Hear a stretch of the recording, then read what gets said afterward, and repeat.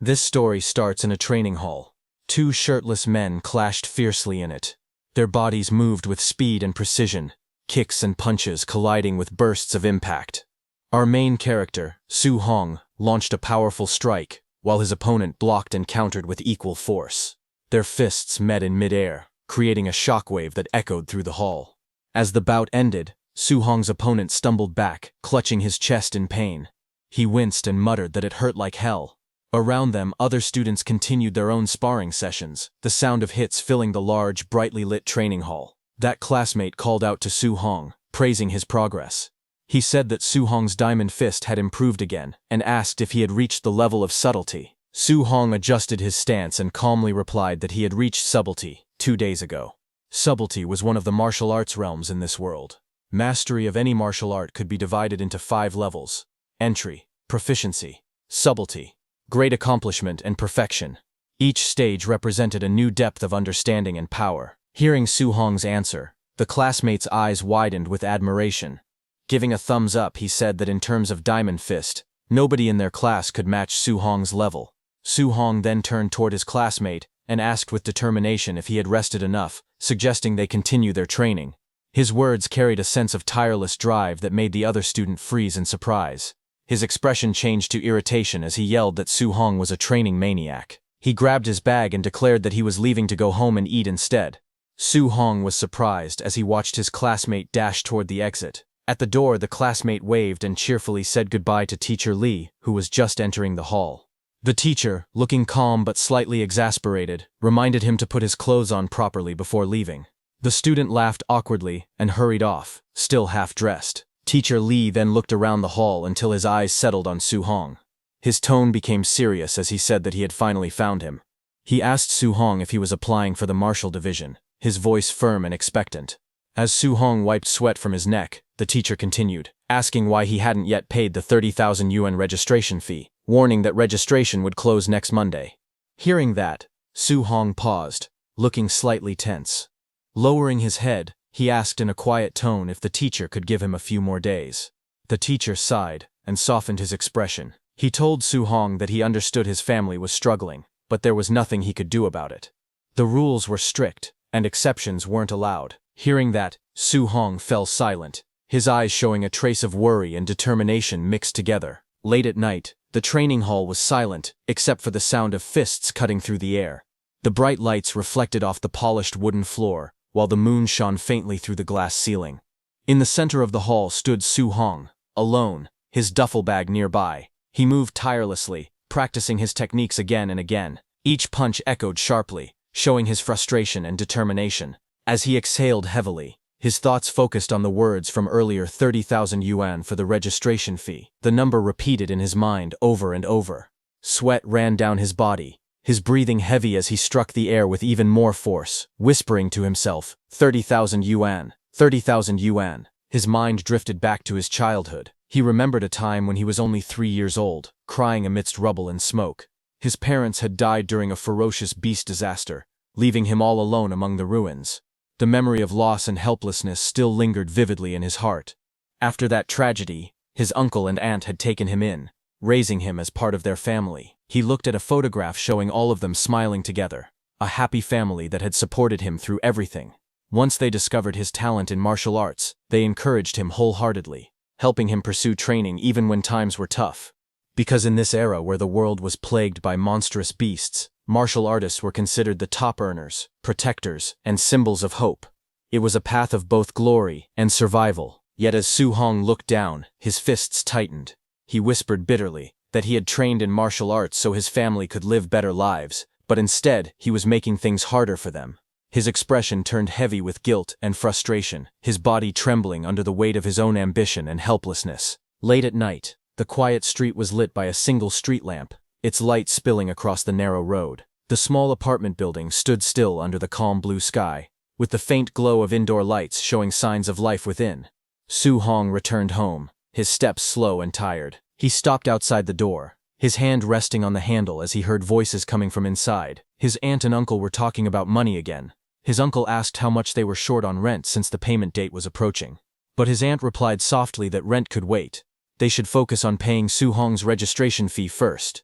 His uncle agreed, saying that Hong's talent was exceptional and that he would surely become someone great one day. He added that they couldn't afford to hold him back, no matter what it took. Su Hong's expression darkened as he listened. His aunt and uncle's voices softened again. His aunt suggested stopping her medication to save money, saying they didn't help anyway. But his uncle quickly refused, insisting he would take on an extra job so she could rest and not worry about anything. Standing silently outside, Su Hong clenched his fists. The sound of their kind words weighed heavily on him. He pressed his hands against his ears, unable to bear hearing any more of their sacrifices. Moments later, he pushed open the door with a forced smile and called out, "Uncle, Aunt, I'm home." His aunt smiled warmly, telling him he must be exhausted from practicing so late again. Su Hong tried to step forward and help, offering to take over her chores. But his aunt waved him off with a proud grin, saying couldn't she handle this little thing. His uncle firmly told him to go rest. His aunt chuckled and gently reminded him to listen and get some sleep. Su Hong looked at them both, his chest tightening with a mix of gratitude and guilt. The warmth of their home contrasted deeply with the struggle behind it. The night moonlight filtered through the window, casting soft patterns across the small room. Su Hong lay awake on his bed, staring quietly at the ceiling. Thoughts of his uncle and aunt filled his mind. They had already sacrificed so much for him. Clenching his fists under the blanket, he silently promised himself that he wouldn't let them suffer any longer. In his mind, he spoke to them, saying that they had done more than enough for him, and that from now on he would handle his own problems. His eyes hardened with resolve, as a plan began to form. He knew that for a martial practitioner to earn tens of thousands in just a few days, there was only one place to go. The next day, sunlight gleamed on a tall building surrounded by trees. It was the entrance to the underground fight club. Inside, an electrifying atmosphere filled the air as the announcer's voice echoed across the arena. "Folks in the crowd, welcome to the Martial Disciple Guard Challenge. No holds barred, life or death, victory is all that matters." In the center of the brightly lit ring stood a tall man wearing a Red Bull mask, his body covered in muscle. The announcer's tone rose with excitement as she introduced him, saying that today, holding down the stage, was the one and only Mr. Minotaur. The crowd roared as the rules were announced. Anyone who could win 4 matches in a row would walk away with 60,000 in prize money. Lose even once, and they'd get nothing. Among the audience, whispers began to spread. Some people noticed a masked newcomer stepping into the arena. One guy asked who that guy was, saying he had never seen him before. Another crossed his arms and said he was a newbie. A third spectator leaned forward, frowning, saying a newbie jumping straight into the guard challenge was just asking to die. As the lights focused on the stage, the tension thickened. Su Hong, hidden beneath the bull mask, was about to risk everything. Under the blinding lights of the arena, the announcer nudged Su Hong, who was wearing the bull mask. With a confident smile, she told him to liven things up and get the crowd excited. Su Hong tilted his head in confusion, scratching his mask. He asked how he was supposed to hype up the crowd. She rolled her eyes slightly, waving her hand dismissively. She explained that he should provoke them, throw some trash talk, stir them up. She muttered under her breath about how troublesome newbies could be. Hearing that, the masked Su Hong nodded firmly and gave a thumbs up. Then, stepping forward to the center of the stage, he clenched his fists and shouted with full confidence, declaring himself invincible against anyone below a martial artist. He challenged all weaklings to come and face him. Hearing that, the crowd immediately burst into noise. Some were shocked at his arrogance, whispering among themselves. One man frowned and said he was too cocky, while another laughed and called him a badass. Others muttered that he wouldn't even know how he died later. Excitement filled the air as people began chanting loudly, calling for his defeat, urging the fight to start. The announcer raised her microphone high and shouted, "Let's begin the match." As the crowd's cheers echoed through the arena, Su Hong stood tall behind his bull mask, his eyes sharpened with focus. He could feel the killing intent surrounding him. It was far stronger than anything he had felt before, but he wasn't surprised. This was the underground fight club, where life and death were always close. Taking a deep breath, he thought to himself that this was the only way to earn the tuition money quickly. He tightened his fists and murmured in determination, hoping that his diamond fist would bring him the victories he needed. The moment the match began, one of the fighters, a man wearing a mouse-shaped mask, stepped forward and shouted angrily at Su Hong. "Cocky punk. I'll play with you," he yelled, his body already in motion as he lunged forward with sharp momentum, standing calmly in the center of the ring.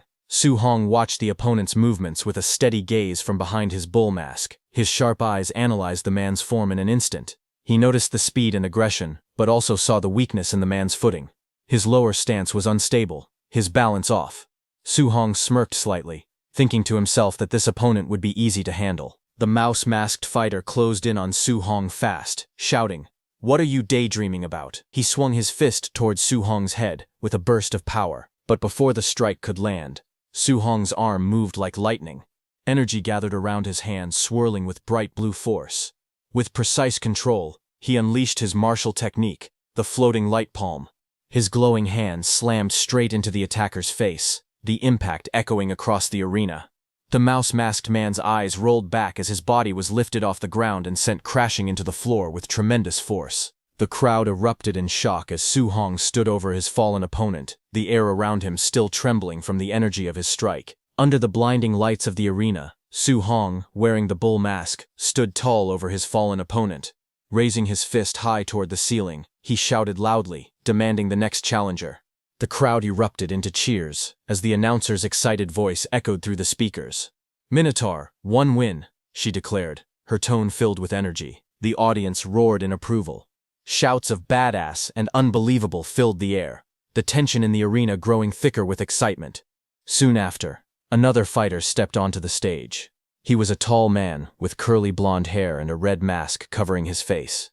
His muscular frame and confident smirk made it clear that he wasn't a rookie. The man taunted Su Hong, calling it a lucky break. Cracking his knuckles, he told Su Hong that his luck had run out now that he was facing him. Su Hong, still wearing his bull mask, stood calmly. His eyes narrowed as he observed the new opponent. Then, in a steady voice, he gestured for the man to make the first move. He analyzed his opponent's physique and aura, noting that the man seemed skilled and experienced, just the right kind of fighter to test the true strength of his diamond fist technique. The air grew still for a moment before the blonde fighter roared, charging forward with incredible speed. "Incoming," he shouted, as his massive frame blurred into motion. The two fists collided in a flash of blue energy, the shockwaves spreading across the stage. Both men gritted their teeth as their power clashed violently. The masked opponent widened his eyes, shocked by the strength he felt. It was the powerful fist wind that made him realize the impact behind Su Hong's strike. But Su Hong, calm and unshaken, analyzed the exchange with precision.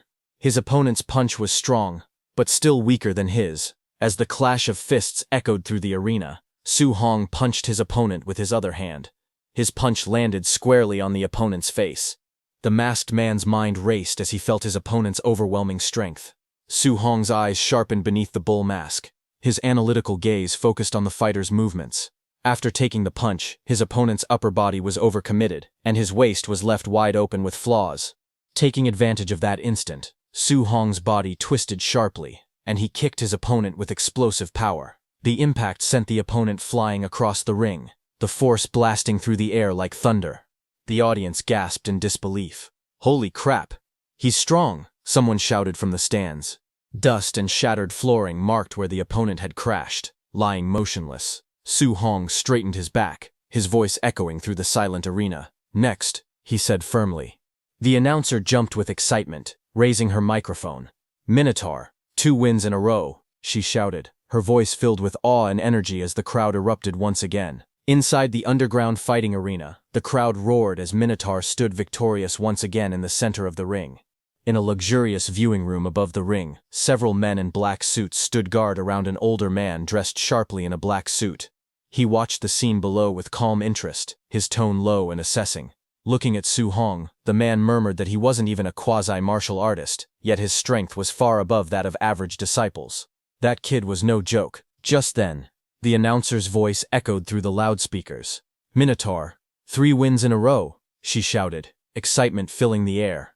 "That man in the suit said Su Hong was not elite, but solid enough," he commented with a smirk, saying he was perfect for throwing matches. From behind him, a younger man wearing a fox-like mask spoke with determination. He called the old man in the suit teacher, and said he would recruit him. The older man turned slightly, his tone calm but commanding. He told his disciple not to let on that he had already advanced to martial artist. Meanwhile, down in the arena, Su Hong wiped the sweat from his face. His eyes remained sharp and focused as he analyzed his situation. He thought that his subtlety-level diamond fist had no trouble dealing with these regular disciples. As the defeated fighters were carried away, Su Hong clenched his fist, his expression steady and confident. A faint smirk crossed his lips, as he thought that with one more win, he would get that 60,000. But the crowd suddenly erupted in excitement, their voices echoing through the arena. Someone shouted from the stands that it was White Fox. Su Hong, wearing his bull mask, froze for a moment and turned his gaze toward the entrance. Everyone's eyes widened slightly when they realized that White Fox was challenging too. From the opposite end of the stage, the man known as White Fox walked calmly onto the platform. The crowd murmured, whispering among themselves. Someone asked if he wasn't Quasi. One person said a Quasi fighting against disciples was a total cheat. Su Hong's expression hardened as he assessed the situation. Hearing that his opponent this time was Quasi, he muttered under his breath that this one was tricky, but he couldn't lose. Determination gleamed in his eyes as his stance lowered, ready for battle. Across from him, the white-haired man in the fox mask smiled faintly. A confident glint flashed in his golden eyes. Stepping forward with composed elegance, he adjusted his white suit and spoke in a calm, steady tone. He told Su Hong not to fear, saying he knew his limits. Under the bright arena lights, the announcer raised her hand and shouted across the stage, declaring the start of the guard challenge final round. Both fighters stood ready, Minotaur with his fists clenched, and White Fox calmly standing tall in his white suit. The crowd held its breath as tension filled the air. Then, with a sharp cry, the announcer commanded, "Begin." In an instant, both figures burst forward, moving so fast that their afterimages trailed behind. The ground cracked beneath their feet as they collided in the center of the stage. Su Hong's eyes focused sharply beneath his bull mask. He thought to himself that his realm was lower, so his first move had to be all in. His muscles tightened, and with a roar, he launched a powerful punch straight at White Fox. The impact tore through the air like thunder. A wave of force spread outward, shaking the ring. But as the shock cleared, Su Hong's expression changed. Something felt off. He staggered back slightly, his eyes widening. After feeling his opponent's power, he realized that he was no Quasi. Sweat rolled down Su Hong's face as his thoughts raced. He realized that his opponent was a real martial artist. He was holding back his chi and blood on purpose. Su Hong's opponent wasn't just strong, he was far beyond the level of an ordinary challenger. White Fox's golden eyes gleamed from behind his mask as he drew in a deep breath. His voice was calm yet filled with restrained power. As he inhaled, a faint red aura began to rise around him, swirling like flames. Then, in a blur of movement, he stepped forward. His fist crackled with energy as he roared, rushing thunder fist, striking Su Hong in the face. The impact hit like a lightning bolt. Su Hong's body was sent flying backward, blood spraying from his mouth. He struggled to regain his balance, disbelief flashing across his eyes. He thought in shock if this was the strength of a true martial artist. The sheer force of the punch left the crowd stunned. In the audience, several people recognized the technique instantly. One guy shouted that it was triple ringing thunder fist. Another laughed, saying Minotaur was toast. On the stage, White Fox didn't stop. His fists moved like a storm, every strike heavy and precise. He taunted Su Hong between blows, asking if he was just going to defend. He told Su Hong to fight back and show him what he had. Su Hong, in the Minotaur mask, blocked with both arms, his muscles trembling under the continuous barrage. The sound of fists colliding echoed like thunderclaps across the arena. Inside, he gritted his teeth, thinking desperately that if this kept up, it was over. His mind raced as he struggled to stay on his feet. Gotta find a counter chance, he thought, scanning for an opening through the blinding flurry of punches. White Fox, surrounded by a red aura, advanced relentlessly. Each blow carried the weight of a storm, forcing Minotaur further back. White Fox's movements were sharp, precise, and merciless. Suddenly, White Fox found an opening. Minotaur raised his fists to block an incoming strike, but the force behind it still tore through his defense. His eyes widened as the impact exploded against his guard. With a roar, White Fox swung his fist, colliding against Su Hong's face with all his strength. The arena shook from the clash as Su Hong was sent flying backward. He hit the ground hard, his vision blurring as pain coursed through his body. His consciousness started fading fast, his body refusing to move. White Fox stood tall, brushing the dust off his white suit. Calmly, he stepped forward and placed his foot on Minotaur's chest.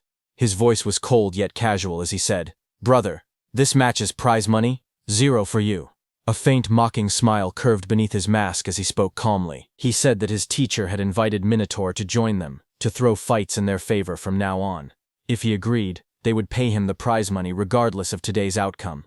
Su Hong, in the Minotaur mask, glared up at him through the pane, his breathing heavy but his resolve unbroken. With a strained voice, he spat out his answer, saying that he would never do that kind of dirty work. Hearing that, White Fox's expression darkened.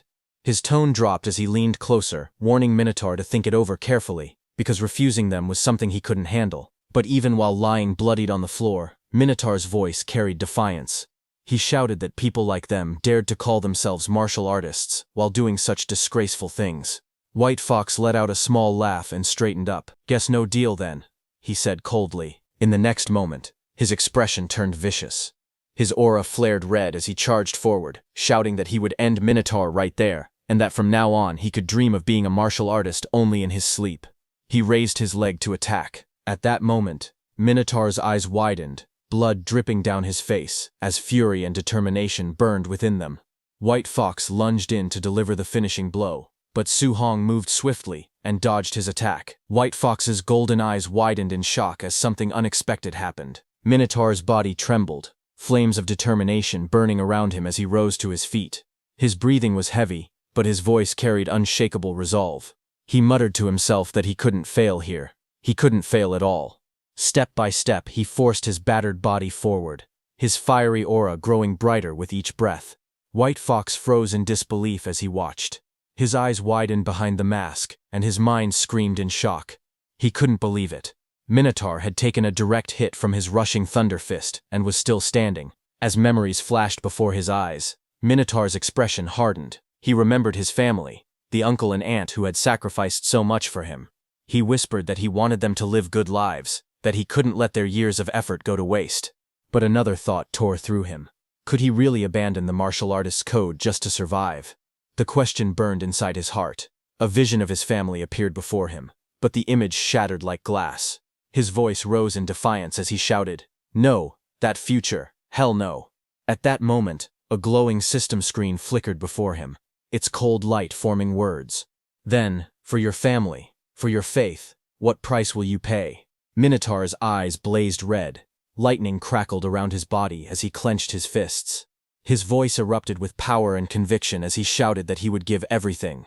In an instant, his aura exploded outward, engulfing the arena in a storm of fire and electricity. His eyes glowed fiercely as he stood tall once again, reborn through sheer willpower. A glowing screen appeared above Su Hong, asking what he was willing to give. Su Hong's body burned with red flames as he stood firm, and he answered with a powerful shout that he would give everything. Just as he said that, the scene in front of him shifted. His bull mask disappeared as he opened his eyes in a strange digital-looking space filled with vertical blue lights. His expression showed confusion as he looked around. He stood alone inside a large hall, and a huge dark shadow stretched behind him, forming monstrous shapes on the ground. He whispered a question, asking where this place was. A burst of golden light filled the hall. A towering, radiant figure appeared in front of him, its body shining like a golden statue with long, flowing limbs. Facing the blinding glow, Su Hong looked up as the figure asked who he was. The glowing figure leaned forward and said it would give him a chance. Its light began to scatter around the hall. Golden energy circled Su Hong. Rings of light wrapped around his body as the power gathered around him, swirling faster and brighter. The next second, a golden tablet appeared in front of him, with a loud shattering light. Su Hong stumbled back, staring at the shining screen, forming before his eyes. The tablet displayed his information. Su Hong looked at it in confusion as the words formed clearly. His name, Su Hong. His blood energy, 85. His spirit, 23. His physique, mortal body at 3%. His first quest, Path of the Arena. His diamond fist subtle mastery at 7%. Floating light palm proficient at 35%. Void step proficient at 56%. And his martial Dao points at 0%. He raised his hand toward the tablet, tapping it carefully. He wondered if the strange thing was touch-operated. The glowing screen continued to float before him, listing his quest. Su Hong saw the description telling him to train his martial arts and face White Fox outside. The quest objective was to hone his skills, raise Diamond Fist to Grand Achievement, and raise Floating Light Palm and Void Step to Subtle Mastery. For the quest reward, The system told him that this was a beginner tutorial, so there was no reward. Current progress showed his Diamond Fist subtle mastery at 7%, Floating Light Palm proficient at 35%, and Void Step proficient at 56%. It also noted that this quest could unlock a beginner tutorial. Su Hong read through it with narrowed eyes, quietly repeating the words beginner tutorial as he tried to understand. While he was thinking about that, something suddenly appeared behind him, forming from the blue light. The next second, Su Hong's head snapped sharply as a fast blow came toward his head from behind, cutting off his thoughts in an instant. It was a clone of Su Hong. It rushed toward him with a fierce strike, forcing Su Hong to lower his body and dodge. The two figures moved at high speed, their motions blurring as their blows passed each other by inches. Su Hong's eyes widened in shock. He realized the attacker looked exactly like him. He understood that the figure was his clone, and the clone was using Diamond Fist just like he did. As he watched the movements, he noticed that the clone's technique looked even more polished than his own, clean and precise, like a perfect demonstration. Su Hong's breathing steadied as he analyzed the fight. Seeing such a refined example in front of him, he thought it was a chance he could not waste.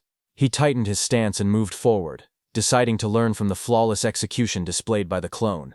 The two clashed again, their arms striking in a clean collision. Suddenly, the clone grabbed Su Hong's arm and moved to attack. Su Hong watched every detail, thinking that the clone seemed to be showing the technique step by step. But before he could react properly, the clone's attack came too fast. Su Hong's expression changed in panic as the punch hit him squarely in the torso. His body bent from the impact, and he cried out as the force blasted him backward. Su Hong slid across the floor, coughing lightly as he steadied himself. His clone stood firmly on the other side, the force of its last attack still rippling through the air. For a moment, Su Hong glanced at the golden panel glowing beside him. The progress bar under Diamond Fist showed a new number. He stared in surprise, remembering it had been 7% before. Now it displayed 10%. He wondered how he had improved so quickly. He tightened his stance again, realizing that fighting here really did allow him to raise his martial skills at an incredible speed. Both he and the clone rushed forward at the same time, their steps carving sharp lines across the floor as they closed the distance in an instant. Their fists clashed again and again. Each collision sent out shockwaves, and with every exchange, the mastery numbers on the floating panels increased. One panel showed Diamond Fist reaching 15%. Another panel flashed as Su Hong's level climbed to 23%. The two continued moving, their bodies blurring as they shifted positions. The Void Step progress bars rose as well. Su Hong's Void Step reached 59%, then climbed to 70%. The battle continued, the room filled with streaks of motion and rising skill levels as the two figures pushed each other forward. They clashed again and again, their fists and palms striking with blinding speed. Each impact sent shockwaves through the air as their movements grew sharper, faster, and more refined. As they exchanged blows, glowing system panels appeared around them. The panels showed the progress of their skills. Floating Light Palm rose from 39% to 47%. Diamond Fist, subtle mastery increased to 62%. Void Step, proficient climbed from 82% to 88%. Diamond Fist, subtle mastery surged to 88%. Floating Light Palm, proficient reached 95%. Void Step, proficient pushed even higher to 97%. Their movements grew even more explosive as their mastery continued rising. Then, one panel flashed brightly. Floating Light Palm, proficient hit 100%, and the technique evolved into Floating Light Palm, proficient subtle mastery. The fighter unleashed the newly mastered technique, striking forward with overwhelming force. Another panel lit up. Void Step, proficient reached 100%, changing into Void Step, proficient subtle mastery. His body blurred as he stepped through the air with perfect precision. A final golden panel filled the screen. Diamond Fist, subtle mastery reached 100%, transforming into Diamond Fist, subtle mastery grand achievement. He threw a crushing punch, the blow landing cleanly and sending his clone flying. With this, the battle ended. He stood alone in the quiet hall, breathing heavily, as golden fragments of the clone drifted around him. He lowered his fists and exhaled with exhaustion. He breathed out softly. A moment later, a system window appeared in front of him. The notification congratulated player Su Hong, telling him that he had completed the quest Path of the Arena. The quest rewards had been issued, and the system asked if he agreed to return to reality. He looked at it and whispered with a faint smile, "Thanks a lot." The next second, he returned to reality, where not even a second had passed. Wearing the bull mask, Su Hong stood calmly as flames rose around his body. His eyes glowed through the bull mask, and he gave a short reply, saying that he agreed. Across from him, White Fox watched the transformation with narrowed eyes. White Fox suddenly rushed forward. He called Su Hong a show-off and shouted for him to take his attack. His body shot across the arena in a straight line, wind trailing behind him. He attacked with explosive force and launched a fierce technique, his punch cutting through the air at high speed. But Su Hong moved even faster and dodged all his attacks easily. He then tilted his head slightly and answered in a low voice that White Fox's attack was too slow. Hearing that, White Fox's eyes widened. Before he could react, Su Hong's counterpunch smashed into him. The impact shattered the fox mask into pieces, sending fragments flying and knocking him backward. Su Hong rushed forward with fierce determination, his eyes sharp as debris scattered around him. The crowd in the stands gasped in shock as they watched the impact unfold. In the ring, the Minotaur-masked Su Hong stood tall and unmoving. His dark silhouette and glowing eyes loomed over his fallen opponent, who lay unconscious at his feet. The arena fell silent. A moment later, Su Hong looked toward the side of the ring where the announcer was standing. He spoke calmly, saying he had won the fourth match, and asked when he would receive his prize money. The announcer nearby blinked in surprise, before answering in a flustered tone. Inside the VIP viewing room, Fox Mask's teacher watched as the announcer announced the victory. She declared that Minotaur had successfully defended the arena and won the 60,000 yuan grand prize. The old man stared ahead in disbelief as he questioned how a martial apprentice could reach grand achievement in Diamond Fist, something even trained warriors struggled to do. He ordered his subordinates to follow the Minotaur and find out who he really was. The two men in suits bowed and replied that they understood. Sometime later, the night was quiet as Su Hong walked alone down a narrow street, his hands in his pockets and his steps echoing softly between the buildings. His expression remained calm, but his eyes shifted slightly, sensing something behind him. Farther back in the alley, two men in black suits hid in the shadows, watching him carefully. When Su Hong glanced over his shoulder, the two men stiffened. A moment later, he suddenly disappeared from their view, leaving them confused. They rushed farther into the alley, whispering anxiously. One of them complained that the boss had ordered them to uncover Su Hong's identity, yet they had already lost him. Above their heads, Su Hong clung effortlessly between the walls, suspended high above the alley. He watched them with a relaxed expression and muttered that they were still trying to tail him. The night sky hung quietly above Su Hong's neighborhood. 1 hour after escaping from the men tailing him, Su Hong returned home. Inside the house, Su Hong's family stared in shock at the huge stack of cash on the table. His uncle leaned forward with trembling hands and asked if he had robbed a bank, wondering where all that money came from. His aunt looked equally stunned, unable to believe her eyes. Su Hong sat across from them with a calm smile. He explained that he had been working as a sparring partner at a dojo. He said the dojo master thought he had potential, so he decided to sponsor Su Hong's training. His father frowned and reminded him that he had once said the dojo was extremely stingy. Su Hong reached out and held their hands, smiling brightly as he asked if they still didn't trust him. Hearing that, both his uncle and aunt softened. His aunt smiled with relief, and his uncle sighed happily. They said Xiao Hong would never do anything wrong, and praised him for finally making something of himself. Later that night, Su Hong moved quietly across the rooftop.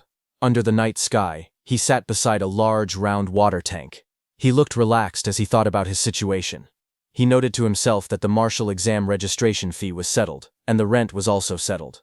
He added that his aunt's medical expenses would no longer be a problem either. A glowing system screen appeared in front of him.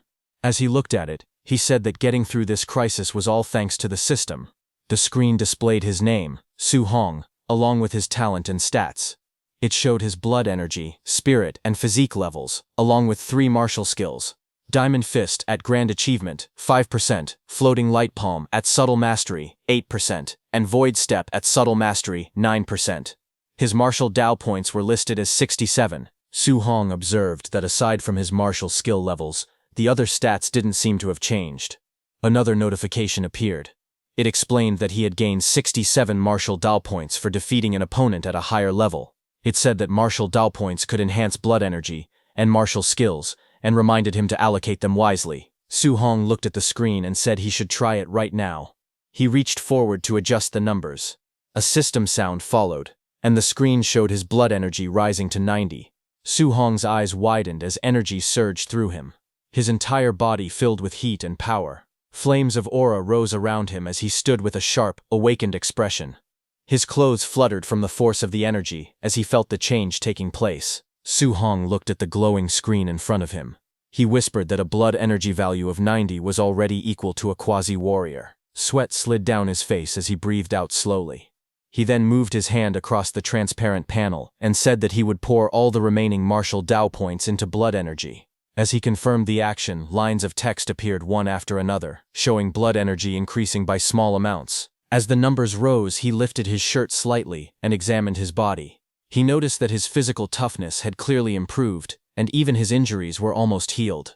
A strong wind swirled around him as he stood on the rooftop under the night sky. He could feel endless power gathering inside him. He realized he needed to find a place to test his current strength. He looked out across the rooftops, then leapt away from the building, moving quickly toward his next destination. He decided to go to the school's martial arena because they had a combat power tester there. Soon, he arrived at the outdoor martial arena of Star City No. 1 High School. His figure landed at the center of the wide circular platform under the moonlit sky. A Tier 1 combat power tester stood alone at the center. Su Hong walked toward the machine with steady footsteps. He stopped in front of it and prepared himself. He said that for his first punch, he would use 70% of his strength. Red energy flames rose around his body as he took his stance. His eyes sharpened, and a bright red glow flashed in one of them. He swung his fist forward with force. The punch landed on the tester, sending a powerful shockwave through the arena. Su Hong froze for a moment and let out a tense sound. He looked at the damaged machine with sweat on his face. He said the tester was too flimsy and wondered if they would make him pay for breaking it. Steam and sparks leaked from the machine as it continued to shake. Suddenly, a loud voice shouted from behind, complaining that it was noisy and asking what he was doing in the middle of the night. Hearing that, Su Hong quickly turned and sprinted away, thinking it was time to run. A few minutes later, an old man in pajamas stood beside the broken combat tester. He yelled angrily, asking which bastard had smashed the tester in the school's martial arena. He looked around and complained that in this school, only two little brats, Chen Shan and Li Tu, would dare to do something like that. The old man grew even more furious. His face turned red as he shouted that when school started he would definitely teach those two a good lesson. The next day, inside the gymnasium of Star City No. 1 High School, students gathered in a large group, while two people stood on the stage. The students talked among themselves as the gym filled with noise. Among the students, Chen Shan stood with a bandage on his head. Su Hong behind him looked confused and wondered why Chen Shan had been beaten up. Another student leaned closer and whispered that he heard Chen Shan had smashed the tester in the outdoor drill ground in the middle of the night and refused to admit it, so the principal punished him. Hearing this, Su Hong beside him sweated nervously, realizing that they had made Chen Shan take the blame. While they were talking, the two men stood by the microphone, one in a brown suit and the other in blue martial clothing. The man in the suit was the principal of Star City No. 1 High School. He told the students to quiet down. He explained that he had invited his old comrade, Chen Tian, a Tier 3 martial artist, to teach them a C-rank martial art called Thunder Rush Fist. He told the students that everyone must learn it well.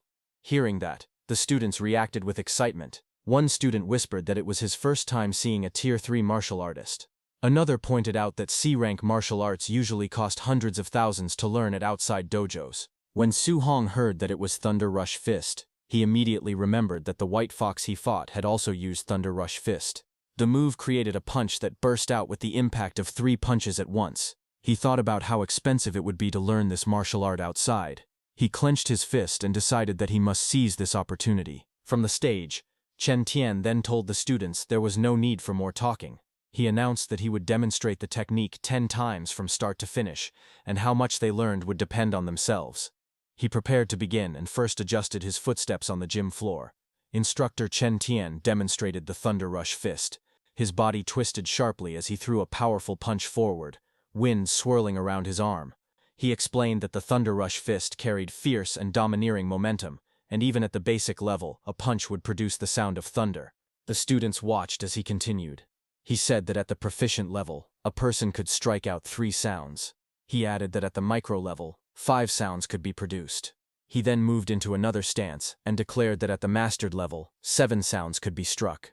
Bright energy burst around him as he performed the technique and announced that this was his current realm. He faced the students again and stated that once someone reached the perfect realm, they would be able to strike out 9 sounds. But he told them not to aim too high, saying that reaching the basic level today would be good enough. He then prepared for another round and told everyone that he would start the second demonstration and that they should try to follow along. The students lined up and shouted while copying the movements. Hours passed. The gym floor was now filled with exhausted students sitting or lying down. Some said they couldn't learn it at all, while others complained about being tired. The instructor looked at them and asked if any of them had figured out the trick. A student who was Su Hong's friend sat on the floor trembling. Sweat dripped down his face as he cried out that C-rank martial arts were too hard to learn. He looked around beside him in confusion. He asked Su Hong if he had managed to learn it, but when he turned his head, Su Hong's spot was already empty. But before he could panic, a short distance away, Chen Shan stood proudly in a martial arts stance. Flames of energy rose faintly around him as he shouted that he had successfully reached the basic level. The other students stared in shock. Su Hong's friend wondered how Chen Shan's brain was built to learn it so quickly. He muttered that no wonder people called Chen Shan a genius. Across the gym, the principal stood with Chen Tian. The principal told him that the boy showing off was their school's #1 genius, Chen Shan, and asked if Chen Tian was interested in guiding him. Chen Tian watched calmly and replied that this level was only considered basic in other cities. Then a few minutes later, outside the gymnasium, sunlight fell across the stairs. Chen Tian walked beside the principal. He said that this batch of students wasn't impressive and that coming here was pointless. The principal answered that having even one student reach the basic level was already good enough. He asked if Chen Tian really expected them to find a top-tier genius. In the courtyard, as they walked side by side, Chen Tian told the principal that martial Dao cultivation was extremely cruel and that talent was simply too important. The principal nodded and replied that relying only on hard work without any opportunity was absolutely impossible. Just as they were talking, suddenly both of them stopped. Their eyes widened as loud explosive sounds echoed around them. They turned and saw that a burst of lightning appeared on the training grounds. Su Hong stood there with lightning wrapped around his body. Seeing him, Chen Tian shouted in shock, saying it was the 7-sound Thunder Rush Fist and that the school actually had such an expert. The principal beside him said it was impossible because he had never heard of it. As he stared through the fence, he pointed at Su Hong and shouted that it was a student, based on the clothes. In front of them, Su Hong struck out repeatedly, each punch releasing powerful sounds in the air. Instructor Chen Tian looked stunned and said he had only taught for half a day, yet a student had already reached mastery. The principal rested his face against the fence and asked if he had heard wrong, repeating that the student had made 9 sounds. But instructor Chen Tian stood frozen, trembling slightly. Seeing that, the principal asked him what was wrong. Instructor Chen Tian then lowered his head slightly. Sweat rolled down his face as he shouted that he understood everything now. The next second, lightning gathered around instructor Chen Tian's hand. He clenched his fist as bright sparks wrapped around it. In the next moment, the instructor swung his arm forward with force. He shouted the name of the move, while lightning and impact lines burst around his punch, releasing 8 sounds. After punching, instructor Chen Tian looked excited. Sparks circled his fist as he smiled proudly. The principal beside him was shocked, shouting that the instructor had reached 8 sounds. Instructor Chen Tian explained that watching the Thunder Rush Fist from that student earlier had inspired him, allowing him to break through. Then both of them rushed forward in panic. Instructor Chen Tian said it was not the time to talk and told the principal to quickly find the student who used that move. But when they reached the field, they looked around in confusion. The outline showed that someone had just been there, but the person was now gone. On the other hand, Su Hong, not knowing he was being watched, walked through the street at sunset. He rubbed his shoulder tiredly and said he didn't expect training a C-rank martial skill to be this exhausting, far harder than the D-rank Vajra Fist. Su Hong then opened his system status window. The system screen showed his information.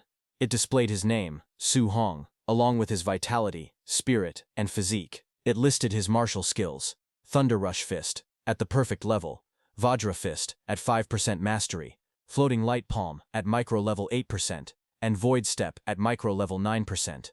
Below that, the martial value was shown as 0. Su Hong looked at the glowing system screen and said that his Thunder Rush Fist had already reached the perfect realm. He explained that he now needed to find a way to earn martial values and try to break through to martial artist soon. He said that unlike last time, he did not need a life-and-death battle. He wondered if sparring normally with someone could also let him obtain martial values. While thinking all that, Su Hong arrived at the entrance of the Raging Thunder Dojo, his workplace. He stood before the open gate and looked inside. Annoyed, he thought to himself that he had finally arrived. Inside the dojo, many students practiced with spears. They moved quickly across the training hall, clashing their weapons against each other as they trained. One of the students noticed Su Hong and walked over. He asked Su Hong why he had come today. Su Hong smiled lightly and answered that nothing special was happening. He had simply come over to practice. While they were talking, suddenly, a man with purple hair stepped violently on a student's head, slamming him into the floor. The student's body shook from the impact. The purple-haired man looked down coldly. He shouted, asking how someone dared to say his teacher taught badly. He said that if the student's comprehension was poor, he should admit it. He demanded to know why excuses were being made. When Su Hong saw that purple-haired man, he asked his friend about the situation nearby. His friend explained that Su Hong hadn't been around lately, so he didn't know what had happened. He said the aggressive instructor was a newly arrived teacher who was very strong. He added that the instructor looked down on common students like them and taught his classes carelessly. He continued explaining that this purple-haired man was that instructor's disciple, a man named Li Yan, who was also very strong. As he said this, Li Yan stepped forward with a confident, arrogant expression. He threw a punch and mocked the person he was fighting, asking how someone of that level dared to challenge him. But before the punch landed, a hand suddenly grabbed Li Yan's wrist, stopping the attack. It was Su Hong who grabbed his hand. Su Hong calmly told him that they should stop here. Li Yan pulled back and angrily demanded to know who Su Hong was. He shouted that if Su Hong had the guts, he should fight him one-on-one in the arena. Su Hong answered without hesitation that he would oblige. Just then, the instructor walked in with an angry expression and shouted, asking why there was so much noise when class was starting. Seeing him, purple-haired Li Yan backed down and glared at Su Hong angrily, saying that Su Hong was lucky. Su Hong looked at him calmly and thought to himself that this person was a bit too arrogant. The instructor then stood before all the students and announced that it was the last day he would be teaching the Raging Sea Spear technique. He said he would follow the old rule and demonstrate it only once. The students watched as he performed the technique with a spear, swinging it sharply across the room. After finishing the move, the instructor narrowed his eyes and said that he was only demonstrating it once because he did not believe they could learn it. But Su Hong stood with a spear in his hand. Blue light wrapped around the weapon as he stepped forward. His expression stayed calm, and his sharp blue eyes focused ahead. In the next moment, a reflection appeared in his eye. The silhouette of the instructor performing the spear technique could be seen clearly inside his pupil. Then, after showing it once, the instructor threw his spear onto the wooden floor with a sharp impact. The instructor then walked toward the doorway with Li Yan. He looked back and said that how much the students learned now depended on themselves. As he left, the students complained loudly. They said that demonstrating it only once was unfair, and that the students in the back could not see anything clearly. But it was different for Su Hong. He lowered his gaze to the spear in his hand. Flames rose behind him as he remembered the explanation. The technique's core was that the spear moved like a flood dragon crossing the sea. With momentum like endless waves, Su Hong held the spear tightly as blue energy wrapped around his arms. His body lowered slightly, and his eyes focused with a calm and determined expression. His body moved. Blue currents flowed around him, while he twisted his stance and swung the spear with powerful force. He stepped forward, spinning the spear as the blue energy followed each movement. The watching students widened their eyes in shock, unable to believe what they were seeing. Some students shouted in surprise, saying that Su Hong seemed to have learned the technique. Others wondered what kind of martial arts prodigy he was, and questioned if they were too stupid to learn it. Hearing the commotion, purple-haired Li Yan rushed out, asking why they were making noise and who they thought had learned the technique. He came forward and saw Su Hong swing the spear again, his movements sharp and smooth as the blue energy trailed behind him. Li Yan watched silently, his expression turning serious. He admitted to himself that Su Hong seemed to have really learned it. He thought that he needed to test Su Hong further, wondering if he truly was a genius. As Su Hong stood with his spear lowered, Li Yan called out to him, saying he would give Su Hong some pointers.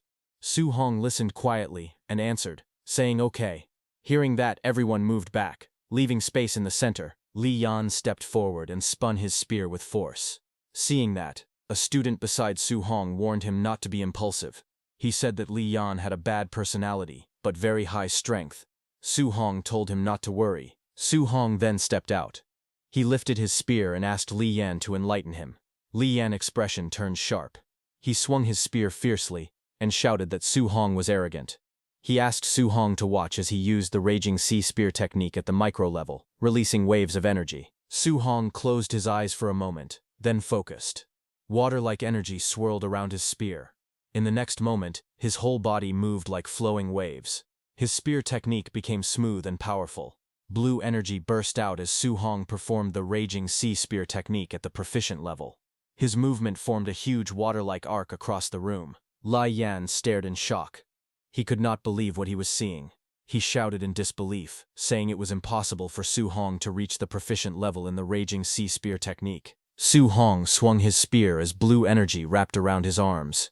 He used the Rage Sea Spear technique at proficient level. Water-like light spiraled around him as he stepped forward with sharp movements. The spears crashed with a heavy impact, sending shockwaves across the arena. Across from him, Li Yan was forced back by the collision. Shock flashed in his eyes as he watched the blue aura lash forward. He couldn't understand how Su Hong had reached the proficient level so quickly. He wasn't even a warrior yet his mastery had already grown at an unbelievable rate. Just then, Su Hong's eyes glowed gold for a moment, shining with intense determination. He pushed forward again, driving the spear straight toward Li Yan. A powerful impact exploded between them.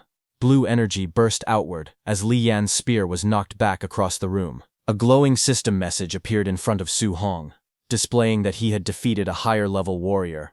His martial Dao points increased by 35. Su Hong looked at the screen in shock, realizing that ordinary sparring matches also earned martial Dao points. He decided that he should spar with people more often. On the other hand, Li Yan fell to his knees, trembling as he stared at the floor. He muttered that it was impossible, absolutely impossible. He could not believe that Su Hong had trained the Rage Sea Spear technique to proficient level so quickly. His frustration rose, and he grew furious. He asked what would happen to him. He wondered what all his years of effort had meant. In the next moment, he shouted and rushed forward, swinging his fist toward Su Hong. He yelled, demanding to know what all his hard training had been for. But before the punch could land, a voice echoed, telling Li Yan to stop. Immediately, Li Yan's attack froze inches from Su Hong's face. The angry Li Yan turned his head and saw his teacher standing there. The teacher walked forward, slapped Li Yan, and scolded him. He said that if Li Yan could not even face defeat, then he was not worthy of being a martial artist. That slap struck Li Yan to his core, and his eyes widened in shock. The teacher looked at Li Yan's fallen spear in disbelief. He couldn't believe that just by watching his demonstration once, Su Hong had learned the Rage Sea Spear technique to proficient level. He admitted that even the geniuses from the imperial capital couldn't be this exaggerated. The teacher grabbed Li Yan by the head and bowed slightly towards Su Hong, thinking that Li Yan had talent but was far too arrogant, and that being beaten by someone like Su Hong was good for him. He apologized to Su Hong, saying it was his own failure for not disciplining his student properly. Su Hong watched silently and thought that this teacher had changed his attitude very quickly. Later that night, Su Hong walked alone down a quiet street. He felt that the day had worn him out, but he had gained a lot. As he looked at the glowing status window beside him, he noted that he had learned Thunder Rush Fist and the Rage Sea Spear technique, and had also earned martial Dao points. On the screen, his information appeared. Name, Su Hong. Blood energy, 91.7. Spirit, 23. Physique mortal body, 3%. Martial skills, Rage Sea Spear technique, subtle mastery, 28%. Thunder Rush Fist, perfect. Diamond Fist, grand achievement, 5%. Floating Light Palm, subtle mastery, 8%. Void Step, subtle mastery, 9%. Martial Dao points, 35 points. Su Hong fell deep in thought. He noted that the school exam was only a few days away, and students with money had already prepared high-grade alloy weapons. He thought that he needed to prepare his own weapon for the exam as well. He tested the feeling of the spear in his hand, and said that it felt comfortable. He thought that he might as well stick with using a spear from now on. He decided that he needed to buy an alloy spear, but remembering the price, he frowned. He admitted that his savings weren't even enough for his aunt's medical treatment, let alone buying an alloy weapon. Walking alone on the street, he wondered quietly what other ways he could make money. Just then, inside a convenience store, he overheard a broadcast. The announcement said that fierce beasts outside Star City were increasing every day, and the city lord was gathering warriors to hunt them. The rewards were described as generous. Hearing this, Su Hong looked up in surprise as an idea formed in his mind about leaving the city to hunt fierce beasts. Meanwhile, at Su Hong's house, his aunt stood behind his injured uncle, placing warm pads on his back as she scolded him. She asked why he was still working so hard when Su Hong had already given them money last time. His uncle, tired but firm, replied that Su Hong was still young, and they couldn't place all the household burdens on him. He said that as long as he could still work, he needed to save more for the kids. Just then, the door opened, and Su Hong stepped inside, calling out that he was home. Both his uncle and aunt turned in surprise before greeting him warmly. Su Hong walked over with a smile and offered to take over the chores. His aunt reminded him that they had told him to rest whenever he came home. Su Hong then turned to his uncle and gently placed a patch on his back. He told his uncle that he could earn money now and suggested that it would be better for him to stay home and take care of his aunt instead of working so hard. His uncle admitted that it sounded nice, but said he couldn't just sit still. With a confident grin and a thumbs up, he reassured Su Hong that he was only earning a bit for daily expenses and wouldn't push himself too hard. Su Hong's aunt smiled softly and told Su Hong that he would still need a lot of money for his martial arts training in the future. She said that both of them wanted to save as much as they could for him. Su Hong looked down at the hot patch in his hands and softly murmured to himself, calling out to his uncle and auntie. A determined look appeared in his eyes.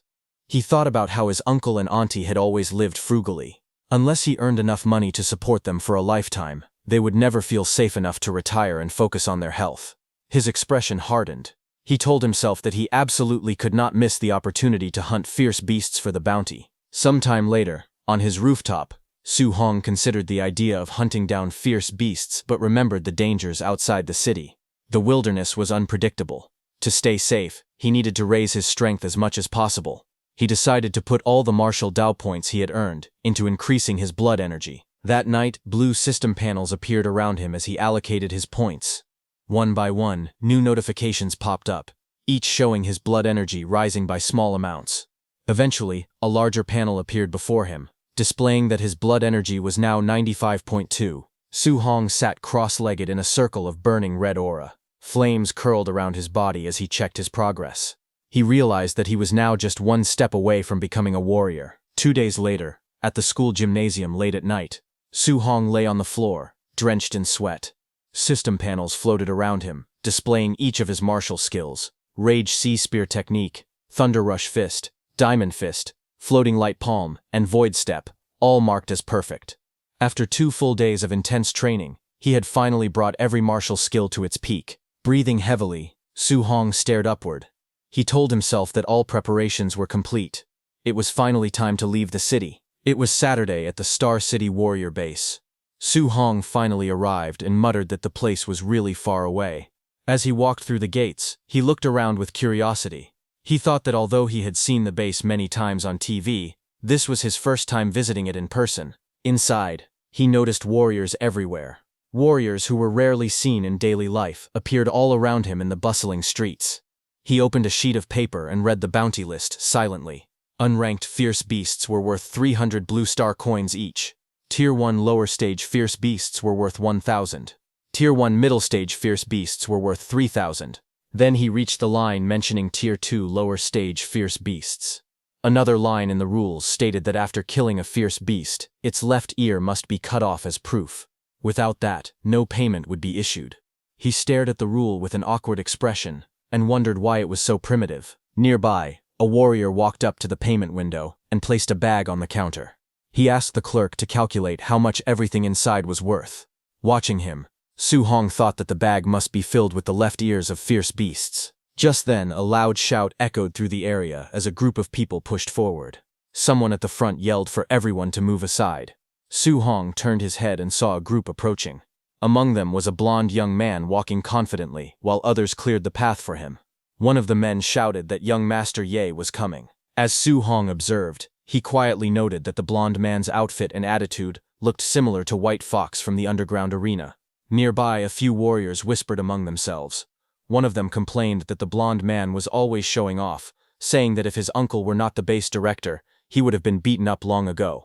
Another person added that the blond man had already been beaten by someone a few days earlier, and it had been satisfying to watch. A third person responded that this explained why he hadn't been seen recently. Hearing that, Su Hong looked back. The blond young man passed by and glanced in his direction. The large masked warrior beside him also turned slightly. The blond man wore a faint smile on his face as he looked toward Su Hong. Su Hong stood silently, his expression calm as he looked ahead. He thought to himself that the danger did not only come from fierce beasts, but also from humans. Because of that, he reminded himself that he needed to be extremely careful. As he walked through the warrior base, someone approached him and asked if it was his first time there and if he was planning to enter the wilderness alone. He answered quietly that he was. The staff member watched him walk further into the passage and sighed, thinking that he was just another ignorant and fearless kid. Su Hong took another step forward, his shoe pressing down on the grass as he exited the tunnel. A bright light shone ahead. He stepped out of the dark passage and into the wilderness, where tall trees stretched out in every direction and sunlight spilled through the leaves above him. Su Hong stood with determination in his eyes. He tightened his grip on his sleeve and thought to himself that he must return with a full haul. 2 hours later, the forest around him was quiet. Sunlight filtered through the leaves as he walked deeper among the trees. He looked around and realized that he had not seen a single fierce beast. He wondered if all the beasts near the forest outskirts had already been hunted. He leaned against a tree with confusion on his face, holding his water bottle. Question marks hovered above him as he tried to figure out the situation. A moment later, he decided to head further inside. His body shot forward in a leap, speeding deeper into the forest. Su Hong rushed forward through the forest, his breathing sharp as the wind whipped past his face. Sweat formed along his cheek as he heard a sound ahead of him. A moment later, a white wolf, with glowing red eyes, burst through the trees. The beast lowered its body and growled, its claws digging into the dirt as it prepared to attack. Su Hong stopped and faced it cautiously. He looked at the creature and recognized it. According to his textbooks, this was a Tier 1 lower stage fierce beast, the Shadow Moonwolf. He thought to himself that this was the first time he had ever seen a living one. The wolf suddenly roared loudly, saliva flying from its jaws as it lunged toward him with its fangs bared. Su Hong tightened his stance as the beast leapt at him. Its crimson eyes locked onto him while it howled. The attack came down from above, straight toward Su Hong. Su Hong stood still as the fierce beast lunged at him with its claws extended. The wolf's red eyes glowed with killing intent as it swung its massive paw toward him. The wolf's attack cut through the air, but Su Hong dodged it by leaning back. The beast missed its strike. Lightning gathered around Su Hong's fist. His hand glowed with bright golden energy as he clenched it tightly. He stepped forward and struck the wolf with a powerful blow. Lightning exploded across the wolf's body as the impact sent it flying backward. The wolf crashed into a tree, rolling across the forest floor while letting out a weak howl. Su Hong then stood over the fallen beast. Lightning still flickered around his arm as he looked down at the defeated wolf lying motionless on the ground. Su Hong then looked at his trembling hand with bright eyes. He wondered if this was what fighting monsters felt like. It was even more exciting than he had imagined. His fingers shook as he remembered the battle. The feeling made his heart race. He clenched his fist with confidence. He thought to himself that he could now kill a Tier 1 initial stage ferocious beast in a single move. He wondered how he would perform against a Tier 1 middle stage ferocious beast. While he was thinking that, 2 glowing red eyes appeared quietly in the forest behind him. The next second, a huge figure stepped out. The scene revealed a Tier 1 middle stage ferocious beast, a raging black bear. The bear roared from behind him as Su Hong stood calmly with his fist raised. A powerful strike flashed across the darkness. In the next moment, the raging black bear collapsed with its eyes rolled back, beaten in a single blow. Standing over the fallen beast, lightning still flickered around Su Hong's arm. He thought that with his current strength, as long as he didn't provoke a Tier 2 beast, he wouldn't face too much danger. Finally, he crouched beside the defeated bear with a smile. He held up the bear's ear and thought proudly that 3,000 prize money was secured. A blue system window appeared in front of him. It displayed a reminder saying that his accumulated martial value was now enough for him to break through into a martial artist, and he should upgrade as soon as possible. Su Hong looked at the screen with excitement. He thought that he could finally break through and become a martial artist. But suddenly, he felt a very powerful aura behind him, shocking Su Hong completely. He turned quickly, sweat covering his face. He looked toward the forest and sensed the pressure coming from afar. He thought that the aura was extremely intense and wondered what kind of ferocious beast it was. He decided to go take a look and rushed through the forest at high speed. He landed on top of a large rock and looked down. His eyes widened in shock as he whispered that this was. Before him stood a massive creature, A glowing description appeared, explaining that it was a Tier 1 late-stage ferocious beast, black jade giant python. Below, 2 men were fighting the python with their weapons. The python struck them with its giant tail. The men used their shields to block, but the python's power was too much, making them spit out blood with just one attack. The python's massive tail smashed into both of them, sending them flying backward. Their bodies slammed into a rocky wall, breaking the stones on impact. From a distance, Su Hong watched the scene with widened eyes. Suddenly, shock flashed across his face as he stared ahead. The python lunged again. It swung its tail with incredible force, aiming straight at Su Hong. The ground cracked apart as the huge tail cut through the air. The beast's body twisted sharply. Its tail curved like a giant whip, moving faster than Su Hong expected. He gritted his teeth, thinking it was too fast, as the python's attack came crashing down. The giant python's body smashed into Su Hong, sending him sliding across the dirt as dust exploded everywhere. Nearby, dark blood splattered across the stone. A weak voice coughed again and again, the sound mixed with the shaking of the earth. Su Hong knelt down, covering his mouth as he coughed blood. In front of him, another man lay motionless, his body torn open and stained black with blood. He wiped the blood from his lips with the back of his hand. His expression stayed calm even though pain filled his body. Reaching forward, he grabbed the fallen man's spear and lifted it from the ground. He quietly said that he would borrow it for a moment. Then he stood up again and faced the enormous python. The python rose high into the sky, its golden eyes glowing fiercely. Wind whipped around them as it hissed loudly, towering over him. Su Hong held the spear tightly and stepped forward to face the beast. The giant python opened its jaws wide and rushed forward with a roar, its sharp fangs flashing as it dove down like a falling mountain. Su Hong dodged aside just in time. The creature's massive body slammed into the ground, sending rocks flying everywhere. In that moment, Su Hong quietly recalled something. Normally, killing a Tier 1 late-stage ferocious beast required several martial artists working together. But he was different. All of his martial skills had already reached perfection. With that level of mastery, he had easily killed the Tier 1 middle-stage raging black bear before. Because of that, he believed he now had the strength to fight the black jade giant python directly. He dashed forward with incredible speed, his footsteps leaving white streaks behind him. His body spun through the air, avoiding another strike as the python whipped its tail. Using void step.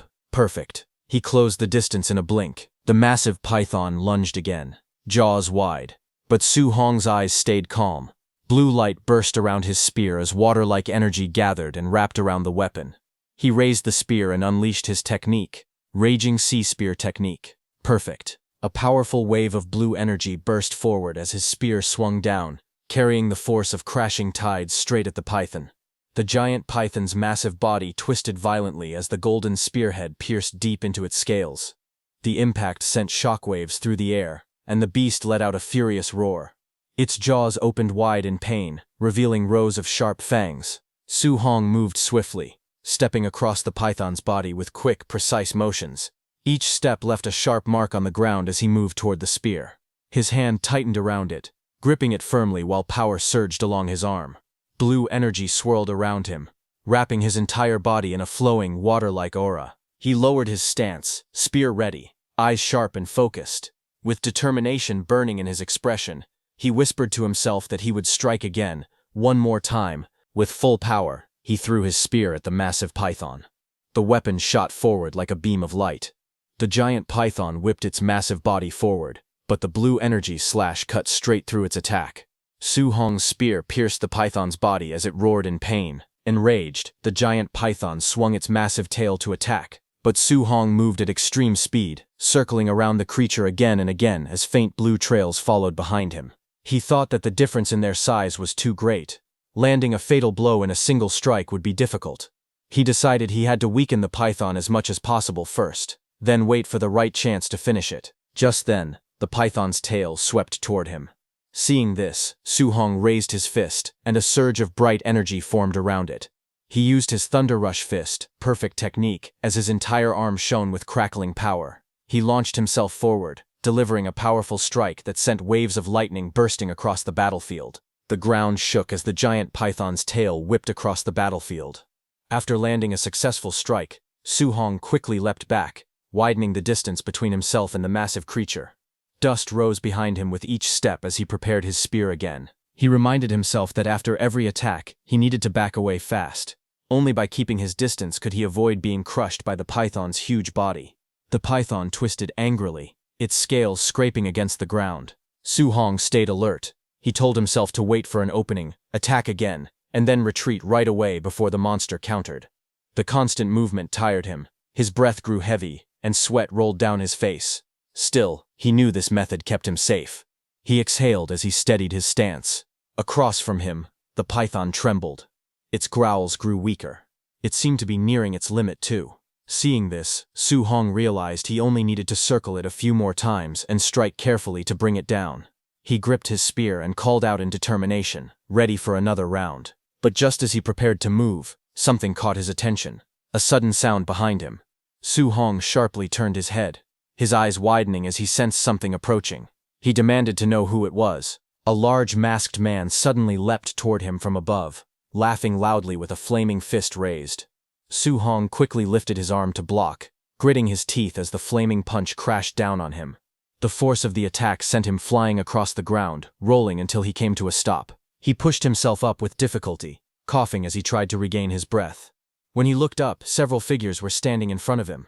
He shouted, asking who they were. The man in the long coat stepped forward, surrounded by his group. It was the White Fox.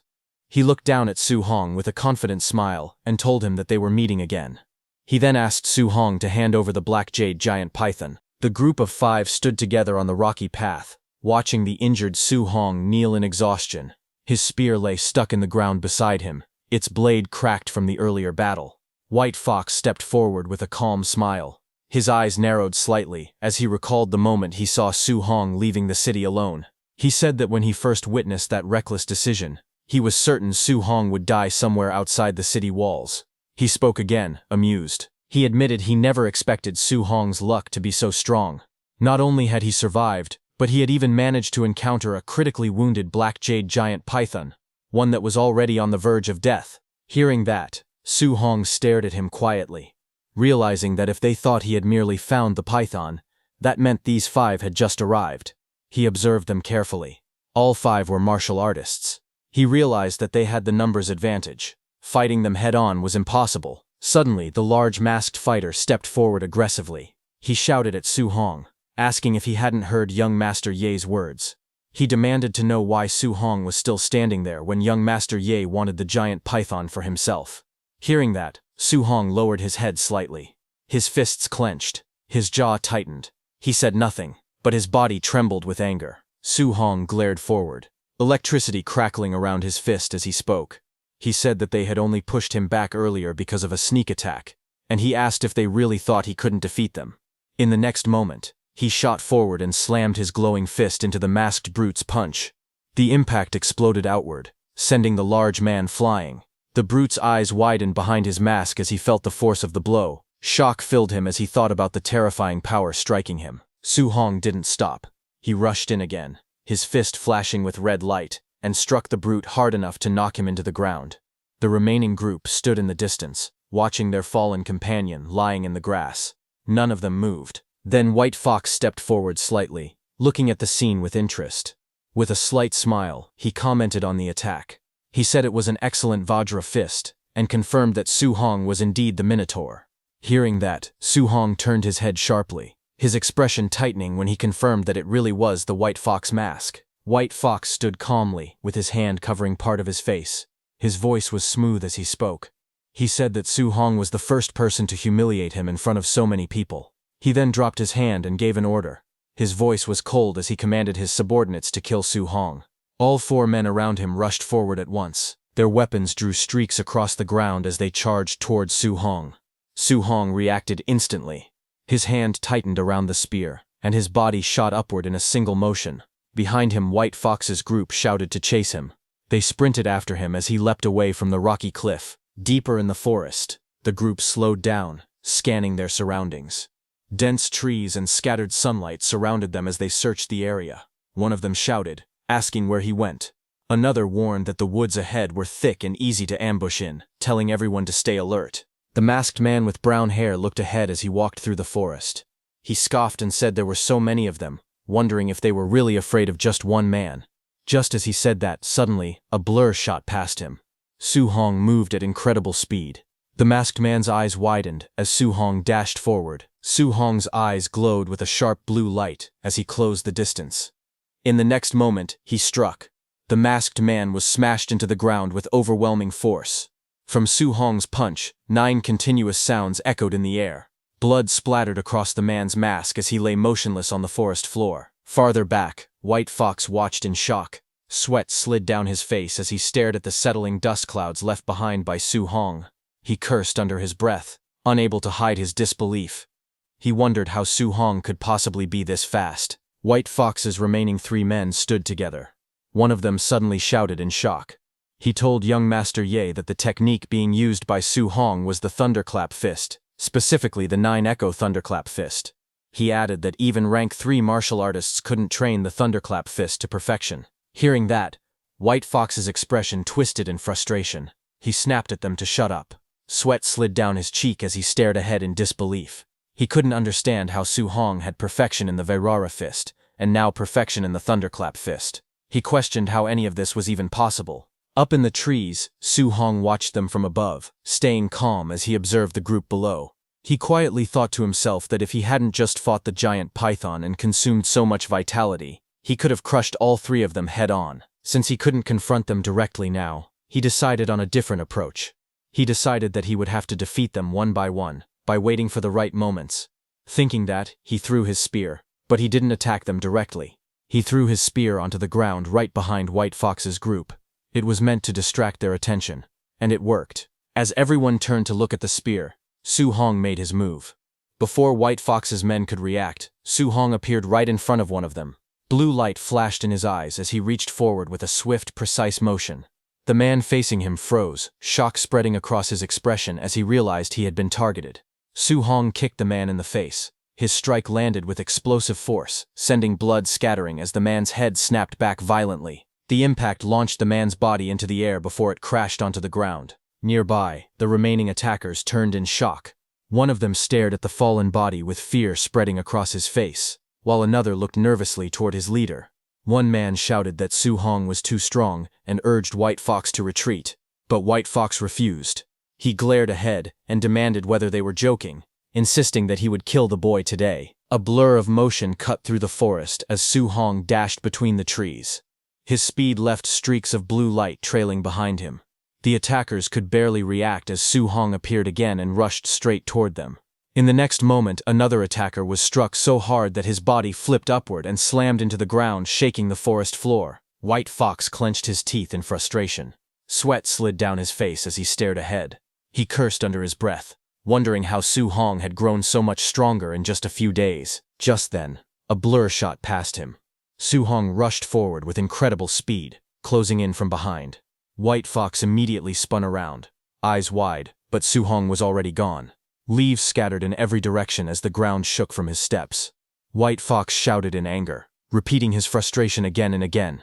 In the next moment, Su Hong appeared behind White Fox again, saying it was finally his turn. But little did he know, White Fox had already detected him. White Fox immediately turned and raised his arm, blue light gathering around it. Energy sparks shot outward as he charged forward, shouting and telling Su Hong not to think he had already won. White Fox thrust his glowing finger upward, shouting the name of his technique, Void-Shattering Finger. Seeing that, Su Hong raised his spear to attack, but his senses warned him that it was dangerous. He bent down and dodged as the blue arc of energy sliced across the forest with incredible force. The blast struck a nearby tree, instantly blowing a massive hole through its trunk. Bark and dirt exploded outward as the tree shook from the impact. The entire tree burst apart, collapsing under the force of the attack. Across the forest, White Fox thrust both hands forward, using the same void-shattering finger technique again and again. Blue beams shot from his glowing fingers in every direction, filling the air with intersecting streaks of light. Su Hong jumped around the forest, dodging all of it. He watched White Fox with a sharp gaze. Sweat slid down his cheek as he assessed the attack's power. He noted that the martial skill wasn't weak, its level seemed high, possibly Class B. Then White Fox glared back with rage twisting across his face. He screamed that he had memorized Su Hong's face. He shouted that if he was injured today, he would kill Su Hong's entire family once he returned. This was White Fox's biggest mistake. Hearing the threat, Su Hong's expression darkened instantly. Blue light flashed across his eyes as White Fox's words rang in his mind. Su Hong sprinted through the forest. He zigzagged through the trees, leaving trails of destruction in his path.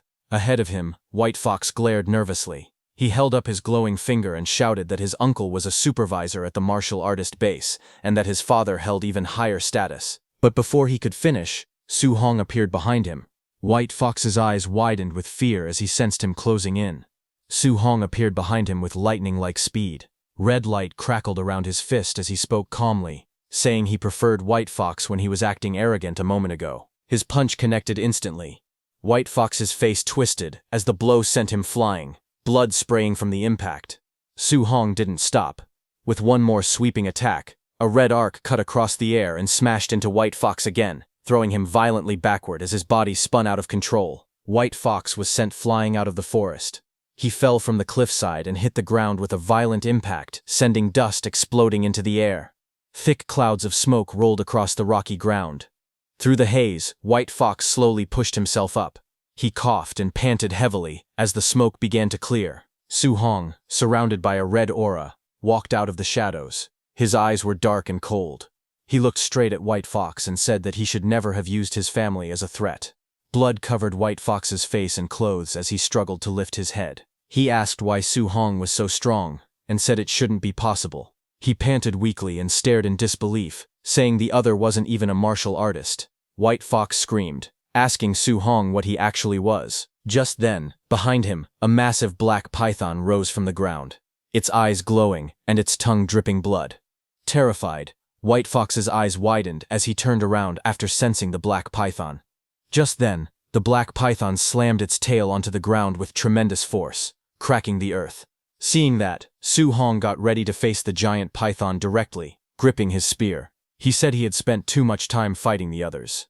As the monstrous snake coiled and lifted its head, he realized it had already regained its stamina. On the other hand, White Fox's 3 men whom Su Hong had knocked out before stood in the forest, shaken and confused. One of them muttered that Su Hong, whom they had fought, was far too strange. Another looked around anxiously and wondered where young Master Ye had gone, asking if he had already finished off Su Hong. Suddenly, the man in the red jacket lifted his head, alerted by a sound. Before they could react, they saw Su Hong running toward them from behind. He sprinted straight at them with his spear in hand. One of the men shouted that he would not spare him, while another yelled that Su Hong had finally come out, but Su Hong ordered them to move out of the way. Just as he said that, a loud rumble burst from behind. All 3 men froze when a massive python erupted from the ground, lunging toward them. Their eyes widened in shock. As the python crashed forward, Su Hong dodged aside, causing the giant creature to slam into the 2 martial artists. One of them screamed as the monster struck. A notification appeared, stating that Su Hong had indirectly killed an opponent martial artist and earned 30 martial value. A moment later, the python whipped around again, knocking the man in red into a tree. The notice appeared once more, another indirect kill, another 30 martial value. Su Hong stared at the scene in surprise. He hadn't expected to gain martial value this way too, but suddenly, the giant python's tail swung across the ground and came toward him. Seeing this, Su Hong was alerted, a bead of sweat sliding down his face as he reacted to the sudden movement behind him. He thought to himself that after so many battles, his martial value was finally enough for him to break through and become a martial artist. With a powerful leap, he spun into the air. He moved with lightning speed, jumping from tree to tree, until he made a large distance between himself and the python. He wished he could find a safe place to break through.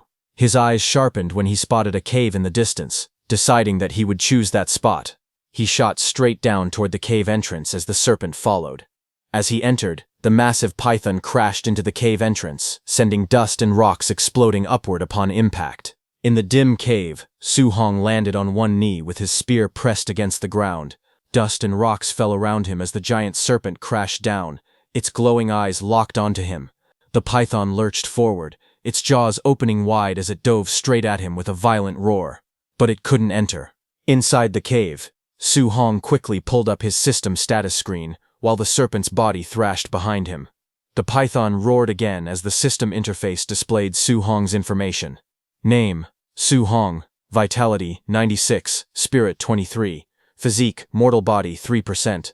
Martial skills, raging sea spear technique, perfect thunder rush fist, perfect vajra fist, perfect floating light palm, perfect void step. His martial value showed 504. Su Hong furiously tapped the vitality stat on his screen, shouting for it to increase faster.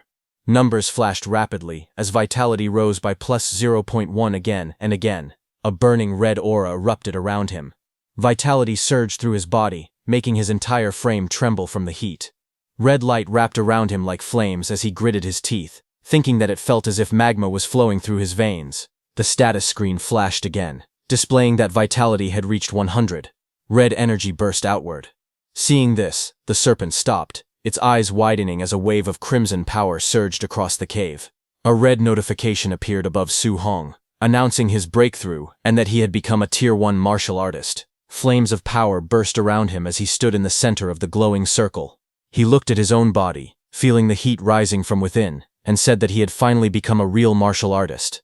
His fist tightened, energy crackling around it as bright light wrapped around his arm. In front of him, the giant serpent shrank back in fear, sensing the change in his strength. Su Hong stepped forward, flames burning around his body, and told the serpent that it was now his turn. His eyes sharpened, and with a swift motion, he launched himself forward. His glowing fist shot straight ahead, tearing through the air like a beam of light. The python was using its whole body to crawl out of the cave, but a loud impact echoed when Su Hong's punch struck the serpent's body. The python let out a furious roar as golden energy surged upward, launching the python high into the sky. The giant serpent's face filled the panel. Its scales cracked, and its fangs stained with blood. It let out a fierce hiss as fresh wounds covered its jaw. Su Hong charged forward with glowing eyes and a blazing fist. Energy sparked around his arm as he shouted the name of his technique, Vajra Fist. He leaped through the air, aiming straight at the serpent's open mouth. The enormous snake lunged upward, roaring as it extended its tail to attack Su Hong from behind. Su Hong met its tail attack head-on, blocking it with his burning fist. Red lightning surged around him as the impact exploded against the serpent's tail. Su Hong gritted his teeth. Blood trickled from the corner of his mouth as he pulled back his arm. He tightened his grip on his spear and steadied himself. He then drove his spear downward with full strength. Blue energy burst outward as he slammed the attack straight into the serpent's stomach, forcing the massive creature down with overwhelming force. A blinding column of blue energy crashed down the python's body onto the ground. Lightning burst outward on impact, making the creature roar in shock and pain. From high above, Su Hong descended with flames wrapped around his arm. His fist burned like molten fire as he shouted the name of his technique, Thunder Rush Fist. He dove straight toward the thrashing serpent. Su Hong's fiery punch slammed into the creature's skull, sending waves of sound force rippling through the air. The impact echoed through the forest. The serpent's head recoiled violently, as golden lightning swallowed it. Su Hong's attack smashed it downward, driving its head deep into the ground. The earth cracked beneath the blow, and the forest shook from the impact. Smoke and dust rolled across the battlefield in thick waves. When the dust slowly cleared, Su Hong stood firmly on top of the python's massive head. His red aura flickered as he looked down at the defeated beast. He noted that although the giant python had already been heavily injured, he was now strong enough to withstand its attacks directly. A glowing panel appeared beside him, confirming that his martial value had increased by 94. The enormous serpent lay motionless beneath him. Its threat finally ended. Su Hong then sat on top of the giant python's severed head, holding a knife in his hand. As he looked at the huge corpse beneath him, he muttered that hunting ferocious beasts normally required cutting off their left ear to exchange for money. But then he paused. The thought trailed off into silence as he stared at the massive serpent. Snakes didn't have ears. He wondered helplessly what he was supposed to do in this situation. After a moment, he sighed and stood up. He said it was better to forget it and head back quickly. The scene shifted to a distant view of the cliffside where he had first fought that massive python and white fox. His footsteps echoed softly as he approached someone lying bloodied on the ground. It was White Fox, but he was already dead after being crushed by the giant python's tail. Su Hong looked down at him calmly. He said that ending up like this, White Fox had gotten off easy. Su Hong then crouched beside the fallen body and began searching through his belongings. While checking his pockets, he wondered if he might find the high-level martial technique White Fox had used earlier. His hand paused when he pulled out a small booklet. The cover was worn, but the words were clear. He read the title out loud, Void Breaking Finger. Later that night, As the massive corpse of the giant python rested motionless, something shone nearby. It was a small fire flickering inside a cave, whose entrance was covered by a wall of stone. Inside the cave, the warm glow of the fire lit up the rocks. Su Hong sat cross-legged with the void-breaking finger manual open on the ground. He calmly stated that he had already memorized the entire introductory method of the void-breaking finger, and the next step was to use the system to master it quickly. Soon, the surroundings shifted into a dark, digital-like space. Su Hong sat in the center and called out for the system to begin. In front of him, a glowing blue projection of himself slowly appeared. Training began instantly. Light beams surged around him, and a sharp force shot past his body as he practiced. He narrowed his eyes and continued. One by one, streaks of blue energy burst from his fingertips as he repeatedly used the void-breaking finger. His voice echoed as he shouted the name of the technique. System panels floated beside him, showing the mastery level rising rapidly, 51%, 63%, and 93%. Blue light filled the entire space as he continued to train, pushing the technique closer and closer. Suddenly, a faint blue screen flashed before Su Hong's eyes, showing a message that void-breaking finger had reached the basic stage. But before Su Hong could celebrate, a sharp beam of blue light shot into his forehead, causing his body to tremble. His eyes widened in shock. He coughed weakly, holding his chest as he returned to reality. He looked at the manual in his hand and thought that, as expected of a B-rank martial skill, even reaching the basic level put heavy pressure on him. While catching his breath, he decided he needed to find a monster to test the technique's power. 3 days later, deep in the forest, a massive bear with glowing red eyes burst through the trees. The beast roared furiously as it charged forward. Just then, Su Hong stepped in, raising his arm. Blue energy gathered at his fingertip. As he released his attack, he unleashed the void-breaking finger, sending a piercing beam of energy straight into the bear monster. The bear was struck violently, its body shaking under the force of the blow. Su Hong stood calmly with blue energy swirling around his finger. He realized he had finally reached the perfect realm of the technique.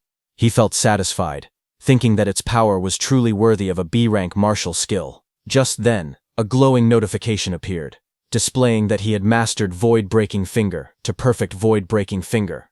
With the skill perfected, he lowered his hand and said that it was time to go back. The scene shifted to a large fortified compound, the martial artist base, where countless martial artists were gathered within the wide courtyard. The martial artist base was lively that day. At the exchange counter, a startled clerk counted the rewards and announced loudly that the total came to 230,000. The surrounding hunters murmured in surprise. One of them praised the Thunder Squad, saying they were incredibly fierce for killing so many beasts. Another muttered that this single harvest equaled several months of his own hard work. Just then, a little distance away, new voices rose in excitement. Hunters pointed out that this guy didn't bring back a single non-ranked beast. Every corpse he carried was a Tier 1 ferocious beast, and some were even high-stage ones. Those voices attracted the Thunder Squad's attention. Those voices were for Su Hong. He stepped forward with a large bundle. The clerk checked the records and read out the numbers in disbelief. 72 initial stage beasts, 83 middle stage beasts, and 17 high stage beasts. The total reward reached 406,000 blue star coins. The hunters nearby stared at him in shock. Su Hong lowered his gaze slightly, sweat forming at his temple. He wondered if he had hunted too many beasts and become too noticeable. If he had known this would draw so much attention, he thought he should have killed fewer. Just then, loud noises echoed through the base. A burst of force shattered part of the plaza, catching everyone's attention. Hunters gathered and stared at the destroyed area. People shouted in confusion. Someone asked how the base could be attacked. Another questioned how this was possible when so many high-level martial artists were stationed there. Su Hong stepped forward among the crowd, gripping his spear as he looked toward the smoke rising from the damaged building. From the smoke, a pale hand pressed against the ground, a faint glint of light reflecting off several metal rings wrapped around its fingers. A man in a suit stepped forward from the smoke-filled ruins of the base. His expression twisted with fury as he shouted for the base to be sealed, ordering that not even a single fly be allowed to escape. This man was Ye Qi, the person in charge of the base, and White Fox Ye Feng's uncle. His subordinates responded instantly, shouting their acknowledgement. Seeing this, another supervisor hurried toward him, panic visible on his face. He asked Ye Qi what had happened. Ye Qi's eyes burned red with rage as he answered. He shouted that his nephew Ye Feng, along with the 4 martial artists accompanying him, were all dead. News of the death spread quickly among the crowd. Several martial artists whispered in shock, wondering how Ye Feng could possibly have been killed and how an entire group of 5 could be wiped out at once. Some people muttered bitterly. One man thought that if not for Ye Feng's background, he would have killed him long ago. Another person said that everyone there had been robbed by Ye Feng before. More voices joined, saying the scourge had finally been eliminated. Hidden among the crowd, Su Hong stood silently, listening to their reactions as the discussions grew louder around him. Ye Qi walked forward, announcing in a stern voice that a B-rank martial skill found on Ye Feng's body was missing. He declared that all martial artists had to be body searched and cleared of suspicion before they were allowed to leave. Amid the tense crowd, Su Hong stood quietly with his spear. He observed the situation calmly. As he listened, he thought to himself that based on the corpses, it was obvious White Fox had been killed by the giant python, so the incident should not be traced back to him. From across the open plaza, the officials and Ye Qi gathered in a group. Their eyes scanned the crowd in suspicion. Su Hong noticed their focused stares drifting toward him.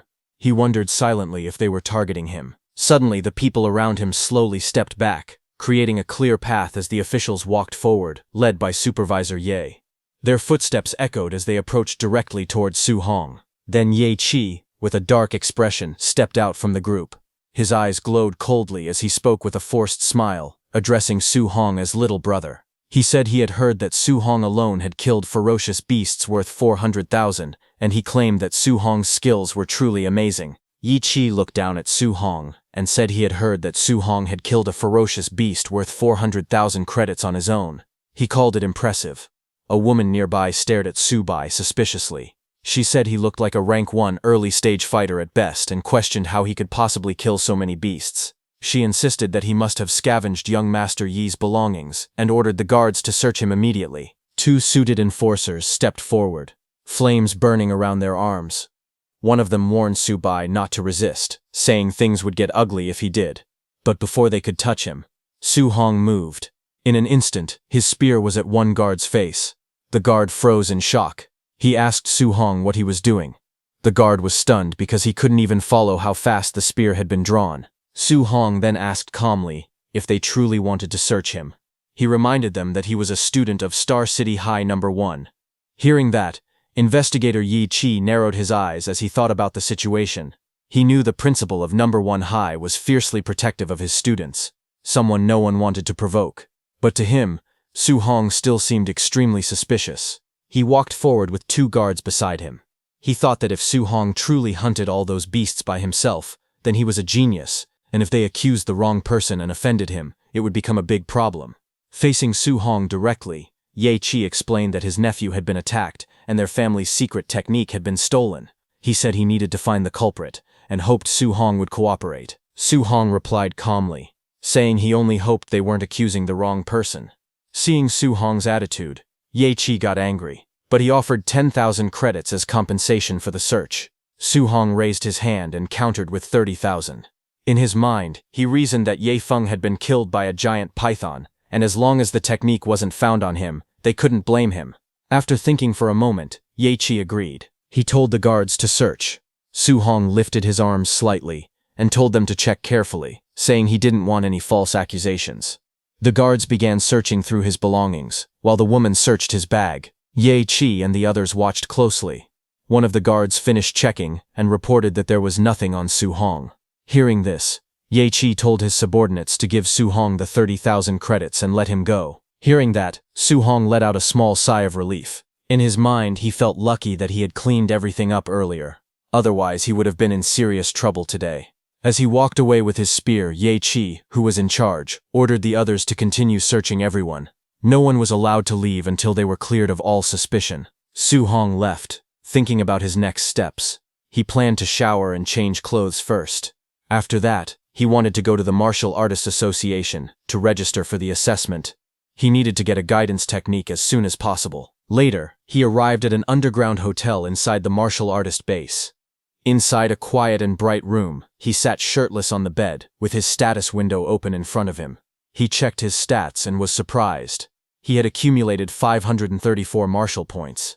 He realized he had been so focused on training the void-shattering finger and hunting beasts these past few days that he hadn't used any of his points. His status panel showed name, Su Hong, vitality, spirit, 23, and physique, mortal frame at 6%.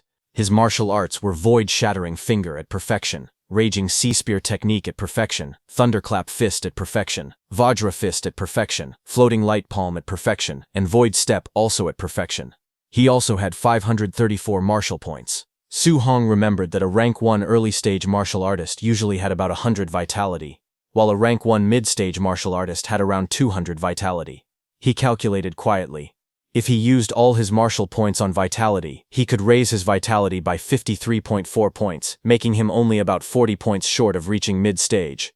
He sat there, thinking carefully about what to upgrade next. He looked at his other stats and thought to himself that he still hadn't upgraded his spirit or mortal frame yet. He wondered what effects they might have. His screen displayed that he had 23 spirit and his physique, mortal frame was at 6%.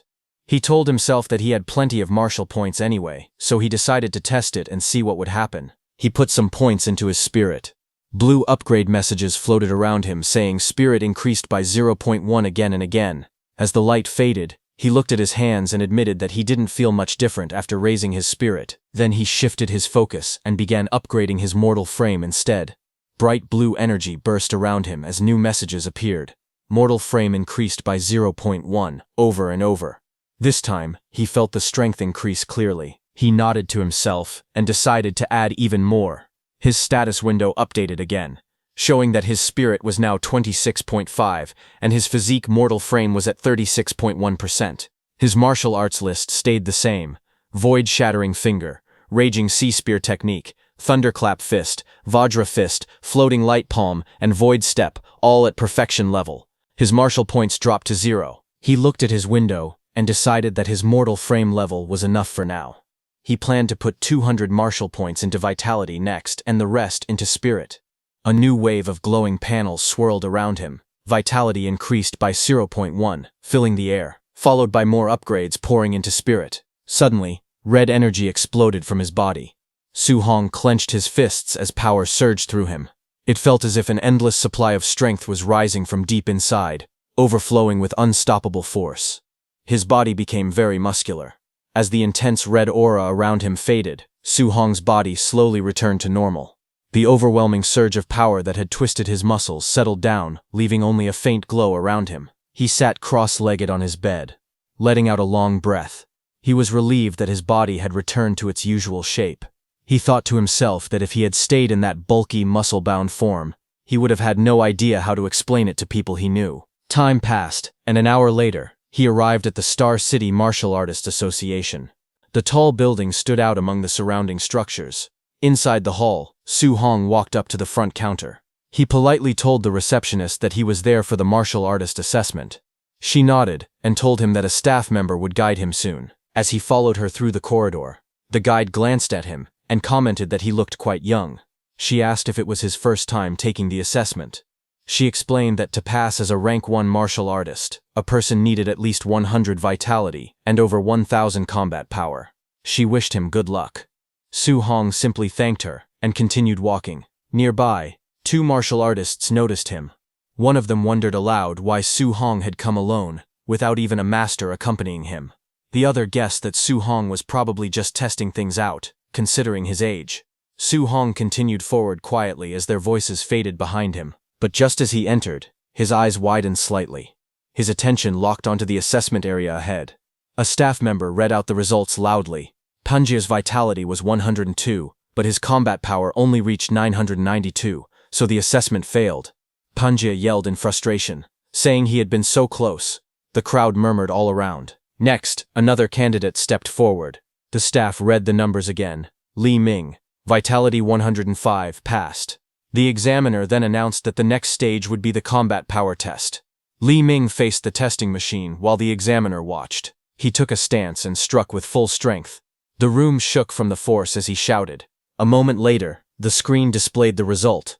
Combat power 1763, passed. Seeing that, the crowd murmured that Li Ming's combat power was 1763, almost reaching the level of a mid-stage rank 1 martial artist. People whispered that Jiang Ming from the Raging Thunder Dojo had a disciple named Li Ming. They guessed he must be that disciple and praised his talent, noting that he even used the thunderclap fist. Su Hong listened quietly. He wondered to himself why they mentioned Jiang Ming's disciple.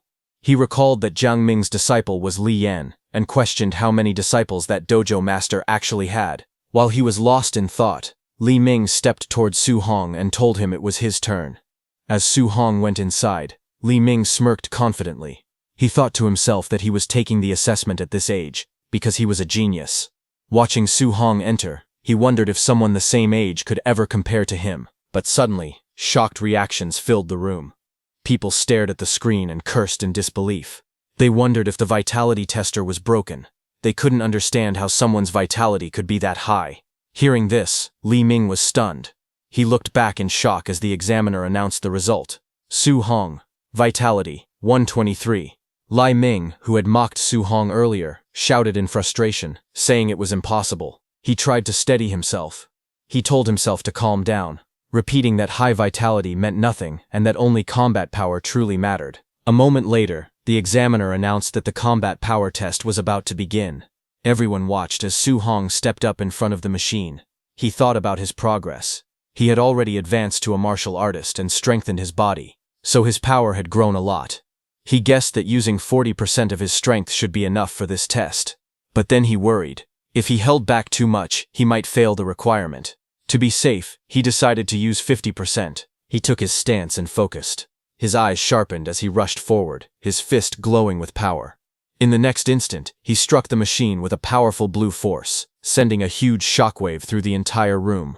The machine went flying back violently as his attack blasted straight into it, leaving the ground cracked behind him. The machine exploded into pieces the moment his punch landed, leaving behind streaks of motion as fragments of metal scattered across the floor. Everyone watching froze in shock. Li Ming's eyes widened as he saw that the tester had been sent flying with just a single punch, calling that level of power terrifying. But what was even more terrifying was that Su Hong didn't even use any martial arts. Then the results appeared. The broken machine displayed the number 3004, a combat power normally reached only by a rank 1 high-stage martial artist. The crowd was stunned. They said that number was unimaginable. Up on the balcony, an instructor pointed at the chaos below. He told his superior that the same kid had caused trouble again, calling him an absolute monster. The superior looked down and recognized Su Hong. That was the same man who had watched Su Hong's match in the underground arena. With a calm expression, he said that it all made sense now. Meanwhile, in a bright office filled with sunlight, the president of Star City's Martial Arts Association, Wu Linshen, sat at her desk. She complained that the Yang City branch next door kept producing geniuses and showing off every day. She worried that if Star City didn't produce any geniuses soon, she would lose her job. Suddenly, an assistant burst into the office in a panic. He yelled that a monster had appeared in the martial artist assessment. Wu Linshen was startled enough to nearly drop her phone. He quickly explained that a rank 1 early-stage youth had sent the testing machine flying using only raw physical strength, and his combat power had reached 3000. Hearing this, Wu Linshen's eyes widened. She stared ahead, shocked by the news. Meanwhile, the Martial Artists Association's central hall was busy, filled with people walking around and talking. Su Hong stood near the escalators, with a staff member dressed in a suit. The staff member told Su Hong that he would first take him to the second floor to register his martial artist identity. After that, they could go collect his allowance. Su Hong nodded and thanked him. As they spoke, someone walked down the escalator. A pair of high-heeled boots appeared at the top, and a woman's voice said that the staff member could leave because she would personally handle Su Hong. The staff member froze. Then the woman stepped fully into view. It was the president. Her long golden hair flowed behind her as she looked down at them from the escalator. The staff member called out in surprise. The president walked up to Su Hong and asked if he was Su Hong. She introduced herself as Wu Linshen, the president of the Star City branch of the Martial Dao Association, and told him to follow her. Su Hong replied politely, calling her president. At the same time, he thought to himself that this person was the president of Star City's Martial Artist Association. He had heard rumors that she was a Tier 5 martial artist. She looked different from what he had imagined. The scene then shifted to the president's office. A bright and spacious room filled with warm sunlight. Su Hong sat on a couch while the blonde president reclined casually on another seat. She looked at him with a relaxed smile and began speaking. She said she knew he was a student from Star City No. 1 High School, and mentioned that Principal Lee Chengshan had complained to her before. According to him, the school had produced only 2 ordinary Tier 1 martial artists this year, yet Lee Chengshan somehow hit a major genius like Su Hong. Su Hong looked confused, and asked why she had brought him to her office. He explained that he only wanted to register as a martial artist, and collect his allowance and guidance technique. The president waved her hand confidently. She told him not to worry, saying the people downstairs had already handled his martial artist ID and monthly allowance. As for the guidance technique, she said she would teach him personally. She stood before him and asked how much he currently understood about guidance techniques. Su Hong thought for a moment. He said the textbook mentioned that heaven and earth spiritual chi had different attributes, and that guidance techniques were methods to absorb those spiritual energies to strengthen the body. He also added that absorbing spiritual chi of different attributes required a matching guidance technique. The president lifted her hand, and a warm orange flame appeared in her palm. She explained calmly that the textbooks were not wrong, but guidance techniques were more than just cultivation methods. She gave an example. The heavenly flame guidance technique she practiced mainly absorbed fire attribute spiritual chi. While it strengthened her body, it also gave her attacks the power of fire. As she spoke, the flame in her hand burned brighter and sharper. She then released the flame outward. A stream of fire shot across the room like a blazing whip, lighting up the entire office. She said that if someone could release attribute attacks externally, it would also increase their attack range. But for a Tier 1 martial artist, even carrying a small trace of attribute power was already impressive. Su Hong stared in surprise. He asked if guidance techniques could actually be used for attacking. He thought they were only for absorbing spiritual chi to cultivate. The textbooks never mentioned this part. The president raised her hand again, and symbols representing different elements appeared beside her. She explained that heaven and earth spiritual chi had 7 attributes: metal, wood, water, fire, earth, thunder, and wind. Each had its strengths and weaknesses, but in pure attack power, thunder ranked first, metal second, and fire third. She added that the guidance technique someone could cultivate depended on their compatibility. As she spoke, she lifted a glowing red crystal ball from the table. Su Hong nodded slowly. He realized it wasn't possible to cultivate any guidance technique freely. One had to match their own compatibility first. The president held the glowing crystal ball in her hands. She explained that it was used to test a person's compatibility. The brighter and larger the glow, the higher the compatibility. She said that ordinary martial artists usually had only 20 to 30%. Her own compatibility was around 80%, which was already considered extremely high. She looked at Su Hong with confidence, and told him that someone as talented as him would definitely go beyond 90%. As she spoke, the flame inside the crystal disappeared, and she handed the ball to him. Su Hong looked at the crystal ball quietly. He thought to himself that President Wu had become a Tier 5 martial artist at such a young age, and was already considered a genius, yet her compatibility was only 80%. If he reached 90%, it would be too unbelievable. When Su Hong placed his hands on the ball, a blinding light erupted instantly. President Wu's eyes widened in shock. The entire crystal ball burst with intense red light, filling the whole room. The president jumped in excitement, and shouted that it was completely full. His fire attribute compatibility had reached 100%. She rushed to Su Hong and grabbed his shoulders, asking if he understood what this meant. He admitted that he didn't. She explained with great excitement that this meant he could absorb 100% of fire attribute spiritual chi from heaven and earth, without wasting even a single trace. She then explained calmly that her own compatibility was only 80%. Because of that, she lost 20% of the fire attribute spiritual chi every time she absorbed it. Even so, she had already reached Tier 5 as a martial artist, and had become the president of the Star City Martial Artists Association. Then she leaned closer to him. With a confident smile, she said that his future achievements would definitely be higher than hers. She admitted that she never expected a small place like Star City to produce someone as talented as him. Someone who was not weaker than geniuses from the Magic City Imperial Capital region. Su Hong looked at the crystal ball in his hands. He thought quietly to himself that the fire attribute was good, but he still preferred the thunder attribute. He wished he had the thunder spirit attribute instead. Just as he said that, the crystal ball suddenly burst with bright golden lightning. Thunder-like patterns flashed inside it, as powerful light filled the room. When he lifted the glowing sphere, President Wu stared at him in shock. He looked at her and said that his thunder attribute compatibility also seemed to be 100%. She stayed silent, unable to respond. President Wu stared at the test results in shock. She wondered if it was real or fake because the thunder and fire attributes both showed 100% compatibility. She felt overwhelmed and thought to herself that Su Hong was a monster, something far beyond normal. Just then, Su Hong, now holding a green crystal ball, spoke nervously. He told the president that the wind attribute also seemed to be 100%. Hearing this, the president looked even more stunned, unable to believe what she was seeing. She quietly muttered that the situation was too outrageous. A few minutes passed. The room became calm. Sunlight spilled in through the windows, while the two of them sat on separate couches. The president leaned back weakly, still trying to process everything. She slowly sat up and wiped the sweat from her forehead. She whispered that something was not right. All the attributes she tested were full. Every single one was at 100%. She wondered if she was dreaming. Her thoughts drifted back to her past.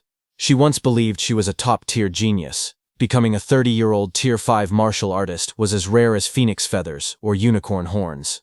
But when she once faced an opponent beyond common sense, she realized she was just an ordinary person. She remembered standing before a massive monster. The ground cracked beneath her feet as the beast roared loudly. In that moment she understood that to defeat something beyond common sense she would need someone just as extraordinary. She then recalled a man standing atop that fallen creature, looking down with calm eyes. Only those who were also beyond common sense could fight such beings.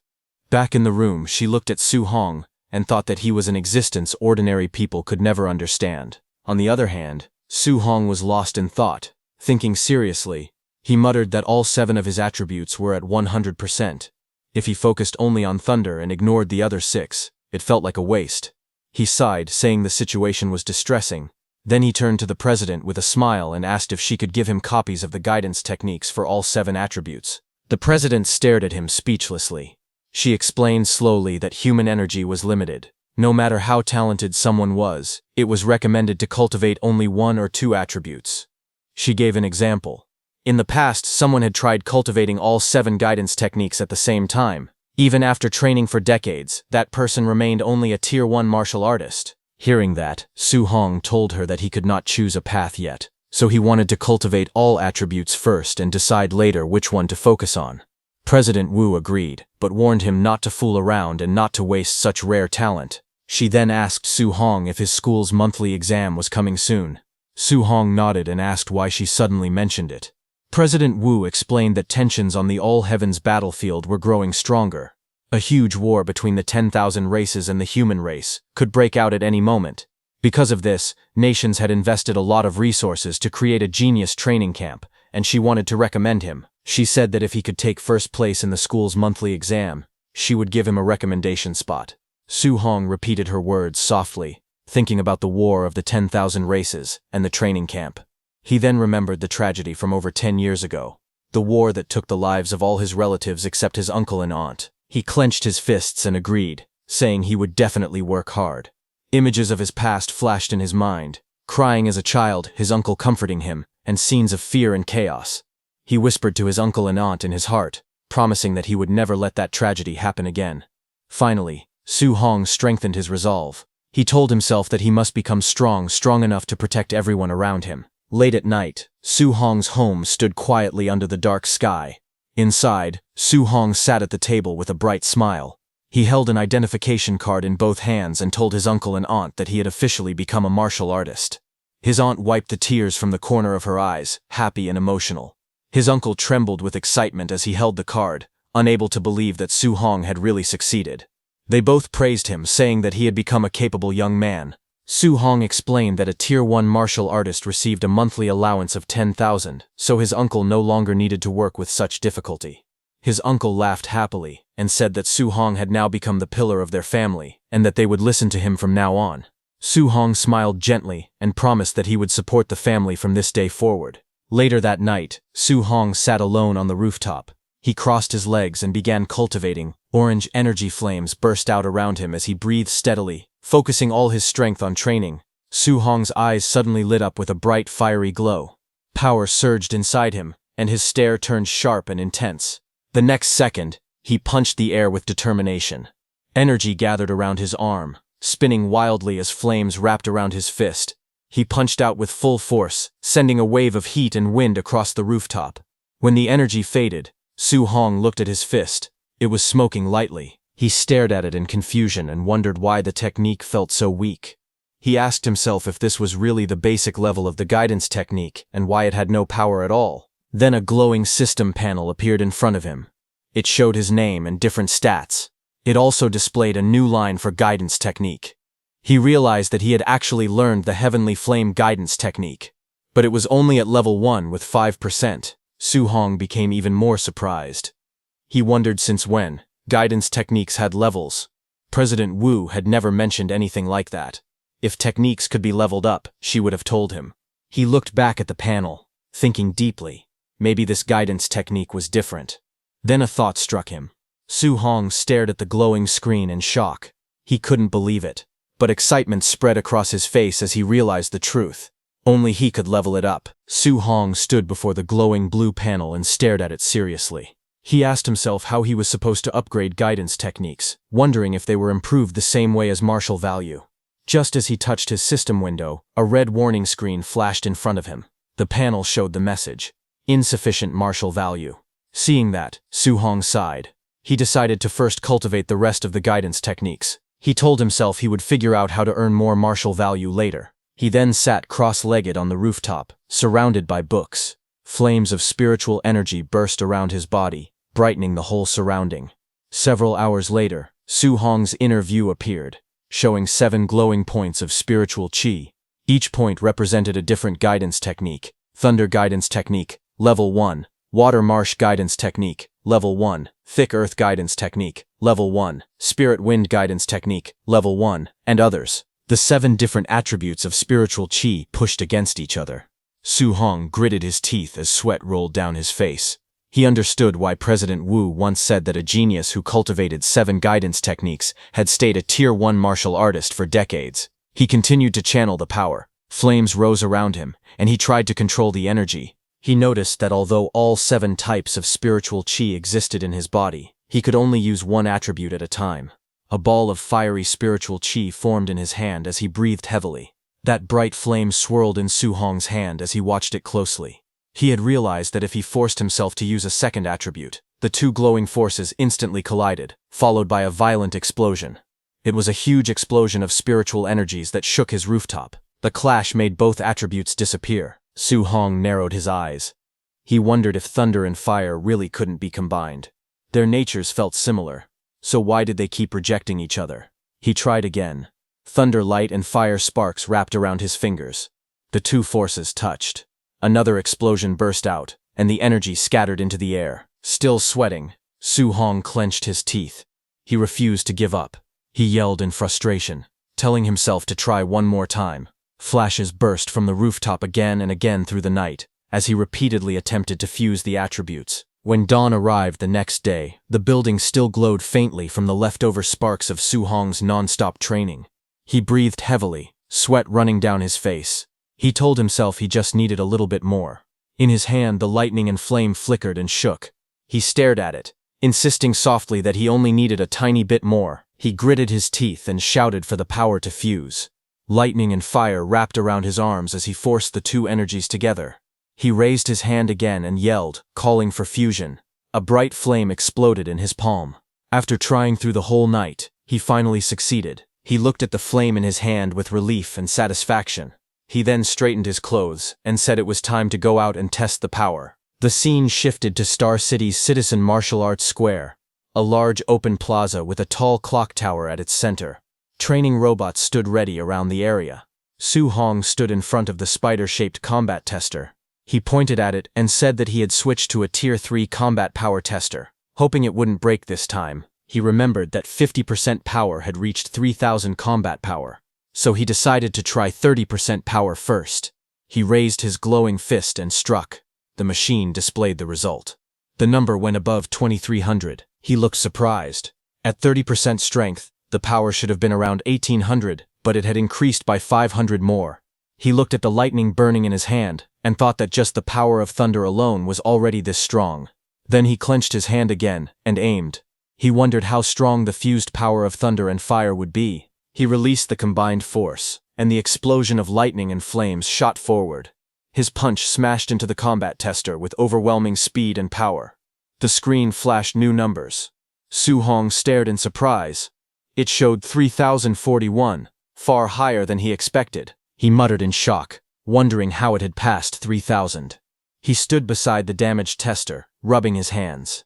He thought about how, with only his physical strength and the fused thunder fire, 30% of his power already surpassed a Tier 1 high-stage martial artist. Then he glanced at his own status and sighed. His vitality was only 123 points, which made the result even more terrifying. He thought that if the power was already this strong with just 2 fused attributes, he wondered what kind of strength he would have if he could fuse all 7 attributes. The thought of combining them filled him with excitement. He looked at the flames and lightning dancing in his hand, and smiled. He decided to go back and try fusing 3 attributes next time. Later, he was shown lying flat on the rooftop, exhausted. His shirt was gone, and his body was drenched in sweat. Small lights floated around him as he breathed heavily. He thought about the difficulty again. Fusing 2 attributes was already hard, but fusing 3 felt many times harder. He had rearranged and combined all 7 attribute patterns repeatedly, yet he still made no progress at all. Even so, he kept thinking about how powerful it could be if he finally succeeded. He looked at the system screen and wondered if increasing the level of his guidance techniques would help him succeed in fusing attributes. The screen listed the techniques he had. Thunder Guidance Technique, Level 1. Heavenly Flame Guidance Technique, Level 1. Water Marsh Guidance Technique, Level 1. Thick Earth Guidance Technique Level 1, and Spirit Wind Guidance Technique Level 1. He reminded himself that the monthly exam was tomorrow, and he needed to earn as much martial value as he could. The next day, all the students gathered at Star City No. 1 High School. Students stood on the field as the principal walked onto the stage. The principal told them that this monthly exam would be different. Because the front lines were under heavy pressure, a special training camp would now be held every year to select geniuses for focused training. He explained that the training camp had many resources, powerful martial arts, rare pills, and even grandmasters who would serve as instructors. The top 3 students in the monthly exam would be allowed to join Star City's training camp. Hearing that, the students became excited. Some shouted about wanting to enter the genius training camp. Others were shocked that a Tier 7 grandmaster might be an instructor, since even their principal was only Tier 3. Amid the noise, Su Hong stared ahead with a tired face as he remembered President Wu telling him that if he got first place, she would give him a spot. But didn't the top 3 all receive spots anyway? A friend of Su Hong told him that Chen Shan and Li Tu had already become Tier 1 martial artists. Beside them, several others had also reached the basic level of Thunder Rush Fist, and he felt they had no chance of winning. Su Hong looked confused. He thought about how he had only missed school for 10 days. Yet those students had already broken through to martial artist. His friend explained that recently, the principal had asked Senior Chen Tian, the instructor of Thunder Rush Fist, to give private lessons to talented students. Because of this, Chen Shan and Li Tu's vitality had already exceeded 100, and their Thunder Rush Fist could echo 3 times. While they were talking, suddenly Chen Shan and Li Tu walked forward confidently. One of them said he wanted everyone to know who the real No. 1 genius was. The other replied that when he beat him to the ground he hoped he would stay just as confident. Elsewhere, as Su Hong's principal came down from the stage, instructor Chen Tian asked him if he had found the genius who performed the 9 Echoes Thunder Rush Fist. Principal Li answered that he had searched everywhere recently, and didn't think that person was from his school. While they were talking, they suddenly heard some noise behind them and turned. A tall man in a black suit walked up with 2 others. It was Jiang Ming, who had taught Su Hong that spear technique. Along with him were Li Ming and Li Yan. Jiang Ming joked, calling Principal Li, Old Li, asking why he looked like his wife had run away. The principal looked at Jiang Ming and asked what he was doing at his school. Jiang Ming smiled and said that the quality of this year's students didn't seem very good. He then explained that he had brought 2 disciples with him. After the monthly exam, he suggested letting the first-place student come over for a spar. Hearing that, Principal Li's expression tightened. He knew that Jiang Ming had clearly come to embarrass him. He thought that if he refused, it would be like admitting that his school had no talented students at all. Jiang Ming continued speaking lightly.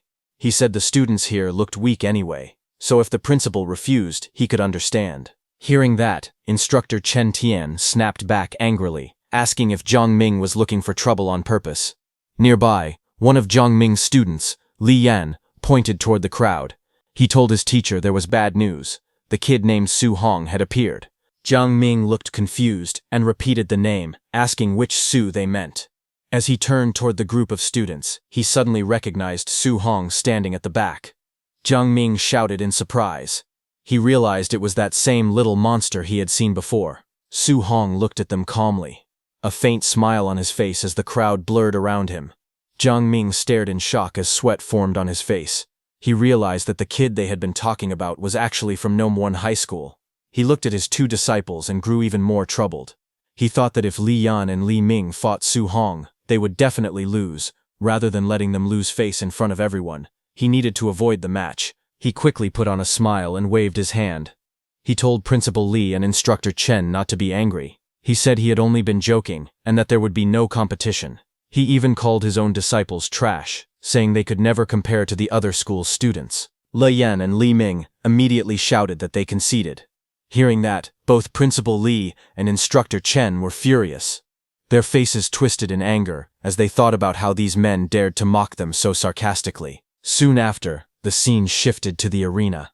A loud announcement echoed across the stadium, calling for match number 666, Su Hong, to begin. From the stands, Su Hong's friend leaned forward anxiously. He told his colleague that Su Hong's first opponent was a quasi-martial artist, and that this was extremely unlucky. He then called out to Su Hong, telling him that he could try to fight but shouldn't push himself. Getting injured at the start of the tournament wouldn't be worth it. Su Hong's opponent, Chen Peng, stepped forward and pointed at Su Hong. He asked if Su Hong planned to walk down on his own, or if he should beat him down instead. He clenched his fist and was about to charge straight at Su Hong with confidence. But before he could even react, Su Hong moved. He suddenly disappeared from his place, and the next second he appeared in front of Chen Peng. His figure flashed, and with one clean strike, he sent Chen Peng flying through the air. The impact was so strong that Chen Peng flipped upside down and crashed hard onto the ground. Everyone watching stared in shock. One student shouted in disbelief, asking when Su Hong had become so fierce. The others were stunned into silence. Su Hong stood calmly in the center of the field, surrounded by rising smoke. His posture was relaxed, but the crowd trembled. They realized what had happened. Su Hong had defeated a quasi-martial artist in one single move. Su Hong stood calmly on the battlefield, while another opponent lay defeated at his feet. The crowd shouted in disbelief, saying that Su Hong had won again and wondering how he had become so strong. Some even questioned if he had already reached the level of a Tier 1 martial artist. They announced that the next match would be the final battle. From the stands, Instructor Chen stared at Su Hong in confusion, wondering where this student had suddenly come from and why he hadn't appeared when private tutoring was offered. Principal Li blamed himself, calling it a failure in his own duties. Both of them discussed Su Hong further. Principal Li wondered how he had never noticed such a promising student before. By not training him early, he felt he had wasted a real talent. Instructor Chen said he felt Su Hong looked familiar, but he couldn't remember where he had seen him. They then turned their attention to the ongoing semi-final match between Chen Shan and Li Tu, saying the winner would be decided soon. Watching their fight, they noted that the two fighters were evenly matched, making it difficult to tell who would win or lose. On the stage, Li Tu shouted at Chen Shan. He said that since they both used the same technique, the Three Echoes Thunder Rush Fist, Chen Shan would need to use his strongest move if he wanted any chance of winning. He then launched forward, using the Thunder Rush Fist with full force. Li Tu charged forward with a fierce expression, his fist slamming down with explosive force. Chen Shan answered with a sharp shout as he blocked, the impact blasting wind across the floor. Chen Shan's voice rose in anger as flames burst around his fist. He yelled at Li Tu to watch carefully, declaring himself the true number one of the school. From the sidelines, the students stared in shock. They shouted that Chen Shan was performing attribute externalization, unable to believe he had already mastered it. They recognized the blazing fist as the fire attribute, known for its immense power, second only to thunder. Li Tu stepped forward with a calm smirk as water-like energy flowed around his arm. He replied that attribute externalization was nothing special, and anyone could do it. The students gasped again. They shouted that Li Tu could also externalize attributes, and his was the metal attribute, a force even stronger than fire in combat. Li Tu dashed ahead, chains of metallic energy swirling around his fists. He announced that he also possessed this power as he launched his attack. His punches echoed with 5 sounds. Chen Shan, who charged forward, was shocked when he saw Li Tu unleash the 5 Echoes Thunder Rush Fist. A violent impact followed as Li Tu's strike landed cleanly. blasting his opponent backward in a streak of motion and shockwaves that tore across the arena floor. From the viewing platform, Principal Lee and Instructor Chen watched with widening eyes. Principal Lee muttered that Lee Tu had been hiding his strength deeply. Instructor Chen added that within just 10 days, Lee Tu had managed to master attribute externalization and even bring the Thunder Rush Fist to the micro level. They agreed that Lee Tu's talent was exceptional. Principal Lee then said there was no need to watch the final match. With micro-level Thunder Rush Fist and the metal attribute, he believed Su Hong had no chance of beating Lee Tu. Instructor Chen sighed that if Su Hong had learned a guidance technique and mastered Thunder Rush Fist as well, he might have stood a chance. Just then, Jiang Ming walked over and confidently placed a bet. He wagered 50,000 that Su Hong would take first place. Hearing that, Principal Lee and Instructor Chen were shocked. Principal Lee asked Jiang Ming if he was crazy. He said although Su Hong was good, how could he possibly win without a guidance technique? But Instructor Chen only laughed, saying that if Jiang Ming was delivering money to him, he would gladly take it. Soon, the announcer declared the final battle. Number 01, Lee Tu, against number 666, Su Hong. The match began. Students shouted from around the arena. Some cheered for Su Hong to seize the championship. Others urged Lee Tu not to lose face. The two fighters stepped onto the circular stage, facing each other as the final showdown began. Lee Tu stood confidently, telling Su Hong that he was lucky. He said Su Hong had only reached the finals because he hadn't met him or Chen Shan earlier. Su Hong looked calm. After hunting so many ferocious beasts, he felt that the students here were too weak. Now he finally thought someone worth watching had appeared. Lis Tu stepped forward with a grin. He said that since Su Hong reached the finals, he could call himself the second strongest in the school. Su Hong simply asked who the first was. Lis Tu stomped on the ground and declared that the number one was himself. He rushed in with a fierce attack, saying he only needed one move to show how big the gap between them was. The students watching gasped in panic. One of them exclaimed that Lee Tu was using the 5 Echoes Thunder Rush Fist right from the start, wondering if he was actually taking things this seriously. Another student nervously said it was already over. With the Thunder Rush Fist coming out, there was nothing left to fight. Su Hong was bound to lose. But Su Hong's eyes glowed with a sharp golden light, as power built up inside him. In the next moment, flames burst from his fist, and he shot forward. He said he only wanted to see where the limits of his physical body lay. The students panicked even more when they saw him rushing straight in. One shouted that Su Hong must be crazy, he didn't even dodge, choosing to meet the attack head-on. Another yelled that even if he wanted to die, this wasn't the way, urging the referee to save him quickly. The two fighters collided in the middle of the arena, their fists smashing together with explosive force. Shockwaves blasted outward as the impact shook the ground. They clashed again and again, their blows sending bursts of energy through the air. Su Hong met his opponent's thunderous attack directly, the impact scattering chains of water and sparks in every direction. Lee Tu stared in shock, realizing that Su Hong had actually neutralized his 5 Echoes Thunder Rush Fist instantly with just 5 punches. The two fighters clashed again, their fists colliding in a storm of blows as chains of energy whipped around them. Lee Tu gritted his teeth, wondering if Su Hong was a monster, because every punch Su Hong threw felt overwhelmingly heavy. Up in the stands, students watched with wide eyes. Su Hong's teacher exclaimed that Su Hong wasn't using any martial skills at all, yet he was evenly matched with Lee Tu, who was using the 5 Echoes Thunder Rush Fist. Su Hong's friend shouted that Su Hong's strength was far too terrifying. Principal Lee and Instructor Chen also looked stunned. Instructor Chen said that Su Hong must possess some kind of special physique, otherwise his strength wouldn't be this exaggerated. Principal Lee burst into laughter, proud that his school had actually produced a genius with a special physique. But Instructor Chen beside him shook his head. He said that although Su Hong's strength was astonishing, Lee Tu had already condensed an attribute, so Su Hong still held no real advantage. On the arena, the clash sent both fighters sliding back across the arena floor. Su Hong steadied himself as flames flickered around his fist, while Lee Tu skidded several meters away, forced backward by the impact. Lee Tu's eyes widened with anger and disbelief. He shouted that Su Hong shouldn't act arrogant, because the winner could only be him. Blue lightning surged around his arms as he powered up again. He then lunged forward, shouting for Su Hong to accept defeat. His fists, wrapped in chains of energy, tore through the air as he charged straight at him. Su Hong watched calmly. He thought to himself that he had originally planned to test how far he could fight Lee Tu, using only his physical body. But Li Tu had already stopped holding back and was now attacking at full power. Since Li Tu had gone all out, Su Hong decided he should also show some respect. Flames burst from his own fist as he sprinted forward to meet the attack head-on. Lightning burst across the arena as Li Tu shouted in shock. He looked at Su Hong with wide eyes as he recognized his technique. Realizing what he was seeing, he yelled that Su Hong could also use attribute externalization. Principal Li and Instructor Chen on the side trembled as golden lightning wrapped around the arena. Instructor Chen stammered in disbelief, unable to finish his sentence. Principal Li could only mutter in shock, saying he had no idea how this was even possible. Both of them were stunned that Su Hong possessed the Thunder attribute and had mastered the Thunder guidance technique.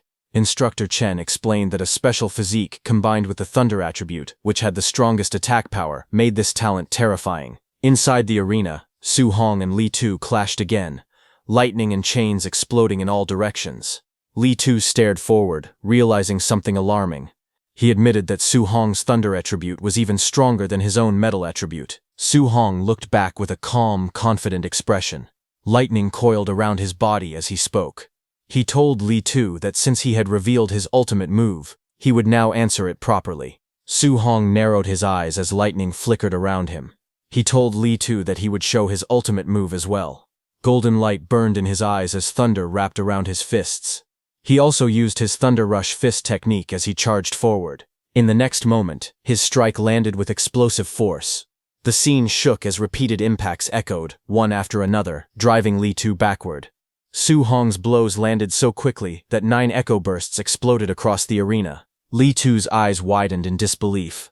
While falling, he shouted that 9 echoes were impossible. Blood burst from his mouth as he crashed to the ground. Su Hong stood over him with a firm expression, thunder still crackling around his fists. The students in the stands fell silent for a moment. Shock spread across their faces. They were all speechless. A student finally spoke, stunned, asking if Su Hong had really won. Excitement erupted as others shouted that Su Hong had reached the perfect realm. Thunder Rush Fist, 9 echoes. They cheered that his technique was even fiercer than the teacher who taught it. Instructor Chen and Principal Li stared in shock. Instructor Chen stuttered out that Su Hong had produced 9 echoes. He asked if Su Hong was the same genius who had disappeared from school that day. Principal Li trembled as he said that this wasn't just a genius. This was the dragon of Star City No. 1 High School. Instructor Chen wiped his sweat and said that once a monster like Su Hong entered the training camp, he couldn't imagine how devastated the other geniuses with powerful backgrounds would be. Not far away, Su Hong walked forward calmly in his school tracksuit. Looking at him, Instructor Chen spoke with admiration, saying that a golden carp was not meant to stay in the pond. Once it met wind and cloud, it would transform into a dragon. To him, Star City was nothing more than a small puddle for Su Hong. Principal Li nodded with confidence. He said that in the upcoming training camp, Su Hong was destined to be a dragon rising from the abyss, soaring into the sky. He added that the Magic City Imperial Capital, and even the battlefield of 10,000 races, were the true places where a monster like Su Hong would shine the brightest. The scene then shifted to evening at Su Hong's home. As he returned, he called out to his uncle and auntie, saying he was back. Su Hong stepped in with his school bag. His uncle looked up from the table filled with dishes and asked how the exam had gone. Su Hong smiled and said he got first place. Hearing that, his uncle became excited, repeating that Su Hong had ranked first in the monthly exam. Then he eagerly asked if that meant Su Hong could now attend the training camp he had mentioned before. Su Hong nodded lightly, but suddenly, there was knocking on their house door. Su Hong turned his head toward the sound. A woman stood outside, knocking firmly and calling out, asking if this was Su Hong's house. Su Hong opened the door slightly and looked at her. Behind him, his aunt and uncle peeked curiously from inside. Su Hong asked who she was. The woman stood at the doorway, addressing Su Hong. She introduced herself, saying she was the parent of Lin Nian, from his school. She explained that only the top 3 students in the monthly exam were allowed to attend the training camp, and since her son ranked 4th, she wanted to discuss Su Hong giving up his spot. She then held out money, offering 30,000 in exchange for Su Hong's place, so Lin Nian could go instead. Hearing her, Su Hong remained expressionless, while his uncle and aunt looked on from behind, surprised. The woman grew irritated at his lack of reaction.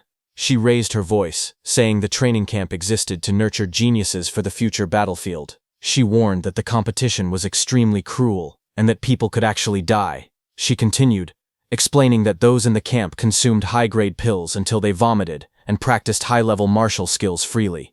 She added that, given Su Hong's family circumstances, giving up early was for his own good. Hearing that, back inside the home, Su Hong's aunt looked worried and asked him if what the woman said was true and whether the camp was really that dangerous.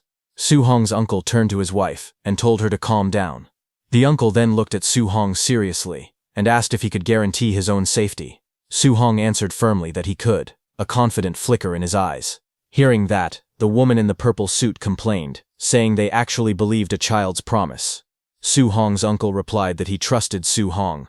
He said going to the training camp was Su Hong's own decision, and he believed his promise.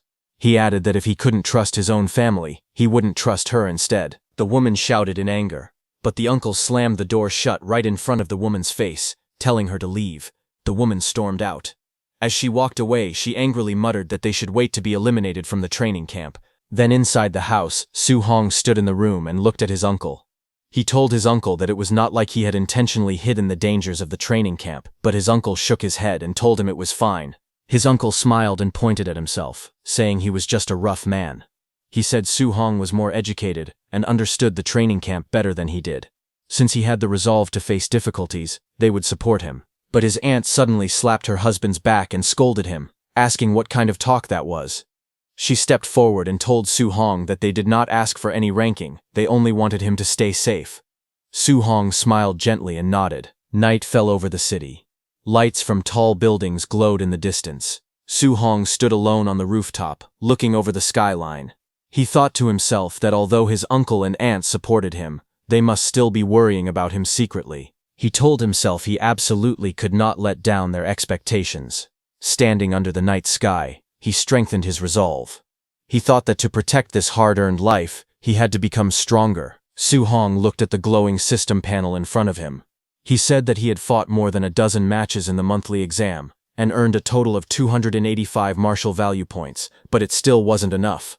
The panel displayed his information: vitality, spirit, mortal body percentage, his guidance techniques, martial skills, and his total martial value. He tapped on the screen and increased his mortal body, which was currently at 36.1%. He said he didn't know what high-level skills or trump cards the geniuses in the training camp had. To fight against them, he needed to improve his physical combat power first. Immediately, red notifications floated around him one after another, showing that mortal body increased by 0.1. They appeared repeatedly as he pushed himself harder, sweat running down his face. A few minutes later, a new value flashed. His mortal body had reached 64.6%. Breathing heavily, he said he was still 35.4% away from reaching 100%. He wondered what kind of special physique would appear after the mortal body, but suddenly, he noticed something and looked at the panel again. He asked himself when the Thunder Guidance Technique and Heavenly Flame Guidance Technique had reached level 2. The screen showed both techniques listed at level 2. He touched his chin, thinking. He said he had only cultivated the guidance techniques for a few days and hadn't done anything else. He wondered if no special conditions were needed. Maybe simply cultivating the guidance techniques allowed them to level up naturally. Su Hong then activated his guidance techniques, thunder crackling in his left hand and flames rising in his right. He thought to himself that he would strive to level up one more time. The next morning, dawn broke across the city skyline as sunlight spilled between the tall buildings. Su Hong slowly opened his eyes after cultivating all night, sitting cross-legged with lightning and fire gathering in front of him. Notifications appeared showing that his Thunder Guidance Technique was now level 3, and his Heavenly Flame Guidance Technique had also reached level 3. He looked at the glowing panel beside him and realized that not only had his guidance techniques leveled up, but his vitality had increased by 3 points. He called it an unexpected harvest. The panel showed his stats. His vitality was at 126, spirit at 26.5, physique mortal body at 64.6%. In his guidance techniques, Thunder Guidance was at level 3, and Heavenly Flame Guidance was at level 3. His martial skills, Void Breaking Finger, perfect, Raging Sea Spear Technique, perfect, Thunder Rush Fist, perfect. His current martial value was 0. Finger, perfect, Raging Sea Spear Technique, perfect, Thunder Rush Fist, perfect. Then some time later, on a quiet street outside their house, his uncle and aunt stood together, watching him prepare to leave. His aunt told him to pay attention to safety, and if things didn't work out, he should just come home. His uncle waved and told her not to say such depressing things. He encouraged Su Hong instead, telling him to go to the training camp and bring back another first place. Su Hong raised his hand in response and said he was heading out now. Su Hong walked away down the empty street. His uncle's hand started shaking as he watched Su Hong's figure grow smaller in the distance. His wife looked at him and said he talked about her, but he was just as worried. His uncle sighed and said he only spoke that way because he didn't want little Hong to worry. Meanwhile, Su Hong walked through the city with a calm expression, carrying a long bag over his shoulder. The morning sunlight followed him as he continued forward. Suddenly, he heard a loud sound and turned his head slightly, his eyes narrowing. A red sports car screeched into view, drifting across the pedestrian crossing. Its tires smoked as it came to a sudden stop. President Wu was confidently in the driver's seat of the red sports car. She looked toward Su Hong and told him to get in. The scene shifted to the highway as the red car sped across elevated roads, sunlight reflecting off its surface as it cut through the city. Inside the moving car, Su Hong sat beside her while the wind rushed past. Su Hong turned to her and asked what she needed from him. President Wu, still driving, explained calmly. She said that there were things about the training camp he needed to know. She told him that, as the president of the Martial Dao Association, she knew the profiles of several participants. She continued speaking as the car accelerated. She told him that, from what she knew, some of the martial artists entering the camp were already Tier 1 high-stage fighters. She added that a few of them weren't far from breaking through to become Tier 2 martial artists. She added that a few monsters in the training camp possessed martial skills that were at least B rank. Su Hong listened quietly. He thought to himself that a Tier 2 martial artist required 200 points of vitality, and some people in this batch were already close to that level. But he didn't feel afraid. He believed that with the system space, he could quickly learn even B-rank techniques. As the car sped forward, President Wu looked at him and continued speaking. She said that Su Hong's talent was the strongest she had ever seen, but he didn't have the same resources as the others. She told him not to worry even if he faced setbacks at the training camp, because with his talent, surpassing them was only a matter of time. Su Hong nodded and thanked her, calling her Sister Wu. Hearing that, President Wu glanced at him again. She thought to herself that even though his vitality and martial skills were lower than others, he still remained calm. She realized she didn't need to worry about his mental state causing problems. Then sometime later, Su Hong met with his principal and went with him. Their vehicle drove along the winding road of the Tianlin mountain range. Snowy peaks and green slopes stretched far into the distance as the car made its way deeper into the mountains. Inside the car, Chen Shan and Li Tu were shocked and asked their principal why the training camp was located in the Tianlin mountain range, a place filled with fierce beasts. The principal, who was seated behind Su Hong, tried to calm them. He told them that there was nothing to worry about because grandmasters were guarding the training camp, so normally their lives wouldn't be in danger. Su Hong sat quietly while listening. He recalled information about the mountain range. The Tianlin mountain range spanned multiple cities, including Star City and Yang City. It was rich in spiritual energy and full of dangerous beasts. Some of those beasts were strong enough to rival Tier 7 grandmasters.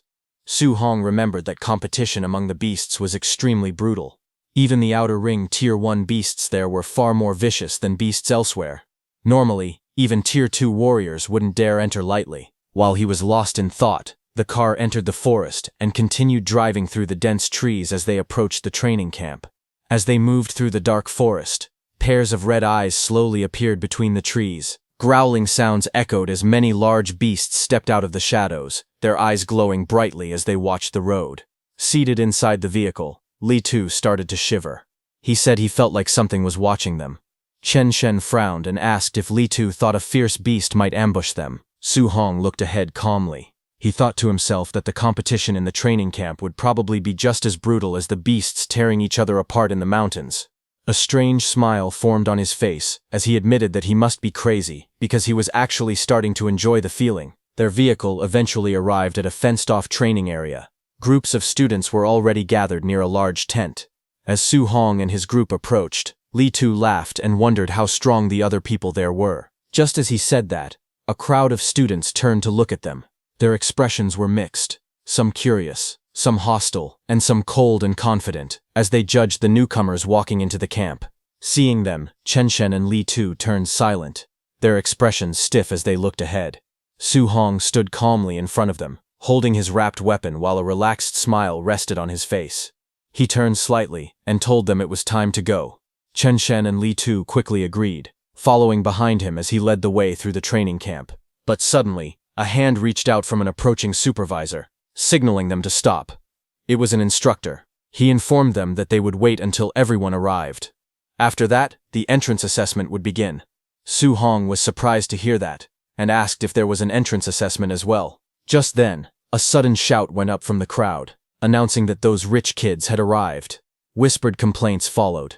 Some of the students muttered that the big clans always acted like they owned the place, making everyone else wait for them. Behind them, a line of luxury cars sped down the dirt road, engines roaring as they approached the training camp gates.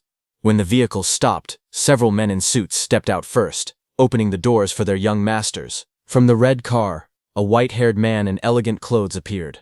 From another car, a muscular man in a sleeveless shirt climbed out confidently. Nearby students began whispering. One of them admired how beautiful and cool Xiaoyan looked, calling spiritual mind masters enviable. That white-haired man scoffed at the surroundings, saying the place wasn't elegant. Someone pointed out Lin Xinghe, from the Lin family, saying he was almost tier 2, but far too flashy. The muscular man in front adjusted his gloves and told his group to move. Someone else in the crowd explained who he was, the city lord's son, Wang Tantuo. With 95% fire attribute compatibility and a special physique, he stood out even among geniuses. The three elites walked forward together, surrounded by bodyguards. Their arrival drew everyone's attention across the training grounds. Su Hong watched them calmly from the side. His classmates stood beside him, taking in the sight of the flashy newcomers. In his mind, Su Hong recognized the trio. They were the top Star City geniuses President Wu had mentioned. A faint smile appeared on his face as he wondered just how genius they really were. The instructor then stepped forward with a clipboard in hand. He announced that everyone had arrived and that he would now explain the rules for the entrance assessment. The crowd gathered around him in a wide circle. He told them that the actual training camp was located 30 kilometers deeper inside the Tianlin mountain range. He explained the next rule. Some of the fierce beasts in the mountains carried these tokens inside their bodies.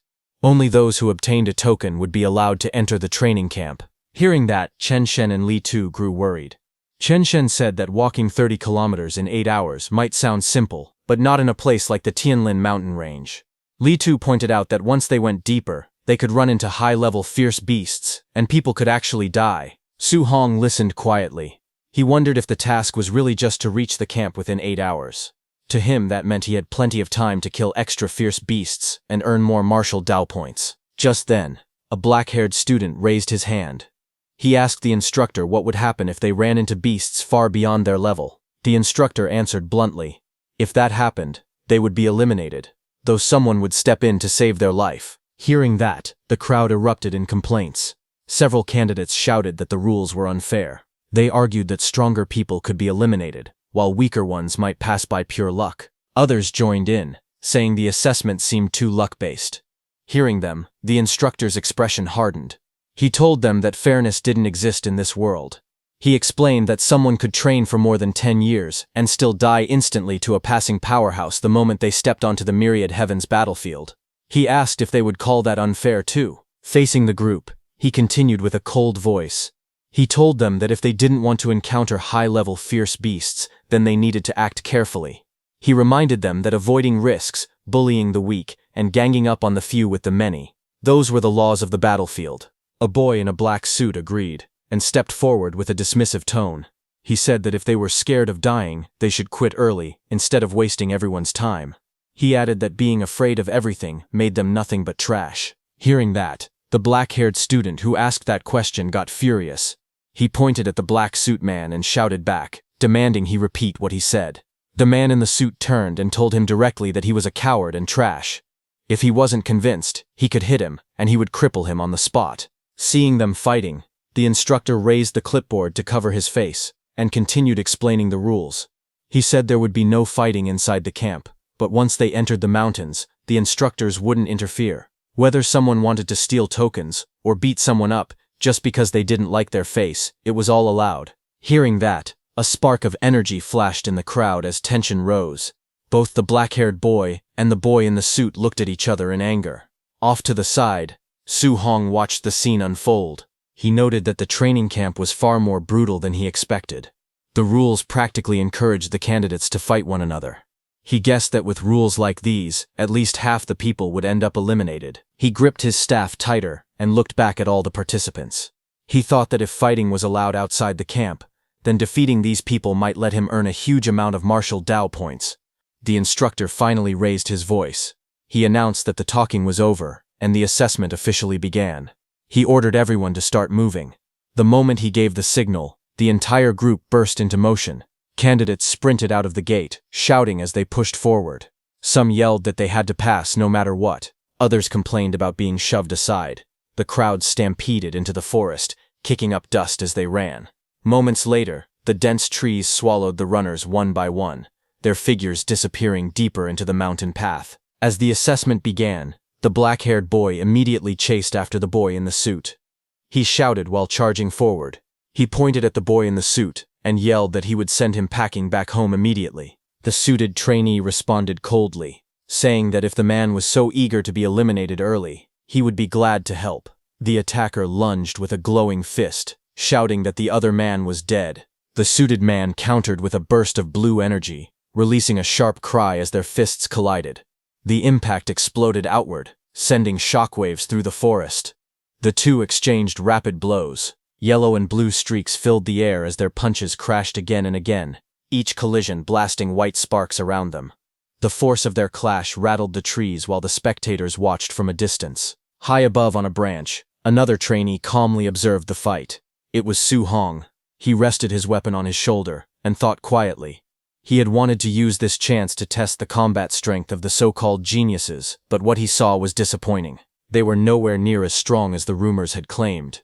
He sighed, concluding that even if he defeated every one of them, he probably wouldn't earn many martial Dao points. Su Hong turned and walked through the forest, deciding to move away from the noise behind him. He thought that it was better to spend his time hunting more high-level fierce beasts instead. But behind him, those two boys' loud arguing echoed in the woods. They clashed, their hands locked together, blue and yellow energy bursting between them. One of them shouted that poor trash would always be poor trash, and that no amount of training could compare to generations of his family's wealth. The other fighter yelled back, refusing to be grouped with what he called poor trash. Their voices carried through the trees, and hearing them, Su Hong stopped, stunned as the insults repeated, calling people working-class losers and insisting that hard work was pointless. His expression darkened. A faint smile curved on his face as he muttered that he couldn't waste a martial Dao points delivery that had walked right up to him. He stepped forward toward the fighting pair and told them to stop fighting. When they looked up, Su Hong stood there holding a thick wooden stick. Blue energy flickered faintly around him. He stared at the two brawling trainees and asked, almost casually, why they didn't play with him instead. The two arguing trainees turned toward Su Hong. One of them shouted angrily, calling him another poor trash and warning that he would beat him up as well. The other scoffed, asking how someone at his level dared to butt into their fight. Su Hong didn't react. Instead, he told them they were misunderstanding him. He clarified and said how about they stop fighting with each other and team up to fight him instead. Hearing that, both trainees froze, staring at him in disbelief. Then one of them snapped. He charged forward with a roar, shouting how dare Su Hong look down on him. He shouted that Su Hong was dead and lunged with full force, fist drawn back. Su Hong didn't move until the attack reached him. His leg shot forward like a bullet, the air distorting from the speed. He kicked the boy in the stomach, and the boy was hurled backward in a blur. Su Hong's eyes glowed red as the strike landed cleanly. The trainee's face twisted in shock before he let out a pained shout. The force of Su Hong's strike tore through the clearing, sending that trainee flying across the ground. Wind spiraled violently, as the impact carved a clean path through the forest floor. The second trainee staggered back, shocked by the display of power. He stared at his fallen companion slumped against a tree. Fear crept across his face as he wondered how someone with equal strength could be defeated in a single move. Before he could react, Su Hong disappeared and rushed toward him in a blur.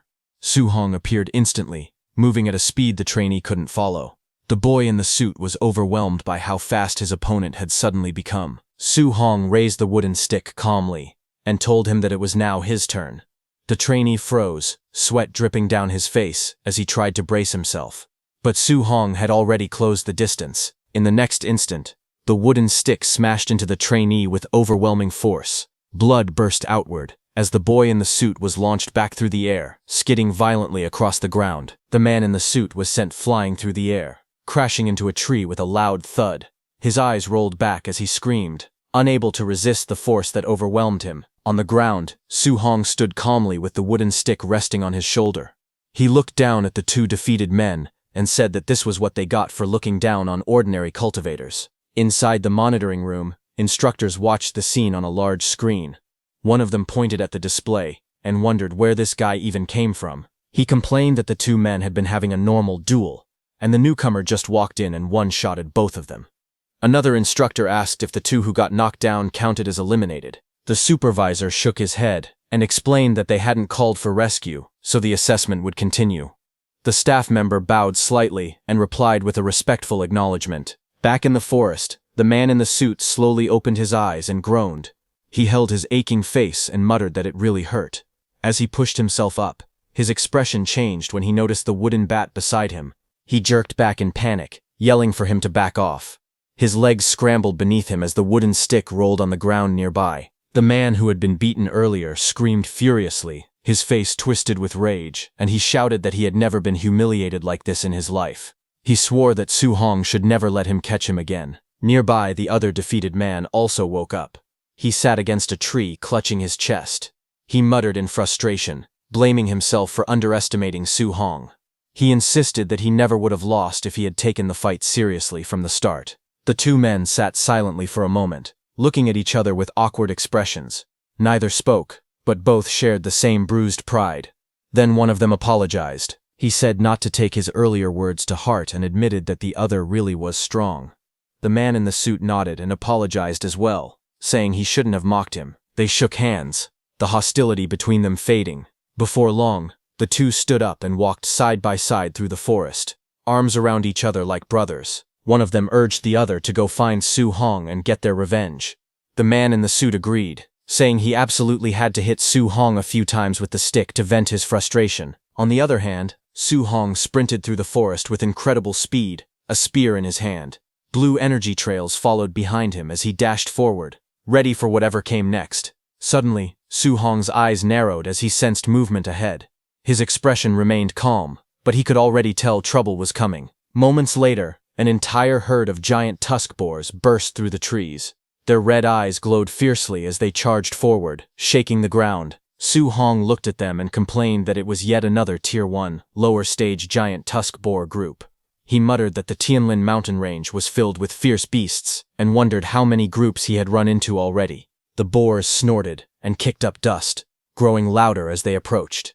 Their massive tusks cut through the air with a heavy whooshing sound. The herd roared together and rushed straight at him, their steps thundering across the forest floor. Seeing them coming, Su Hong's eyes sharpened, a golden flash reflecting in them as his focus intensified. In the next instant, golden lightning burst out around him. His spear swung in a wide arc, and glowing lightning lines cut through the charging boars. The entire area lit up as his attack struck them head-on. Su Hong passed by quickly with golden light wrapped around his arm as he swung his spear. The force of his attack slammed into the giant tusk boars, sending them crashing to the ground. Dust and shockwaves rippled through the forest. When the fight ended, he stood quietly among the fallen beasts. System floating screens appeared around him, showing the martial Dao points he gained. He looked at them and said that before, defeating one beast would earn him several dozen points. But ever since he leveled up and became stronger, the rewards had been getting smaller and smaller. He let out a small sigh and said he should hurry up and find a token. He used his spear to cut open a boar's stomach. As he searched through the bodies, he muttered that the dozen or so Tier 1 lower-stage beasts he killed earlier had no tokens at all. He wondered if this new batch might have one. Soon, he crouched beside each fallen boar and searched them one by one. Every corpse turned up empty. He stood up again and said that, as expected, not a single token appeared. It seemed like only higher-level fierce beasts would have tokens inside them. Then, half an hour later, he moved swiftly through the forest. His spear cut through the wind as he dashed between trees, leaving long streaks of motion behind him. As he ran deeper into the forest, he thought about how things used to be. When he moved 3 to 5 kilometers inside, he could encounter more than 10 low-level fierce beasts in just 1 hour. But now, no matter how far he went, he couldn't find even a single one. Just then, a sudden roar cut through the silence. A massive black tiger, its eyes glowing red, leapt out from the trees and pounced toward him with incredible speed. Wind tore through the air as its claws descended. Su Hong looked up sharply, his eyes glowing blue. A smile appeared on his face as he recognized the creature. He finally found one. This was a Tier 1 upper stage Dark Knight black tiger. Blue energy gathered at his fingertips. The power swirled and brightened until it burst outward. He thrust his glowing finger downward.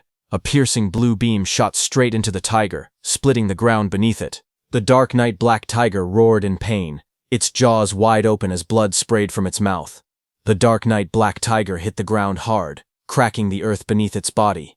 Dust scattered around it as it struggled, its body twitching from the impact. Su Hong didn't slow down. He gripped his spear tightly and lunged forward with incredible speed.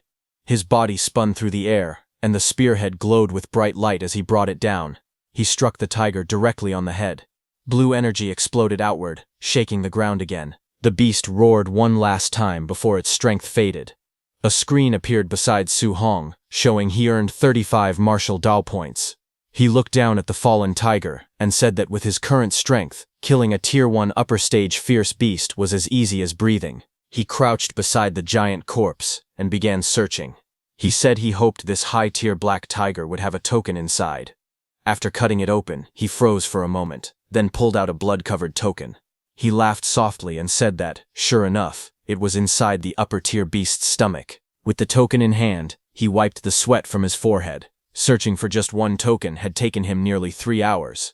Looking at the token in his hand, Su Hong thought about the beasts he had encountered. Tier 1 lower stage boars appeared everywhere, while upper stage black tigers only showed up once every half hour. As he walked, he realized something. The deeper he went into the mountain range, the stronger the beasts became. But there were fewer of them. He glanced at the corpse of the black tiger at his feet. Tier 1 upper stage black tigers gave more martial Dao points, but seeing only one every 30 minutes made it inefficient. Hunting the low-level fierce beasts on the outer edges would actually earn him more martial Dao points overall. He gripped the token and smiled to himself. Instead of chasing quality, he decided he might as well make it up in quantity. He raised his head and continued forward. There were 5 hours left in the assessment. He needed to gather enough martial Dao points to max out his mortal body progress. As he walked deeper, the forest shifted from sunlight to shadows. A blood-soaked clearing came into view. Deer were torn apart, their bodies floating in pools of red. The ground was littered with the corpses of boars, their bodies piled up everywhere. Su Hong had killed them all. Just as Su Hong killed another boar with his bare hands, suddenly a massive bear with glowing red eyes lunged forward, roaring as it swung its claws down. Blood splashed across the ground as he moved to dodge the sudden attack. He spun to the side with incredible speed. Flames wrapped around Su Hong's fist as he charged at the bear. He said that after killing dozens of Tier 1 fierce beasts, he had finally run into another Tier 1 middle stage one. His fiery punch shot forward like a blazing cannon. The bear was blasted off the ground, flying through the forest as an explosion of light followed behind it. The bear hit a rock wall hard, roaring in pain. Blood poured from its mouth as it tried to raise its head. Su Hong appeared in the reflection of the bear's eye, already leaping toward it with another strike prepared. The bear's eye trembled as he closed in. Su Hong slammed his fist down with blazing force, driving a beam of fiery energy straight onto the bear's head. The impact sent shockwaves through the ground as the beast's body was pushed backward. The force continued dragging the bear across the forest floor until it crashed violently into a large tree. The tree snapped in half from the impact, leaves scattering through the air. When everything settled, Su Hong stood covered in blood and dirt. He looked at his fist and spoke calmly. He said that once his mortal body reached 60%, he could kill Tier 1 middle-stage fierce beasts with physical strength alone. A system panel appeared in front of him, showing his stats. He noted that he had already earned 254 martial Dao points. With a little over 100 more, he could max out his mortal body progress. The panel listed his name, Su Hong, along with 120 blood energy, 26.5 spirit, and 64.6% mortal body physique. It also displayed his guidance arts, Thunder Guidance, and Heavenly Flame Guidance, both at level 3, and his martial skills, such as Void Piercing Finger, Rage Sea Spear Technique, and Thunder Rush Fist, all in perfect state. Below it, his martial Dao points total was shown as 254. Su Hong then looked ahead and tightened his grip on his weapon. He said there were still over 3 hours left, and he absolutely had to gather all the martial Dao points he needed. But before he could do anything, suddenly a very loud roar echoed across the trees. Su Hong stopped and looked up as the noise echoed through the forest. With sweat on his face, he asked what that sound was.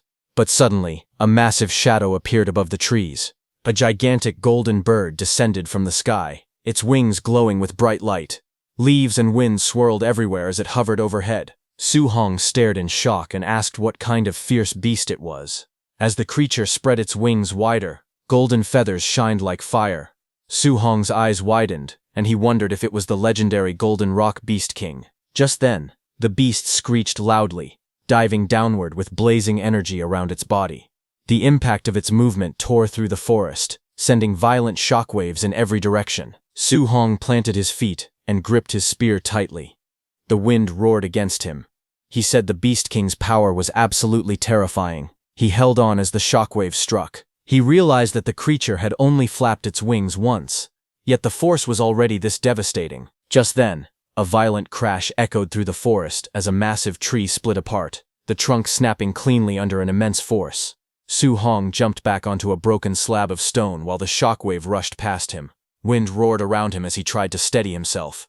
He looked into the sky and asked what kind of ferocious beast could cause something like this. Pressed against a cliff wall, sweat ran down his face. He admitted to himself that he had recently grown a bit complacent about his strength. But now, faced with such overwhelming power, he realized that in front of true top-tier experts, he was nothing more than an ant. But his eyes suddenly widened. He saw something else approaching. High in the air, the Golden Rock Beast King hovered with its wings spread wide. A second figure approached, also shining with powerful golden light. Seeing that glowing sphere, Su Hong wondered if that figure could be rank 7 Grandmaster Qin Tianli. Wrapped in a fierce aura, Qin Tianli stepped forward, flames swirling around him. He called out to the Beast King, announcing himself as Qin Tianli.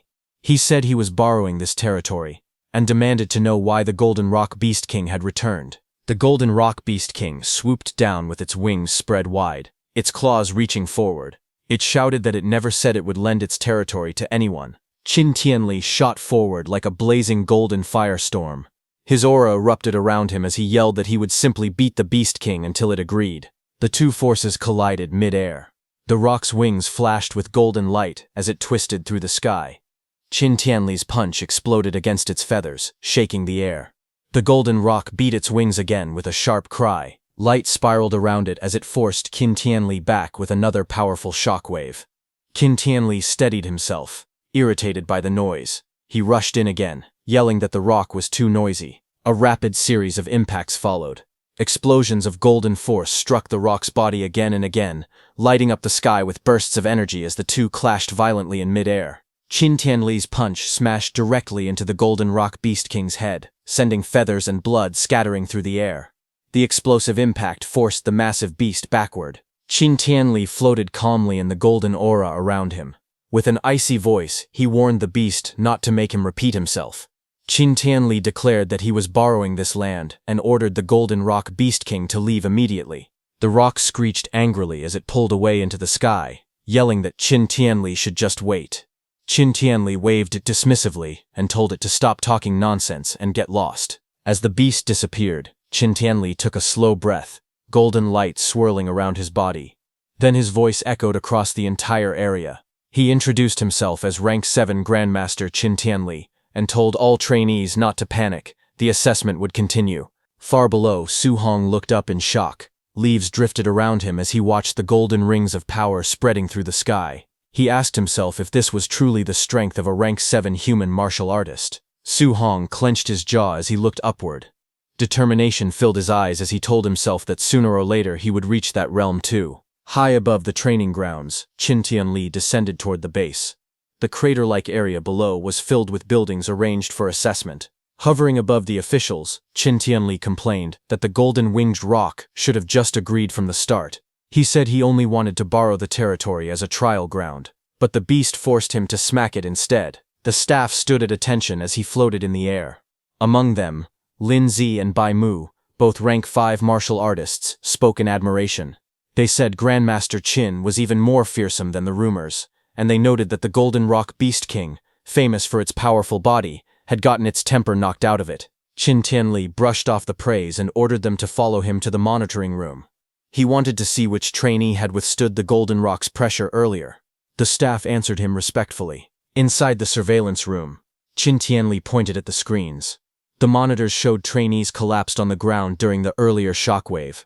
Lin Zi explained that most of them had been unable to move under the Golden Rock's aura. Qin Tianli stared at the surveillance footage with surprise.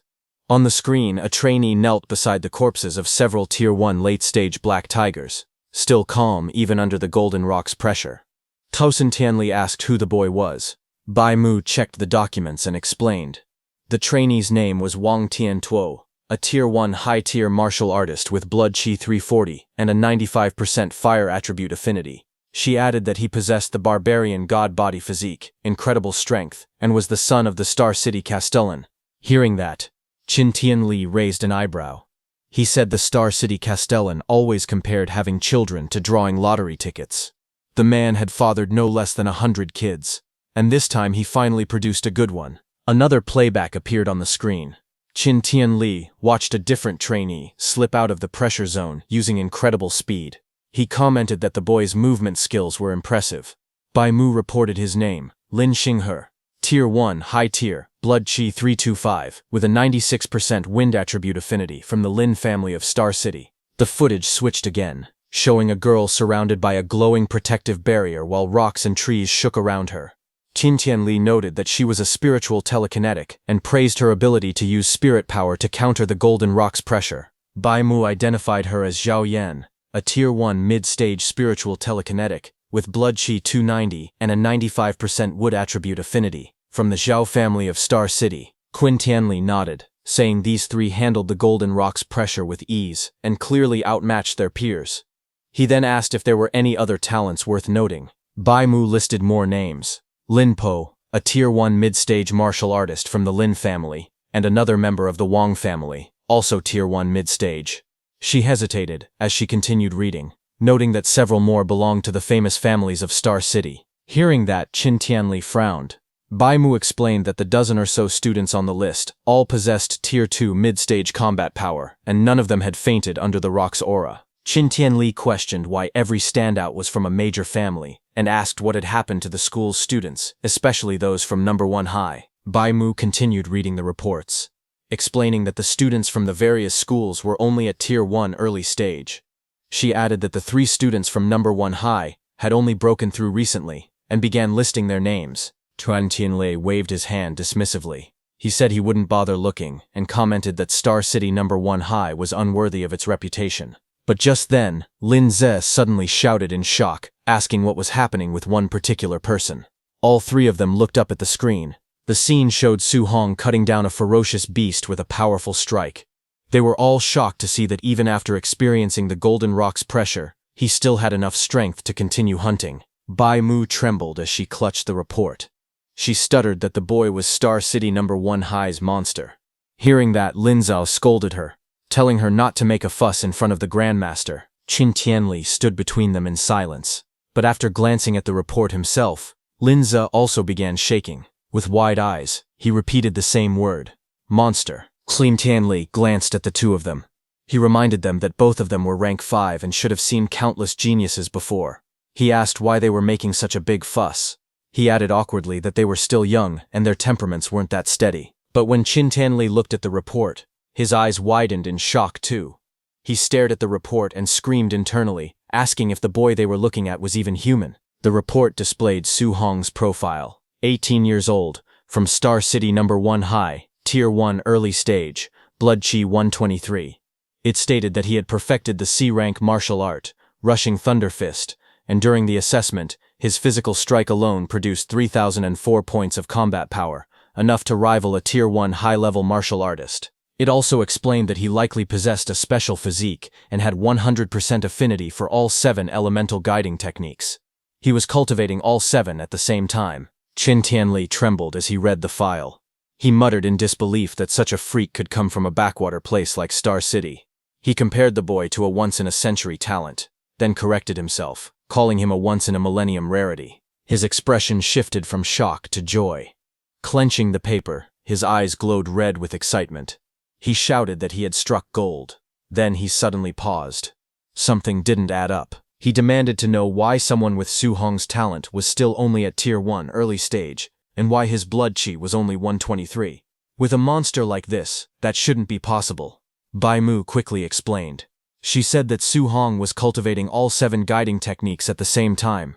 Hearing that, Grandmaster Qin erupted in frustration as he read Su Hong's details again.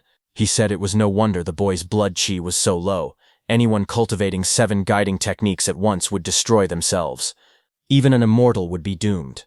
With that kind of strain, Qin questioned how Su Hong's cultivation could rise at all. He growled that the president of the Star City Martial Arts Association, Wu Linxin, should have explained this to the child but hadn't. Just then, a staff member stepped into the room, reporting that trainees were now arriving at the training camp one after another. Qin nodded and said they would go take a look. Outside, the first 3 trainees quickly greeted him. Wang Tiantuo stepped forward and saluted, addressing himself as a junior before Grandmaster Qin. Qin praised them, saying the 3 of them were very good. Then, 6 hours after the assessment began, more students staggered toward the camp. Some complained they thought they were going to die. Another reminded them they had faced the Golden Rock Beast King. At 7.5 hours, more trainees gathered. Qin stood above the group, while the students who arrived earlier said that there shouldn't be anyone left behind.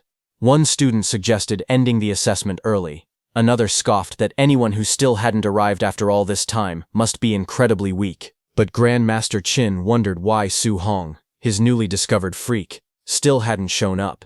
He worried that Su Hong might be lost somewhere in the forest. A hint of panic crossed his face as he thought that his precious treasure might get eliminated. Then, a few minutes later, Grandmaster Qin finally spotted a figure walking out of the forest. He let out a sharp snort, thinking that the brat had finally decided to show up. Su Hong stepped into the light, dragging his spear behind him. Dirt and blood covered his clothes. He muttered to himself that he had made it in time. He admitted he had been so focused on earning martial value that he had almost forgotten the deadline. When he entered the camp, the other trainees looked at him in shock. One of them whispered that Su Hong was even more ruthless than he was. Another said he didn't see any injuries on Su Hong at all, and wondered how many beasts he had killed to end up so dirty. 2 men who had been embarrassed by Su Hong earlier glared at him from the ground. One shouted that he had finally waited long enough for Su Hong to arrive. The other stopped him, saying not to rush. Once they entered the training camp, there would be plenty of opportunities to deal with him. Nearby, the 3 elite trainees watched Su Hong approach. One commented that Su Hong had passed right at the deadline and called him an expert. Another simply said it was interesting. Wang Tiantuo, resting with his eyes closed, only gave a short nod in agreement. As the sunset cast a warm glow over the camp, Instructor Lin Zi stepped forward. He announced that the 8-hour limit had ended. Anyone who hadn't arrived by now was completely eliminated. He then said he would begin introducing the facilities and rules of the training camp. Instructor Lin began introducing the major facilities inside the training camp. He explained that the camp contained a gravity training room, a movement skill training room, and even a ferocious beast combat room. He continued the tour, pointing toward a large traditional building and announcing the martial arts pavilion.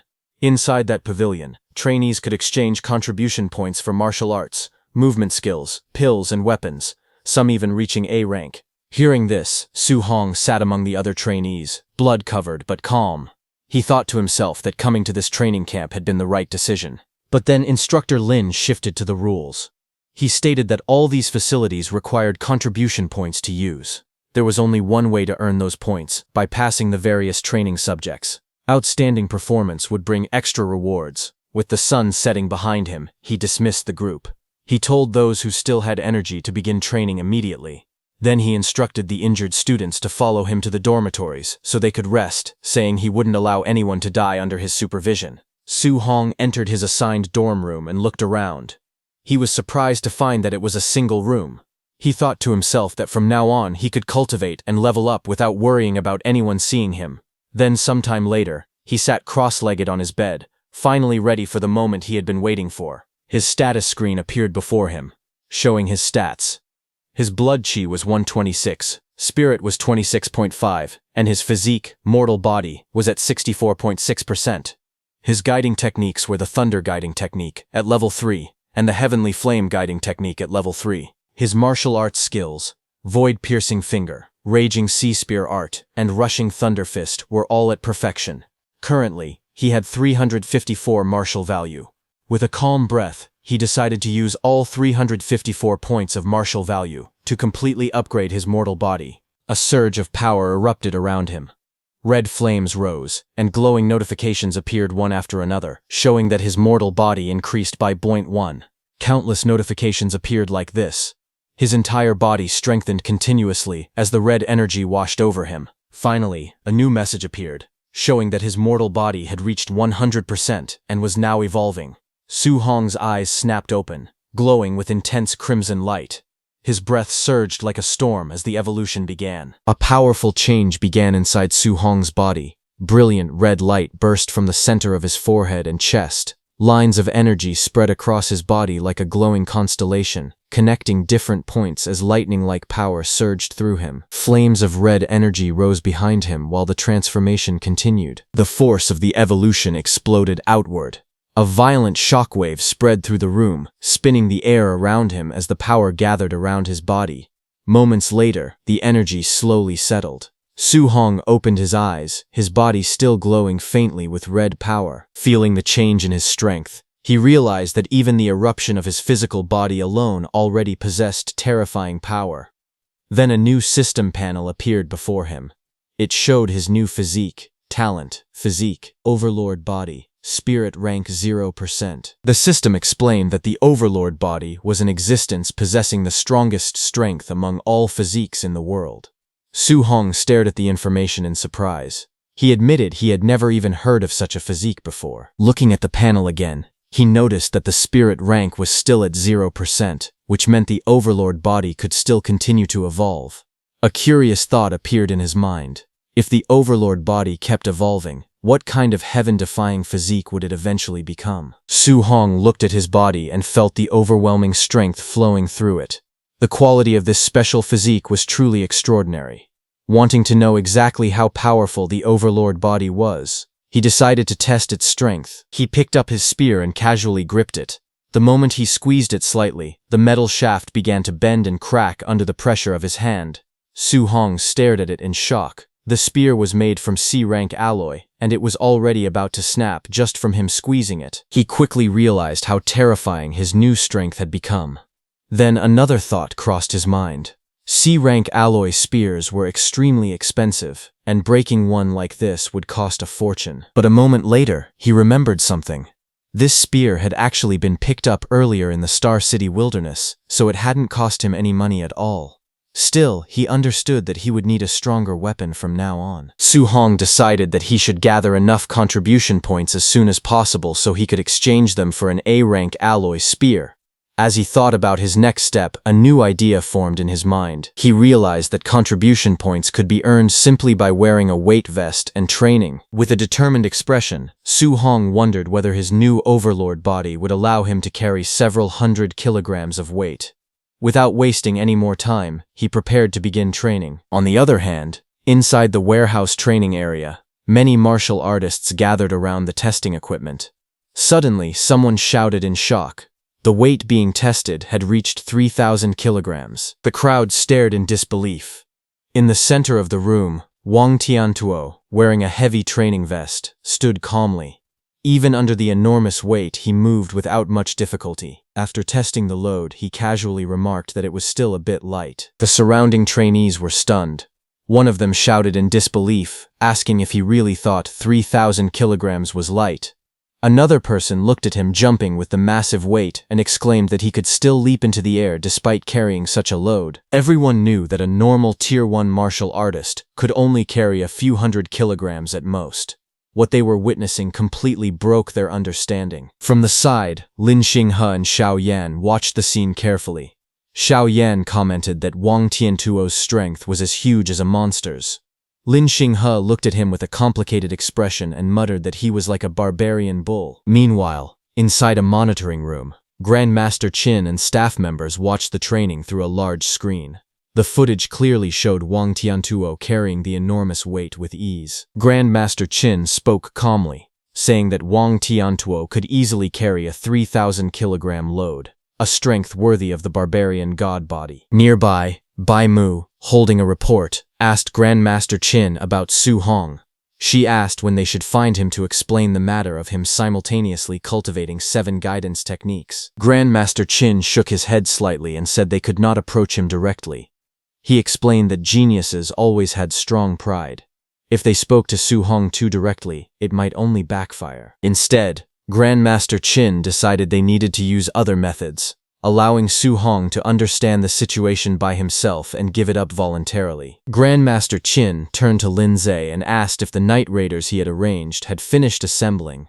Lin Zhe, standing beside him, replied that it would still take some time. Since they had to match the combat power of different students, arranging the personnel was a bit troublesome. Lin Zhe then smirked slightly and explained that the trainees had just finished the camp entrance assessment, so their mindset was probably very relaxed right now. Because of that, if they suddenly encountered a night raid, they would definitely panic and howl in misery. Grandmaster Qin then gave another order. He instructed them to arrange a Tier 1 high-stage martial artist to fight Su Hong, saying that he wanted Su Hong to be overwhelmingly defeated. After that, he planned to personally explain the disadvantages of simultaneously cultivating 7 guidance techniques. Once Su Hong experienced defeat, he believed that he would obediently listen and give it up. Hearing that, Lin Zhe hesitated and spoke carefully. He pointed out that a Tier 1 high-stage martial artist usually had more than 400 vitality and around 5,000 combat power points, while Su Hong's vitality was only a little over 100. Worried, Bai Mu said that this might not end well. If Su Hong were beaten too badly, his Dao heart might collapse from the defeat. Grandmaster Qin immediately rejected the concern. He said that he was doing this only to correct Su Hong's mistakes. With a cold expression, he added that if Su Hong's Dao heart collapsed so easily, then it would only prove that he was nothing but trash. Later that night, as Su Hong was going toward the warehouse, he heard someone shouting loudly that Wang Tiantuo was going to train in the gravity room, and everyone hurried over to watch the scene. Su Hong stood inside the training equipment room. When he heard that everyone had gone to watch Wang Tiantuo's training, he thought that he should also go take a look later. Before leaving, he noticed some equipment inside the room. On a nearby table was a box labeled "Scoring Bracelets, pick up on your own." Su Hong picked up one of the bracelets and examined it carefully. He wondered if this was the smart bracelet used for calculating points. After putting it on, he walked further inside the room and looked at the training equipment arranged there. In front of him were several weight vests used for training. He stopped in front of a rack labeled 1,500 kilograms and looked at the heavy vests hanging there. Then he continued walking and eventually saw another rack with an even larger label, 10 tons. Su Hong stared at it in surprise. He wondered if the heaviest one really weighed 10 tons, and whether it was forged from some kind of super heavy alloy. Looking at the massive weight vest, he couldn't help but question who could possibly wear something like that. After thinking for a moment, Su Hong decided to try one. The moment he lifted it and held it in his hand, his body immediately trembled under the terrifying weight. He realized that the vest was extremely heavy. Even though he could still wear it, the weight greatly reduced his speed, and he knew he wouldn't be able to last very long under such pressure. He then removed his jacket and picked up 5 tons of weight. With the heavy vest strapped to his body, Su Hong began testing his movements inside the training room. Each step slammed heavily against the ground as he moved, the tremendous weight making every motion difficult. Despite the pressure, he quickly adjusted his posture and stabilized his breathing. After testing it for a moment, he concluded that the 5-ton weight load was the most suitable level for him right now. Standing there in the training room, Su Hong thought about the others. He wondered how much weight Wang Tiantuo and the other 2 had chosen for their training. Since they were already at the Tier 1 high stage, he guessed their strength should be around the same as his, or maybe even a little stronger. After thinking for a moment, Su Hong wore his jacket on top of the weight vest and decided he should go watch their training. Observing their cultivation methods might help him learn something useful. With that thought in mind, he quickly left the training room and headed toward the gravity training hall, hoping to gain some experience. Outside the massive building, many students had already gathered, watching the training inside through a large display screen. Some of them spoke in amazement. They said that Wang Tiantuo was truly unbelievable because he had entered the gravity room without even removing his 3-ton weight vest. Another person added that Wang Tiantuo had even set the gravity to double the normal level, which sounded completely absurd. Inside the gravity chamber, Wang Tiantuo could be seen struggling slightly while moving under the overwhelming pressure. But even so, everyone watching knew the terrifying truth. The weight he was carrying had already reached 6 tons. Standing outside the gravity training hall, Su Hong listened to the discussions around him. When he heard that Wang Tiantuo's weight vest was only 3 tons, he was slightly surprised. To him, that sounded unexpectedly light. Realizing this, Su Hong understood that he might have misjudged the true toughness of the overlord body. Nearby, several students were gathered together, talking quietly. Su Hong recognized them as Chen Shan and Li Tu. He walked over and asked them what was going on. He wondered why they were standing outside instead of entering the gravity room to cultivate. Chen Shan explained with a sigh that the people inside were far stronger than they had expected. Compared to them, the 3 of them were lagging far behind. Because of that, they didn't want to go inside right now. If they entered the training room, they would definitely be singled out for comparison, which would be extremely embarrassing. Su Hong listened to their explanation and simply sighed, wondering if that was really the only reason. Without hesitating, he began walking toward the entrance of the gravity room. Seeing this, the others called out to him in surprise. They asked if Su Hong was really planning to go in right now, warning him that he might embarrass himself. They suggested waiting until there were fewer people before entering. However, some of the students watching from a distance began mocking him. One person sneered, asking if Su Hong was missing a brain. Another guessed that he probably wasn't even wearing a weight vest and was simply trying to surpass Wang Tiantuo by increasing the gravity multiplier instead. Someone else mocked him further, saying that a person with no sense of shame could become invincible in the world. But Su Hong ignored them and walked straight into the gravity room, without hesitation. He knew that gravity training rooms were extremely expensive to build, and usually only powerful aristocratic families could afford to use them. Ordinary martial artists rarely had the chance to train in such a place. Because of that, Su Hong was determined not to waste this rare opportunity. Inside the room, he quickly calculated the pressure he would face. Wearing a 5-ton weight vest, if the gravity were doubled, the pressure on his body would reach 10 tons. Under that level of force, he knew he would only be able to hold on for a little over 10 minutes. After thinking for a moment, Su Hong decided it would be better to start with 1.5 times gravity so he could last a bit longer. He reached out and adjusted the control panel. The screen immediately displayed the setting: Gravity 1.5x. The moment the gravity field activated, Su Hong's body trembled violently under the sudden pressure. The weight pressing down on him felt overwhelming. Outside the gravity room, the students watching through the screen began talking among themselves. Some of them mocked him, saying that he wasn't even wearing a weight vest, yet he only set the gravity to 1.5 times, which made no sense. Others laughed and pointed out that he had arrived last during the assessment, so they assumed his strength must be weak. To them, the situation looked ridiculous. But inside the gravity room, Su Hong ignored the outside voices. He sat down cross-legged and began circulating his energy, activating his guidance technique while enduring the heavy gravity. Under the crushing pressure, cultivating the technique became much more difficult than usual. Yet Su Hong quickly realized something important. Even though the difficulty had increased significantly, the speed of his cultivation had also accelerated greatly. 2 hours later, Su Hong was still inside the gravity room. Red energy flames surrounded his body as he continued circulating his guidance technique under the intense pressure. Sweat poured down his face, and his breathing became heavier, showing how exhausting the training was. After enduring the pressure for a long time, Su Hong finally stopped and checked his progress. Aside from the Thunder Guidance Technique and the Heavenly Flame Guidance Technique, all of his other guidance techniques had leveled up by 1 level. A system panel appeared in front of him, displaying his updated status. His vitality had increased from 126 points to 130 points, and his other techniques had improved as well. The results clearly showed that training inside the gravity room had greatly boosted his cultivation progress. Su Hong realized that the gravity room's effect was far better than he had expected. If the gravity training could produce such results, then the movement technique room and the ferocious beast room would probably be just as effective. Feeling completely exhausted, Su Hong slowly stood up and reached toward the control panel. With trembling hands, he turned the gravity machine off.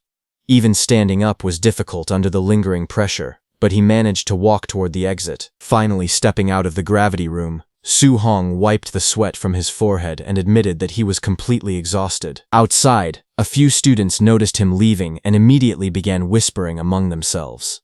They mocked him, saying that the student who ranked dead last in the assessment had come out of the gravity room very quickly. One of them laughed and said that Su-hong wasn't even wearing a weight suit, yet he still couldn't handle 1.5 times gravity and came out drenched in sweat.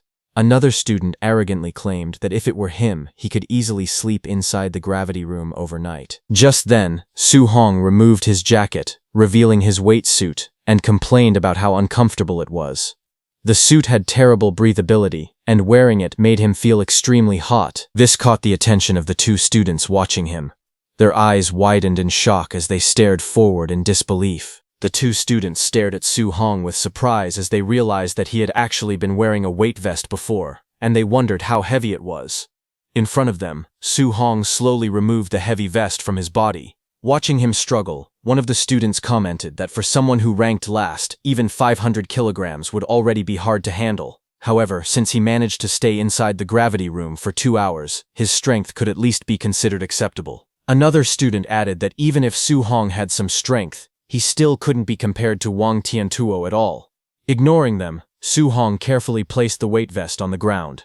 Meanwhile, the others continued talking, saying that comparing anyone to Wang Tiantuo was a joke, because no one among them could match that monster. At that moment, someone suddenly shouted that Wang Tiantuo was coming out.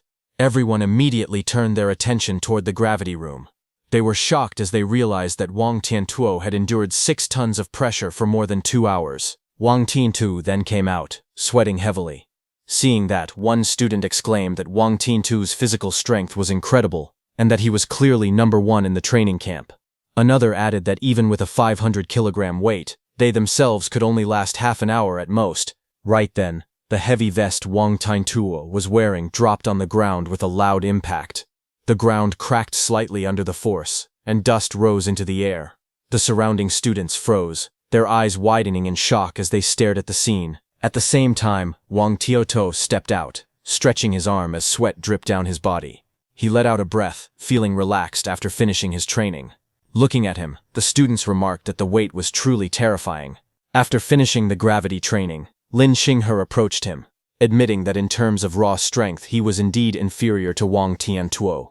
However, he suggested that they go to the movement technique room and compete there instead. Hearing that, Wang Tiantuo sighed and said that Lin Xinghe cultivated an A-rank movement technique, and it even had the wind attribute. Competing against him in that field would be nearly impossible. Hearing this, Su-hong was shocked because an A-rank movement technique was extremely rare and powerful. Su-hong smiled and acknowledged that although his overlord body granted him tremendous physical strength, he was currently lacking a high-level movement technique. Soon, everyone arrived at the movement technique training room. Someone recognized the technique being used and exclaimed that it was the A-rank movement technique called Flying Swan, Startling Cloud Step. Its power was overwhelming. One of the students admitted that when he set the training difficulty to level 3, the room became densely packed with flying arrow projectiles. He couldn't even dodge them properly. And Lin Xinghe had actually set the difficulty to the maximum, level 10. Seeing this, all the students were stunned. They watched as Lin Xinghe moved inside the room, his figure flashing through the air like a streak of light. Arrows shot toward him from every direction, crisscrossing the space at terrifying speed. The attacks were so fast that the other students' eyes couldn't even keep up. One of them admitted that he wouldn't last even a single second under that level of speed and pressure. As Lin Xinghe moved gracefully through the training room, pink petals suddenly began to swirl around him. His figure looked almost unreal, like a scene from a dream. Someone in the crowd couldn't help but shout that he actually had spare energy to show off, wondering where those petals even came from. Another person immediately protested, saying it wasn't showing off at all. All they could think about was how handsome he looked. Watching from the side, Su-hong commented that it was a good movement technique.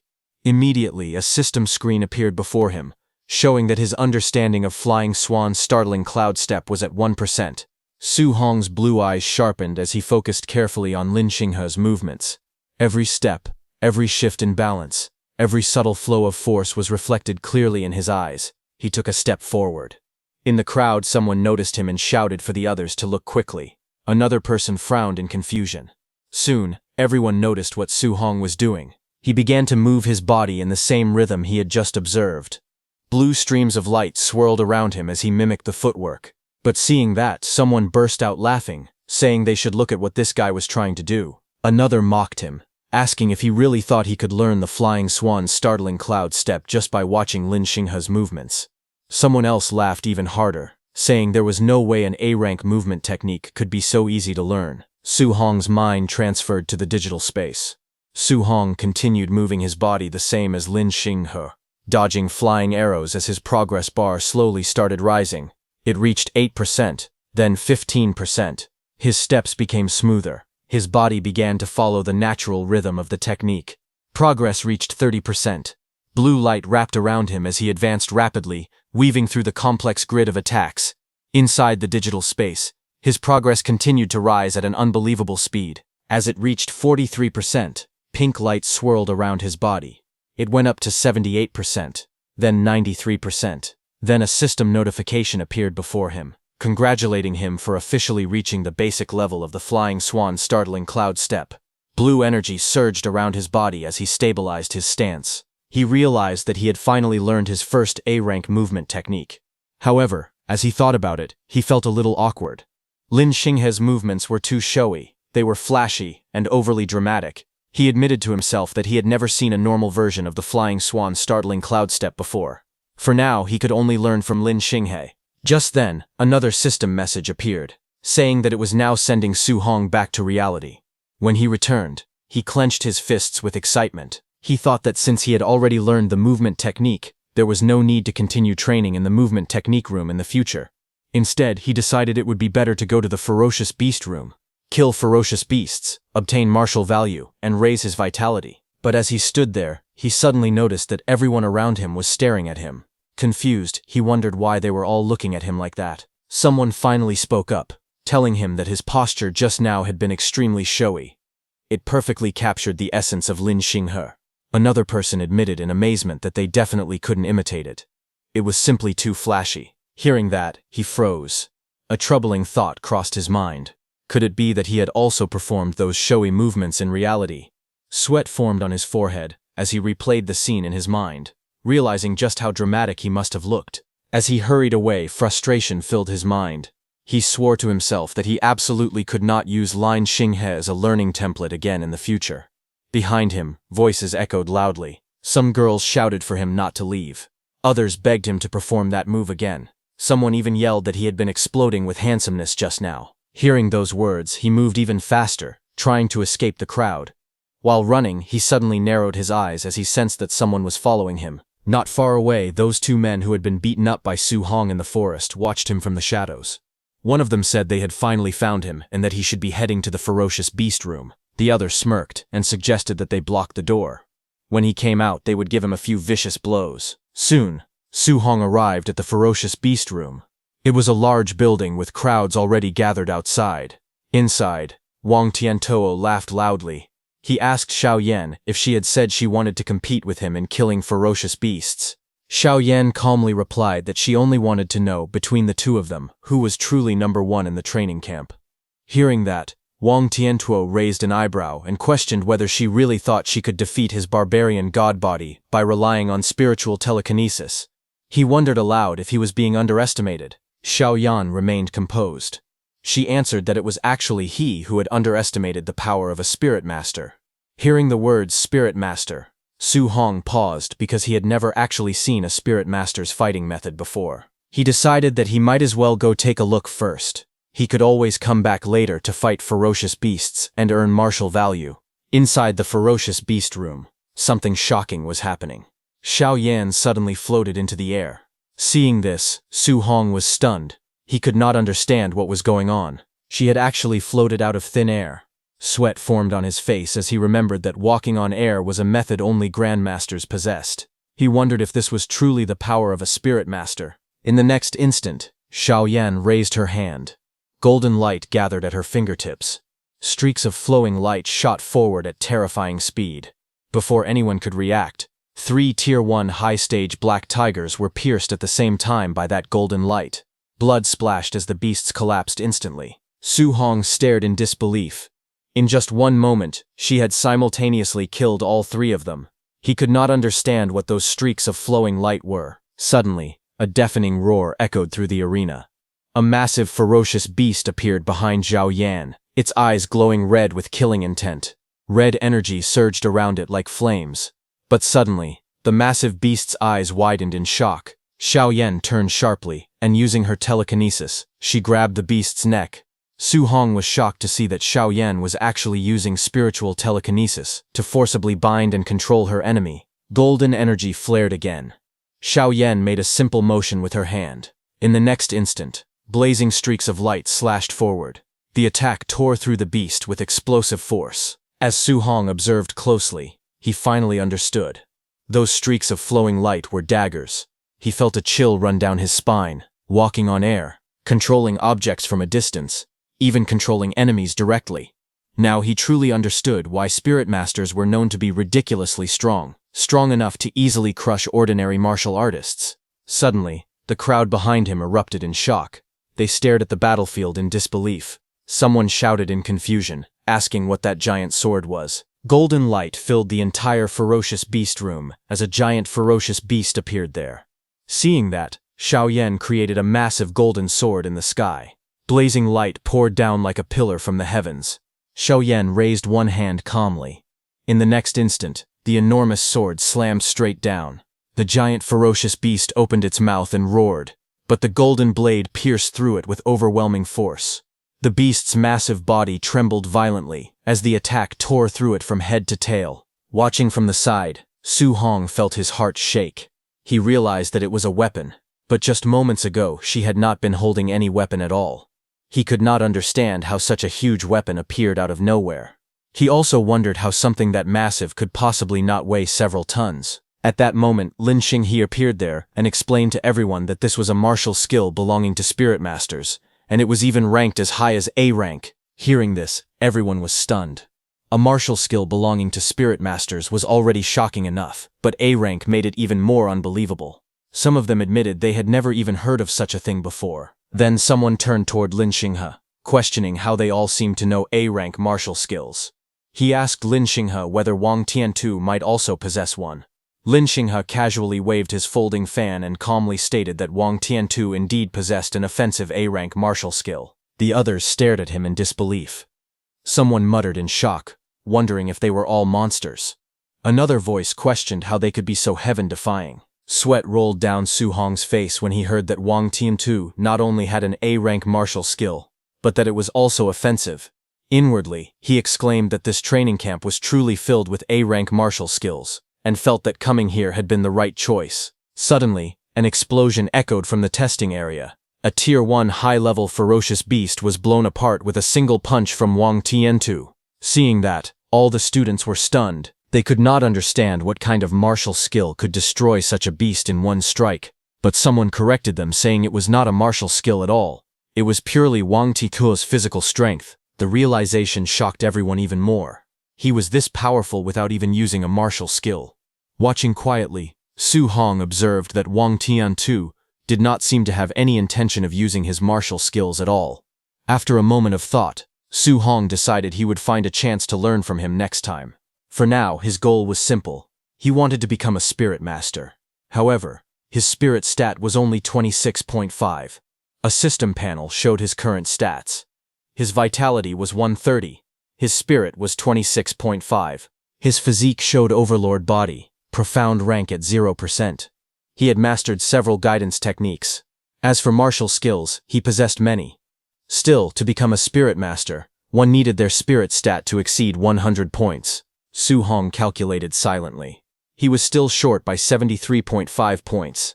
Then he calculated that 73.5 points in spirit meant he needed 735 points of martial value.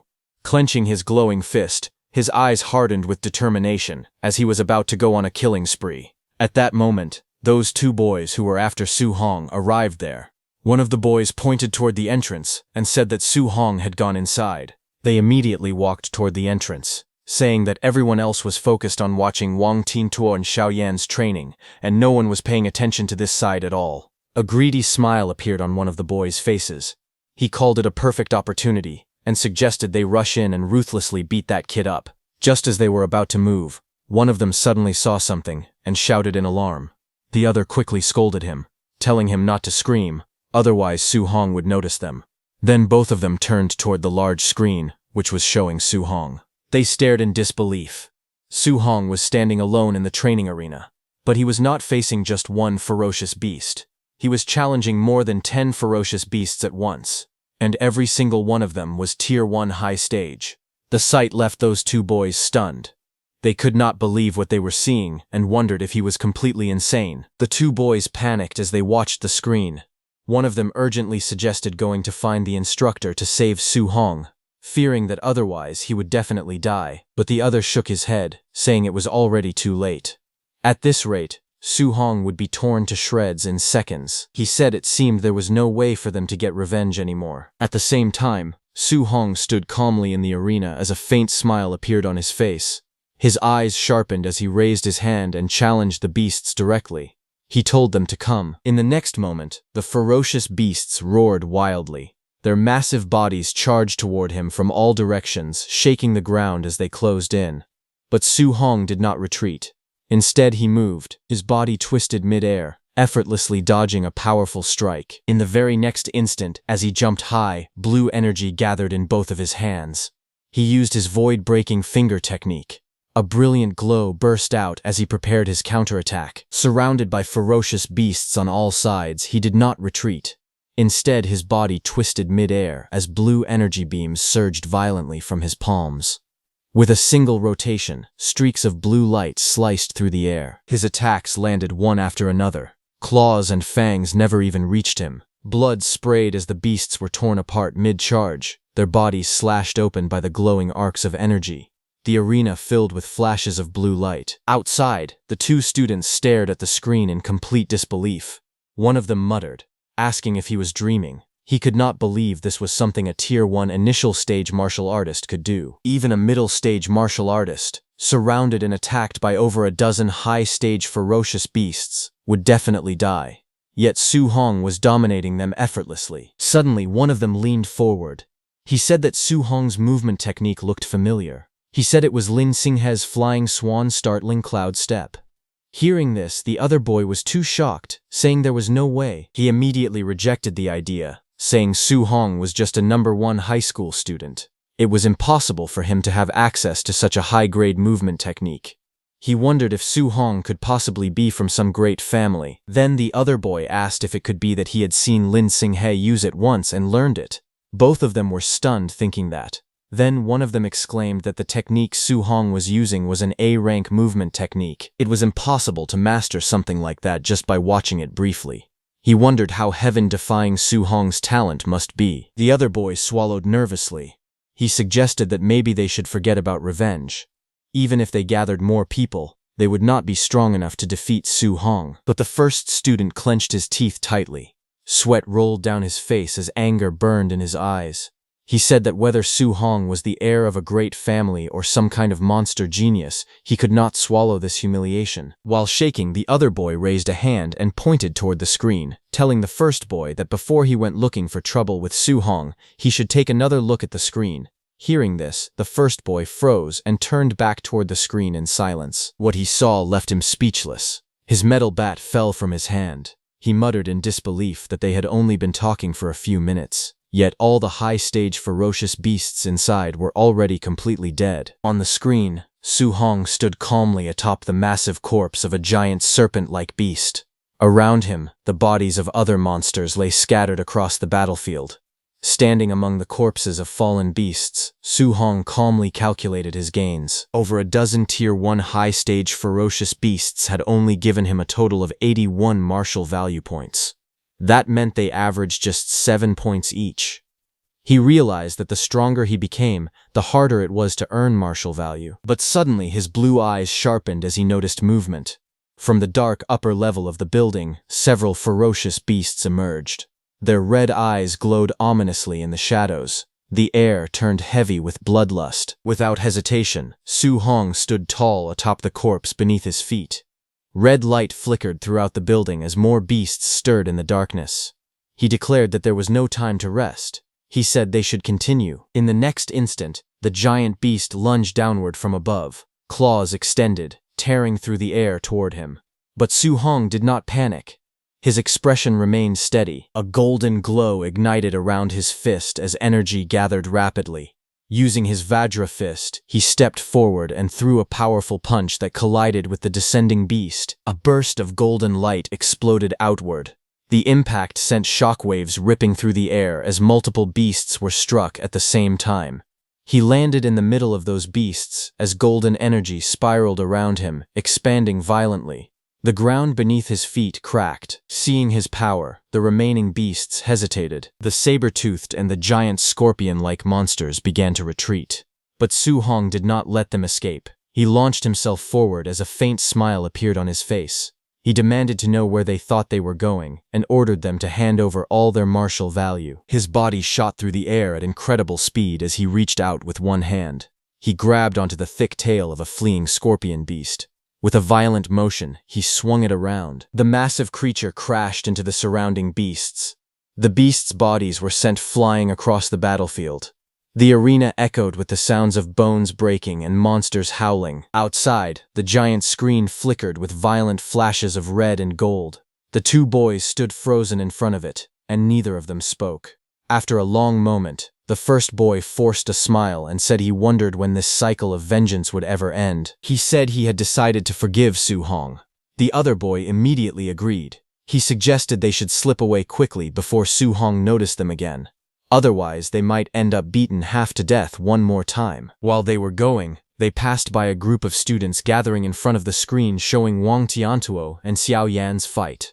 Someone shouted that 9 Tier 1 high-stage ferocious beasts had been hammered to death by Wang Tiantuo in less than 10 minutes. Another voice added that Xiao Yan had stood completely still and killed a full 8 Tier 1 high-stage ferocious beasts. The crowd buzzed with shock. Just then, one man noticed the two boys and called out to them. The two boys stiffened and slowly turned around. The man asked if they were back already. He asked if they were supposed to be getting revenge and whether they had already beaten that kid up. The two exchanged nervous glances. One of them scratched the back of his head and laughed awkwardly, saying yes. Both of their expressions stiffened completely as they admitted the truth in their minds. If they had not been clever enough to retreat in time, they would have been lying on the ground like dead dogs right now. They complained that this training camp was outrageous. It was filled with heaven-defying monsters everywhere. Just then, the massive doors of the training ground opened with a loud sound as Wang Tiantuo and Xiao Yan came out. Seeing that, someone shouted that they had come out. Xiao Yan was surprised to see that Wang Tiantuo had killed so many ferocious beasts. She said that even with the overlord body, he must be exhausted. She asked how many contribution points he had earned. Wang Tiantuo glanced at his wrist display and announced that he had earned 280 points. Xian Han also checked her own screen and said she had 270 points. Hearing this, the surrounding crowd instantly fell into an uproar. Someone shouted in disbelief that it was far too many. A Tier 1 high-level ferocious beast was only worth 5 contribution points. If calculated that way, the two of them must have killed 50 or 60 high-level ferocious beasts. Wang Tiantuo then checked the results of the weight vests and said that the contribution points for the weight vest had been settled at 100 points. Xiao Yan looked at her display and said she only had 50 points from it. Around them, other students began checking their own scores. One muttered that he had only gotten 20 points. Another complained that he had carried a 1-ton weight and only received 30 points. Someone in the back whimpered that he had only gotten 10 points, nearly on the verge of tears. The gap between them was painfully obvious. Just then, Lin Xinghe appeared and asked Wang Tiantuo and Xiao Yan who had won their ferocious beast hunting competition. Xiao Yan pointed at Wang Tiantuo and answered that it was him. From the side, people remarked that Lin Xinghe's points must also be heaven-defying. A guy sighed that with those 3 monsters around, everyone else could only fight for 4th place. Hearing everyone, the 2 boys standing behind who had seen Su Hong's power smiled. They called all those people ignorant because they knew that there was an even more terrifying monster in the training camp. Someone standing above those 3 so-called monsters. On the other hand, at Su Hong's side, 1 hour later, The battlefield had turned into a gruesome scene. The walls and surroundings were splattered with blood, and the bodies of ferocious beasts lay piled across the ground. The air felt heavy, filled with the aftermath of intense battle. On top of those corpses sat Su Hong, his body covered in sweat. He exhaled in exhaustion and let out a long breath. After continuously killing ferocious beasts for over an hour, even with his overlord body, he could feel the strain taking over. Even after everything, he was still far from reaching 735 martial value points. He then checked his training watch for points. Despite the exhaustion, he had gained 700 contribution points. He wondered what kind of rewards he could exchange for them at the martial art pavilion. His watch showed that for hunting ferocious beasts, he got 400 contribution points, and for the weight vest, he got 300 contribution points. The total stood at 700. After confirming it, he arrived at the martial art pavilion. Under the night sky, the grand building stood tall, glowing warmly with light. Inside the martial art pavilion, behind a long wooden counter, a receptionist in a pink suit lazily leaned back in her chair, resting her chin on her hand. Across from her, Su Hong stood calmly, flipping through a thick catalog. His eyes scanned the list carefully. A Tier 1 Vitality pill was for 10 points. A Tier 1 Blood Recovery pill was for 20 points. A Tier 1 Spirit Gathering pill was for 30 points. Another Tier 1 Spirit Gathering pill was for 50 points. He continued turning the pages and saw that an A-rank martial art, Explosive Palm, was for 2,000 points. Another A-rank martial art, Bone Netherfire Fist, was for 2,880 points. Then another A-rank martial art, Startling Swan Heavenly Roam, was for 3,000 points. Looking at it, Su Hong thought that A-rank martial arts were extremely expensive. The cheapest one cost 2,000 points. Compared to that, the prices of the pills were still acceptable, especially since there were spirit gathering pills available here. The receptionist looked at him with mild curiosity and asked whether he had decided what to exchange for. She examined him briefly and assumed he was only at the Tier 1 initial stage. In her mind, she guessed he probably could not afford to exchange for anything significant. Ignoring her assumption, Su Hong then asked calmly whether the spirit-gathering pills referred to the kind that could increase spiritual power.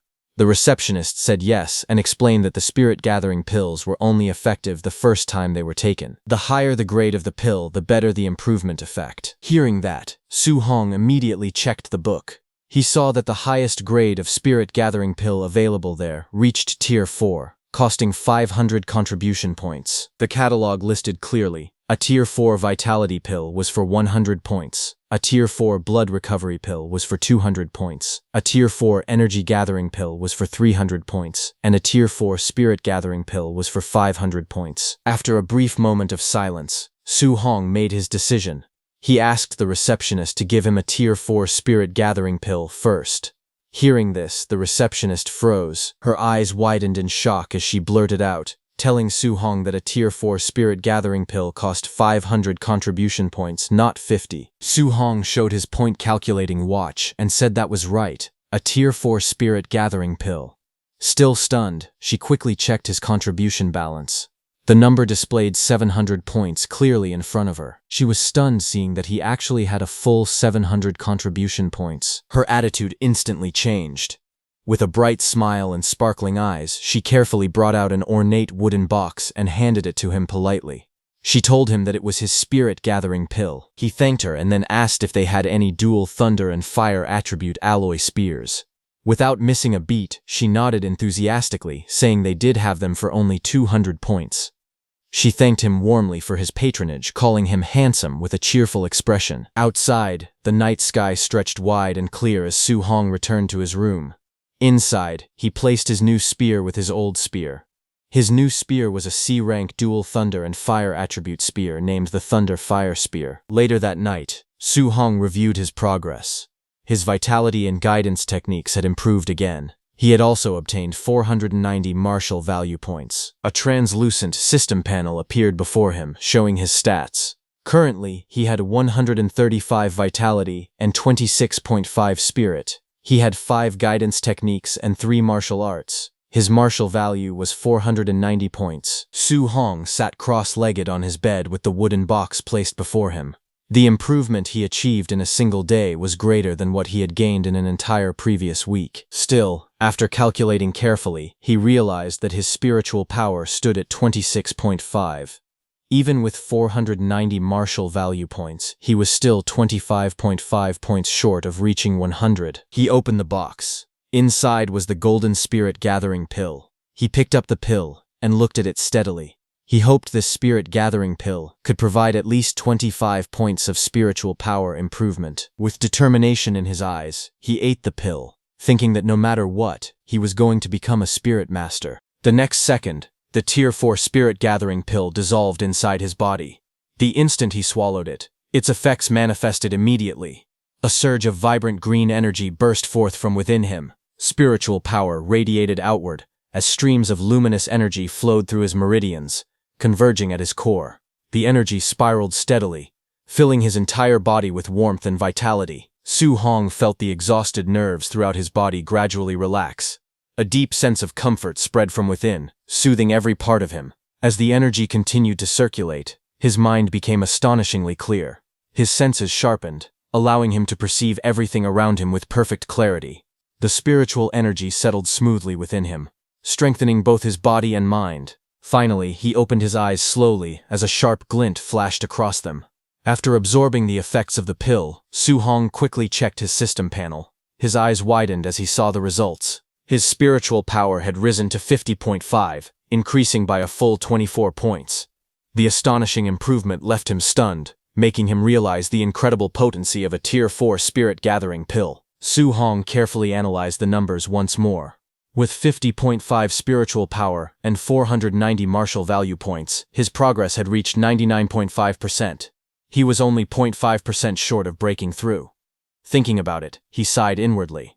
If he had known earlier, he would have hunted one more ferocious beast to obtain the remaining 5 martial value points needed for the breakthrough. A faint sense of regret crossed his face, but it quickly faded.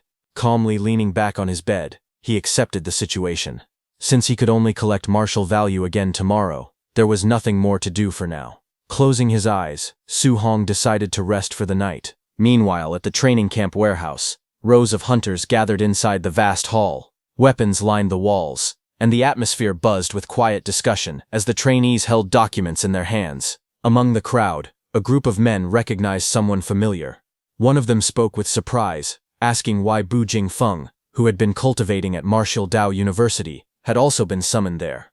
Another man echoed the question with curiosity, wondering why Bu Jingfeng was serving alongside them like everyone else, despite his status among the geniuses. Bu Jingfeng scoffed arrogantly, his lips curling into a disdainful smirk. He declared that if he were still in high school, those so-called geniuses would not even be qualified to serve as his sparring partners. Nearby, several hunters laughed loudly as they examined the documents in their hands. One of them remarked confidently that the trainee under his supervision, Wang Tiantuo, possessed a vitality score as high as 340 points. He mockingly asked whether such a level had even been attainable back in their own days. Another man joined in the laughter, boasting proudly that the trainee he was responsible for also had vitality exceeding 300. Another guy added with confidence that his trainee was even a spirit master, implying that the strength of such a prodigy required no further explanation. Hearing this, Bu Jingfeng could not help but feel surprised. He questioned how the trainees under their charge could all be so powerful, while the one assigned to him was only at the Tier 1 initial stage with a vitality value of 123. As he spoke, he stared at the document in his hand. It contained Su Hong's profile, an 18-year-old student from Star City No. 1 High School. The report detailed that Su Hong was at the Tier 1 initial stage with a vitality value of 123. The others looked at the document in disbelief. One of them questioned how such a seemingly insignificant trainee could have been assigned to him. Another insisted that Bu Jingfeng's strength was the highest among all martial artists who had arrived that day, even superior to the three of them. They wondered aloud whether Grandmaster Qin had made a mistake by arranging a Tier 1 initial stage trainee for a sneak attack against another of the same level. At that moment, footsteps echoed through the hall. The murmuring ceased instantly as Grandmaster Qin entered, accompanied by 2 of his attendants. With calm authority, Grandmaster Qin affirmed their doubts, saying this was right. Bu Jingfeng stood before Grandmaster Qin, with visible frustration. He complained that the arrangement was insulting, claiming that assigning him such an opponent was nothing more than giving him a piece of trash at the Tier 1 initial stage. But Grandmaster Qin looked at him calmly and explained that Su Hong was not as simple as he appeared. Despite having a vitality of only 123 points, his combat power was strong enough to rival that of a Tier 1 high-stage martial artist. Hearing this, the surrounding hunters were stunned. They could hardly believe that someone with such low vitality could possess strength equal to a high-stage martial artist. Shock filled their expressions as they wondered what kind of monster Su Hong truly was. Grandmaster Qin continued, revealing that part of Su Hong's intelligence was classified and therefore not included in the files they had received. He assured them that once he exchanged blows with Su Hong, he would naturally understand his true abilities. Still dissatisfied, Bao Jingfeng lowered his head and protested. He explained that his own vitality was nearly 500 points, and he was on the verge of breaking through to become a Tier 2 martial artist. Yet he was being ordered to bully a junior with only 123 vitality points, which he found utterly unreasonable. Grandmaster Qin's expression hardened. He sternly ordered him to stop complaining and fight as instructed. With decisive authority, he struck Bu Jingfeng lightly on the head, reminding him to go all out. He emphasized that it would be best if he defeated Su Hong so thoroughly that Su Hong would begin to doubt his own life. Hearing this, Bu Jingfeng hesitated before asking cautiously whether Grandmaster Qin held a grudge against the trainee. He warned that if he crippled Su Hong during the fight, he would not take responsibility. A sinister smile slowly spread across Grandmaster Qin's face. He coldly replied that Bu Jingfeng should beat Su Hong without restraint. Not only would he bear no blame if Su Hong were crippled, but he would also be rewarded for it. Bu Jingfeng felt a chill run down his spine, terrified by the Grandmaster's cruel smile. To him, Su Hong seemed pitiful, unaware of the brutal challenge that awaited him. A cold command echoed through the night as Grandmaster Qin ordered everyone to stop wasting time and begin the operation immediately. In the next instant, all those hunters, now wearing masks, launched forward with explosive speed, their movements slicing through the air as they descended toward their target. The scene shifted to a quiet training city under the night sky, where faint lights glowed from buildings scattered across the skyline. The calm atmosphere was suddenly shattered as the hunters stormed into action. Inside a building corridor, one of the masked hunters struck swiftly, while another attacker advanced relentlessly with a weapon in hand. From inside, voices rang out in alarm. Someone shouted, demanding to know who they were, while another voice declared that it was a sneak attack. Amid the chaos, a frightened voice pleaded desperately, asking if he could at least put on some underwear before the assault continued. Awakened by the commotion, Su Hong jolted upright in his bed. Shock filled his eyes as he realized that it was a sneak attack. The next second, he turned his gaze toward his door. Deep slashes suddenly tore across its surface. Bu Jingfeng, wearing a mask, broke through the door and jumped inside, gripping a weapon glowing with a fierce purple aura. With a confident smirk, he unleashed a powerful strike, sending a blazing arc of energy crashing down toward Su Hong. The violent impact shattered the floor as the purple energy exploded outward, forcing Su Hong to leap back to avoid the devastating blow. Regaining his balance amid the chaos, Su Hong quickly assessed the situation. A tense thought crossed his mind, as he recalled a disturbing rumor. There were whispers that the All Heaven's 10,000 races frequently hunted down human geniuses across the world to weaken the strength of humanity. He wondered if these attackers were among them. Without hesitation, he clenched his spear from the side, steeling himself for the battle. Though uncertain of the enemy's true power, he remained alert and prepared to defend himself. The next second, Bu Jingfeng jumped towards Su Hong, his blade radiating a dangerous purple glow. With a mocking tone, he declared that it was just as he expected. A mere Tier 1 initial stage brat stood before him. Running into him, he sneered, was nothing but bad luck. Su Hong was surprised to see that the attacker was a human martial artist at the Tier 1 high stage, not a member of the All Heaven's 10,000 races as he had initially suspected. A confident smile slowly spread across his face. The timing was perfect. This opponent was exactly what he needed. Determination filled his gaze as he tightened his grip on his spear. He believed that by defeating this enemy, he could obtain the final 5 points of martial value required to break through and become a spirit master. Meanwhile, Bu Jingfeng watched in disbelief. He could not understand why a mere Tier 1 initial stage martial artist would choose to confront his attack head-on instead of evading it. To him, such a decision seemed utterly reckless, as if Su Hong had lost his mind. In the next instant, their weapons collided with explosive force. A brilliant burst of energy erupted at the point of impact, sending shockwaves through the air. Bu Jingfeng's eyes widened as he was forced backward, stunned by the overwhelming power behind the strike. Realization struck him like a thunderbolt. This seemingly insignificant brat possessed strength far beyond his expectations. Bu Jingfeng admitted that his combat power was indeed capable of rivaling that of a Tier 1 high-stage martial artist. As he struggled against the pressure of the clash, he finally understood that Grandmaster Qin had spoken the truth. Bu Jingfeng's eyes widened in disbelief as he felt the overwhelming force pressing against him. Panic surged through his mind as he realized something was terribly wrong. He shouted inwardly that this level of strength was impossible, and questioned how a Tier 1 martial artist could possess such terrifying power. At that moment, Su Hong remained calm. He acknowledged that his opponent was merely at the Tier 1 high stage, and reminded himself that he had already fought someone of that level before. With unwavering confidence, he tightened his grip on his weapon and commanded the energy around him to press forward. A crimson aura erupted from his body as he raised his spear high. With a fierce shout, he unleashed his full strength and brought the attack crashing down. His strike descended like a blazing comet, smashing toward Bu Jingfeng with unstoppable force. The impact exploded with a thunderous sound, sending shockwaves across the battlefield and forcing Bu Jingfeng backward. Staggering from the overwhelming power, Bu Jingfeng trembled as he gripped his sword. Unable to contain his shock, he wondered if Su Hong was a monster. Bu Jingfeng decided to now get serious, as purple flames covered his blade. He steadied himself, gripping his glowing weapon. With a confident expression, he declared that a battle between martial artists was not merely about comparing who possessed greater physical strength. Su Hong watched closely, recognizing that it was a fire attribute martial art, something he had never encountered before. So he also activated his lightning attribute martial arts. Without hesitation, Bu Jingfeng unleashed his power. Purple flames surged violently, forming a blazing arc that tore through the air. With a mocking grin, he challenged Su Hong, questioning how he intended to withstand a B-rank martial art. With a thunderous roar, he executed his technique, Flame Slash, sending a massive wave of blazing power crashing towards Su Hong. Facing the incoming attack, Su Hong remained calm.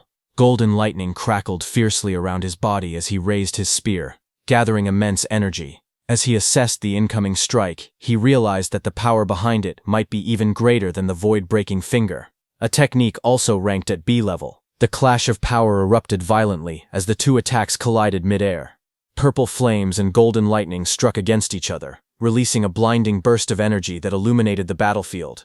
The impact exploded outward with overwhelming force, sending shockwaves in every direction and shattering the ground beneath them. Amid the swirling dust and debris, Su Hong descended calmly from the air, smoke curling around him as the battlefield fell silent. Standing in front of Bu Jingfeng, he held his spear firmly, his expression composed and unwavering. Bu Jingfeng stared in shock, sweat running down his face as he struggled to comprehend what had just happened. He realized that Su Hong had not used any martial arts at all. Instead, he had blocked his B-rank fire attribute martial art, using only thunder externalization. The realization struck him deeply, filling his mind with disbelief. Bu Jingfeng clenched his fists as he acknowledged the terrifying talent before him. It was no wonder Grandmaster Qin had instructed him to go all out. This opponent was far stronger than he had anticipated. Then, with a faint hint of mockery in his tone, Bu Jingfeng remarked that it was truly a pity that Su Hong still did not know any thunder attribute spear techniques. Otherwise, he would not have been defeated so easily. Hearing this, Su Hong smiled, golden lightning crackling around his spear as he spoke with quiet confidence. He admitted that it was true. He did not know any thunder attribute spear techniques. However, what if he said this on top of it? Just as he said that, blazing crimson flames erupted from his spear as lightning wrapped around it, merging together. The fusion of lightning and fire ignited violently, surrounding his body in a brilliant aura. Flames roared along the length of the spear, while arcs of thunder crackled fiercely, intertwining into a single devastating power. But Jingfeng watched in disbelief, asking how this was possible. Shock and fear spread across his face as his eyes widened. He realized that this was attribute fusion. The reason Bu Jingfeng was so shocked upon seeing Su Hong's attribute fusion was because it was a principle understood by every martial artist that attributes repel each other. Both Su Hong and Bu Jingfeng stood facing one another inside the damaged room, as Su Hong held his spear blazing with fire and streaks of lightning crackling. Across from him, Bu Jingfeng tightened his grip on his weapon, sweat running down his face. Shock filled his eyes as realization dawned on him. Attribute fusion. The power of thunder and fire. He had always believed it was nothing more than a legend. Just then, lightning flashed across Su Hong's eyes as golden sparks danced in his vision. Without hesitation, he attacked. His spear shot forward in a burst of flame and thunder. Seeing the incoming fast strike, Bu Jingfeng's eyes widened in alarm. He shouted in panic as Su Hong's spear tore through the air toward him. Reacting instantly, he roared out his technique, Flame Slash. Purple flames spiraled around his blade as he swung with full force, unleashing a blazing arc of energy. The two attacks collided violently. Flames and lightning clashed in a blinding explosion of light. Bu Jingfeng wanted to deflect Su Hong's attack, but just as Su Hong's spear touched his sword, thunder crackled violently along the shaft while flames spiraled downward, gathering into a single devastating strike. The fused power of thunder and fire crashed toward Bu Jingfeng like a descending pillar of destruction. Caught in the center of the blast, Bu Jingfeng could only stare in disbelief. He admitted that this power was far too outrageous. Bu Jingfeng groaned in pain as he was blasted away, completely overwhelmed by the fused elemental force. Ripping through the wall, he went flying out of the room. When the dust slowly began to settle, the flame and thunder around Su Hong's spear calmed down. Amid the swirling smoke, Su Hong stood calm and steady as a notification popped up, stating that he had gained 7 martial value. A faint smile appeared on his face as he realized that the martial value required to become a spirit master. He finally had enough. A system panel appeared before him, showing his stats. Su Hong's vitality was 135, spirit was 50. His guidance techniques. Thunder guidance technique was at level 4. Extinguishing heaven guidance technique was also at level 4. Water marsh guidance technique was at level 3. Origin earth guidance technique was at level 3. And spirit wind guidance technique was also at level 3. His martial skills. Flying cry sweeping cloud step was at basic 3%. Startling thunderfinger was at perfect, and raging sea spear technique was also at perfect. His current martial value was 497, but the number increased by 7. On the other hand, a few seconds earlier, outside the trainees' rooms, Grandmaster Qin and Bai Mu stood waiting. Grandmaster Qin looked calm and confident. He remarked that it was about time. In his view, Su Hong should have already been defeated by Bu Jingfeng. He had prepared several sets of arguments to persuade Su Hong to give up cultivating multiple guidance techniques simultaneously. Tonight, he was certain he would correct him. Just then, the rooftop of Su Hong's room exploded outward, as a body was blasted into the air, debris and fragments scattering across the night sky. Both Grandmaster Qin and Bai Mu looked up in shock as the figure came hurtling down at terrifying speed. In the next instant, the body slammed violently into the ground right in front of them, cracking the pavement and sending dust and stone flying everywhere. The fallen man lay sprawled in the rubble, blood trailing from his mouth. His eyes were wide with disbelief, his face twisted in pain. Bai Mu gasped as she recognized that it was Bu Jingfeng. Grandmaster Qin's expression changed instantly as he stared down at the injured Bu Jingfeng. Bai Mu stared ahead in shock, sweat running down her face as the realization struck her. Bu Jingfeng was lying here now, which meant Su Hong had defeated him. Before she could fully process it, violent beams of energy tore through 3 more rooms' rooftops. Covered in golden, blue, and purple light, 3 more figures shot downward like meteors, crashing into the ground with explosive force. The impact shook the surroundings. Grandmaster Qin and Bai Mu stood frozen as those new figures fell beside Bu Jingfeng. Those 3 were hunters who had gone after trainees like him, and now all of them lay there completely defeated. Suddenly a voice came from above. It was Lin Xinghe. With a faint chuckle, he addressed Grandmaster Qin and remarked that next time he should send someone stronger because this opponent had not been enough of a fight. Beside him stood Wang Tiantuo, and Shan Yan floated quietly inside a glowing golden sphere. Just then, Wang Tiantuo noticed that there were 4 hunters lying on the ground instead of the 3 they had defeated. Shan Yan questioned why there was 1 more body. Had someone actually won faster than them? From the rooftop above, Lin Xinghe spoke dismissively, saying that this 4th martial artist must have been too weak and was easily dealt with. Hearing that, sweat rolled down Bai Mu's face, because she knew that Bu Jingfeng was not weak. He was the strongest among the 4. Seeing them, Grandmaster Qin fell into deep thought.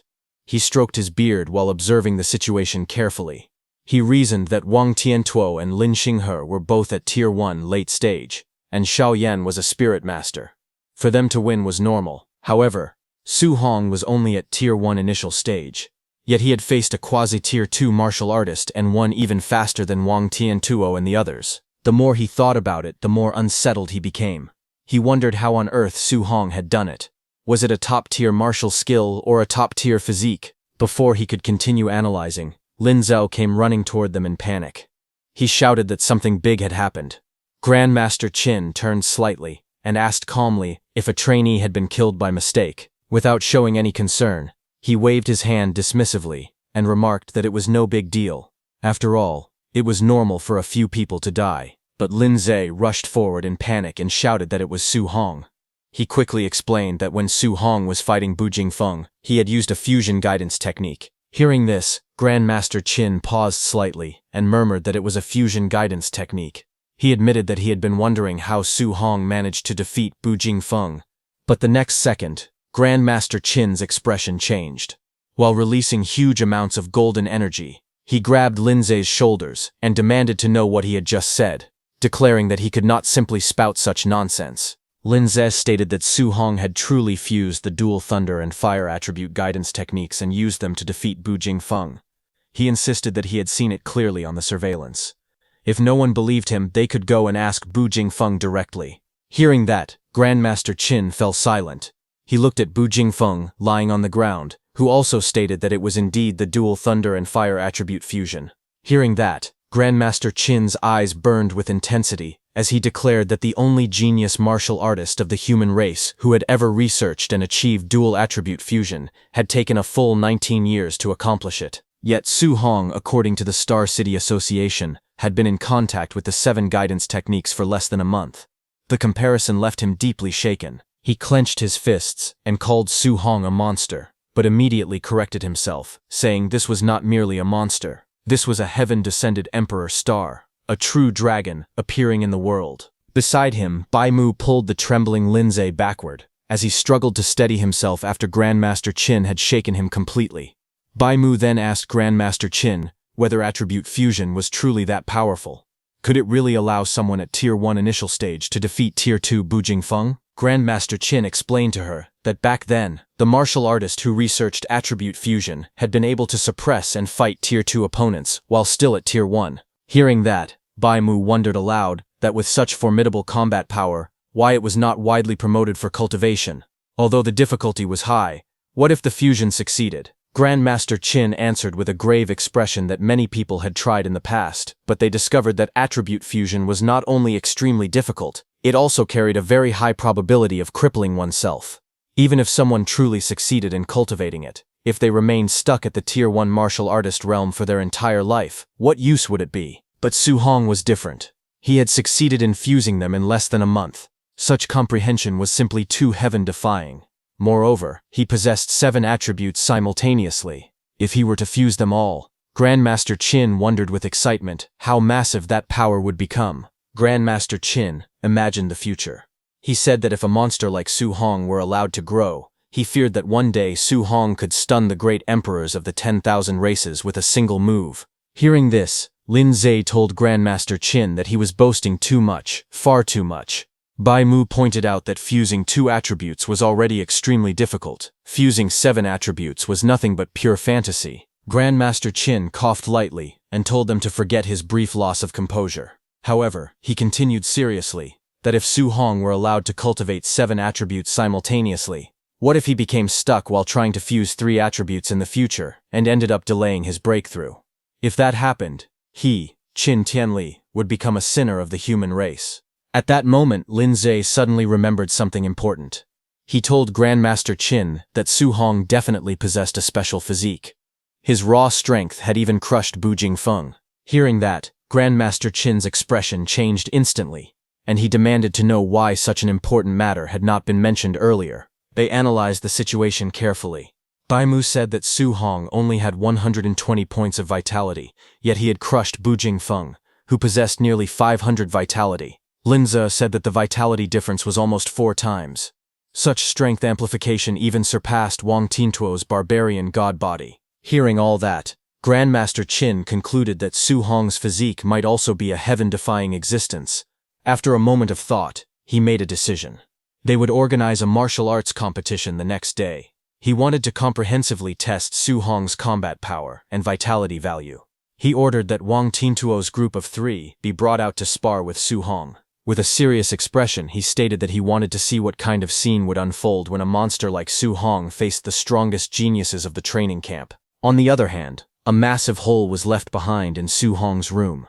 Broken concrete and shattered stones surrounded the opening as cold night air drifted inside. Inside the ruined room, Su Hong sat quietly on the floor at the center of the destruction. While outside, Grandmaster Qin was talking with others. Ignoring everything around him, Su Hong focused inward. In one breath, he added all the martial value into spirit points. A translucent system panel appeared before him, showing that his vitality was 135 and his spirit was 50.5. Then small notifications popped up one after another, saying his spirit increased by 1. His spirit value continued rising without pause. A faint smile appeared on his face. He declared that he was finally going to become a spirit master. In the next moment, a powerful aura erupted around him. Rings of light formed behind his head like orbiting halos. Glowing against the dark sky, energy surged outward, enveloping his entire body. He closed his eyes and calmly felt the transformation. He described it as a wonderful feeling. White spiritual energy flowed around him like flames, wrapping his body in brilliance. His breathing became steady and slow as he adjusted to the change. To him, the sensation was strange yet fascinating. It felt as though a person had suddenly grown a third arm, something unfamiliar, slightly awkward, yet undeniably powerful. His body formed an energy hand. Another system panel flashed brightly before him, saying his spirit was at 100.2%.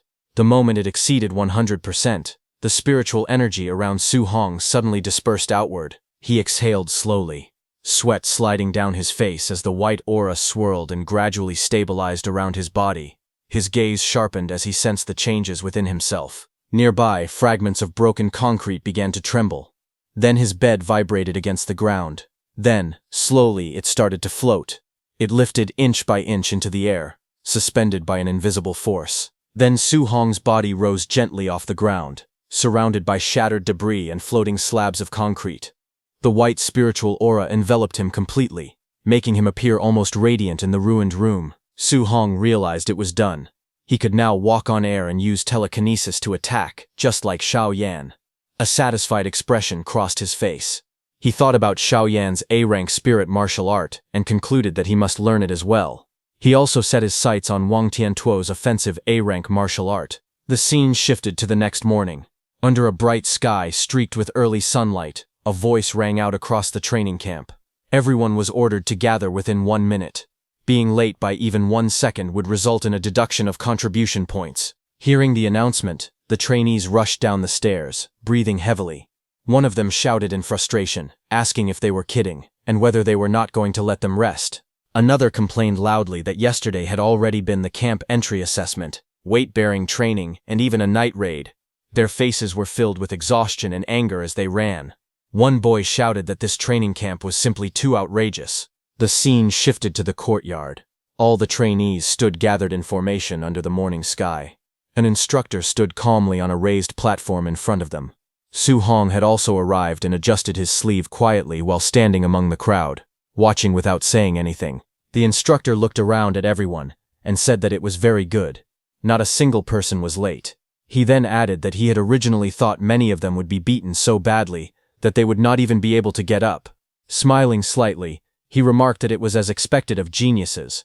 Suddenly, a trainee stepped forward and raised his hand.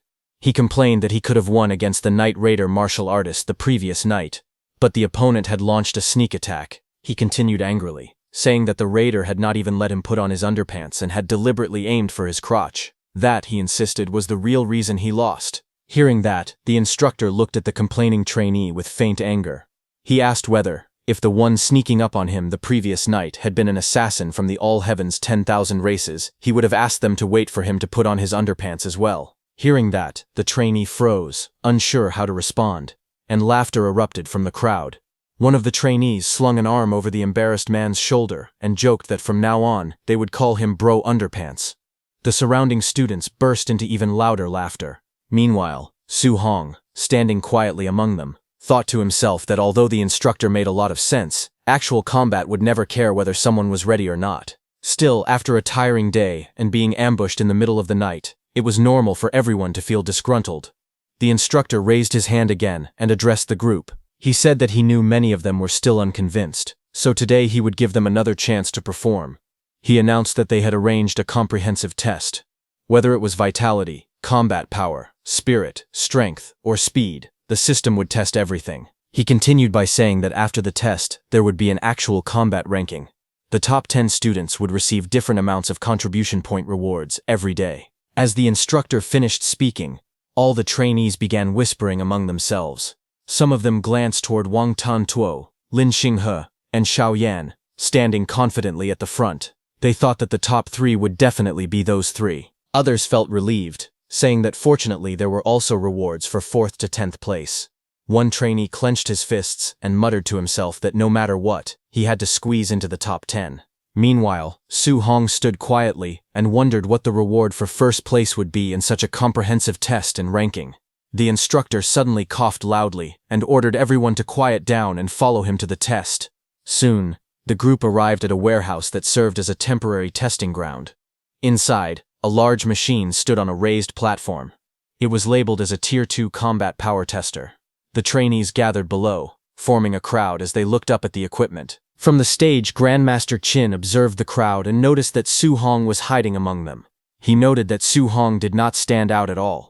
A trainee standing nearby, Su Hong noticed Grandmaster Qin's gaze and mistakenly thought that Grandmaster Qin was looking at him and thinking highly of him. However, Su Hong beside him knew that he was 80% wrong.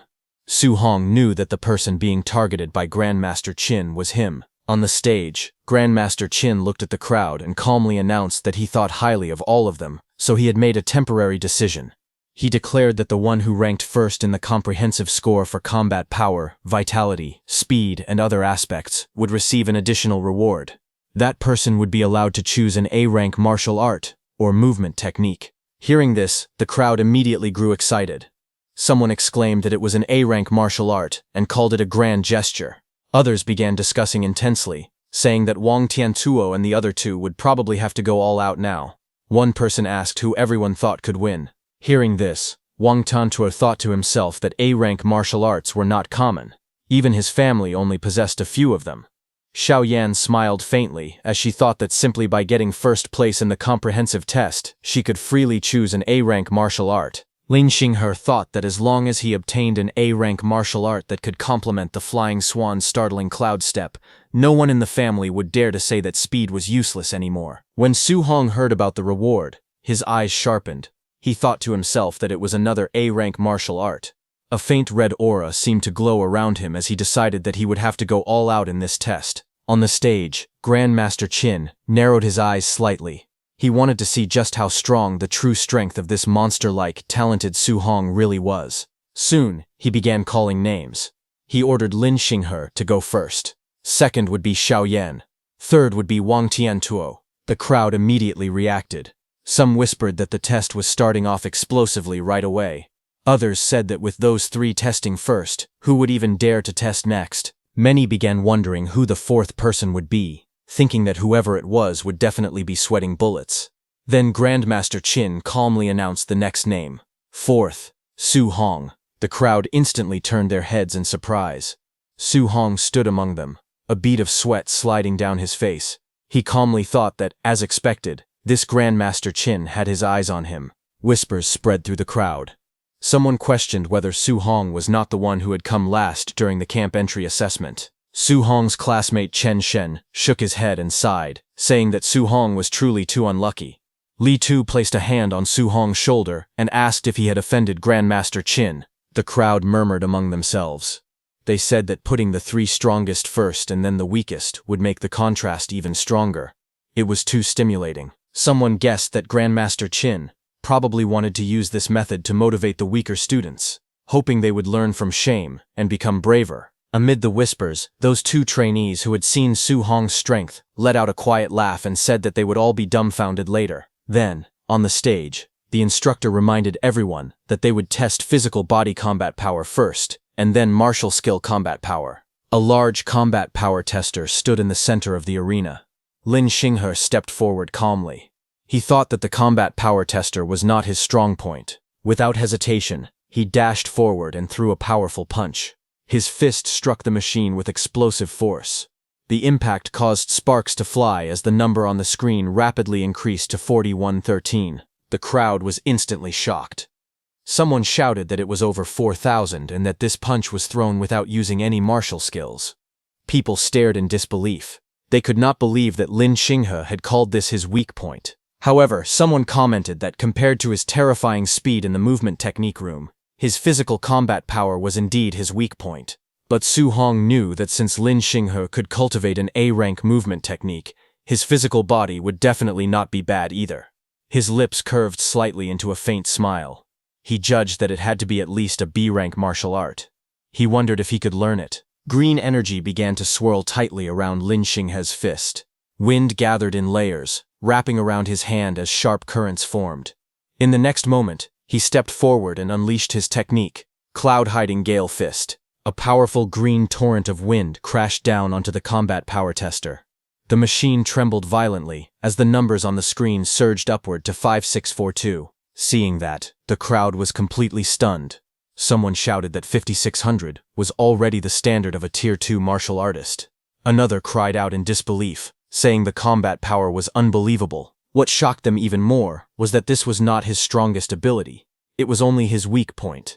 They realized that he had just used a B-rank wind attribute martial art, and they called it terrifying. At that moment, a system notification appeared before Su Hong, saying he had acquired a new achievement.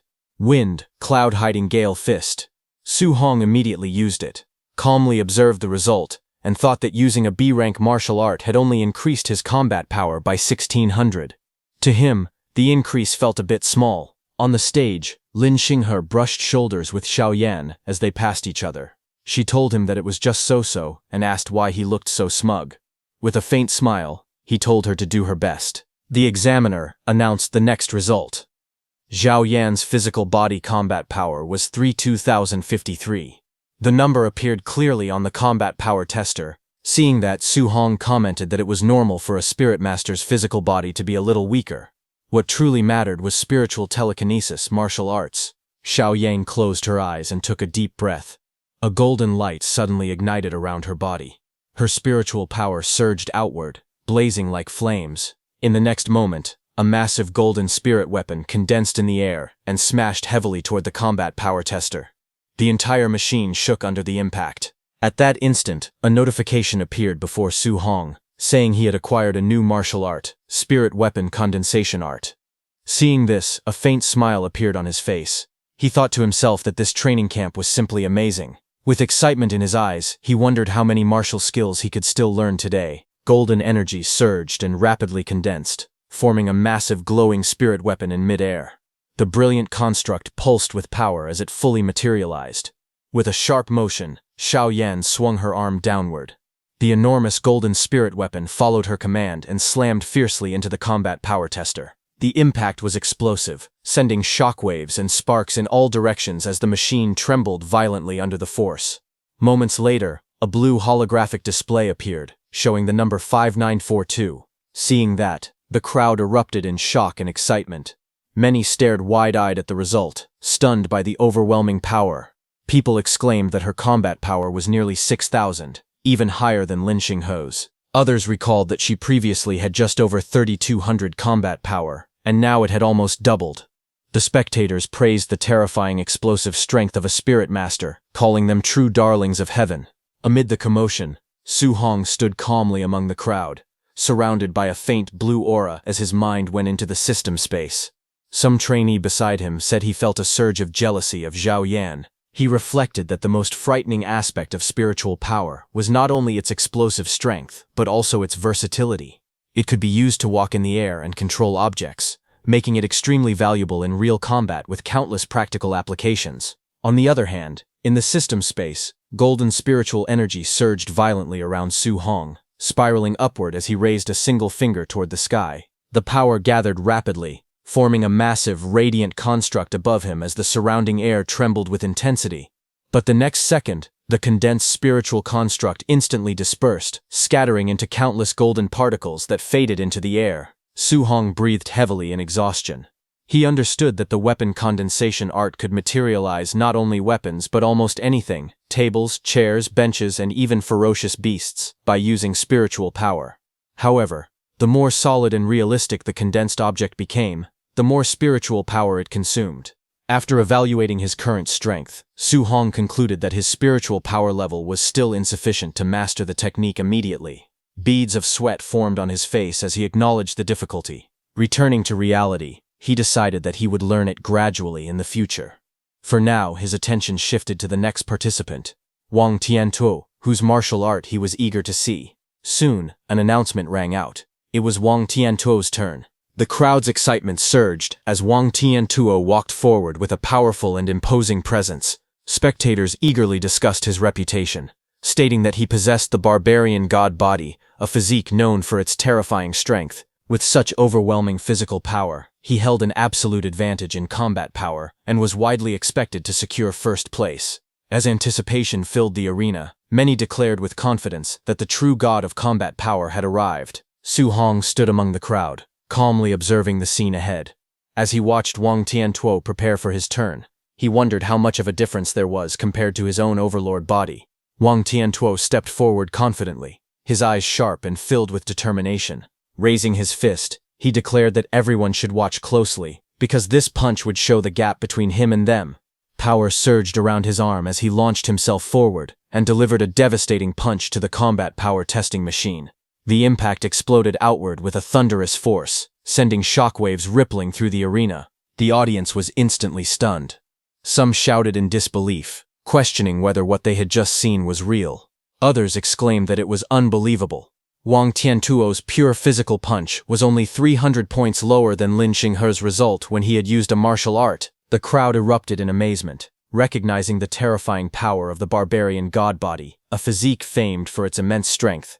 Amid the lingering dust and shockwaves, Grandmaster Qin and Lin Ze observed the scene from a distance. Grandmaster Qin remarked that it was very good. Hearing this praise, Wang Tiantuo respectfully cupped his fists and thanked Grandmaster Qin. With unwavering confidence, he then announced that he would use a martial art next, preparing to demonstrate even greater power. As Wang Tiantuo prepared to unleash his next move, Su Hong grew excited, realizing that Wang Tiantuo's offensive A-rank martial art was finally about to be revealed. He watched calmly from the side with a faint smile. At the center of the arena, energy began to gather around Wang Tiantuo's arm. White, flame-like power surged and crackled, wrapping tightly around his hand as his aura intensified. With a powerful stance and focused gaze, he condensed the energy further, preparing to release a devastating attack. Observing the technique, Grandmaster Qin immediately recognized it. He noted with interest that Wang Tiantuo was using the A-rank martial art known as the Bone Netherfire Fist. At the same time, a system notification appeared before Su Hong's eyes, indicating that he had acquired a new martial art, Fire, Bone Netherfire Fist. Seeing that, Su Hong's eyes widened as he recalled that this martial art was also available in the martial art pavilion and required 2,800 contribution points to exchange for it. With sharp focus, Wang Tiantuo's eyes gleamed as he prepared to act. Wang Tiantuo unleashed his A-rank martial art with overwhelming force. His arm, engulfed in blazing energy, came crashing down like a meteor, and the impact shook the entire arena. The combat power testing machine flashed brightly before displaying the result, 7534. The crowd erupted in shock. Spectators were stunned, exclaiming that if it were just 500 points higher, it would meet the standard of a Tier 2 middle-stage martial artist with a vitality value of 600. Many were stunned, recalling that Wang Tiantuo's vitality was only around 350, which made his result even more astonishing. Grandmaster Qin watched with satisfaction and praised Wang Tiantuo highly. He remarked that Wang Tiantuo's elder had long spoken of nurturing a grandmaster, and now it was clear there would be no problem achieving that goal. Wang Tiantuo respectfully cupped his fists and humbly responded that he would borrow the grandmaster's auspicious words. With Wang Tiantuo's performance concluded, Grandmaster Qin called for the next participant, Su Hong. As Su Hong walked forward calmly through the crowd, whispers spread among the spectators. Many felt that after the outrageous performances of the top three, anyone going up now would be extremely humiliated. Some were surprised by Su Hong's composure, saying that if they were in his place, they would be terrified. Some guys murmured that a dead pig does not fear boiling water. Reaching the testing area, Su Hong stood before Grandmaster Qin and Lin Zhe. Grandmaster Qin explained the rule clearly. The first punch must rely purely on physical strength, and no martial arts could be used. Su Hong calmly acknowledged the instruction with a simple agreement, and prepared to begin. Su Hong planted his foot firmly on the ground, his body lowering as a powerful aura swirled around him. The air twisted with force, and dust rose beneath his feet as he gathered his strength. After a brief moment, he let out a quiet breath, steadying himself. A sharp glint flashed in his eyes as confidence filled his expression. In his mind, he declared that the test reward was definitely his. In the next instant, Su Hong surged forward like a released arrow. His fist shot out with explosive speed and slammed into the combat power testing machine. A thunderous boom echoed across the arena as a massive cloud of dust and debris erupted, stunning everyone present. As the smoke cleared, the glowing screen of the machine revealed the result, 655-1. The spectators froze in shock. The number was far beyond what anyone expected. Grandmaster Qin stared at the result, his eyes widening as cold sweat formed on his face. Grandmaster Qin admitted internally that he had still underestimated Su Hong's terrifying monster-like strength. The arena fell into complete silence as the crowd stared at the combat power tester in disbelief. The astonishing result left everyone speechless. Suddenly, murmurs erupted among the spectators. Many exclaimed in shock that the reading had exceeded 6,500 and questioned whether the combat power tester had malfunctioned. Others pointed out that Su Hong had previously ranked last, yet now he displayed strength like a monster. Some trainees admitted they had believed Wang Tiantuo was already invincible in the training camp, only to realize that an even more powerful expert had emerged. From the observation area, Wang Tiantuo, Lin Xinghe, and Xiao Yan watched with tense expressions. Xiao Yan remarked in astonishment at the exaggerated combat power. Lin Xinghe concluded that such power was impossible for a Tier 1 martial artist, and insisted that Su Hong must be a Tier 2 martial artist. Realizing the gap between them, Wang Tiantuo lowered his head and admitted that he had been too arrogant before. After the commotion settled, Su Hong calmly turned toward Grandmaster Qin and respectfully asked whether he should continue using a martial art for the next test.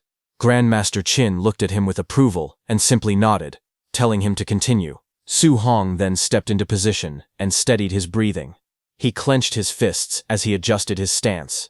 In the next moment, his mind went into the system space as he started learning his new martial art technique. A system-like interface appeared, displaying his new martial arts learning percentages that steadily increased: 1%, 4%, 6%, 9%, 14%, and 23%. Su Hong stood calmly as a cold, blue flame-like aura surged around his body. The system displayed rising progress percentages. As the power continued to build, he realized that the bone netherfire fist suited him perfectly. He noted that learning it was even faster than mastering the flying swan startling cloud step, which was also an A-rank martial art. Watching from the observation area, Grandmaster Qin wondered how high Su Hong's combat power would rise once he used a martial art. Lin Zhe then reminded Grandmaster Qin that Su Hong came from an ordinary family, suggesting that the rank of his martial art should not be high. However, Grandmaster Qin calmly observed Su Hong and stated that in his current state, what he was executing was definitely not a low-level martial art. At that moment, the system interface completed its process. The display showed that his bone netherfire fist learning had reached 100%. Now he had learned the bone netherfire fist at the basic level. A sharp glint flashed in Su Hong's eyes as his mastery was finalized. Blue netherfire gathered around his fist as he stood firmly in the arena. Shocked voices rang out from the crowd as someone recognized the technique, exclaiming that it was Wang Tiantuo's bone netherfire fist. The spectators were stunned and questioned how Su Hong could know it as well. Without hesitation, Su Hong stepped forward and unleashed the technique. As his aura surged and power condensed into his strike, he wondered how powerful an A-rank offensive martial art was. With netherfire blazing around his arm, Su Hong drove forward to deliver the attack. Su Hong's blazing strike slammed into the combat power tester with explosive force. A shockwave burst outward, sending dust and debris flying across the arena as the machine trembled under the impact. The spectators were forced to shield their faces from the powerful gust. Amid the swirling dust, shocked voices rang out. Some exclaimed in disbelief that Su Hong's power was even greater than Wang Tiantuo's and urgently asked for the combat power reading. As the dust settled, the display lit up with a shocking number. A stunned voice cried out that it was a full 9,000 combat power.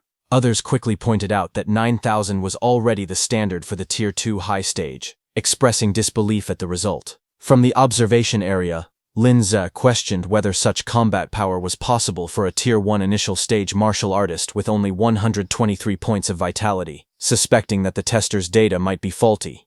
Grandmaster Qin, watching calmly, concluded that Su Hong was truly a monster. Nearby, Lin Xinghe analyzed the numbers aloud. He explained that 7,000 combat power corresponded to Tier 2 initial stage, 8,000 to Tier 2 middle stage, and 9,000 to Tier 2 high stage. Zhao Yan reasoned that the standard vitality for a Tier 2 martial artist was 500 and concluded that Su Hong must have hidden his true vitality, which should definitely exceed 500. Hearing this, Wang Tiantuo admitted that his own vitality had not even reached 400 yet and said it was not shameful to lose to Su Hong. However, the situation took another shocking turn. When the vitality tester displayed Su Hong's actual value, only 137, the crowd erupted in disbelief. Wang Tiantuo shouted in shock that Su Hong's vitality was merely 137, while Lin Xinghe questioned whether the vitality tester itself was broken. The vitality tester displayed the number 137, leaving everyone in shock. Lin Zi stared at the result in disbelief and declared that the situation was simply outrageous. The crowd quickly erupted into heated discussion. Some questioned whether the number was missing a zero and wondered if it should have been 13,700 instead. Others shouted in astonishment that Su Hong was actually only a Tier 1 initial stage martial artist. The shock deepened as people exclaimed that producing 9,000 combat power with just 137 vitality was far too outrageous to believe. As the murmurs spread through the room, Su Hong calmly stepped out of the testing chamber, steam drifting around him. Nearby, Grandmaster Qin watched with a serious and thoughtful expression, silently acknowledging the extraordinary result. Regaining control of the situation, Grandmaster Qin addressed the crowd and told them to stop crowding around. He announced that they would proceed with the practical combat test and directly begin the practical combat tournament ranking. He then explained the rules of the competition. The tournament would adopt a challenge system where participants could designate their own opponents. He further stated that if no one dared to challenge a participant, that person would be ranked first and would receive the reward of an A-rank martial art. At that moment, someone called out to Grandmaster Qin. It was Lin Xinghe. He stepped forward confidently and, with a determined expression, pointed at Su Hong and declared that he wanted to fight him. Lin Xinghe looked at Su Hong with a confident smile, thinking that although Su Hong's combat power could be called invincible, his vitality was far too weak. He planned that as long as he used his movement technique to avoid Su Hong's attacks, he could rely on his higher vitality to slowly exhaust him to death. But Grandmaster Qin firmly rejected the idea. Lin Xinghe was startled and let out a confused sound, unable to understand the response. Grandmaster Qin then made a shocking proposal. He looked at Lin Xinghe, Zhao Yan, and Wang Tiantuo, and said that the three of them could attack together. Hearing that, the group froze in surprise. Lin Xinghe immediately questioned the decision, asking what kind of opponent deserved the three of them attacking at the same time.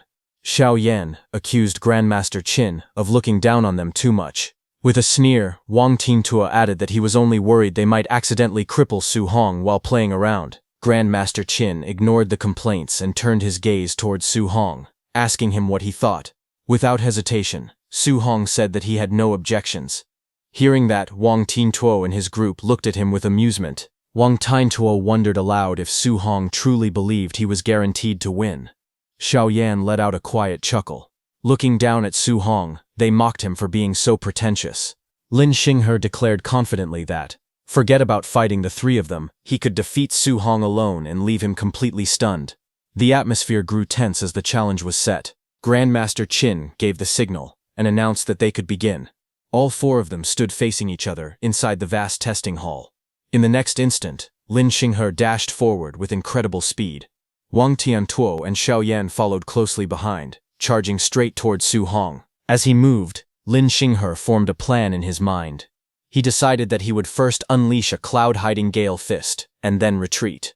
Once Su Hong was occupied with the others, he would launch a sneak attack from the flank. With the speed of his flying swan startling Cloud Step, he believed it would be impossible for Su Hong to react in time. But suddenly, Xiao Yan sensed danger and shouted for Lin Xinghe to dodge. Before Lin Xinghe could react, Su Hong had already moved. In a blur of motion, he appeared behind Lin Xinghe. Lin Xinghe was stunned, unable to comprehend what had just happened. With cold determination, Su Hong said goodbye as his fist surged forward, aimed directly at Lin Xinghe. But just as Su Hong's fist was about to land, everything came to a sudden stop. Su Hong's punch froze mid-air, inches away from Lin Xinghe's face. In a blur of motion, Lin Xinghe backed away, barely dodging Su Hong's attack. Lin Xinghe fell back and returned to Wang Tiantuo and Xiao Yan's side. He thanked Xiao Yan, who was using her golden spiritual energy to stop Su Hong's punch mid-air. Lin Xinghe warned them, saying Su Hong's speed was unusual and that they needed to be careful. Su Hong stood there with one hand vibrating non-stop. He realized what was happening. It was spiritual telekinesis. It was his first time experiencing the strange feeling of being controlled like that, and he was clearly not used to it. His eyes narrowed slightly. From the corner of his eye, he glanced toward Xiao Yan, who had used that spiritual telekinesis. In that moment, Su Hong made his decision that he needed to finish her off first. Without hesitation, he dashed forward again, moving so fast that afterimages trailed behind him. The air split around his body as he charged straight toward her. Xiao Yan's eyes widened as she immediately recognized that Su Hong was using Lin Xinghe's flying swan startling cloud step. At the same time, shock spread across Lin Xinghe and Wang Tiantuo's faces. Lin Xinghe yelled in disbelief, wondering how Su Hong could use the flying swan startling cloud step when he was supposed to be of the fire attribute.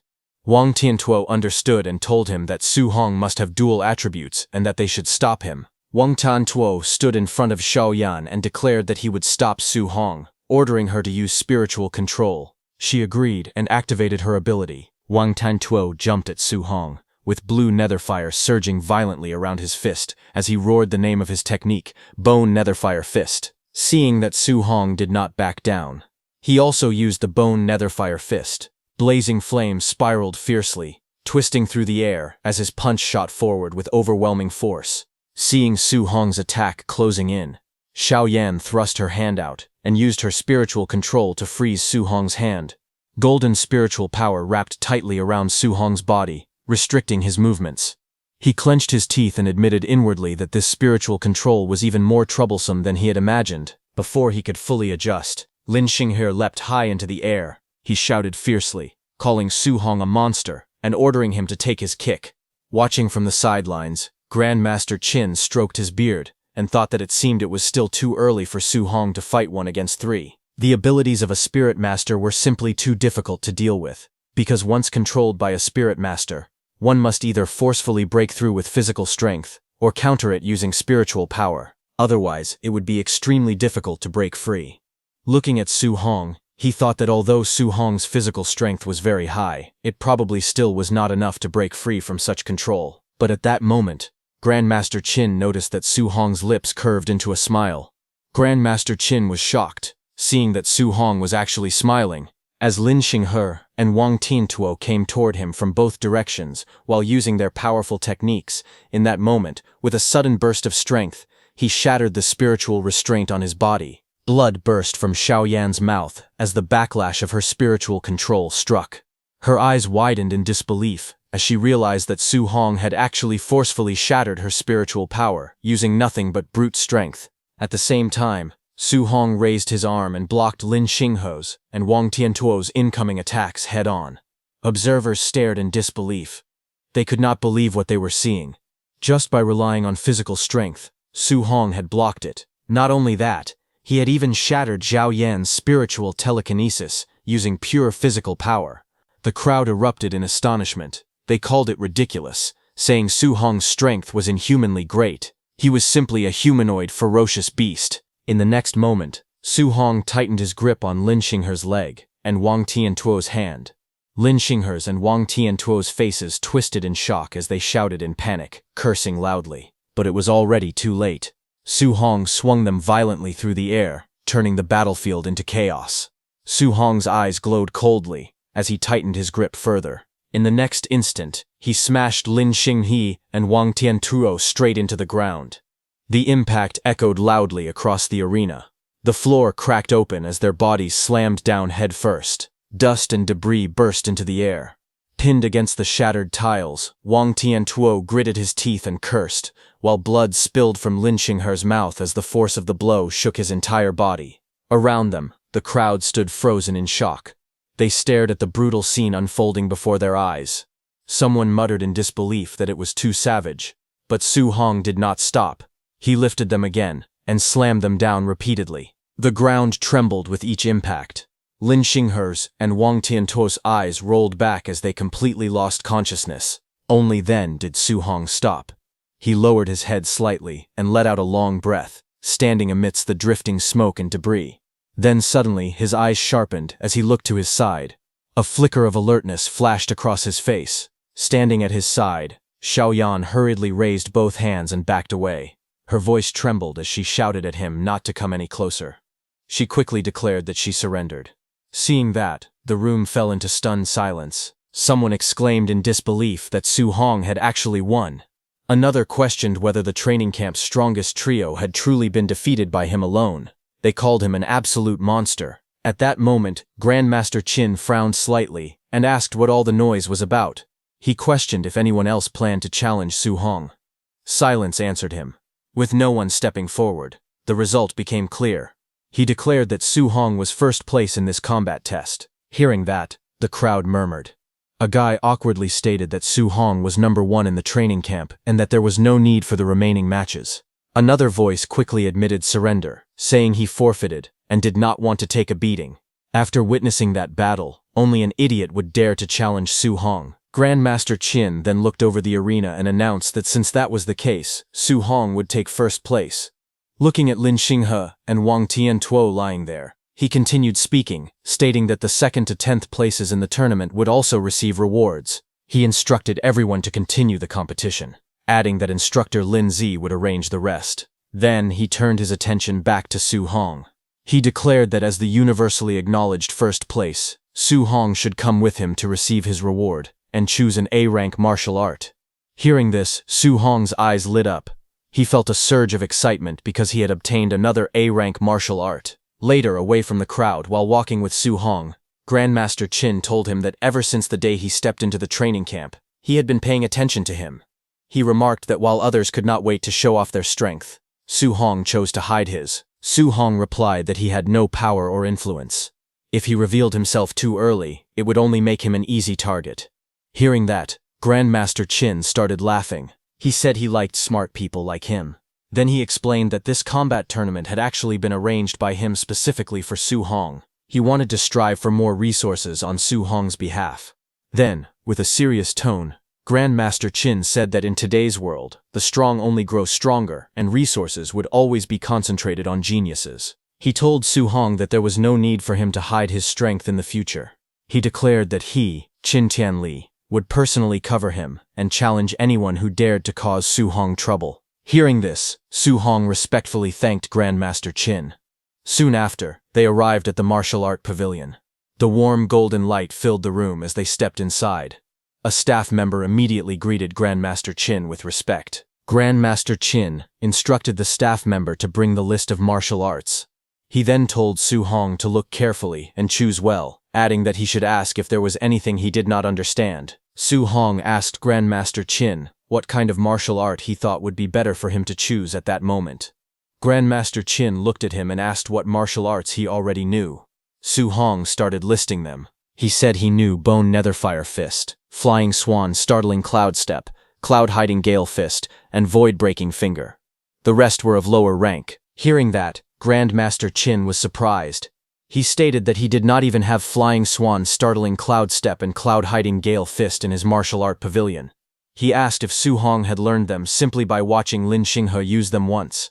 Su Hong only responded with a quiet sound. Hearing that, Grandmaster Qin fell silent. Inwardly, he admitted the truth that Su Hong was truly a monster. That staff member looked at Su Hong with surprise. She wondered who he was, thinking that Grandmaster Qin had actually brought him personally to choose a martial art. Grandmaster Qin calmly explained that Su Hong already had an offensive martial art and a movement technique.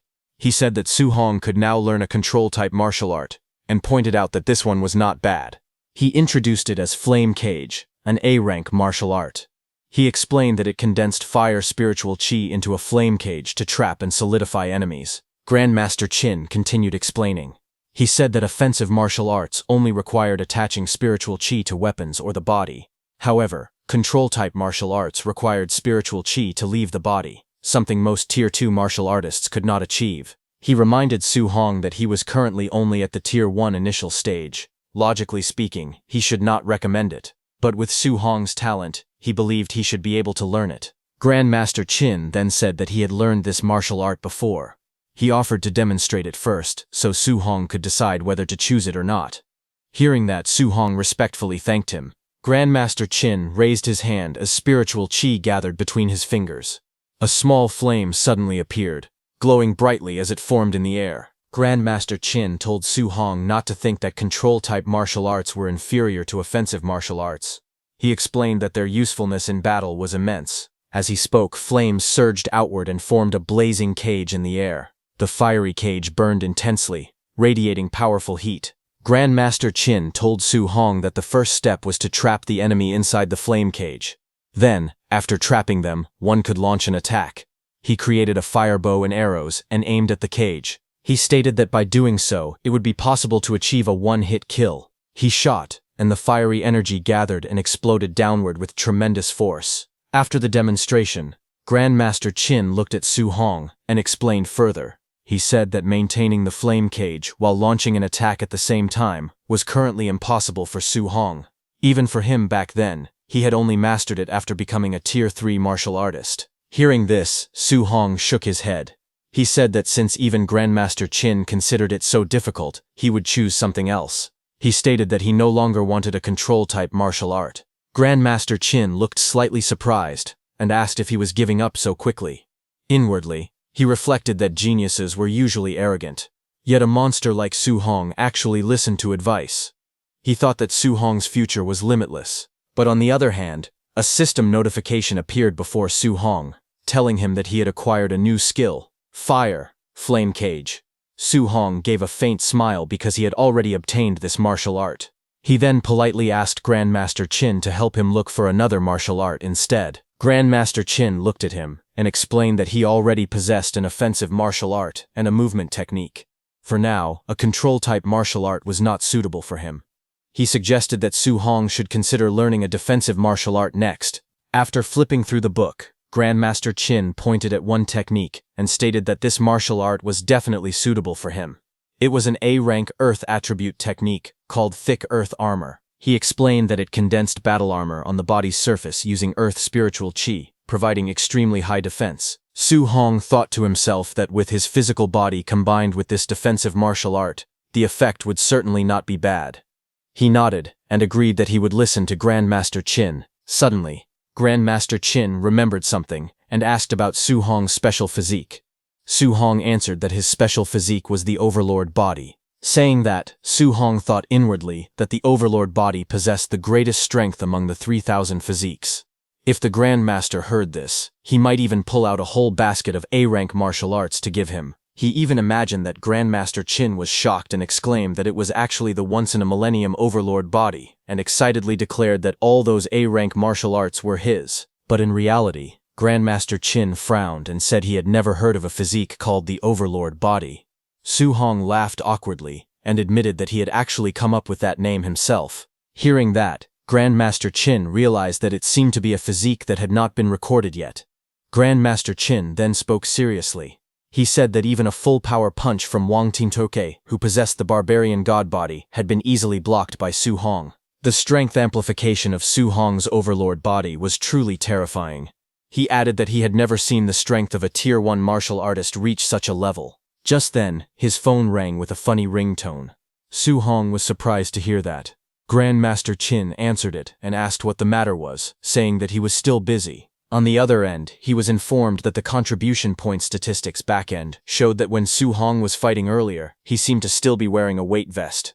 Grandmaster Qin was stunned. He immediately turned to Su Hong and asked whether he had really been wearing a weight vest while fighting Wang Tiantuo and the other two. Su Hong replied that if he had taken off the vest to fight those three, wouldn't he have been unable to get the contribution points? Hearing this, Grandmaster Qin was shaken. Sweat formed on his forehead as he tried to calm himself. He told himself to stay calm because Su Hong was a monster, and he should not view him with a normal mindset. Grandmaster Qin told Su Hong to stop obsessing over those contribution points. He explained that as long as Su Hong successfully challenged the training camp later, there would be plenty of martial art rewards. He urged him to hurry up and take off the weight vest. Su Hong agreed and took out his weight vest. The staff member stepped forward and said she would help him. She told him to take it off and give it to her, and she would send it back to the warehouse. Before handing it over, Su Hong told her that it was a bit heavy. With a proud expression, she declared that she was the Martial Art Pavilion Administrator, a dignified Tier 2 martial artist. However, the moment she took the vest, her expression changed. She froze in shock. Before she could react, the weight vest that Su Hong gave her dropped onto the ground from her hands. Its impact was thunderous. The floor cracked and shattered under the weight. Startled, the staff member asked how many kilograms the vest weighed. Su Hong answered that it weighed 5 tons. Hearing this, Grandmaster Qin was stunned. He thought to himself that Su Hong had been carrying a 5-ton weight at the Tier 1 initial stage. Not only that, he had even defeated 3 Tier 1 late-stage geniuses while wearing it. The realization left him speechless. Grandmaster Qin wrapped an arm around Su Hong's shoulders and called him a little monster. He said that he actually had an A-rank martial art that he wanted to give him. Su Hong looked up and asked what martial art it was. Grandmaster Qin reminded him that he used a spear. He added that Grandmaster Zhang Lin of Yang City also used a spear. He explained that Zhang Lin possessed an A-rank thunder spear art. Its power was considered extremely strong even among A-rank martial arts. Grandmaster Qin then proposed an idea. He said he would take Su Hong to arrange a battle with Zhang Lin's student and help him trick Zhang Lin out of his martial art. Su Hong hesitated and said that did not sound very nice. Grandmaster Qin immediately replied that Zhang Lin had been mocking Star City's training camp, calling it full of trash. He declared that he had to mock him back. After that, Grandmaster Qin told Su Hong to go back and prepare first. They would head to Yang City early the next morning. Su Hong agreed. Later that night, the lights of a student's building glowed under the quiet sky as Su Hong returned to his room. Su Hong looked around his room and said that the training camp had actually helped tidy it up very nicely. As he sat down to start cultivating, system notifications soon appeared before him, telling him that he had acquired a new martial art, fire. Then another notification appeared, saying he had acquired a new martial art, spirit, soul capture art.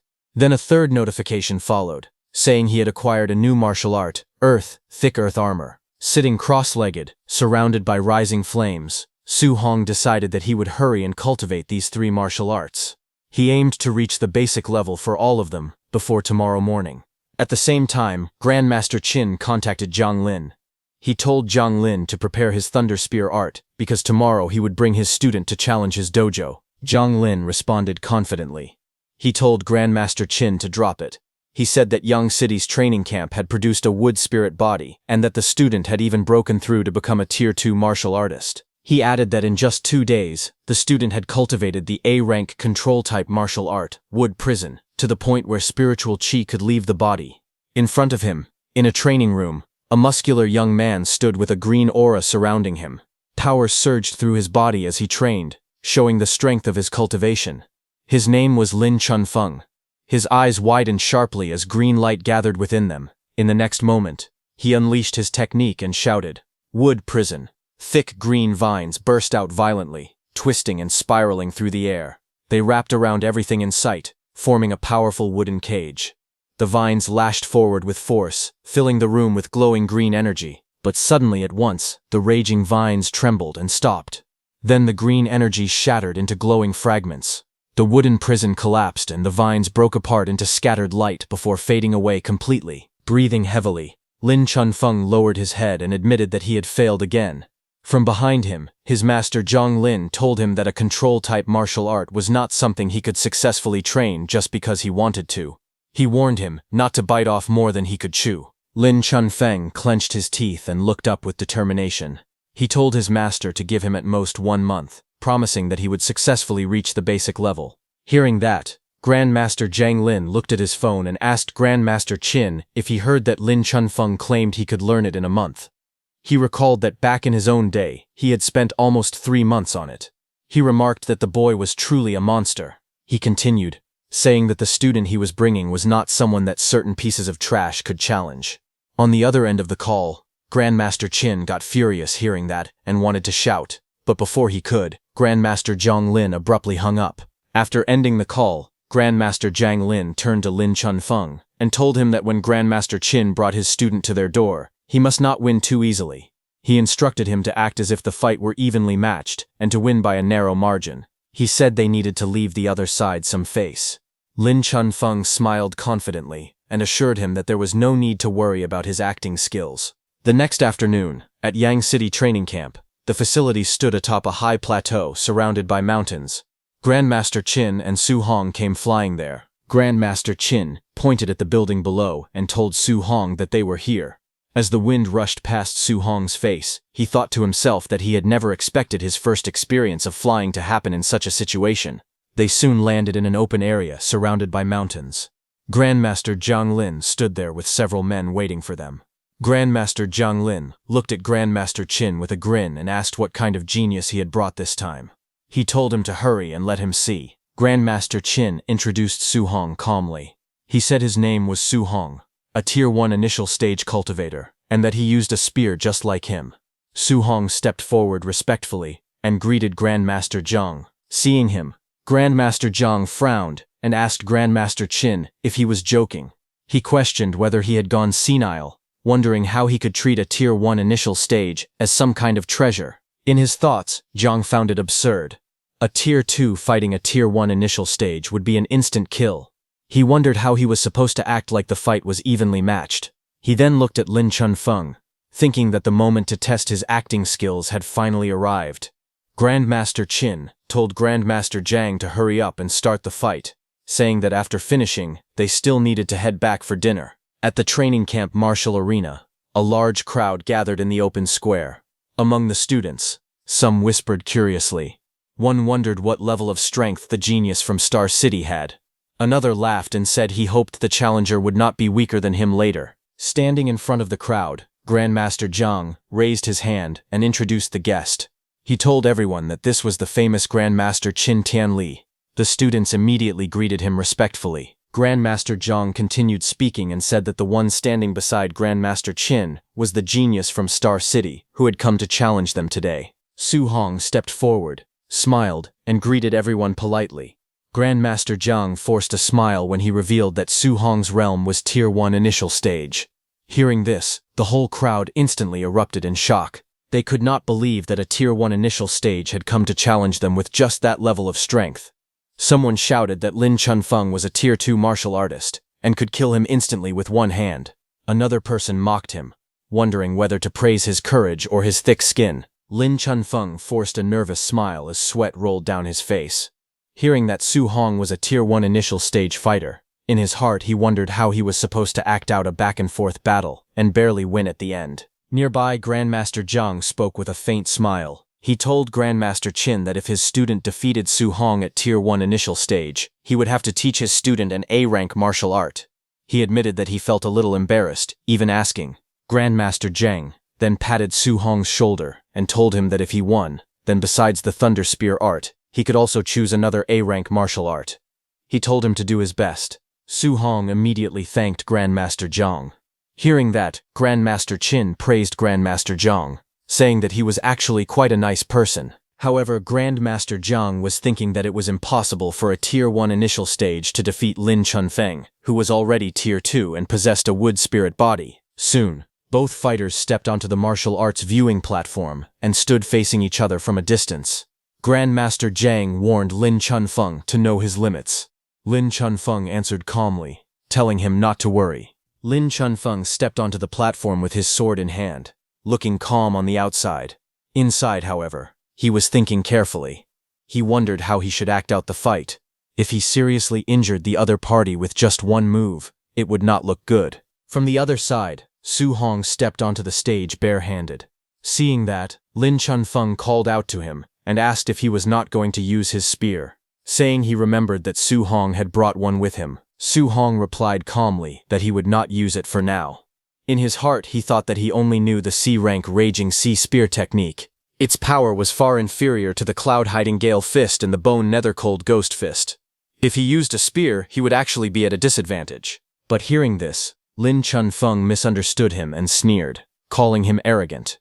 Lin Chunfeng shouted that he wanted to see exactly what gave Su Hong the confidence to be so arrogant, and rushed forward at incredible speed. Wind gathered around his body as he shot through the air like a blade.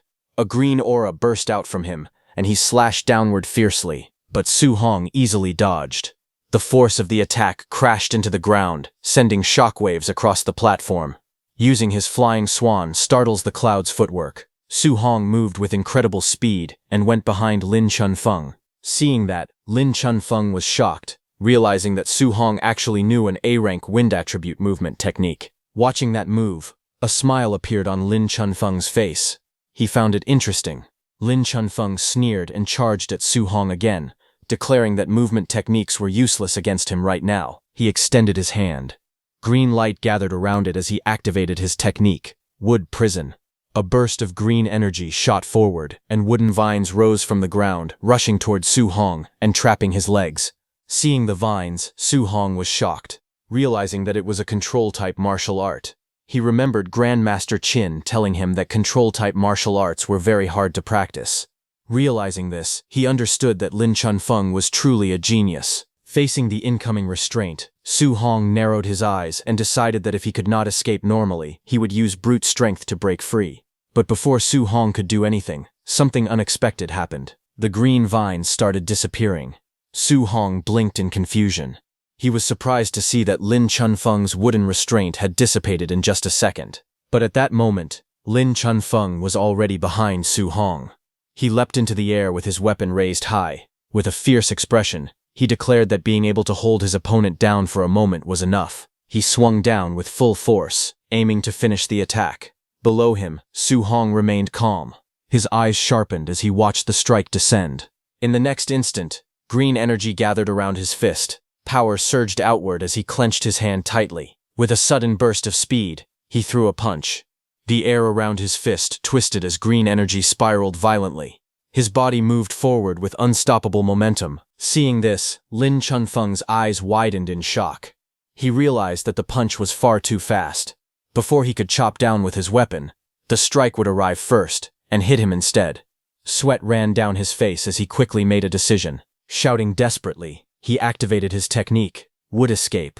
Wooden energy erupted in front of him, forming a protective barrier as he tried to block the incoming punch. Su Hong's punch slammed directly into the wooden defense. With a loud crash, the green barrier shattered under the force of his strike. Splinters and fragments exploded outward as the impact tore through the wood. Lin Chunfeng was blasted backward, thrown into the air by the overwhelming power. The shockwave spread in a wide circle, shaking the surroundings. Gritting his teeth, Lin Chunfeng stared in disbelief. He could not help but think that Su Hong's strength was ridiculous. The spectators watching the fight were completely stunned. One of them muttered in shock, asking what the hell had just happened. Another exclaimed that the shattered technique had been an A-rank defensive martial art, executed by a Tier 2 martial artist. They realized that the strength of this Tier 1 initial stage fighter was probably greater than that of a ferocious beast. In the seating area, Grandmaster Qin laughed loudly and asked Grandmaster Jiang how it was. Grandmaster Jiang replied calmly that having just great strength would not be enough to defeat Lin Chunfeng. He told him to watch carefully. In the arena, as Lin Chunfeng was sent flying backward, Su Hong charged at him with explosive speed. In the blink of an eye, Su Hong suddenly appeared and delivered a powerful kick. The force of the strike tore through the air and cut Lin Chunfeng in two, but then he disappeared. Watching closely, Su Hong realized the truth. It was actually an afterimage. Before he could fully react, Lin Chunfeng appeared behind him and attacked with a powerful strike, saying that Su Hong was not the only one who knew an A-rank movement technique. Green light erupted as Lin Chunfeng countered with his technique, but Su Hong moved fast and dodged his strike again. Lin Chunfeng's attack hit the ground with a violent explosion, sending debris and cracks across the ground. Smoke and dust filled the surroundings as the shockwave faded. Breathing heavily, Lin Chunfeng told Su Hong to give up, saying that for a Tier 1 initial stage fighter to push him to this extent, he was already strong enough. He added honestly that if they were in the same tier, he would be inferior to him. But suddenly, Su Hong raised his hand toward Lin Chunfeng. Lin Chunfeng stared at him in confusion, but suddenly his eyes widened as a thought crossed his mind. Could Su Hong also know? But it was already too late. Su Hong smiled as flames began to gather around his palm, burning fiercely. In the next instant, a massive pillar of fire erupted upward, forming a blazing structure around Lin Chunfeng. Surrounded by roaring flames, Lin Chunfeng trembled and shouted in shock. He instantly recognized that it was a control-type martial art. His heart pounded as he realized the truth. A mere Tier 1 initial stage martial artist had actually learned a control-type martial art. Sweat rolled down his face as he tried to calm himself. He told himself that it did not matter. Su Hong would not be able to maintain it for long. All he had to do was wait for the flames to collapse on their own. Not far away, Grandmaster Qin and Grandmaster Jiang watched in disbelief. Grandmaster Jiang exclaimed in shock that it was the flame cage. He could not believe that Su Hong had mastered the flame cage at the Tier 1 middle stage. He turned to Grandmaster Qin, telling him that his student was simply too ridiculous. When Grandmaster Jiang saw Grandmaster Qin's expression, he asked why he looked so shocked. Wasn't this the very martial art he taught Su Hong? Grandmaster Qin hesitated awkwardly and tried to respond, stumbling over his words. Grandmaster Jiang suddenly realized something and shouted in disbelief. He pointed out that Su Hong was supposed to have a wind attribute. He demanded to know where this fire attribute had come from. Grandmaster Qin coughed and replied that it was simply multiple attributes. He asked whether there was really a need to be so shocked about it. But Grandmaster Jiang frowned and said that if that was the case, why had the flame cage not collapsed yet? Grandmaster Qin told him to look carefully at Su Hong's hand. There was a white flame there. On the battlefield while Lin Chunfeng stood inside the blazing flame cage, Su Hong stood in front of him as white flames rose on his hand. Sweat dripped down Lin Chunfeng's face as he forced out a strained smile. He could not believe what he was seeing. He asked whether Su Hong could really maintain the flame cage and attack at the same time. He admitted that even a Tier 3 martial artist would find something like that difficult to do. Su Hong said bingo and raised his fist, blue flames swirling around it. Su Hong charged at Lin Chunfeng with blue energy swirling around his fist as the flame cage continued burning fiercely around him. Seeing the incoming attack, Lin Chunfeng gritted his teeth and reacted quickly. He activated his technique, Wood Escape, forming a wooden barrier to block Su Hong's attack. But Su Hong's fist crashed forward with unstoppable force. The impact struck hard against Lin Chunfeng's body. A sharp sound echoed as the blow landed. Blood spurted from Lin Chunfeng's mouth, and his eyes widened in shock. Wooden fragments exploded into the air as he was driven backward by Su Hong's strike. Through clenched teeth, he cursed bitterly, saying this was simply too ridiculous. Su Hong's strike connected cleanly, and Lin Chunfeng's body bent backward from the force, fragments of wood and debris scattering through the air. A sharp cry escaped his mouth. Blood sprayed from his lips as he was sent flying. He gritted his teeth in pain, letting out another strained sound as he hit the flame cage behind him. Fire roared upward, surrounding his entire body. Lin Chunfeng slowly turned his shoulder, flames swirling violently around his back. Then glowing green energy began to spread across his wounds. His heal and recover immediately started. Bright green light pulsed as the damaged flesh visibly regenerated. With sweat rolling down his face, he clenched both fists, flames blazing higher behind him. He smirked confidently and declared not to underestimate the healing power of a Tier 2 martial artist's wood spirit body. Su Hong narrowed his eyes as he looked at Lin Chunfeng and muttered to himself that it was a wood spirit body, a special physique with incredibly strong recovery power. But then his gaze sharpened. He thought that if one punch was not enough, then he would throw a few more. Without hesitation, he launched himself forward, his fist cutting through the blazing flames. He declared that he did not believe Lin Chunfeng could keep recovering forever. His punches rained down one after another, crashing through the fire with explosive force.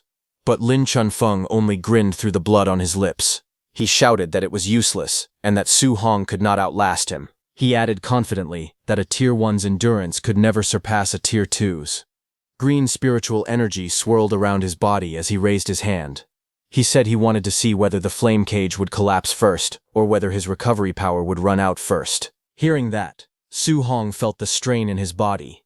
He realized there was not much fire spiritual chi left within him. Once the restriction of the flame cage disappeared, the situation might reverse completely. Su Hong moved his hand, and with a swing of his arm he dissipated all the flames.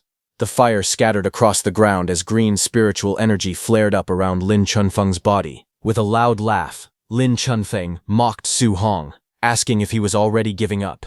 His body immediately started to recover as the green aura intensified around him. His wounds visibly began to mend under the glow of his wood spirit body. Smirking confidently, he declared that now it was his turn to counterattack, and that Su Hong was bound to lose. But suddenly, his expression changed. His eyes widened in shock as he saw something unusual. He stared forward and demanded to know what that thing was. Across from him, Su Hong stood calmly as golden lightning and flames crackled around his arm. He admitted that this move consumed a great deal of energy and that he had not originally planned to use it. Electric arcs danced wildly around his body, illuminating the battlefield. Seeing that overwhelming power, Lin Chunfeng trembled. Sweat rolled down his face as he shouted in disbelief, asking whether this was truly a power a Tier 1 martial artist could unleash. He called Su Hong a monster. Panic flashed in his eyes.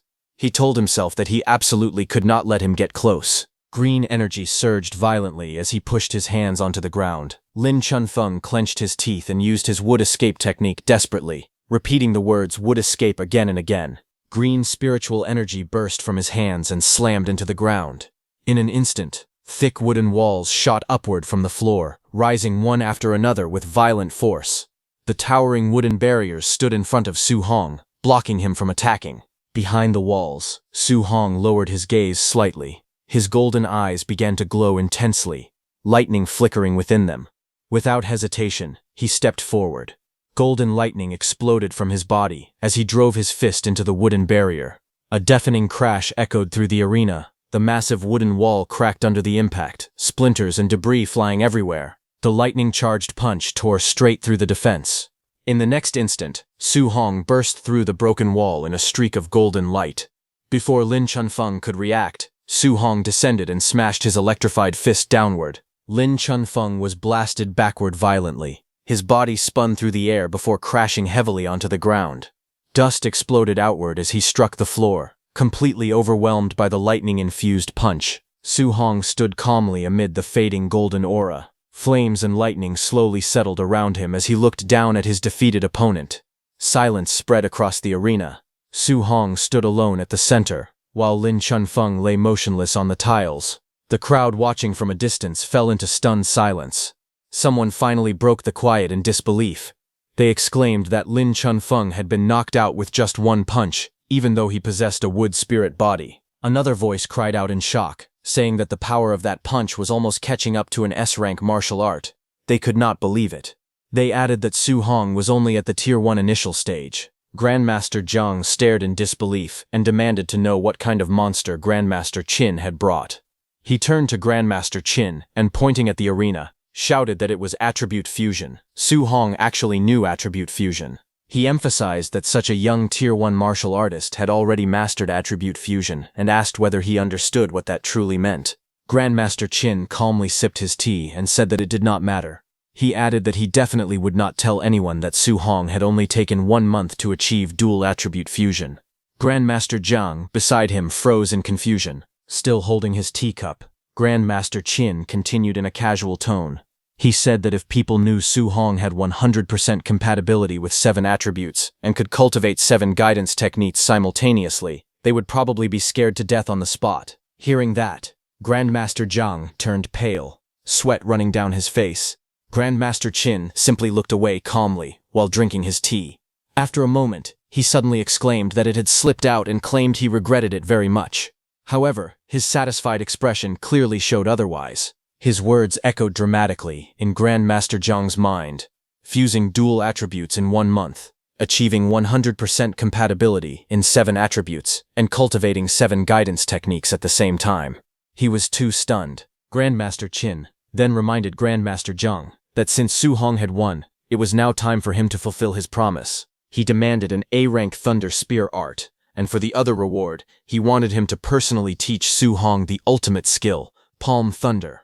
Grandmaster Zhang stuttered in disbelief before finally nodding weakly and agreeing. Later, the scene shifted to the martial arts training room, a large dome-shaped building standing quietly under the open sky. Inside the martial arts training room, Su Hong and Grandmaster Zhang stood facing each other on the circular platform, each holding a spear. Grandmaster Jiang looked at Su Hong and admitted inwardly that Su Hong was truly a monster. He had never seen someone like him in his entire life. After a moment, he straightened his posture and began explaining seriously. He said that the A-rank Thunder Spear art he was about to teach was called 9 heaven-breaking spears. He gripped the spear firmly, and lightning suddenly surged around it, crackling with blue energy. He explained to Su Hong that in the 9 heaven-breaking spears, every 3 moves formed one stance, and there were 3 stances in total. Electricity wrapped around the spear as he continued, saying that each stance was stronger than the last, and the difficulty of learning them increased progressively. He then added that if it were an ordinary martial artist, he would not teach this technique at all unless they had reached Tier 4. However, he looked at Su Hong calmly and said that with Su Hong's talent, learning the first stance should not be a problem. Grandmaster Jiang's eyes flashed with lightning as he gripped the spear tightly. Blue electricity crackled violently around the weapon. He shouted at Su Hong to watch closely. In the next instant, thunderous power burst forth. He declared the first stance, river overturning. A massive surge of lightning exploded outward like a raging river, flipping upside down. Waves of electric energy roared across the platform, crashing forward with unstoppable force. Without pausing, he continued. He announced the second stance, sea inverting. The spear swept downward, and the lightning transformed into something even more terrifying. It rose like an enormous ocean turned upside down. A colossal wave of thunder spiraled into the sky, swallowing everything in its path. The roaring energy surged, layer after layer, each strike heavier than the last. Standing below, Su Hong felt as if he were trapped in the center of a violent thunderstorm. He thought that in this storm of lightning, he was like a lone boat drifting in the ocean. Any single bolt of thunder, or even a raindrop, could completely overturn him. As the storm reached its peak, Grandmaster Jiang's voice rang out once more. He calmly declared the third stance. The spear tip erupted with blinding light, gathering all the thunder into a single dazzling point. Grandmaster Jiang shouted its name, heaven breaking. In the next instant, he flipped his body in midair and drove the spear straight downward. Thunder roared violently as the spear pierced toward the ground like a bolt falling from the heavens. The impact did not explode wildly. Instead, the gathered lightning spiraled outward, forming enormous twisting tornadoes of electric energy. The storm churned and rotated fiercely, filling the entire training room with terrifying pressure. Su Hong watched the raging vortex carefully. He realized that Grandmaster Jiang had clearly held back on that final spear strike so as not to destroy the room. Even so, the residual power of the move still whipped up a horrifying tornado. Facing such overwhelming strength, Su Hong admitted inwardly that he was like an ant standing before the instructor right now, but his eyes remained steady. He silently declared that in the future, he would also possess such combat power. Gradually, the thunderstorm subsided. The violent winds calmed, and the lightning scattered into faint sparks across the circular platform. Grandmaster Jiang lowered his spear and looked at Su Hong calmly. He threw a manual at Su Hong and explained that this was the full demonstration of the 9 heaven-breaking spears. He told Su Hong to practice it himself first, and if there was anything he did not understand, he could ask at any time. Su Hong respectfully thanked Grandmaster Jiang. Grandmaster Jiang smiled faintly and told him there was no need for thanks. He said he was only honoring the bet between them. He then added that once Su Hong had mastered the first stance, he would teach him a second martial art called Palm Thunder. Grandmaster Jiang explained that although the power of the 9 heaven-breaking spears was considered extremely strong compared to Palm Thunder, it still fell far short. Hearing this, Su Hong was surprised. He wondered if Palm Thunder was even more powerful than the 9 heaven-breaking spears. Holding the manual in his hand, he felt a surge of determination. He told himself that he needed to hurry and learn this spear art. Grandmaster Jiang then mentioned that he still had matters to discuss with Grandmaster Qin. He said he would return later to check on Su Hong's practice. With that, he prepared to leave, leaving Su Hong alone to begin his training. Then, 1 hour later, the training hall stood quiet from the outside as Grandmaster Jiang returned. He pushed the door open and stepped inside. He asked Su Hong if he had figured out the trick yet. Calmly, he told him not to rush, explaining that this technique could not be learned in just a month or two. But before he could say more, a sudden burst of golden lightning erupted from the center of the room. Thunder roared violently as Su Hong launched himself forward, spear in hand. Electric arcs wrapped around the weapon as he struck downward with force. The impact sent shockwaves across the floor, lightning flashing in every direction. Grandmaster Zhang watched from behind as the storm of energy gradually faded. Su Hong stood upright, breathing steadily. He admitted that the 9 heaven-breaking spear art was too difficult. For now, he had only barely reached the beginner level. Then, without hesitation, he looked at Grandmaster Zhang and firmly asked him to teach Palm Thunder next. Grandmaster Zhang wiped the sweat from his face as he forced a smile. In disbelief, he muttered to himself that this was what a monster's talent looked like. A few hours later, outside, the sun was already setting, its golden light reflecting off the glass dome of the training hall as someone was seated on its stairs. It was Grandmaster Zhang, who was staring ahead in a daze. At that moment, Grandmaster Qin approached and asked why he was standing outside, spacing out. He questioned whether he had taught Palm Thunder to Su Hong yet.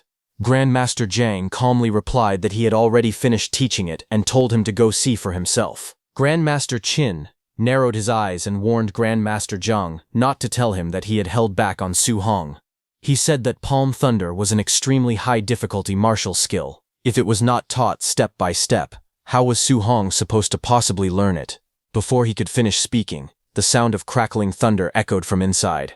Grandmaster Qin looked through the doorway and saw Su Hong standing in the center of the room. Lightning surged around his body as golden arcs burst from his palms. The Palm Thunder technique had already taken form. Lightning crackled wildly around Su Hong's body as golden thunder gathered between his palms. With excitement in his voice, he declared that he had finally learned Palm Thunder. Outside the training room, Grandmaster Qin watched the scene unfold. He admitted that although he had been mentally prepared, he still did not expect Su Hong to master it so quickly. Grandmaster Zhang recalled that it had taken him 3 whole months to grasp Palm Thunder in the past. And even then, his teachers had called him a prodigy. But looking at Su Hong's performance, he concluded that Su Hong would definitely reach Tier 9 one day. His future was limitless. Grandmaster Qin then told Jan to stop sighing and said that he would treat him to a meal. It had been a long time since they had shared a proper drink together. Before leaving, he informed Su Hong that he would be going out drinking with Grandmaster Zhang. The camp assistants would arrange a temporary dormitory for him, and they would head back tomorrow. Su Hong immediately replied that he understood. That night, at the Yang City Training Camp dormitory building, Su Hong lay on his bed, thinking quietly. After defeating Wang Tiantuo and the others yesterday, and Lin Chunfeng today, he calculated that he had earned a total of 230 martial Dao points. A translucent system panel appeared before him. It displayed his current status. His vitality and blood were at 138.6, his mental power was at 100.2, and his physique, overlord body and spirit rank were at 1%. His guidance techniques were listed clearly. Thunder guidance technique had reached level 5. Heavenly flame guidance technique was also level 5.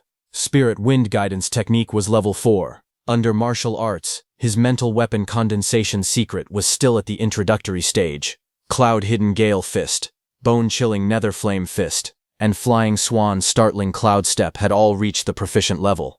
Thick earth battle armor remained at the introductory level. Looking at the panel, Su Hong frowned slightly. He admitted that his blood energy was still too low. His spirit, physique and martial skills all needed improvement as well. The 230 martial Dao points he had earned were far from enough. He reminded himself that realm was the foundation. Increasing blood energy had to come first. With a focused expression, he began allocating points. The numbers on the panel started rising. Blood energy increased by 0.1. Then another 0.1. Again and again, the value climbed steadily. Even so, Su Hong knew he needed more martial Dao points. But inside the training camp, no one would dare to spar with him anymore. After a moment of thought, he concluded that from now on, he could only grind more fierce beasts in the beast room.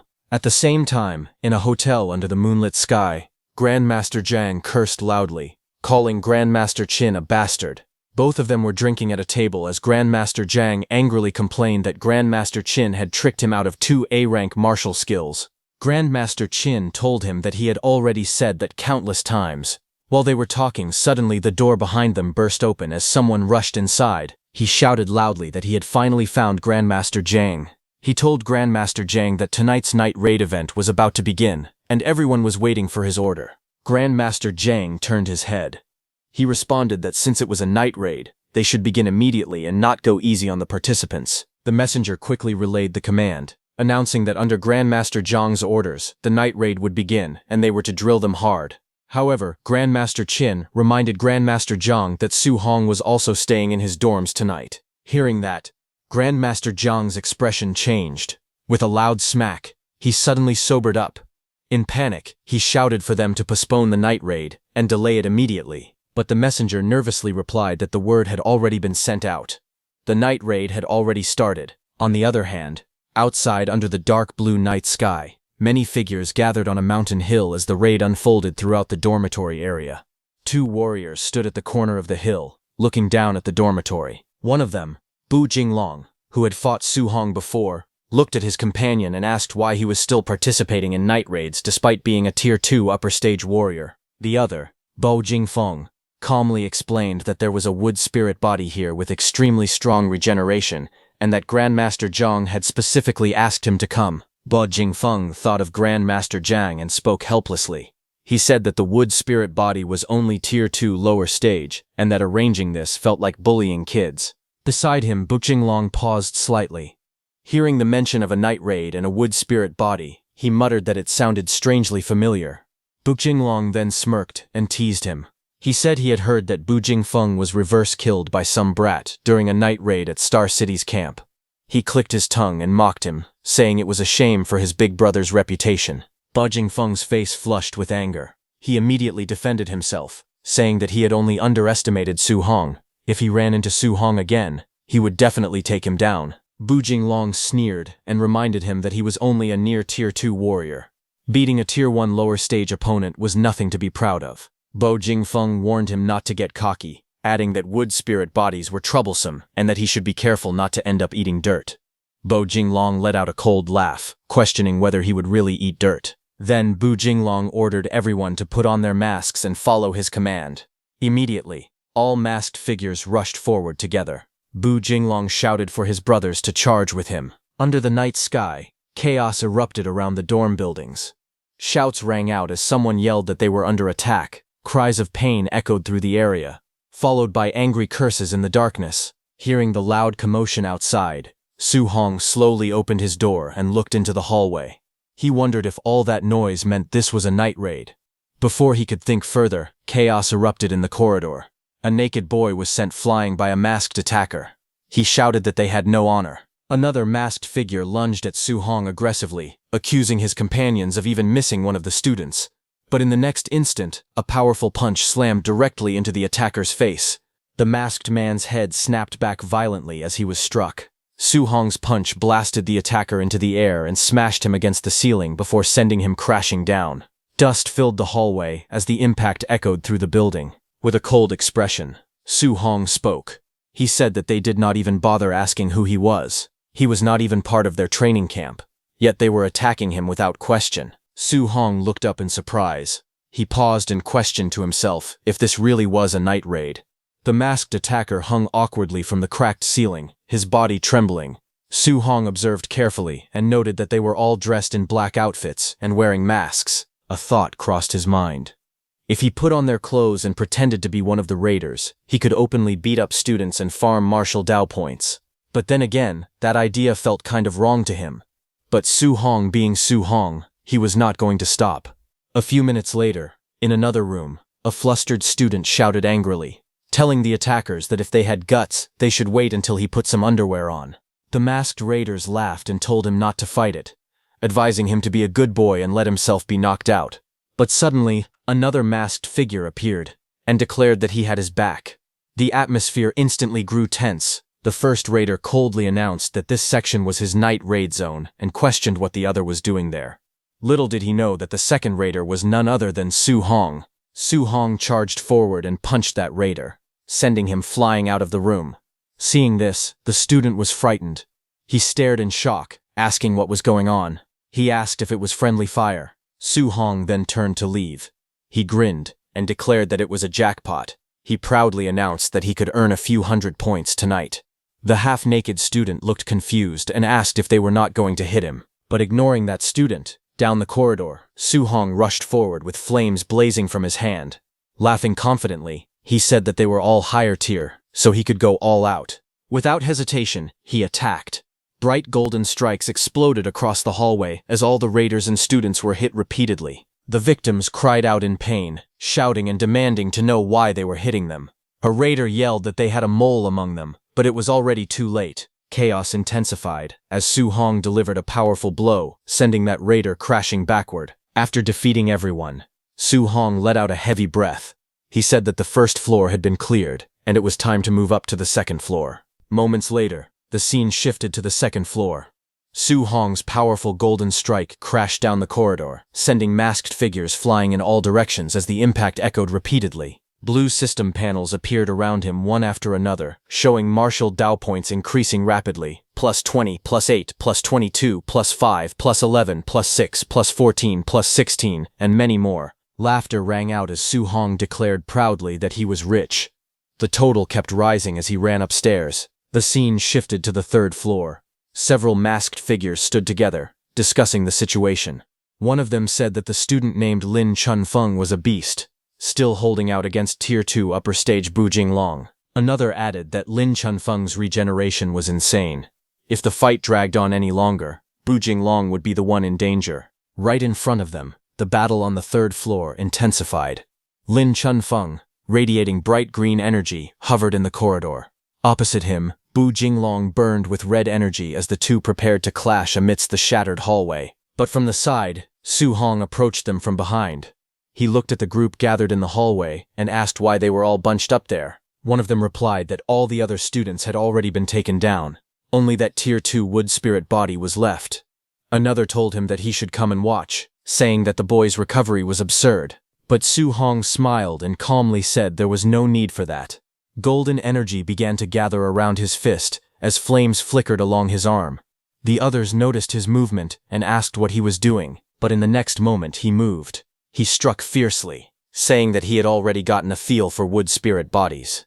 His attack slammed into all the masked fighters, sending them flying. From the side, Bu Jinglong, burning with red energy, shouted, asking why he was hitting his own people. Lin Chunfeng, wrapped in bright green energy, looked at him in confusion. The corridor grew tense as green and red auras flared against each other. Finally, Su Hong unleashed his golden aura and stepped forward confidently, telling them to come at him together. Bu Jinglong, surrounded by red energy, looked at Lin Chunfeng and told him to take a break. He said that after he finished the other guy off, he would deal with him next. Wrapped in blazing red energy, he leaped forward, his fist blazing as he charged straight down towards Su Hong, saying that Night Raiders were only responsible for their own targets. Since he was not following the rules, he would teach him a lesson. Seeing him coming, Su Hong calmly gathered his power. Golden light surged around his arm as he prepared to counter. Their attacks collided violently. Red and gold energy exploded against each other, lightning-like sparks flashing through the corridor. But Su Hong's punch was more powerful, and Bu Jinglong felt it. He frowned in confusion, surprised by the resistance he felt. His hand was also injured, and he backed off. Shocked, he cursed and demanded to know what kind of power this was. Su Hong forced Bu Jinglong to retreat and put some distance between them, but Su Hong charged at him again. Seeing him charge again, Bu Jinglong turned toward Lin Chunfeng and shouted that this guy's strength was not right. He suggested they join forces. Lin Chunfeng reacted with surprise, but agreed. Without hesitation, he raised his hand and used his wood prison skill. Bright green energy burst from his palm. Thick wooden vines erupted from the ground and twisted violently towards Su Hong. Those vines tried to wrap around him and restrain his movements, but Su Hong did not get caught. Using his hand, he jumped forward and dodged. Taking advantage of the moment, Bu Jinglong rushed forward with blazing red energy and shouted for Su Hong to be defeated. He rushed forward at full speed, his fist driving down with crushing force. But instead of breaking through, his attack slammed against a strange purple armor. Startled, he realized what it was. An Earth attribute armor. He could not believe it. He looked at Su Hong, surrounded by the Earth attribute armor, and wondered where this monster had come from to actually be able to block his Tier 2 high-stage attack. In the next instant, Su Hong moved with blinding speed, closing the distance in a flash. Bu Jinglong's eyes widened in shock, and before he could react, a powerful strike slammed into his chest, smashing him back against the wall. The impact cracked the surface behind him. Bu Jinglong coughed violently, blood spilling from his mouth as the force of the blow overwhelmed him. Su Hong moved again, flames blazing fiercely around his arm as he leapt into the air to attack Lin Chunfeng. In the next instant, Su Hong's flaming attack came crashing down. The impact slammed Lin Chunfeng into the ground with explosive force. The floor cracked, rubble scattered, and dust rose into the air. Lin Chunfeng's face was buried in broken debris.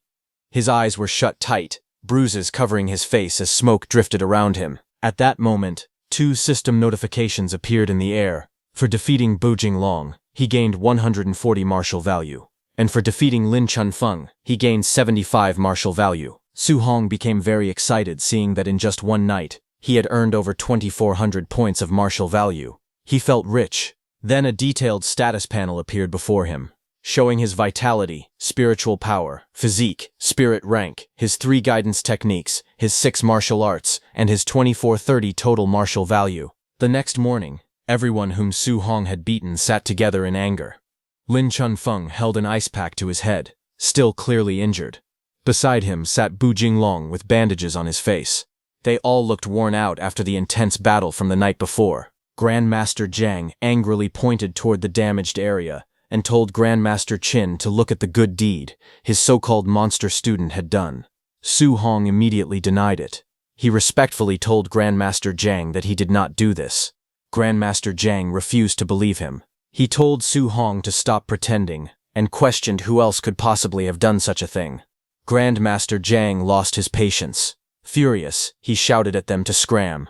He said that just seeing them made him angry. Grandmaster Qin grabbed Su Hong and flew into the air. He burst into laughter and mockingly said goodbye to Grandmaster Zhang before leaving. As they were in the air, Grandmaster Qin turned to Su Hong and asked if he was still lacking martial arts for the 3 attributes of metal, wood, and water. Su Hong replied honestly. He confirmed that he was, and asked why the Grandmaster was asking. Grandmaster Qin smiled slightly and said that he still had some old friends. He suggested they go pay them a visit. Over the next 10 days, they visited 3 other training camps. At one camp, when Su Hong defeated that Grandmaster's disciple, that Grandmaster angrily accused Grandmaster Qin of fraud. But Grandmaster Qin calmly told him to concede defeat when losing a bet and not to play dirty.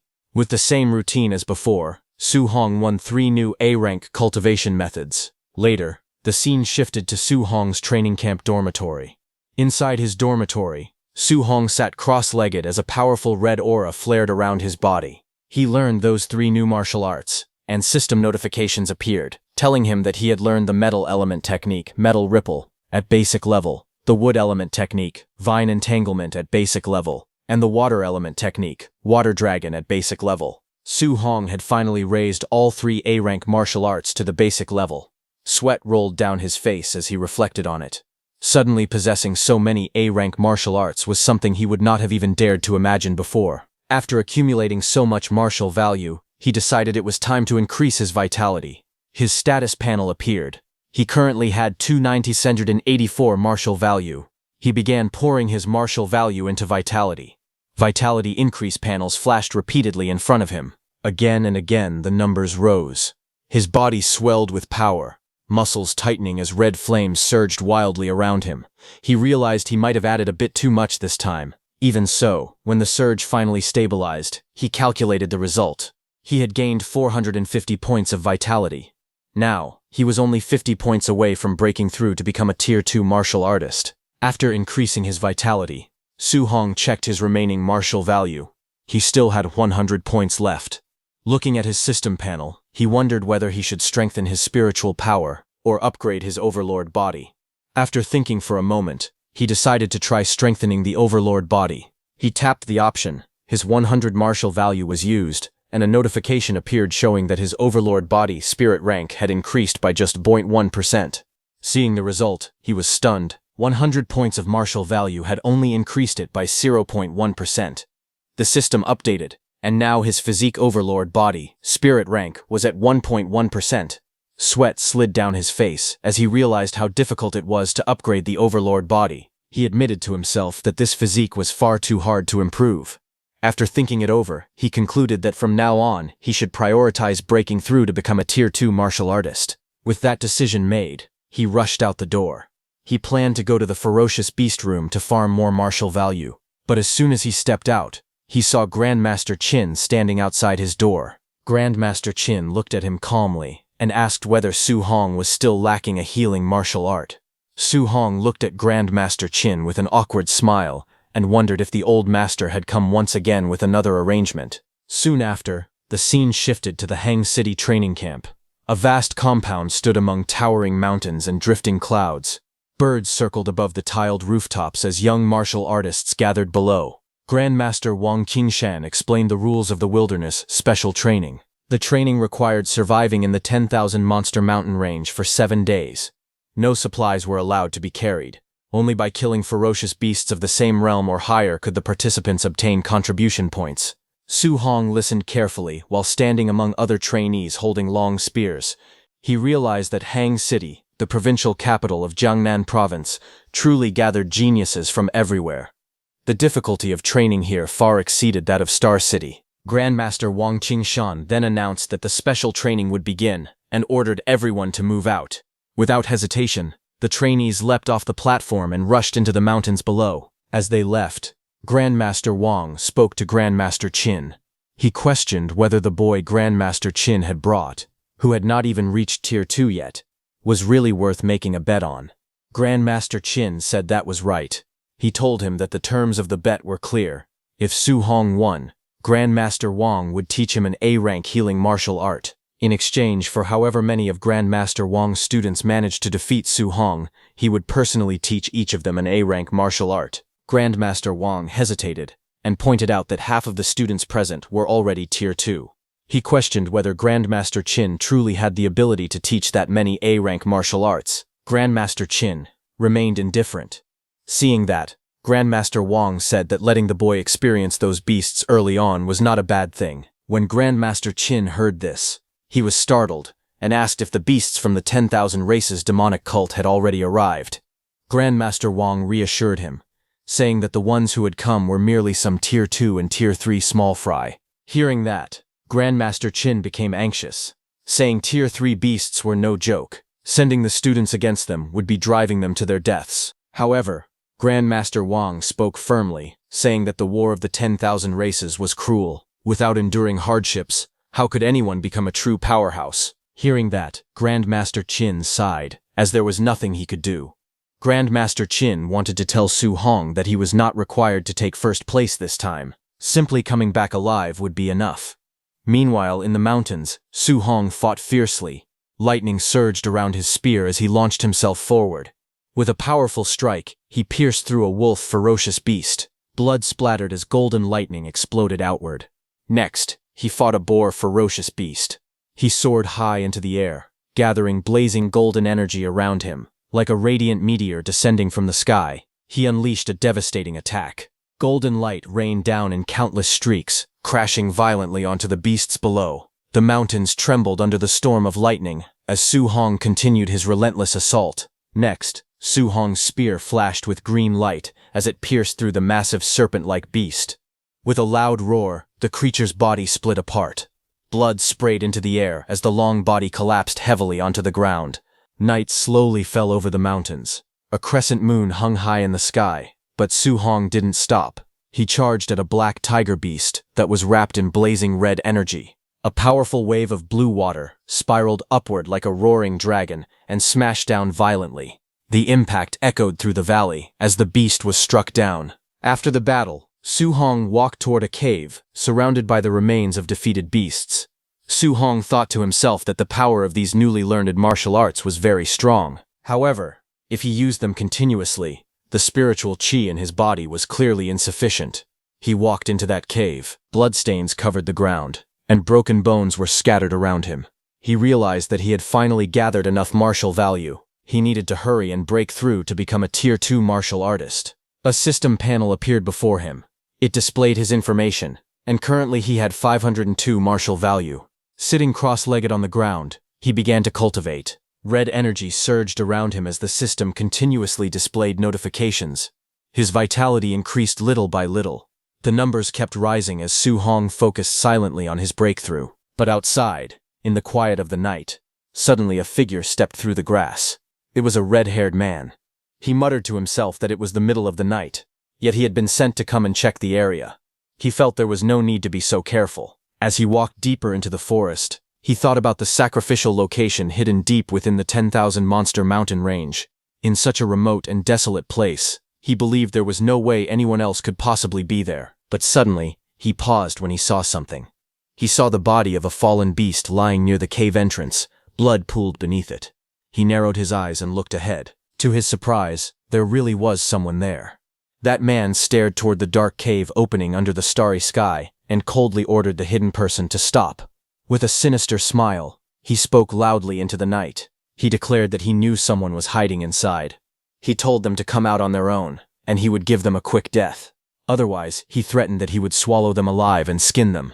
That red-haired man stood at the cave entrance with his arms spread slightly.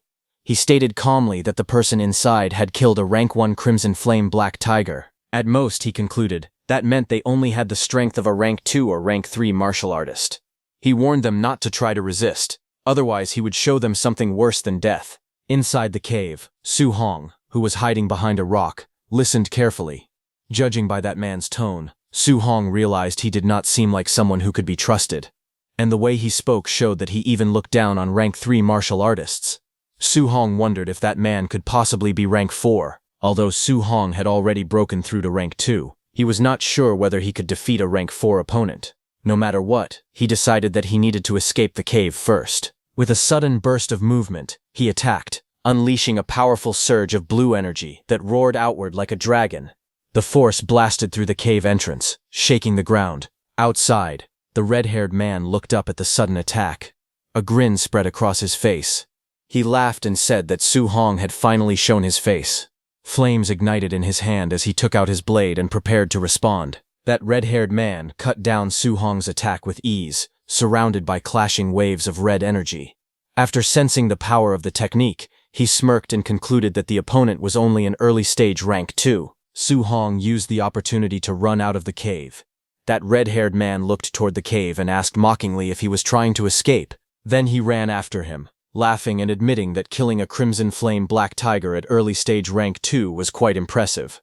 He even called him a genius, but he added that he loved crushing so-called lucky geniuses the most. As he rushed forward to attack, his expression suddenly changed.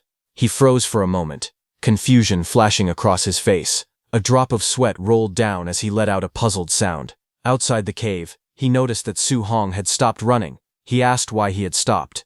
Standing calmly with his spear in hand, Su Hong looked at him steadily. After observing the power that had just been released, Su Hong concluded that the red-haired man was only an early-stage rank 3. He added that he had initially thought the man was rank 4. Su Hong noticed the dark tattoo on the man's neck, and stated that the tattoo belonged to the celestial race. He then asked if the man was part of the Myriad Race's demon cult. It was known that the members of the Myriad Race's demon cult were originally humans. However, they viewed being human as a disgrace and took pride in becoming part of the so-called Myriad Races. They carried out terrorist attacks and captured humans as sacrifices for other races, all in order to receive rewards. Golden energy surged around Su Hong as anger filled his eyes. He called that man human scum and declared that people like him deserved to die.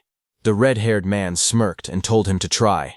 Flames wrapped around his arm as he prepared his attack. With a fierce shout, he unleashed his technique, Sky Sun Slash. A blazing arc of fire tore through the air, descending with overwhelming force. Facing the incoming attack, Su Hong steadied himself. He realized that this was his first time fighting a rank 3 martial artist. He decided that he would have to go all out. As the blazing attack descended, Su Hong unleashed his counter. With a powerful shout, he activated his technique, River Flip. A massive surge of energy roared upward, colliding directly with the fiery slash. The two forces crashed violently, flames and lightning scattering in every direction. Seeing the clash, Su Hong was stunned.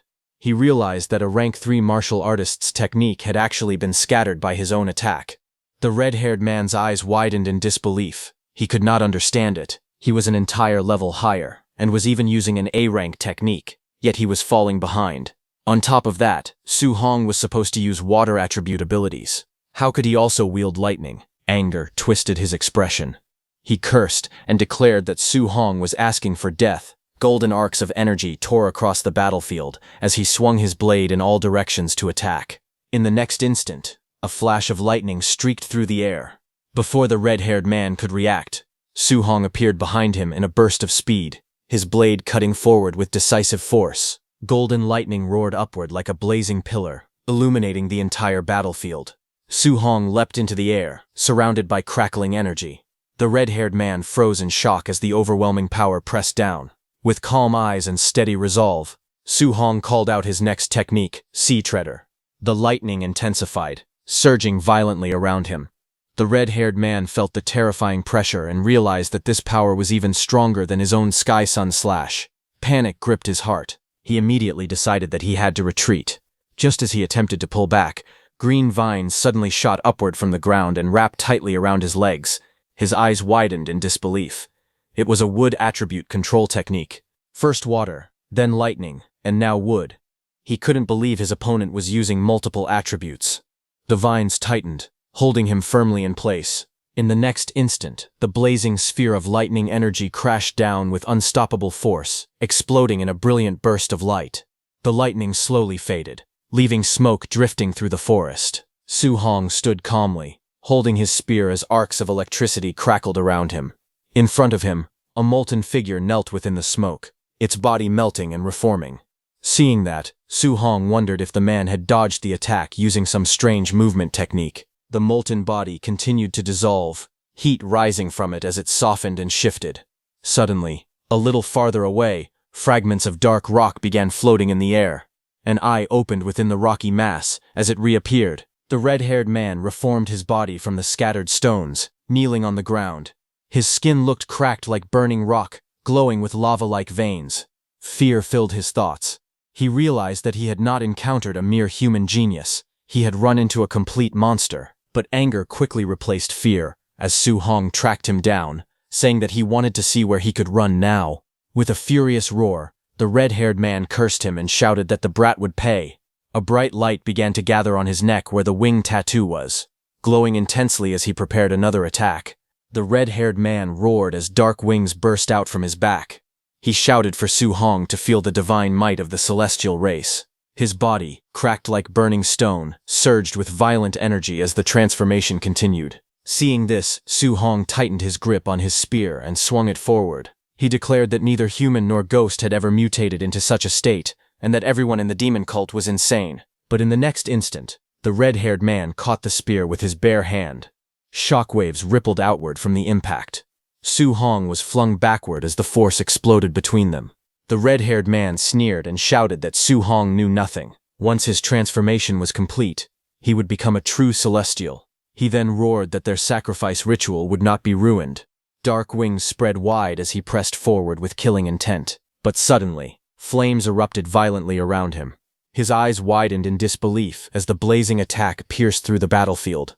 He could only shout in shock as the overwhelming fire engulfed him. Su Hong's eyes sharpened as flames spiraled violently around his fist.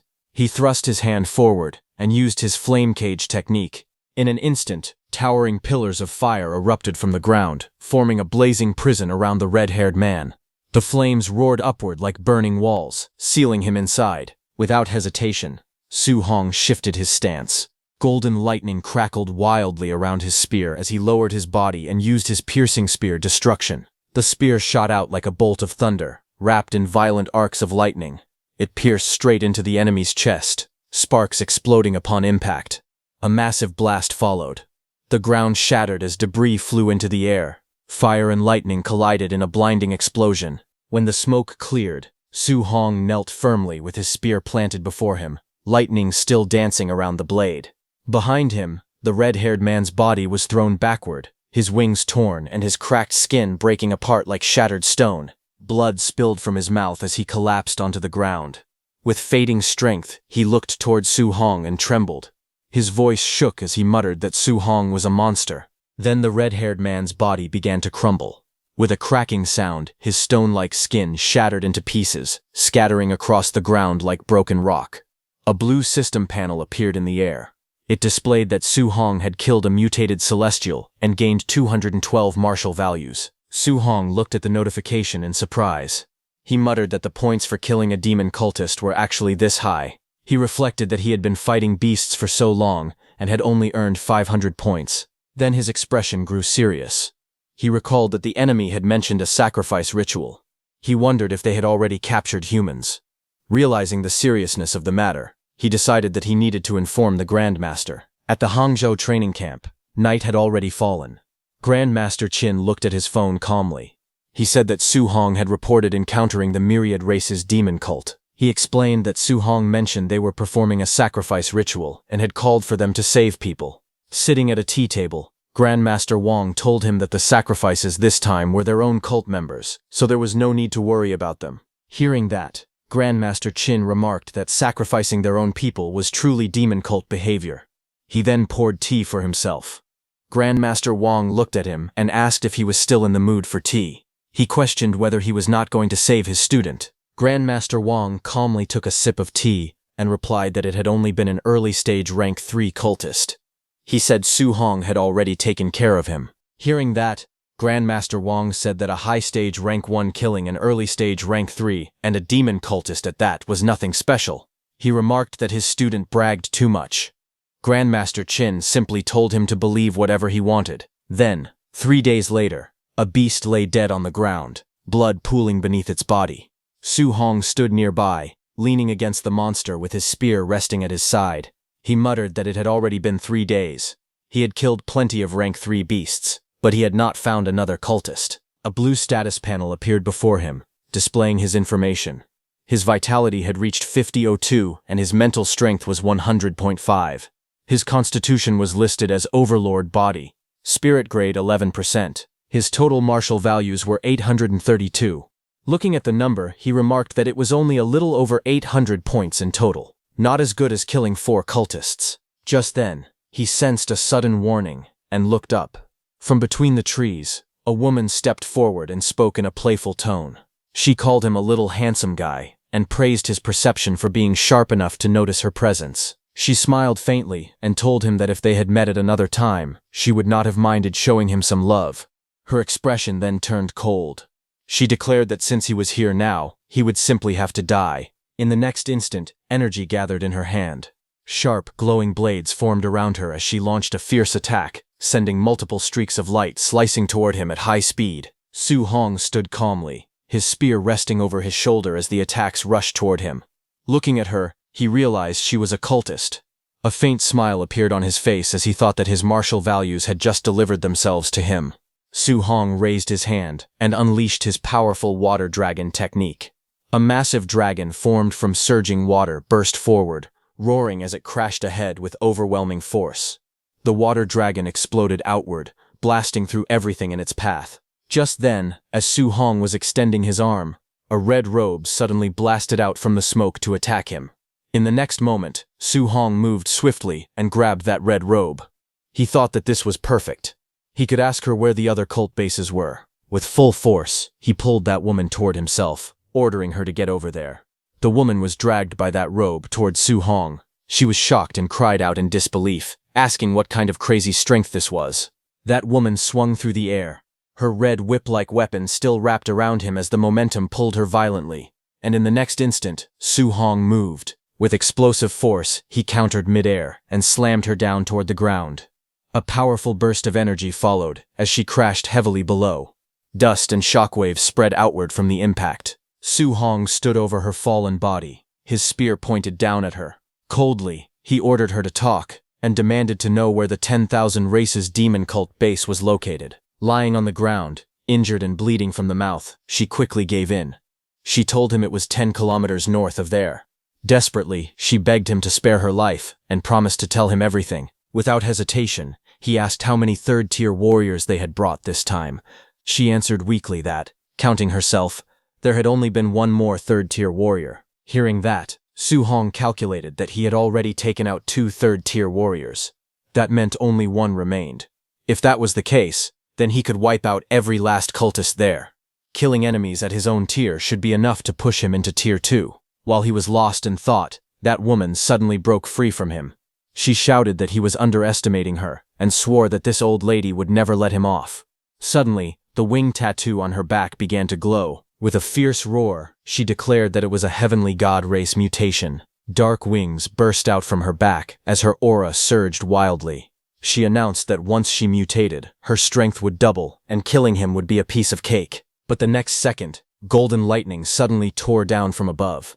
In the next instant, a blazing pillar of energy struck through her body, forcing her down violently. Su Hong stood firm amid the crackling lightning and coldly stated that the 10,000 Races demon cult had committed too many vile acts.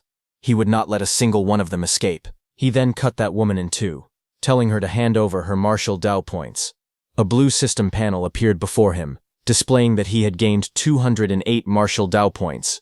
Seeing the number, he remarked that 208 martial Dao points were not bad at all. On the other hand, deep within the forest stood the 10,000 Races demon cult's sacrifice site.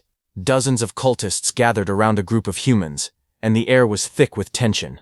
One of the humans cursed angrily, saying that the cultists had lied to them. They had been told there were only 2 people at the base. They were also told those 2 were Tier 2. But now, all of them were clearly Tier 3. At that moment, a tall and muscular man stepped forward. He was known as the Blood Commander. He gave a single order to the cultists to kill them. Hearing that, one cultist sneered and pointed out that there were 3 Tier 2 fighters, and all of them were human geniuses. With killing intent rising, they charged forward, mocking the so-called geniuses and shouting for them to die. They roared that they would skin them, tear out their tendons, and offer them up to the immortals. On the other side, the 3 fighters remained fearless. They declared that their enemies were only Tier 3, so there was nothing to be afraid of. Even if the worst happened, they would die together, and no matter what, their grandmasters would avenge them. High above the scene, Grandmaster Qin and Grandmaster Wang observed everything from a distance. Grandmaster Wang remarked that those 3 were the top geniuses in Hongcheng, and asked if they were not bad at all. Grandmaster Qin remarked that the 3 youths were truly impressive. To stand their ground against a swarm of Tier 3 enemies and risk their lives like that showed real courage. They were not bad at all. Grandmaster Wang then decided to let them fight it out first. If the situation truly became dangerous, they would step in. But Grandmaster Qin, looking behind him, said that he did not think it would be necessary. With a faint smile, he added that his little monster was already on the way to rescue his kids. Hearing that, Grandmaster Wang scoffed and asked how much fake liquor he had drunk that day. A Tier 1 kid saving people from a pack of Tier 3 warriors? Even he could not boast that boldly. Grandmaster Qin didn't reply to that and just smiled. Down below, the 3 young fighters were already injured and exhausted. One of them gripped his weapon tightly and shouted that he would hold the enemies off while the others ran, but his companions refused. If they were going to die, they would die together. Suddenly, a cultist lunged forward with a sinister laugh, declaring that none of them were getting away. A violent red slash tore through the air toward the trio. Seeing the attack descending upon them, one of the youths could only mutter in despair that it was over. Just as the red slash was about to strike the 3 youths, a golden streak suddenly tore across the battlefield. A powerful bolt of lightning shot forward, cutting through the air and slamming into the attacking cultist. The force of the strike carved a long trench across the ground. Before anyone could react, the cultist was blasted backward and pinned violently against a tree. Blood splattered as his body hung there, pierced through and unable to move. The surrounding cultists froze in shock. They looked around nervously and shouted, demanding to know who was there. In the next instant, Su Hong appeared in front of them with golden lightning crackling around his arms. He struck 2 cultists simultaneously, electricity wrapping around their bodies. They convulsed violently as the lightning exploded around them. Su Hong stepped in close and drove a palm filled with crackling lightning straight into his opponent's body. Golden electricity exploded outward with a sharp snap spreading across the man's chest. He moved with lightning speed and attacked several enemies simultaneously. They were all lifted off the ground as arcs of golden energy whipped around them in a wide curve. Su Hong then stopped and looked toward the 3 youths, asking if they were okay. The 3 stared at him in shock. One of them, breathing heavily and covered in sweat, recognized him. He asked if he was Su Hong from Star City. Another muttered in disbelief that he had taken out that many Tier 3 opponents in an instant. He could hardly believe it. Grandmaster Wang watched the scene with a serious expression. He turned and asked Grandmaster Qin why his student knew Thunder Palm. Didn't he say that Su Hong had no attributes and could not learn martial skills? If he could repeatedly use Fire Palm Thunder, did that mean he had already broken through to Tier 2? Grandmaster Qin was shocked himself and explained that when Su Hong first entered the camp, he had only been at the Tier 1 lower stage. Then suddenly, he advanced to the Tier 1 upper stage. It had only been a few days, and now he had truly reached Tier 2. His cultivation speed was nothing short of ridiculous. Su Hong told the three behind him that he would cover the rear, and that they should leave first. The young man with the shield hesitated, but finally nodded. He told Su Hong to be careful as they prepared to retreat. Su Hong remained calm, though a drop of sweat slid down his face. He realized that the woman had lied to him. She had brought more than a dozen Tier 2 fighters with her. But instead of fear, a grin slowly formed on his face. He muttered to himself that they were all his. No one was going to take them from him. Each kill was worth at least 200 martial Dao points. To him, this was a fortune waiting to be claimed. Suddenly, a bald man with glowing fists rushed forward, roaring that he would smash him into paste. The ground cracked beneath his charge as he lunged at Su Hong. In the next instant, golden lightning flashed. Su Hong moved like a streak of light, his kick striking with explosive force. Blood sprayed into the air as the attacker was blown away. When the dust settled, Su Hong stood alone, calm and unmoving, as the pieces of that man's body fell onto the ground. Golden lightning crackled violently around Su Hong's hand as he lunged forward. His eyes were cold and focused, as he declared that it was their turn next. The remaining men froze in fear. One of them stammered, telling him not to come any closer. Before they could react, screams echoed through the area. A terrified voice cried out that he was a monster. Another desperately shouted for the Blood Commander to save them. Far above, a caped figure walked calmly up a long staircase, ignoring the chaos below as the screams continued to ring out. That caped figure took a deep breath and smelled the blood in the air. On a blood-soaked platform, he stood among the corpses with his arms spread wide, and declared that the holy cult of the 10,000 races would never forget the sacrifice made today, and that it was all worth it. Back on the battlefield, as Su Hong killed an enemy and blood splashed into the air, he saw something unusual and tilted his head in confusion. Su Hong looked around at the battlefield and noticed something strange. He saw that the blood was flowing in one direction. He frowned slightly and wondered what was going on. The streams of blood began rushing forward, gathering together unnaturally around that caped figure. A dark red vortex formed above the platform. Su Hong narrowed his eyes. He muttered to himself, wondering if this was the sacrifice they had been talking about. All that blood condensed into a towering figure wrapped in crimson energy. Then a cold voice echoed through the air, calling humans lowly creatures. Golden light burst from above as enormous wings spread wide. A majestic being descended slowly, radiating brilliance. Feathers drifted through the air as the figure declared that they stood before the noble heavenly god race and ordered them to kneel. The winged figure hovered over the battlefield, looking down at Su Hong from above. But Su Hong did not kneel. Instead, he gripped his weapon and looked up calmly. He remarked that killing mutated cultists had already given him a large amount of martial Dao points. With a faint smile, he wondered how many points he would receive for killing a real member of the heavenly god race. That winged man looked down at Su Hong with cold golden eyes and called him an ant. He demanded to know who had allowed someone so insignificant to look up at him. His expression turned harsh as he declared that Su Hong would pay for his insolence with death. In the next instant, the winged figure vanished in a blur and appeared behind Su Hong. Seeing that, Su Hong's eyes widened slightly. Sweat ran down his face as he realized just how fast the opponent was. Before he could fully react, the winged man struck with overwhelming force. Golden energy exploded as his attack landed on Su Hong, shaking the ground beneath his feet. The battlefield cracked apart under the impact, light bursting outward in every direction. After that clash, the winged man looked at Su Hong with a faint smile. He admitted that it was interesting to see someone like him among the younger generation of the human race. Sweat rolled down Su Hong's face as he admitted to himself that the heavenly god race was truly powerful. The winged man looked down at him calmly. He said that he had originally thought this possession would be like before, nothing more than wiping out a few human ants. However, he did not expect to meet a monster genius like Su Hong among the younger generation of the human race. Because of that, he decided it would be better to strangle the threat in its cradle and remove it permanently. But suddenly, cracks spread across his body.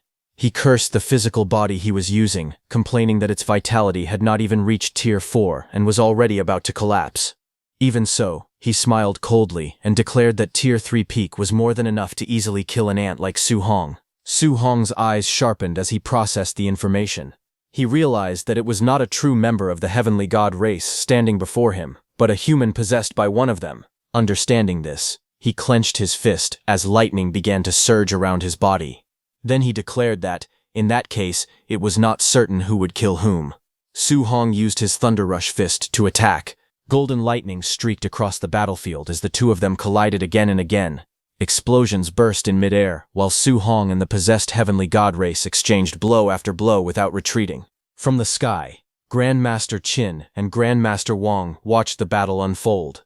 Grandmaster Qin admitted that the physical body of the heavenly god race was truly formidable. To actually be able to exchange blows with Su Hong like that, Grandmaster Wang frowned and replied that the heavenly god race was not the main point.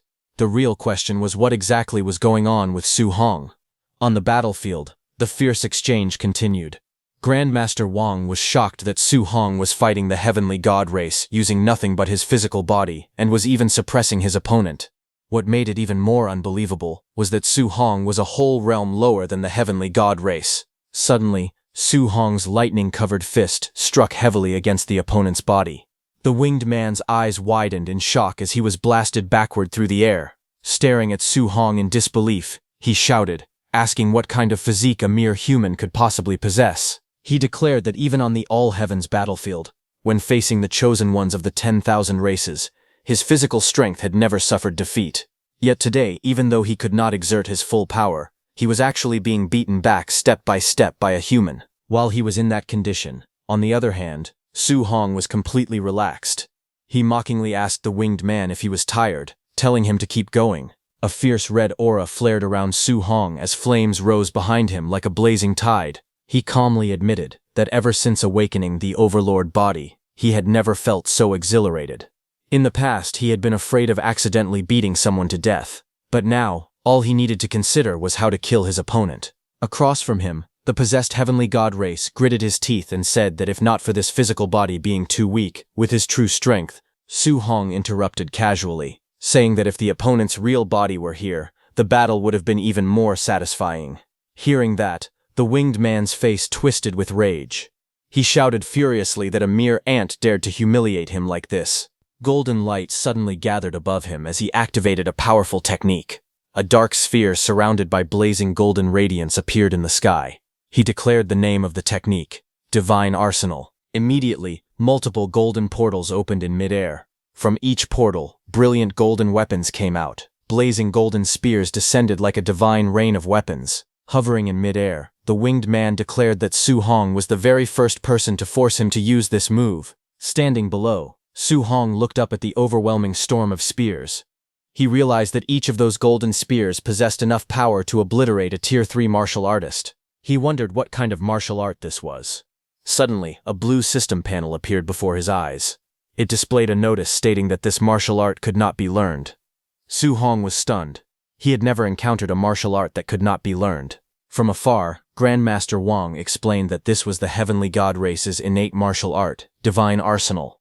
Only those with extremely pure bloodlines could cast it. Grandmaster Qin said that the heavenly god race's bloodline was incredibly pure.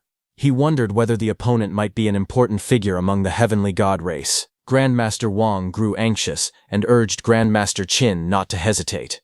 He insisted that Su Hong was a precious treasure and could not be allowed to die. However, Grandmaster Qin remained calm. He told him not to panic and to wait a little longer, reminding him that Su Hong had not yet used his ultimate move. He then added that Su Hong's compatibility with all 7 attributes was 100% and that he had already mastered the fusion of thunder and fire attributes when he was only a Tier 1 martial artist. Hearing that, the anxious Grandmaster Wang stared at him in shock, demanding to know if that was true. Meanwhile, golden light continued to gather around the winged man. As the divine arsenal intensified, he admitted coldly that if Su Hong were allowed to grow, he would become a massive threat. Golden light blazed across the sky as the winged man looked down coldly at Su Hong. He declared that since Su Hong had the potential to become a massive threat, he should die there today. At once, countless golden spears tore through the air and rained down toward the ground like divine punishment. The forest trembled beneath the overwhelming pressure as the glowing weapons streaked downward. Standing alone on the battlefield, Su Hong faced the descending storm without retreating. Then, a faint smile formed on his lips. He admitted that his opponent was also the first person to force him to use his full strength. Golden lightning began to crackle around his body. Sparks danced across his arm as he gripped his weapon tightly. With a sharp motion, he used his 9 heaven-breaking spears. Third stance, heaven-breaking. In the next instant, blazing lightning gathered around him and condensed into a massive spear of thunder and fire. The energy surged wildly, illuminating the battlefield. Su Hong launched upward like a streak of lightning, his spear piercing through the sky. A blazing pillar of thunder and fire shot straight toward the falling golden spears. The two overwhelming forces collided mid-air, and the sky exploded in a storm of light and lightning. The winged man's eyes widened in shock as Su Hong's blazing spear of thunder and fire pierced straight toward him. A stunned expression crossed his face. He could not believe what he was seeing. He shouted that this was impossible as the lightning-infused spear tore through his divine attack. The overwhelming force slammed downward, and in the next instant, a violent explosion erupted on the ground. Thunder and fire spread outward in a blazing circle, scorching everything in their path. When the light finally faded, only charred fragments remained. He was completely carbonized. The shattered stone structures collapsed with loud crashes, dust rising into the air as debris rolled across the ground. At the center of it all, Su Hong stood holding his spear, his body trembling slightly from the exertion. A translucent blue panel appeared before him. It displayed that he had gained 843 martial value. Sweat dripped down his face as he steadied himself, a faint smile forming on his lips. He admitted quietly that it was really worth a lot. Grandmaster Wang rushed down excitedly, his robes fluttering as he exclaimed that this was his darling treasure, his great genius. Su Hong stood there holding his spear, still catching his breath, looking slightly confused by the sudden enthusiasm. Grandmaster Wang declared that if he had not seen it with his own eyes, even if someone had beaten him to death, he would never have believed it. A Tier 2 martial artist had actually taken out a member of the heavenly god race. Su Hong wondered why Grandmaster Wang was so excited. After all, was it not just a heavenly god race opponent? Grandmaster Qin asked Grandmaster Wang if he should not be excited. Calming down slightly, Su Hong reflected that, as expected of the heavenly god race, ranked in the top 10 of the all heavens, even an ordinary clansman had forced him to use his trump card. He admitted it was hard to imagine how terrifying the true geniuses of the heavenly god race must be. Su Hong blinked and asked if he had been wrong. Grandmaster Qin quickly corrected himself, saying that he should not be this excited over defeating a small fry from the heavenly god race. Then, 4 days later, the special training came to an end. At the martial grounds surrounded by mountains and grand buildings, the results were announced. Someone commented that the Su Hong brought by Grandmaster Qin was far too absurd. The rankings were displayed. First place was Su Hong with 17,210 points. Second place was Lu Dao with 4,700 points, and then so on. Seeing the rankings, a guy muttered that Su Hong had not even reached Tier 2 yet, so those points must have come from cheating. But those students who had seen Su Hong fighting could not stand the accusations anymore. One of them angrily declared that Su Hong was impossibly strong. Even if the 3 of them teamed up, they still would not be his match. Another agreed, saying that Tier 3 demonic cultists were nothing to Su Hong. He took them down with a single move each. Someone then wondered where Su Hong was, mentioning that he still wanted to ask him for some guidance. Another replied that Grandmaster Wang was currently teaching Su Hong an A-rank martial art personally. Walking out of the hall, Grandmaster Wang clicked his tongue in disbelief and said that the little monster had learned his healing martial art in just half a day. Grandmaster Qin simply laughed and told him to get used to it. Meanwhile, Su Hong sat cross-legged inside the training room. His upper body was bare as energy swirled around him. After circulating the technique, he slowly opened his eyes. He said it was as expected of the most valuable healing martial art among A-rank techniques.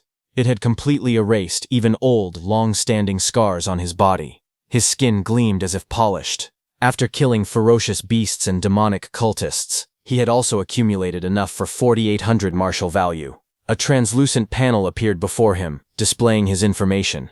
His vitality was at 506.9, spiritual power at 100.6, and his physique, overlord body. Spirit rank was at 1.1%. He had 4,842 martial value. Looking at the panel, Su Hong calmly analyzed his situation. Not only could he raise his spiritual power to 500 points and become a Tier 2 Spirit Master, but his vitality could also be increased significantly. On the other hand, at the Heavenly God Race planet, within the Heavenly God Palace, A grand and radiant palace stood above cascading waterfalls and blooming gardens. Inside the majestic hall, towering figures of the heavenly god race sat upon their thrones, looking down at a lone man standing below. One of them questioned coldly how he could have lost. He had faced a human whose realm was lower than his. Not only had his physical strength been suppressed, but even after using the divine arsenal, he still lost. The man below lowered his head respectfully. He admitted that the human could only be described as a monster genius. His name was Tia Ming of the heavenly god race, the same winged man who had fought with Su Hong. Then a voice asked where Tian Shang was. Tian Shang stepped forward calmly and answered that he was present. The commanding voice declared that if the human child was not eliminated, he would surely become a massive threat. An order was issued to kill him and eradicate him as soon as possible. Tian Shang accepted the order without hesitation. That voice continued, asking whether the divine object fragments within the human race territory had been found.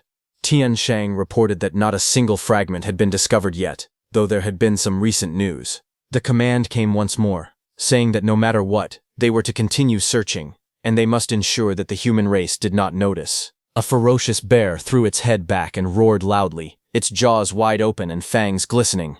In the next instant, Wang Tiantuo charged forward. He unleashed the bone netherfire fist, his attack surging with power as it crashed toward the beast, cutting its head in two. At the Star City training camp, a group of trainees gathered below a large screen, watching the battle unfold. Someone exclaimed in disbelief, wondering if Wang Tiantuo had gone crazy. He had already fought several Tier 2 ferocious beasts. Another person said that ever since the three of them joined forces and were defeated by Su Hong, they had all gone mad. They now spent every day inside the gravity room and the ferocious beast room, exchanging all their contribution points for pills to improve their strength. In a training chamber, intense battles continued. Ferocious beasts fell one after another under relentless attacks. Surprisingly, within just a month, all three of them broke through to Tier 2. It was terrifying. Elsewhere, Lin Xinghe roared as he trained, gripping heavy weights in both hands. His muscles trembled as he pushed himself to the limit. Someone remarked that the once flashy Lin Xinghe had almost trained himself into a muscular macho man. At the same time, their thoughts turned toward one person. They wondered when Su Hong would return, admitting that they could no longer wait. Then, a few hours later, Grandmaster Qin returned to his own training camp. Lin Ze greeted Grandmaster Qin, saying that he was finally back. He immediately looked around and asked where Su Hong was. Grandmaster Qin calmly explained that Su Hong had wanted to train in the woods for a few more days, so he had returned first. Lin Ze questioned whether Su Hong would miss the training camp, since it would end in just a few days. Grandmaster Qin reassured them, saying that Su Hong was not stupid. 2 days later, deep in the mountains, a massive serpent coiled itself tightly around a tall stone pillar, its body wrapped firmly as it let out a sharp hiss. On top of that stone pillar, Su Hong sat cross-legged in meditation, surrounded by a golden aura. System notifications appeared one after another, showing his spiritual power increasing by 0.1 repeatedly. The increments continued steadily, until the display showed that his spiritual power had reached 500. At that moment, the giant serpent opened its jaws wide and roared fiercely. The giant serpent lunged at him with its jaws wide open, its red eyes glowing fiercely. A burst of golden light flared from Su Hong's hand as he thrust his palm forward. Su Hong's spiritual hand grabbed the giant serpent, making it unable to move. The giant serpent was stunned, but Su Hong remained calm. A brilliant golden radiance gathered in his palm, forming a sharp radiant structure. He declared the use of the weapon condensation art. The golden energy rapidly condensed into the shape of a massive sword, shining brightly against the dark sky. The enormous golden blade formed completely and descended with unstoppable force toward the serpent below.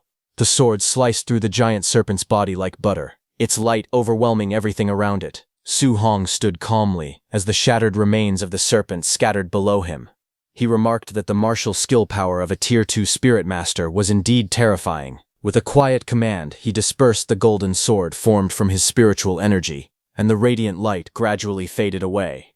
Feeling the surge within his body, he realized that his spiritual power had greatly improved. He decided that he could now attempt the 3-attribute fusion. Standing firmly, he raised both hands. Thunder crackled in one palm, fire blazed in the other, and sharp metallic energy gathered between them. As soon as the 3 attributes of thunder, fire, and metal came together, they instantly became volatile. The energies collided violently in his hands, exploding outward in blinding light. Su Hong's expression changed as he felt the force spiraling out of control. He admitted that he was losing control of it. The unstable fusion erupted with tremendous force, lightning and flames tearing through the surroundings as the stone pillar shattered and debris flew everywhere. As the explosion subsided, Su Hong was thrown back heavily against the rocks. Coughing weakly, he acknowledged that the power of a failed fusion was truly terrifying. Even so, he concluded that if the fusion ever succeeded, it might even be powerful enough to injure a Tier 4 martial artist. It was the last day of the training camp. Su Hong walked forward calmly, holding his spear over his shoulder as he entered through the open gates. Soon someone noticed him and shouted that Su Hong was back. They urged others to quickly notify Wang Tiantuo. The news spread quickly. People rushed to watch, saying that Wang Tiantuo and the other two were going to challenge Su Hong again. Some spectators began wondering who would win this time. Standing before the three challengers, Grandmaster Qin asked them if they thought they could win. Without hesitation, they answered confidently that they would win. Facing them, Su Hong calmly asked if they were sure they truly wanted to challenge him. Wang Tiantuo and the others released their auras and warned Su Hong not to underestimate his enemies. Lin Xinghe declared that now all three of them had broken through to Tier 2. With overwhelming confidence, Xiao Yan added that she could now defeat him all by herself. Su Hong smiled awkwardly and apologized softly. Then he calmly revealed that he was also a Tier 2 martial artist now. Flames erupted around his body, rising fiercely as his aura expanded outward. All three opponents were stunned. Wang Tiantuo demanded to know how that was possible, saying that Su Hong had just been at the Tier 1 initial stage before. Lin Xinghe could not believe what he was seeing, and questioned if this was even real. Even so, Xiao Yan stepped forward boldly. She declared that even though Su Hong was Tier 2, she was still a Tier 1 spirit master and was not afraid of him. She immediately activated her weapon condensation art. Golden light surged into the sky, condensing into a massive radiant sword that descended with overwhelming power. But suddenly, her radiant sword was hit by another, more powerful sword, and shattered.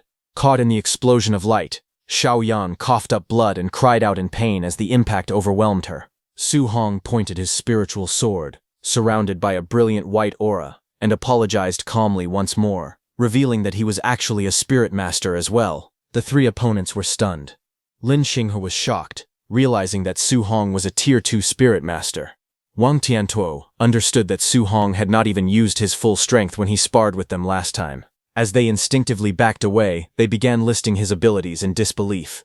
Tier 2 Spirit Master, Tier 2 Martial Artist, and a top-tier special physique. Looking down at them with a faint smile, Su Hong declared that the three of them were not enough.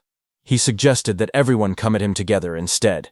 He treated it as an opportunity, thinking that it was another great chance to earn a large amount of martial value. Behind him, a massive spiritual phantom manifested, its glowing eyes shining with overwhelming pressure.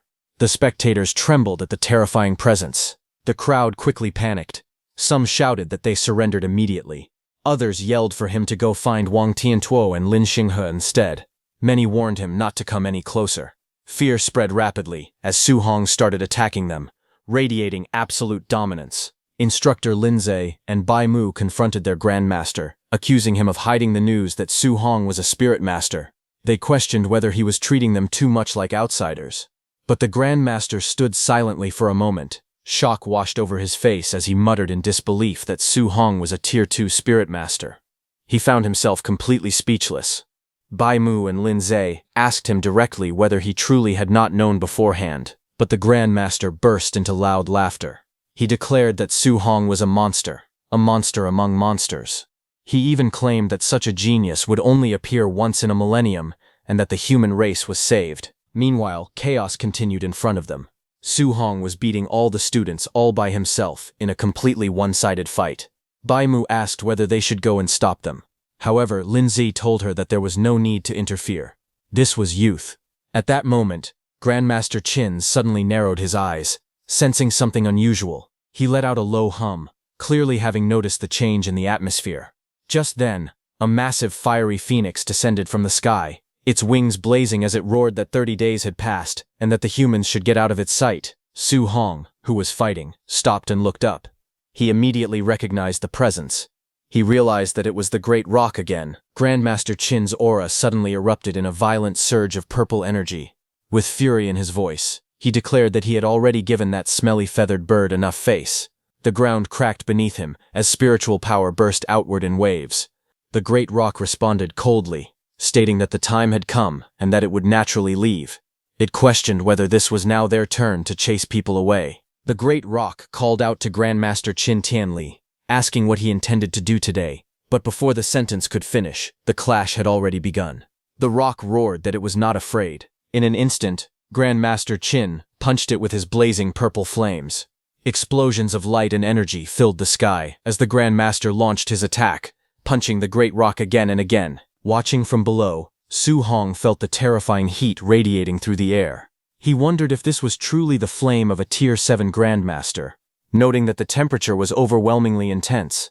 To him, this battle was no different from immortals fighting in the heavens. As the Grandmaster stood atop the golden-winged Great Rock, the massive bird shouted desperately for him to stop hitting it. It claimed that it had a powerful backer supporting it today.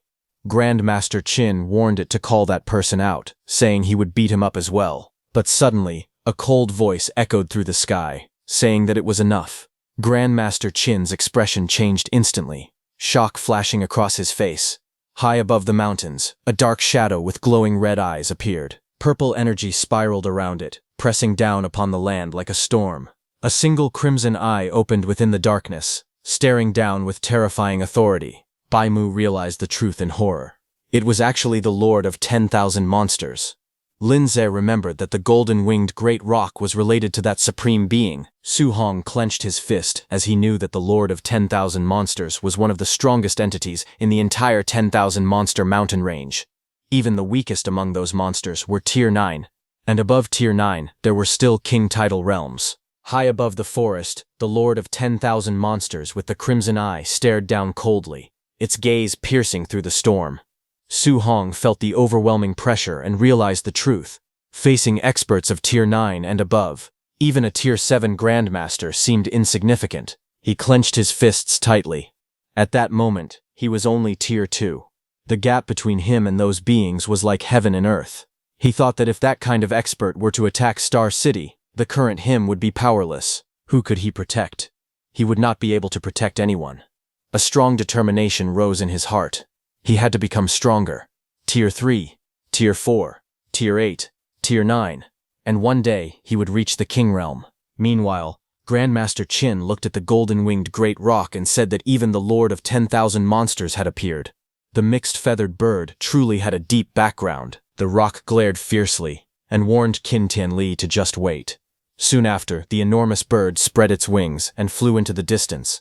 Its figure slowly dissipated into the sky.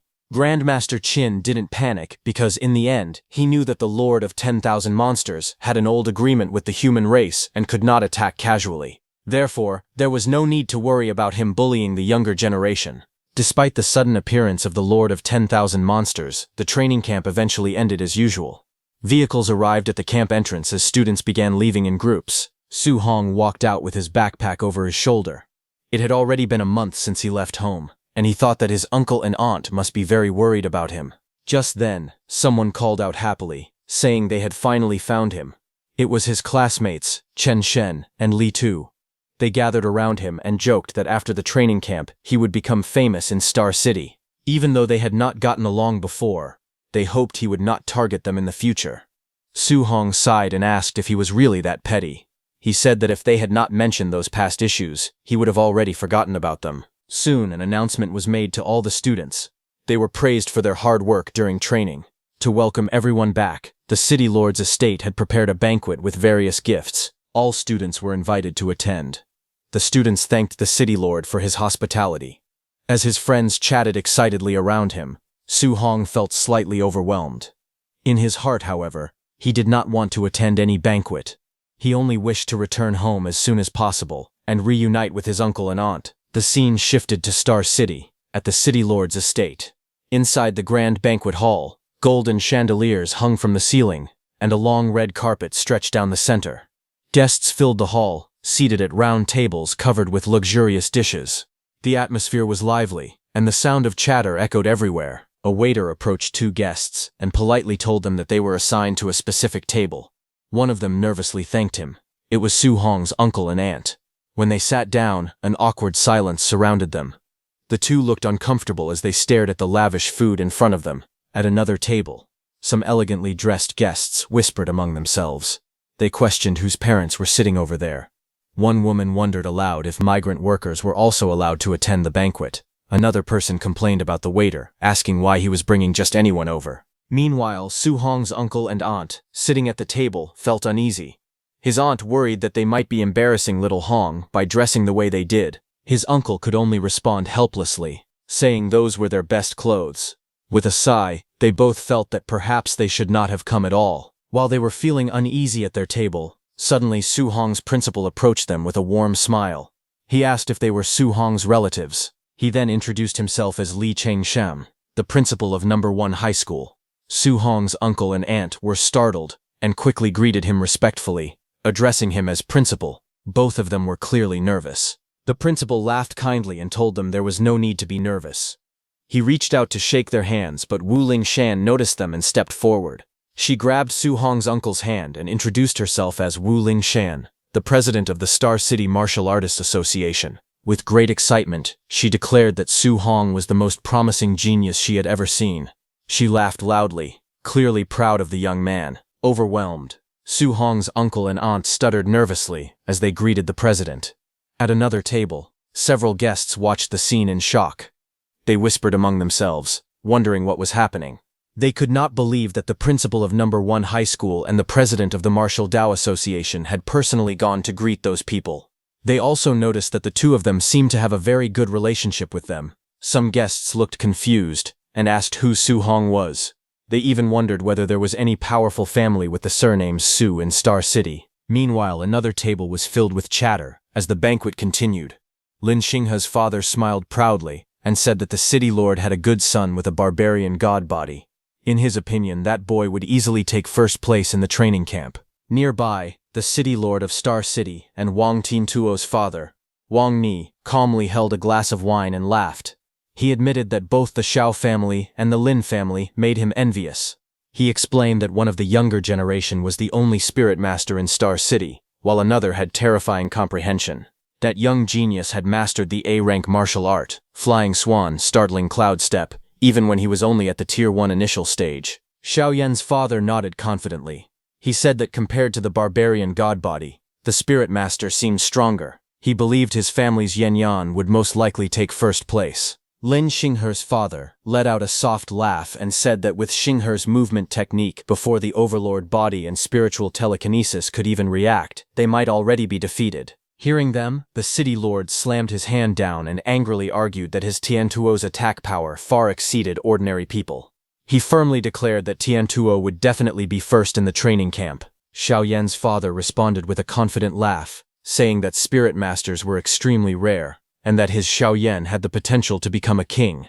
Lin Xinghe's father added that in all martial arts under heaven, only speed was unbreakable. In his eyes, Xinghe was invincible. Wang Ni stubbornly insisted that his Tiantuo would completely crush the other two. As their voices grew louder, the atmosphere at the banquet table became tense, each father fiercely defending the strength of his own child. As the fathers continued arguing, Su Hong's principal turned to President Wu and asked if she was not going to break up the fight. President Wu crossed her arms and said that if they expected her, an older leftover woman, to step in and stop a few men from showing off their children, she might not be able to resist beating someone up instead. She then added calmly that when that kid arrived, the men bragging about their children would all fall silent. The principal looked at her and asked if she truly thought so highly of Su Hong. After all, Su Hong was only at the Tier 1 initial stage. With a confident smile, she replied that it was simply a woman's intuition. At that moment, a man rushed in and loudly reported to the city lord that the special bus for the training camp had arrived. Hearing this, the city lord immediately stood up and announced that the pride of Star City had returned. He called for everyone to come out with him to welcome them. Outside the grand gates, luxury cars slowly pulled in along the red carpet as security stood guard. The atmosphere was lively and expectant. Soon, injured Lin Xinghe and Xiaoyan appeared. Xiaoyan's father looked at his daughter and exclaimed that she had lost weight and gotten tanned, saying it broke his heart. Lin Xinghe's father anxiously asked his son how he had gotten hurt, worrying that his handsome face was disfigured. When the city lord heard Lin Xinghe's father call his son disfigured, he immediately retorted angrily. Pointing at Wang Tiantuo's injured face, he asked what that meant for his own son then. Xiao Yan looked at Wang Tiantuo coldly and said that someone had refused to admit defeat, so naturally he had been beaten badly. Lin Xinghe added that he had admitted defeat quickly, so he had taken fewer beatings. Hearing them all, the fathers were shocked. They could not believe that all three of them had lost. They wondered who could possibly defeat their children. But suddenly, the city lord noticed something strange. He sensed their auras and realized that all three had broken through to Tier 2. Xiao Yan's father was stunned. A Tier 2 martial artist, combined with spiritual telekinesis, should have been nearly unbeatable. He could not understand how they had still lost. Lin Xinghe's father muttered in disbelief that perhaps Star City had produced a true monster. All three young fighters then spoke honestly. Wang Tiantuo admitted that the opponent's strength was greater than his. Lin Xinghe said that the opponent's speed was faster than his. Xiao Yan confessed that the opponent's spiritual telekinesis was stronger than hers. Hearing this, the fathers fell silent. Finally, Wang Tiantuo told them that they should see for themselves. Xiao Yan declared that the person who defeated them was a monster. At that moment, the sound of footsteps echoed as students began walking down the bus stairs. A line of injured students stood facing each other, the air heavy with tension. At last, a footstep echoed as Su Hong descended the stairs, saying that them acting like this made him feel very awkward. He casually added that he really wanted to go home. His uncle and aunt must have prepared good food for him and were waiting for him right now. The surrounding students stood in respect. In the distance, Su Hong's uncle and aunt rushed forward, shouting, "Little Hong!" Others looked confused and whispered, wondering whether he was actually their child. When Su Hong saw his uncle and aunt, his face lit up with happiness. But as his uncle and aunt were coming over, suddenly his aunt tripped. She cried out in surprise, but just as she was about to fall, her body suddenly stopped in midair. She began to float gently, surrounded by a faint force. The people behind her froze in shock as they watched her suspended above the ground. Su Hong stepped forward and quickly asked his aunt if she was hurt. His uncle, still amazed, asked what kind of martial art this was, saying it was incredible. His aunt reassured him that they were fine and had only been startled. Looking at him proudly, they said that he had grown stronger again. For the past month, they had been worried sick about him.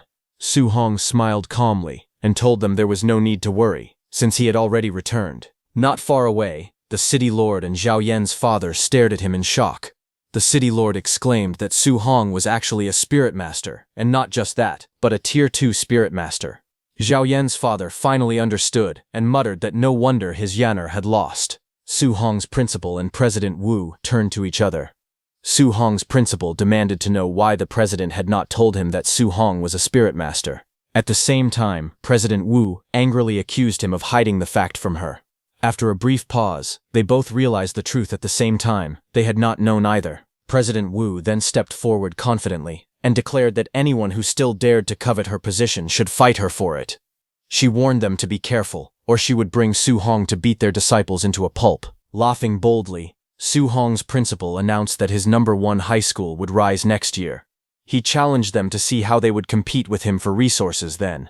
The others could only stand there, speechless and frustrated, as they celebrated their victory. As soon as the news spread, many influential figures reacted immediately. One person demanded all the information about Su Hong from #1 high school. Another urgently ordered someone to prepare a generous gift at once. Someone excitedly declared that he had found the perfect husband for his daughter. Another quickly instructed his people to bring their daughter to the city lord's estate and dress her beautifully. But someone had already taken out a luxurious tray, holding a bank card and property documents. Star City's city lord, Wang Ni, stepped forward proudly. He announced that student Su Hong was indeed the #1 genius of Star City, truly a dragon among men. He then offered Su Hong a villa and 3 million in cash, explaining that it was the bonus prepared for first place in the training camp, and asked him to accept it. Watching from the side, others immediately saw through it. They mocked the so-called bonus, saying the city lord had only just realized his own son was not first. They understood that he had clearly seen Su Hong's family was not wealthy, and had prepared the reward on the spot under the excuse of a training camp prize. They complained that the old fox had acted too quickly. The The city lord continued smiling and declared that as the #1 talent of Star City, Su Hong could ask for anything in the future, and he would help him with all his might. Hearing this, Su Hong thought carefully. He realized that the city lord was publicly trying to win him over. If he refused, he would offend him. But if he accepted and sided with him, he might not be able to refuse any requests from the city lord in the future. He silently weighed his options as the city lord extended his hand toward him. Su Hong carefully considered the situation. He knew that the city lord's faction was the most powerful in Star City, so he could not afford to offend him. Moreover, with the city lord protecting his family, he would be able to go out and train without worry. He also had Grandmaster Qin, President Wu, and his principals supporting him. With their backing, he would not have to fear the city lord forcing him into anything excessive in the future. After weighing everything, Su Hong made his decision. He thanked the city lord for his favor, and admitted that he truly did need his help. The city lord smiled broadly and shook his hand firmly, telling him to feel free to ask for whatever he needed. Su Hong then made his request. He explained that his aunt had a rare disease and asked if the city lord could help treat it. Hearing this, his uncle and aunt were deeply moved. His aunt softly called his name, her eyes filled with emotion. The city lord immediately agreed. He ordered his subordinates to handle the matter and instructed them to use the best medical resources available. His subordinate respectfully responded and promised to carry out the order. With that, the agreement between them was sealed, and Su Hong had secured powerful support for his family. The city lord looked at Su Hong with a satisfied smile and asked if there was anything else he wanted. He told him not to be polite, saying he liked straightforward young people the most. After a brief pause, Su Hong admitted that he also wanted a handy weapon. The city lord laughed heartily and told him to come with him to the armory and pick whatever he liked. Su Hong thanked the city lord respectfully. The city lord smiled even wider and thought to himself that he had been afraid Su Hong would not ask for more. The more requests Su Hong made, the deeper he would be tied to the Wang family. Su Hong then turned to his uncle and aunt and asked them to wait for him for a while. The city lord instructed Tine Tuo to host the banquet in his place and said he would return shortly. Wang Tiantuo politely guided Su Hong's uncle and aunt to another area. Onlookers whispered that Su Hong's family had truly risen to great heights. Soon they arrived at the city lord's mansion armory. Inside, rows of weapons were neatly displayed. The city lord explained that one section contained C-grade alloy weapons, another held B-grade weapons, and the deepest part contained A-grade weapons. He then asked Su Hong what attribute he possessed and told him to go straight to the A-grade area and pick one. Seeing the display of high-level weapons, Su Hong realized that an A-grade alloy weapon was worth hundreds of millions. He understood that the city lord was truly going all out to win him over. Su Hong looked at the city lord and respectfully asked whether there were any multi-attribute alloy weapons available. The city lord was startled. He repeated the question in disbelief and asked whether Su Hong was a multi-attribute martial artist. Su Hong calmly explained that he cultivated multiple attributes at the same time. He added that Grandmaster Qin thought highly of him and had advised him to choose a multi-attribute weapon if possible. As he spoke, 7 different attribute energies appeared around his body, glowing in different colors. The city lord stared in shock and stammered that there were 7 attributes. Seeing the city lord's reaction, Su Hong thought to himself that since he had already decided to accept the city lord's attempt to win him over, the more monstrous he appeared, the more the city lord would value him. The city lord could hardly believe what he was seeing. He exclaimed that cultivating 7 attributes at the same time should make cultivation extremely slow. He questioned how Su Hong's cultivation speed could be so fast. He even recalled that it was said that those who cultivated 7 attributes could not even reach rank 2, but Su Hong was already a rank 2 7-attribute martial artist. He was also a rank 2 spirit reader and possessed a special physique that surpassed the barbarian god body. Overwhelmed, the city lord declared that such a monster had actually appeared in his Star City. He felt as though a heaven-sent genius had descended upon them. After a moment, he sighed and called himself useless in front of nephew Su Hong. Seeing his sudden reaction, Su Hong asked what had happened to the city lord all of a sudden. The city lord led Su Hong through the armory and explained that multi-attribute alloy weapons were extremely rare. Even in his own collection, there were only a few dual-attribute weapons. As for 3-attribute weapons, he said there was only one available, a B-grade dark gold profound iron spearhead. Holding the spearhead in his hand, the city lord asked whether Su Hong wanted him to dismantle an A-grade alloy spear shaft so he could make do with it for now. Su Hong clasped his hands politely and thanked the city lord for the offer. He said that for the shaft he could simply continue using his Thunderfire spear. A 3-attribute spearhead would already be enough for him at the moment. The city lord then mentioned that anomalies had recently appeared near Star City. Rumors claimed that dual-attribute and even multi-attribute fierce beasts had emerged. He assured Su Hong that he would have someone keep an eye out for him. Su Hong looked surprised and asked what kind of anomalies he was referring to.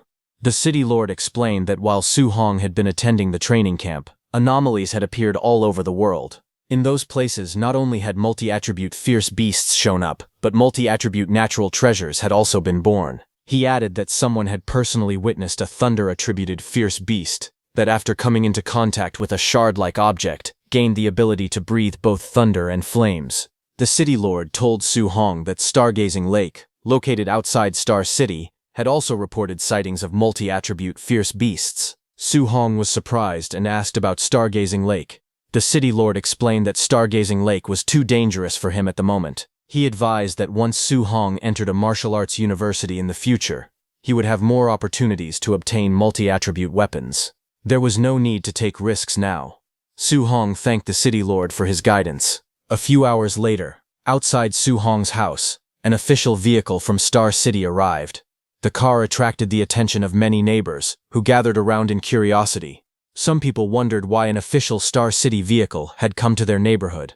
Others quickly recognized the license plate number and exclaimed that it belonged to the city lord's private car. The crowd was shocked, questioning what the city lord was doing there of all places. Among the onlookers, the woman who had tried to buy Su Hong's training camp pass stared at the luxurious car with longing. She thought that if her son Lin Nian could ride in such a car, she could die without regrets. At the same time, resentment filled her heart. She believed that if Su Hong had given the training camp slot to Lin Nian, her son would have had a bright future. Angrily, she swore that she would raise the Su family's rent and drive them out. The woman stood with her arms crossed, staring at the car in disbelief as the door slowly opened. Then, from inside, Su Hong, his uncle, and his aunt stepped out. Seeing that, everyone was shocked. Someone asked why Su Hong's family was getting out of the car. Another person explained that Su Hong had gone to the training camp and was now being sent back in the city lord's private car. It seemed that the Su family had truly struck it rich. Hearing this, the woman was stunned. She could not believe it and muttered in shock, wondering how such a thing was possible. Su Hong's uncle stepped forward and spoke calmly. He greeted Sister Hong and said he just happened to have something to tell her. He announced that Su Hong had taken first place in the training camp and that the city lord had rewarded their family with a villa. They would be moving the next day. Sister Hong could only stammer in disbelief, asking if it was true. Su Hong's uncle then added that they would no longer be renting the apartment. He politely asked if she could refund the extra rent they had paid. His wife quickly interrupted, saying there was no need for a refund. Their family now had money, so they could simply treat it as a gift for Sister Hong. Later, as they walked inside, Su Hong's uncle asked whether they should move the tables and chairs from the apartment to the villa. His wife told him not to be so stingy. Su Hong was an important figure now, and they should not embarrass him. Su Hong laughed and said he was not afraid of being embarrassed as long as everyone was happy. That night, under the quiet city lights, Su Hong stood on his rooftop, watching over the silent buildings. He said that today would be the last time he trained in that place. Surprisingly, he felt a little reluctant to leave. He checked his remaining martial values and calculated that after upgrading his mental strength and defeating everyone in the training camp, his total martial values had exceeded 1,900. His status panel displayed his information. His blood chi was over 500, and his mental strength had reached 500. Various breathing techniques and martial arts skills were listed, along with their levels. At the bottom, his martial values showed 1944. He began to convert his martial values into blood chi. One notification after another appeared, each showing his blood chi increasing by 0.1. His blood chi steadily increased until it reached 701. With over 700 blood chi points, he successfully broke through to the mid-stage of rank 2. As he sat there, red energy flames surged around his body. His muscles swelled as the power coursed through him. After stabilizing himself, he said that he should look up the anomalies the city lord had mentioned, along with information about Stargazing Lake. However, when he gripped his phone, cracks suddenly spread across the screen. He realized that his body had not fully adapted to the power of mid-stage rank 2 yet. Fortunately, his phone had not been completely crushed. While sitting on the rooftop at night, Su Hong scrolled through the news on his phone. He read that an S-grade spiritual medicine had appeared abroad, causing countless martial artists to scramble for it. Even grandmasters had taken action. Another report stated that after a fierce flame beast touched a certain mysterious shard, it immediately gained thunder and earth attributes. It was also mentioned that all the martial artists who had witnessed the mysterious shard had recently died under strange circumstances. As he continued reading, he found information about Stargazing Lake. A rank 2 multi-attribute fierce beast had been discovered there, attracting a large number of rank 3 and rank 4 martial artists. Su Hong fell into deep thought. He admitted that he might not be able to defeat a rank 4 martial artist yet, but escaping from one should not be a problem. After making up his mind, he decided that once his family finished moving the next day, he would personally go and check out Stargazing Lake. The next day at Star City's Villa District, Su Hong's new home was already attracting attention. Inside the luxurious villa, gifts were piled everywhere. So many people had come to drop off presents that morning that it felt as if the doorstep was being worn out. It was clear that everyone living in the area was extremely wealthy. Because of that, his family felt they could not afford to embarrass Su Hong in the future. Soon, visitors arrived one after another. They greeted him warmly, telling Su Hong that he was welcome at their homes anytime and that their doors were always open. Others eagerly mentioned that their houses were filled with rare collectibles and invited him to visit whenever he had time. Su Hong could only smile awkwardly and respond politely, saying definitely again and again while sweat formed on his forehead. After finally seeing the last of them off, he collapsed onto the sofa, completely exhausted. He complained that socializing with so many people was even more tiring than grinding monsters and training. Even so, he reminded himself that he still had to head to Guansheng Lake that afternoon. Later, the scene shifted to the Martial Base, where activity was already underway. When Su Hong arrived at the Martial Base, he was surprised to see so many people gathered there. He wondered why the base was so crowded. Since Guanxing Lake had experienced an anomaly, he thought most people should have already gone there. As he walked through the base, he overheard several warriors talking. They questioned when the Tier 3 and Tier 4 warriors heading to Guanxing Lake would finally leave. Because of them, the Tier 1 warriors did not even dare to step outside. If those stronger warriors decided to rob them, they would not have the strength to fight back. At the same time, on the second floor of the Martial Base, Ye Qi, whose White Fox nephew had been killed by Su Hong, stood by the large window looking down at the crowd below. With a stern expression, he turned and asked the young man seated behind him if he was certain that Su Hong was the one who had killed his nephew. The young man sitting calmly on the sofa replied that he was 100% sure. Then, the young man stood up and said there was one more thing that he needed to mention. As he stepped forward heavily, the atmosphere suddenly changed. In the next moment, a powerful aura burst out from him and pressed Ye Qi onto the ground. The young man holding the wine glass stood calmly, red flames blazing behind him. His eyes glowed coldly as he warned Ye Qi to watch his mouth and address him respectfully. Overwhelmed by the terrifying aura, Ye Qi immediately trembled and admitted his mistake. He begged for forgiveness, calling him sir. Meanwhile, at Guanxing Lake, warriors were already gathering around the water. In the forest near the lake, several powerful fighters stood by the shore. Not far away, Su Hong quietly hid behind a tree, observing them carefully. He quickly noticed that there was not a single Tier 1 warrior in sight. Everyone present was at least Tier 2 or Tier 3. Among them, there were even several Tier 4 warriors. Su Hong realized that Guanxing Lake only had a Tier 2 multi-attribute beast on record. If that was the case, then other anomalous zones with higher-tier beasts must be attracting even stronger experts. Just then, one of the warriors suddenly noticed movement in the lake and shouted for the others to look over there. In the next instant, the surface of the water exploded upward. A massive column of water shot into the sky, crashing down with terrifying force as everyone stepped back in shock. From within the surge, a huge beast emerged. Su Hong immediately recognized that it was a star-spotted giant fish. The hunters confirmed that it was a Tier 3 lower-stage star-spotted giant fish. The enormous creature roared as blue energy gathered in its mouth. A glowing sphere of water and lightning condensed rapidly, crackling with power. Seeing the attack charging, someone yelled for everyone to run, warning that the beast possessed a dual-attribute water cannon. But not everyone panicked. One warrior scoffed and said there was nothing to run from, insisting that it was only a Tier 3 fish.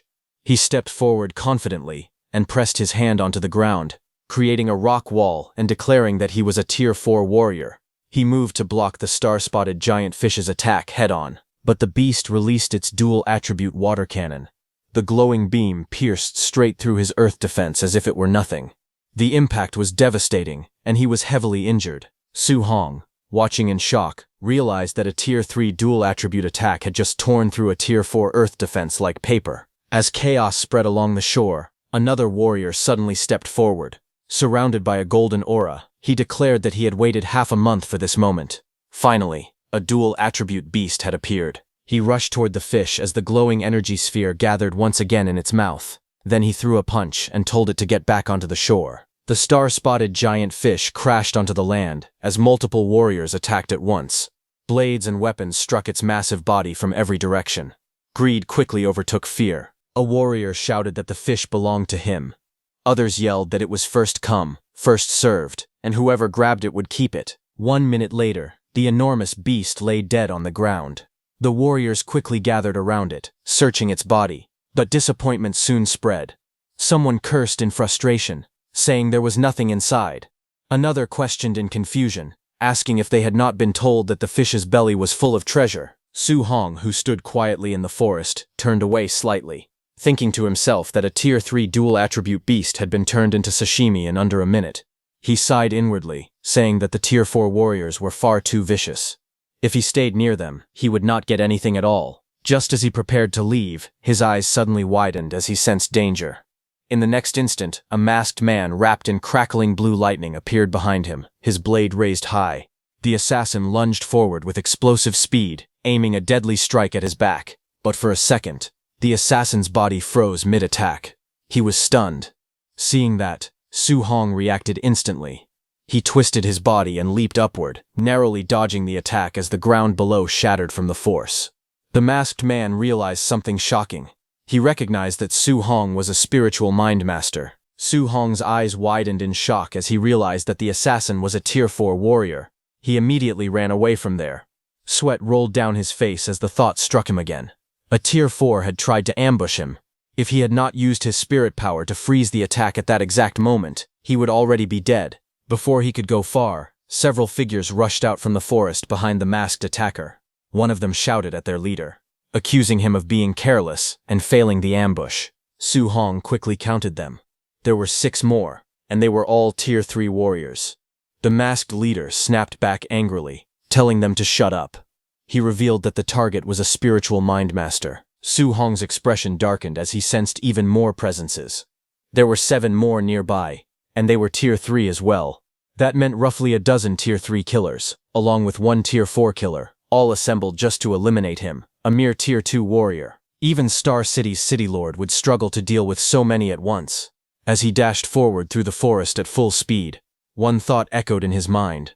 When had he offended someone so important? As the masked assassins chased after him, frustration spread among them. One of them demanded to know why Su Hong was so fast.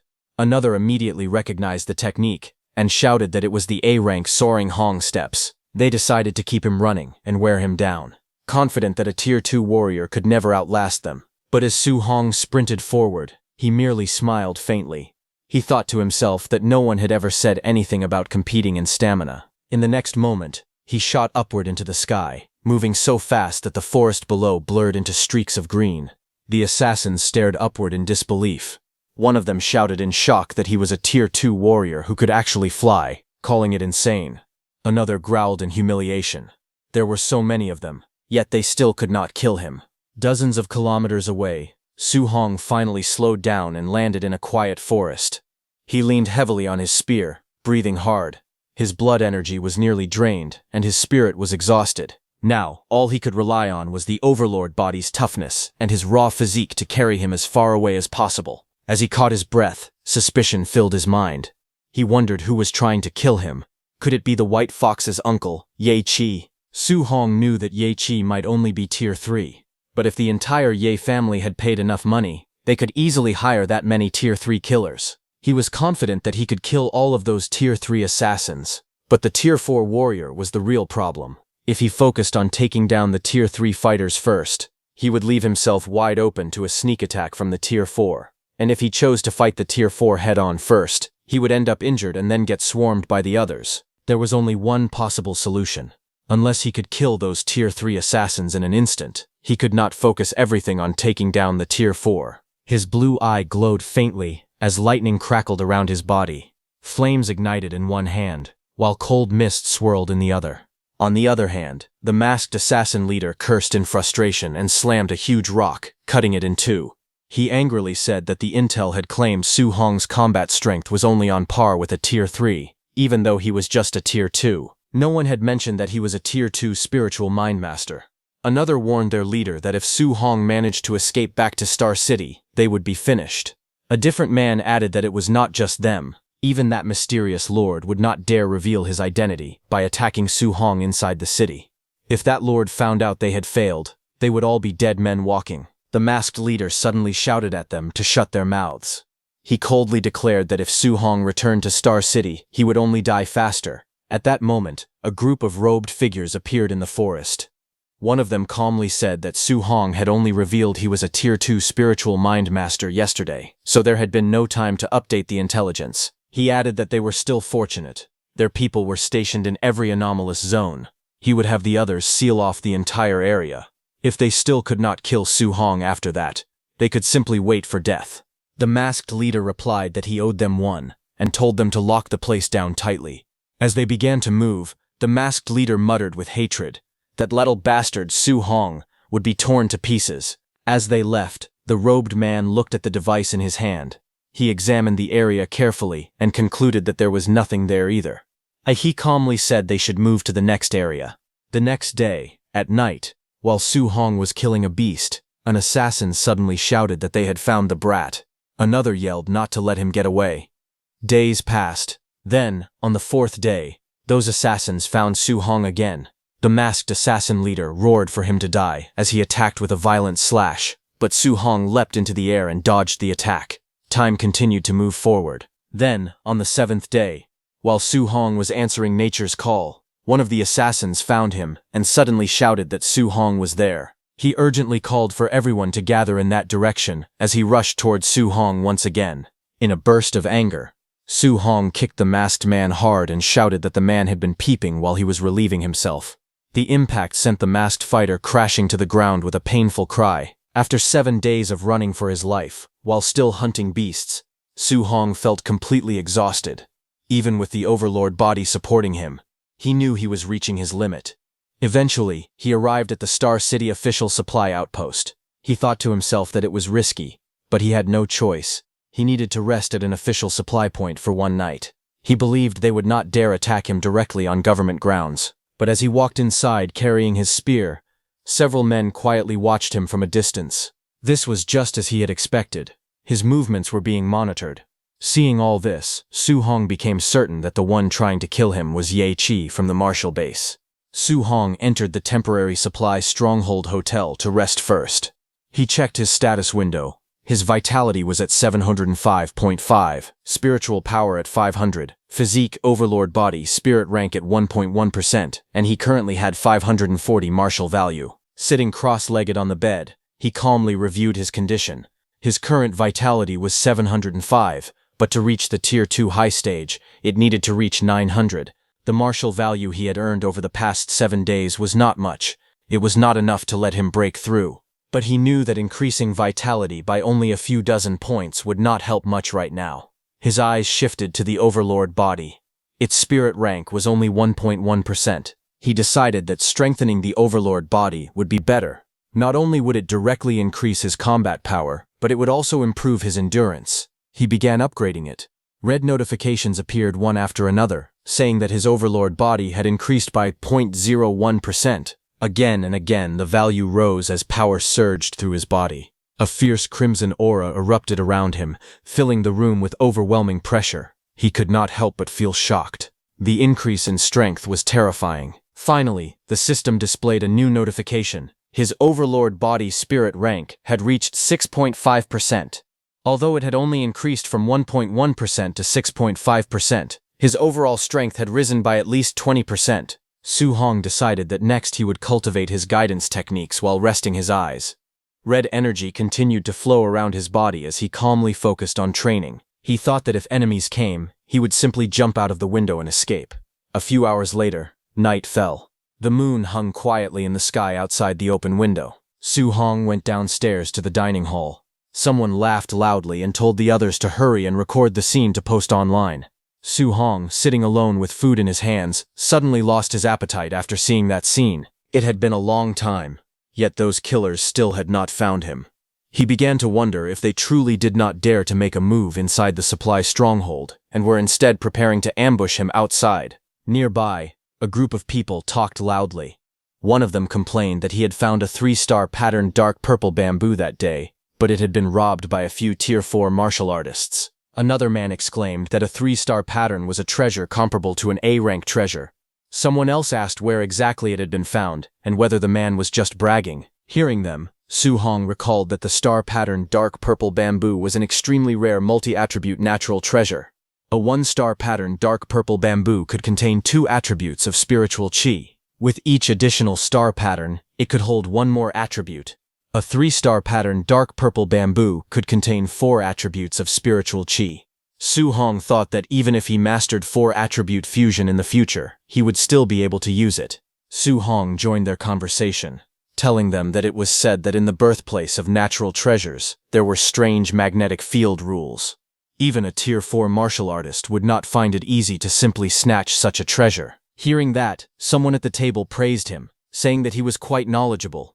He explained that there was an extremely strong gravity magnetic field around the dark purple bamboo, and the higher the tier of the martial artist entering, the stronger the magnetic field became. The man who had been bragging laughed loudly and said that the Tier 4 martial artists who tried to rob the bamboo were crushed into meat paste by the gravity the moment they rushed in. Others were shocked, saying that even Tier 4 martial artists had died instantly. It was far too terrifying. Hearing this, Su Hong quietly wondered whether his overlord body could withstand that terrifying gravity. He squeezed the burger in his hand slightly, but suddenly, a violent explosion of red energy burst across the hall. Debris flew everywhere, and the people at the nearby tables shouted in shock, cursing loudly in panic. A pillar of red energy suddenly shot upward, tearing through the hall with terrifying force and rushing towards Su Hong. But Su Hong remained seated. He simply leaned back slightly in his chair and dodged it. The pillar of red energy shattered walls and sent debris flying in every direction. Su Hong turned his head and looked ahead with cold eyes. He thought that it was finally here. That group of masked men stepped forward, weapons in hand. Their masked leader mocked Su Hong, asking why he was not running this time, and reminding him that he used to be good at escaping. The onlookers trembled in shock. Someone whispered that a Tier 4 martial artist was leading the attack, accompanied by more than a dozen Tier 3 fighters, all just to kill a youth who was only Tier 2. They wondered what kind of huge trouble Su Hong had gotten himself into. The masked men ordered everyone to leave at once, declaring that they were clearing the area. Terrified, all the martial artists scrambled away, shouting in panic and urging one another to hurry. Amid the cracked ground and scattered debris, Su Hong remained seated alone, facing the approaching enemies without fear. The masked men surrounded Su Hong with weapons drawn. The masked leader mocked him, asking if he really thought they would not dare attack him inside the supply stronghold.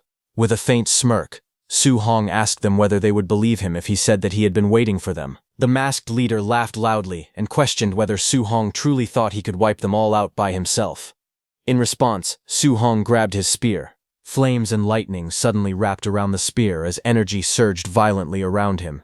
The power coiled tightly, crackling with heat and electricity at the tip of the weapon. Su Hong raised his spear as blazing lightning spread across it. The air around him trembled under the rising force as he looked at them steadily and said that he would never know unless he tried. The masked assassin leader stared in shock, sweat running down his face. His voice trembled as he realized that Su Hong possessed 3 attributes. Panic immediately spread among them. He jumped back and shouted for everyone to scatter, but it was already too late. Su Hong leapt forward and drove his weapon into the ground. Lightning burst out from the point of impact, spreading in every direction. The floor lit up as blazing energy surged outward, surrounding the masked men. With a cold, glowing eye, Su Hong commanded the power to explode for him. The masked assassin leader cursed under his breath as waves of blazing light streaked across the area. Outside, People saw the supply stronghold suddenly erupt with dazzling golden light. Flames and lightning shot out from within the building. Staring at the overwhelming glow, someone muttered in confusion, wondering what that light was. But the next second, a massive explosion erupted from the stronghold. Fire and debris blasted outward, sending shockwaves across the courtyard. The crowd below stared in horror as flames swallowed the building. One of the onlookers shouted in disbelief, questioning whether it was truly necessary to use such overwhelming power just to kill a Tier 2 martial artist. The shockwaves swept across the ground as several Tier 3 martial artists were thrown violently into the air before crashing down. Bodies hit the earth one after another. Someone trembled and wondered why these were the ones who had died. He could not believe that such terrifying power had truly been released by that Tier 2 youth. Moments later, the building collapsed completely. Dust and smoke filled the air as the ruins settled into silence. At the center of a deep crater, with debris scattered all around, one figure slowly stirred, coughing repeatedly. He struggled to rise amid the fallen bodies surrounding him. It was the Tier 4 masked assassin leader. He stood among the ruins, his body trembling slightly as embers drifted through the night sky. He stared at the destruction in disbelief and admitted that the power was truly terrifying. He realized it was even a 3-attribute martial art. Frustration rose inside him as he cursed the intelligence network for failing to mention this detail. Looking at the crater and the scattered bodies around him, he assessed the situation calmly. Even at the center of the explosion, as a Tier 4 martial artist, he himself had suffered heavy injuries. Since Su Hong was only Tier 2, he concluded that he must be dead. After a moment of silence, he decided to let it go. Although the casualties were severe, the mission could still be considered complete. He let out a tired sigh, thinking it was far better than all of them being executed by Lord Nabu. But suddenly a violent surge of energy erupted behind him. The masked assassin leader's eyes widened in shock. From within the blazing light, Su Hong launched forward with a spear blazing with power. He used the third stance of the 9 heaven-breaking spears, the heaven-breaking technique, to attack. The masked assassin leader turned sharply, stunned to see Su Hong still alive. He swung his sword at Su Hong as Su Hong's blazing attack crashed toward him. The masked assassin leader swung his attack through the blazing red energy, but when the light faded, Su Hong was nowhere to be seen. Shock spread across his face as he wondered where Su Hong had gone. But a sudden thought struck him, and he wondered if it could be what he feared. He turned and saw Su Hong running toward the remaining Tier 3 masked assassins. Anger quickly replaced his doubt. He shouted furiously, accusing Su Hong of tricking him. He ordered his subordinates to wake up and pin Su Hong down immediately. One of the injured men, confused and barely conscious, asked what their boss was talking about. Before anyone could react, a sharp spear stabbed both of those assassins from behind. Su Hong appeared through the smoke. He stood with a spear in his hand, carrying the 2 killed masked assassins over his shoulder. Coldly, he declared that if he could not kill a Tier 4 martial artist, then killing the Tier 3 martial artists under him would be enough. Su Hong's expression turned serious as he reflected on the terrifying aftermath of the attack. He realized that the power of a failed 3-attribute fusion was far more frightening than he had expected. He knew that if he had not condensed the thick earth armor and upgraded his overlord body in time, he would have been crippled even if he had survived. Without hesitation, he flung the 2 dead Tier 3 martial artists into the air and coldly bid the Tier 4 masked assassin farewell. He immediately turned and ran away from there. In his heart, he calculated the situation clearly. The enemy's Tier 3 martial artists were almost completely wiped out. As long as he could successfully fuse the 3 attributes, he believed he still had a chance to kill the Tier 4 martial artist. Across from him, the masked assassin leader erupted in rage. His eyes glowed blood red with killing intent. Surrounded by blazing red energy, he roared that he would tear Su Hong's corpse into 10,000 pieces.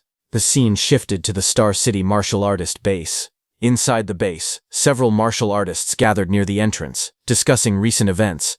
Among them was the group of Wang Tiantuo, Lin Xinghe, and Zhao Yan, who were at the training camp with Su Hong. Lin Xinghe sighed and said that he had originally wanted to invite Su Hong to go to Stargazing Lake together. However, he had not expected Su Hong to leave 7 days earlier. Wang Tiantuo added that Su Hong had only rested for 1 day before heading to Stargazing Lake to train, while the rest of them had taken 7 full days to recover. Lin Xinghe told him not to compare themselves to a monster. Determined, Xiao Yan suggested that they set off quickly. Perhaps they could even run into Su Hong near Stargazing Lake. Elsewhere, a furious voice cursed those masked assassins as nothing but trash. It was Ye Qi.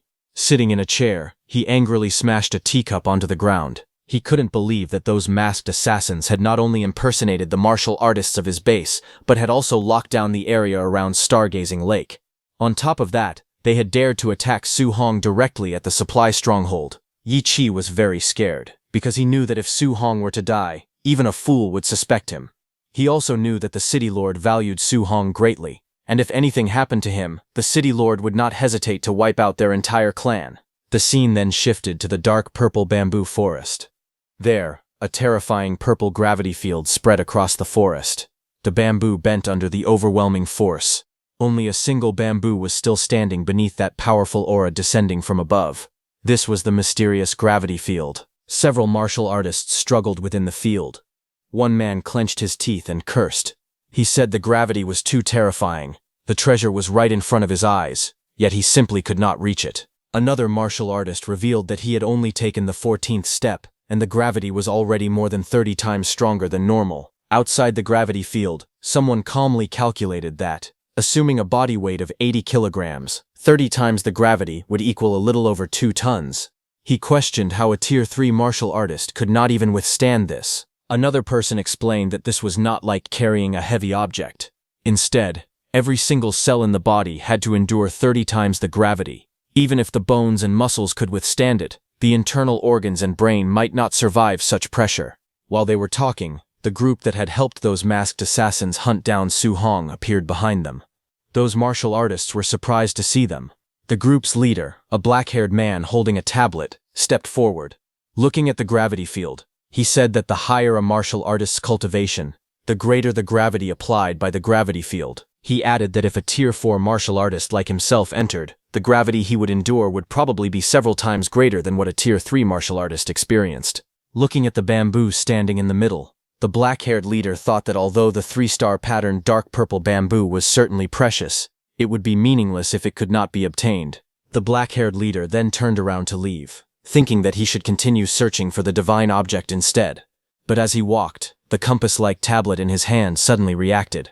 He froze and shouted for everyone to stop. Staring at the device, he realized with surprise that he had finally found it. He looked toward the direction indicated by the tablet, and saw that it was pointing at the 3-star patterned dark purple bamboo in the gravity field ahead. His expression darkened upon seeing that. He thought that of all places for the divine object to be hidden, it had to be inside the dark purple bamboo. Frustrated, he wondered how he was supposed to retrieve it. Just then, he sensed someone approaching. He turned sharply and saw Su Hong running toward him. He was confused about why Su Hong was there. He couldn't believe that a Tier 4 leading a group of Tier 3 martial artists had actually failed to kill a mere Tier 2 brat. With killing intent rising in his eyes, he gripped his weapon tightly and cursed his subordinates as useless trash. In the end, he would have to handle this himself. The black-haired leader immediately charged at Su Hong, thinking that there was no reason to refuse merits delivered right to his door. If he killed Su Hong, that lord would definitely reward him. At that moment, Su Hong sensed the attack and felt the overwhelming pressure approaching. He could not help but admit that it was a strong aura. The black-haired leader lunged forward with full force, his weapon slashing down fiercely toward Su Hong. But in the next instant, a blazing energy erupted. A powerful orange energy flared around Su Hong's body, forming a fiery defense that covered him completely. The attack collided with the burning aura, and a massive explosion of light and force burst outward, shaking the surroundings. The smoke slowly dispersed, and Su Hong stood at the center, gripping his staff. The black-haired leader faced him from a short distance away. Breathing heavily, Su Hong looked at the black-haired leader and admitted that he was not bad. He had actually managed to withstand his strike, but the black-haired leader's expression turned cold. He declared that Su Hong must die today. With a fierce shout, the black-haired leader swung his weapon again, a powerful wave of energy forming around the blade as he charged forward. Su Hong's eyes sharpened. He recognized the black-haired attacker as a demonic cultist, and he realized that he even knew his name. As the black-haired leader rushed closer, Su Hong understood that, aside from Ye Qi, the demonic cult also wanted him dead. Without hesitation, flames erupted along his arm and weapon. A blazing strike shot forward, colliding head-on with the incoming attack. The two forces met in midair with a thunderous crash. The two forces collided violently, and a blazing explosion burst outward, flames roaring as the impact shook the ground. The shockwaves spread across the forest, tearing through the earth and sending dust flying in all directions. The black-haired demonic cultist was thrown backward at high speed, crashing through the bamboo grove as a long trail of force carved a path behind him. Struggling to steady himself, he stared ahead in disbelief.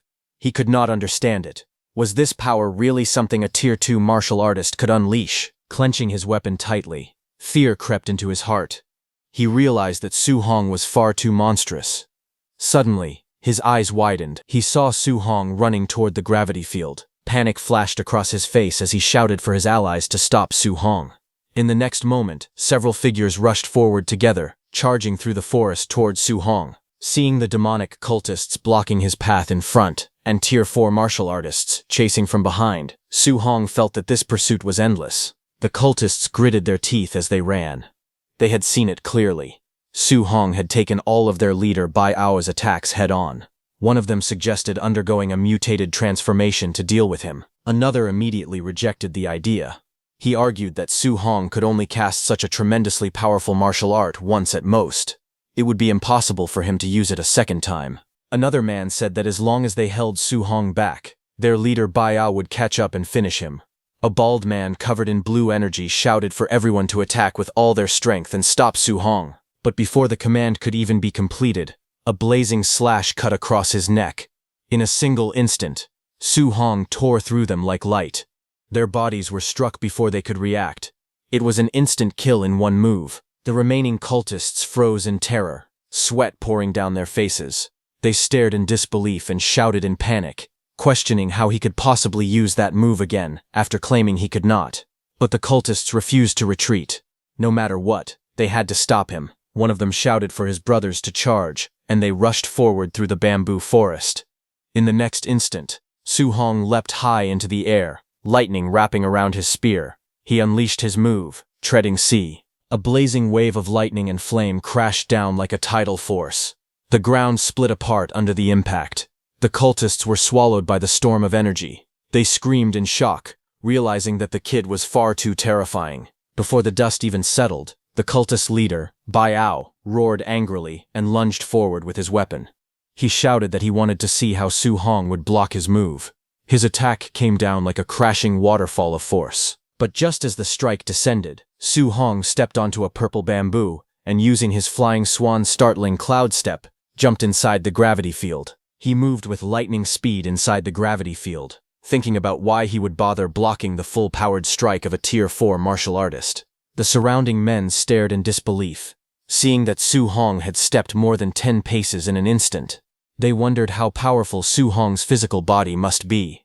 It was as if gravity had no effect on him at all. Seeing this, the cultist leader Bai Ao roared angrily, telling Su Hong not to think that just because he had escaped into the gravity field, there was nothing he could do. But as Bai Ao took his first step inside, the gravity intensified rapidly. With only one step, the pressure had already increased 30-fold. Bai Ao's face twisted in shock. He thought that if someone at his level continued deeper for over 10 steps, he would have to endure hundreds of times the gravity. Meanwhile, Su Hong continued forward without hesitation. Seeing that, Bai Ao cursed the crushing gravity as it pressed down on him. Even so, he gathered his strength and threw his spear at Su Hong with full power. The spear shot forward with unstoppable force. In an instant, the spear was overwhelmed by the surrounding gravity force and fell onto the ground. Seeing that from afar, the cultist leader Bai Ao shouted angrily, telling Su Hong that if he had the guts, he should not come out. Seeing that the cultist leader Bai Ao was not coming any closer, Su Hong lowered his spear and steadied his breathing. Having reached this position, he believed it should be temporarily safe. Right before his eyes stood the 3-star patterned dark purple bamboo. However, as he tried to get closer, his body trembled under the immense pressure. He could clearly feel that the gravity around him was growing stronger and stronger. Besides that, he also had injuries on his body, and he was already close to his limit. He decided that he needed to use a healing technique first. Knowing that the people from the demonic cult would not be able to cross into this area for the time being, he sat down and began circulating a healing martial art. A green aura wrapped around his body, slowly restoring his injuries. Watching from a distance, several people were shocked. They realized that he was actually using a healing martial art to treat himself. Someone pointed out that he had just used the thunder attribute earlier. How could he also know a wood attribute healing technique? Another person exclaimed that this was not the main issue. The real problem was that he was already only a little over 10 steps away from the dark purple bamboo. The cultists' leader Bai Ao immediately ordered his men to notify Lin Chen and the rest to come quickly, saying they needed to join forces to kill Su Hong. They absolutely could not let him leave alive. Seeing Su Hong inside the gravity field, his face twisted with anger and fear because he knew that the divine object was very likely hidden inside that dark purple bamboo. If Su Hong managed to obtain it, none of them would survive. Near Stargazing Lake, a wounded cultist with dark wings lay on the ground, unconscious and battered. Not far from him, 3 people stood at the edge of a cliff overlooking the lake. It was Wang Tintuo, Lin Xinghe, and Xiao Yan who had killed that cultist. They had just discovered that the entire area around Stargazing Lake had been locked down by demon cultists. Wang Tiantuo wondered whether the cult might be targeting Su Hong. Lin Xinghe replied that it was hard to say. The demon cult could also be searching for treasure. After a brief pause, they decided to hurry back to the martial artist base to report that demon cultists had appeared in the area. As they ran through the forest, Xiao Yan frowned and said that something felt wrong. If Stargazing Lake had truly been locked down, it was impossible for the martial artist base to have no reaction at all. Lin Xinghe immediately understood the implication and asked if she was suggesting that the martial artist base might be colluding with the demon cult. Determined to confirm the situation, Wang Tiantuo decided to directly notify his father and have him send people to seize control of both the martial artist base and Stargazing Lake at the same time. At the City Lord's mansion, City Lord Wang was shocked to hear that the Stargazing Lake area had been sealed off by demon cultists and that the martial artist base might be working together with them. Wang Tintuo also told him that Su Hong was likely near Stargazing Lake and could be the demon cult's true target. Hearing this, the City Lord was furious. Without hesitation, he declared that he would personally bring men over immediately. On the other hand, at the purple bamboo gravity field, Su Hong was still inside. Not far away, several demon cultists stood in the forest. Just then, the masked assassin whom cultist leader Bai Ao had called for arrived. However, cultist leader Bai Ao was shocked and demanded to know why he was alone and where the others were. The masked assassin leader, who was injured and breathing heavily, explained that Su Hong, whom they were after, had fought dirty and caused heavy casualties among their brothers. Cultist leader Bai Ao was stunned upon hearing that over a dozen Tier 3 martial artists had been completely wiped out. He said that even if they had faced a dozen Tier 3 wild boars, they would not have been eliminated so easily. Yet they had fallen to Su Hong, who was supposedly only a Tier 2 martial artist. The masked assassin leader gripped his sword in anger and revealed that Su Hong knew a powerful 3-attribute fusion martial art. He blamed their intelligence network for failing to mention such critical information, and warned that anyone else who had gone unprepared would have died as well. Cultist leader Bai Ao scoffed at the claim, saying that a 3-attribute fusion martial art should not even exist in this world, and that the excuse sounded ridiculous. However, as he recalled the battle, doubt crept into his mind. He remembered seeing that Su Hong truly possessed 3 attributes. He began to wonder if there really could be a martial art capable of fusing 3 attributes together. In the end, they looked toward Su Hong and agreed on one thing. No matter what the truth was, if they failed to eliminate Su Hong, the higher authority behind them would kill them instead. 2 hours later, Su Hong slowly opened his eyes while seated within the gravity field. He saw that thanks to an A-rank healing technique, both his physical body and spiritual energy had fully recovered to their peak states. However, he could still see that the group of demon cultists had not left. It was clear to him that they would not stop until they killed him. He fixed his gaze on the 3-star patterned ink purple bamboo standing ahead.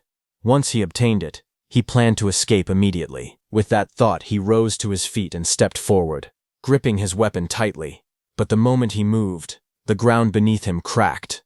The gravity in the area had intensified again. After only a few steps, the pressure pressing down on his body grew significantly heavier. Sweat poured down his face as he struggled to endure it. He gritted his teeth and forced himself to continue, telling himself that he could definitely do this. From a distance, the masked assassin leader watched in disbelief.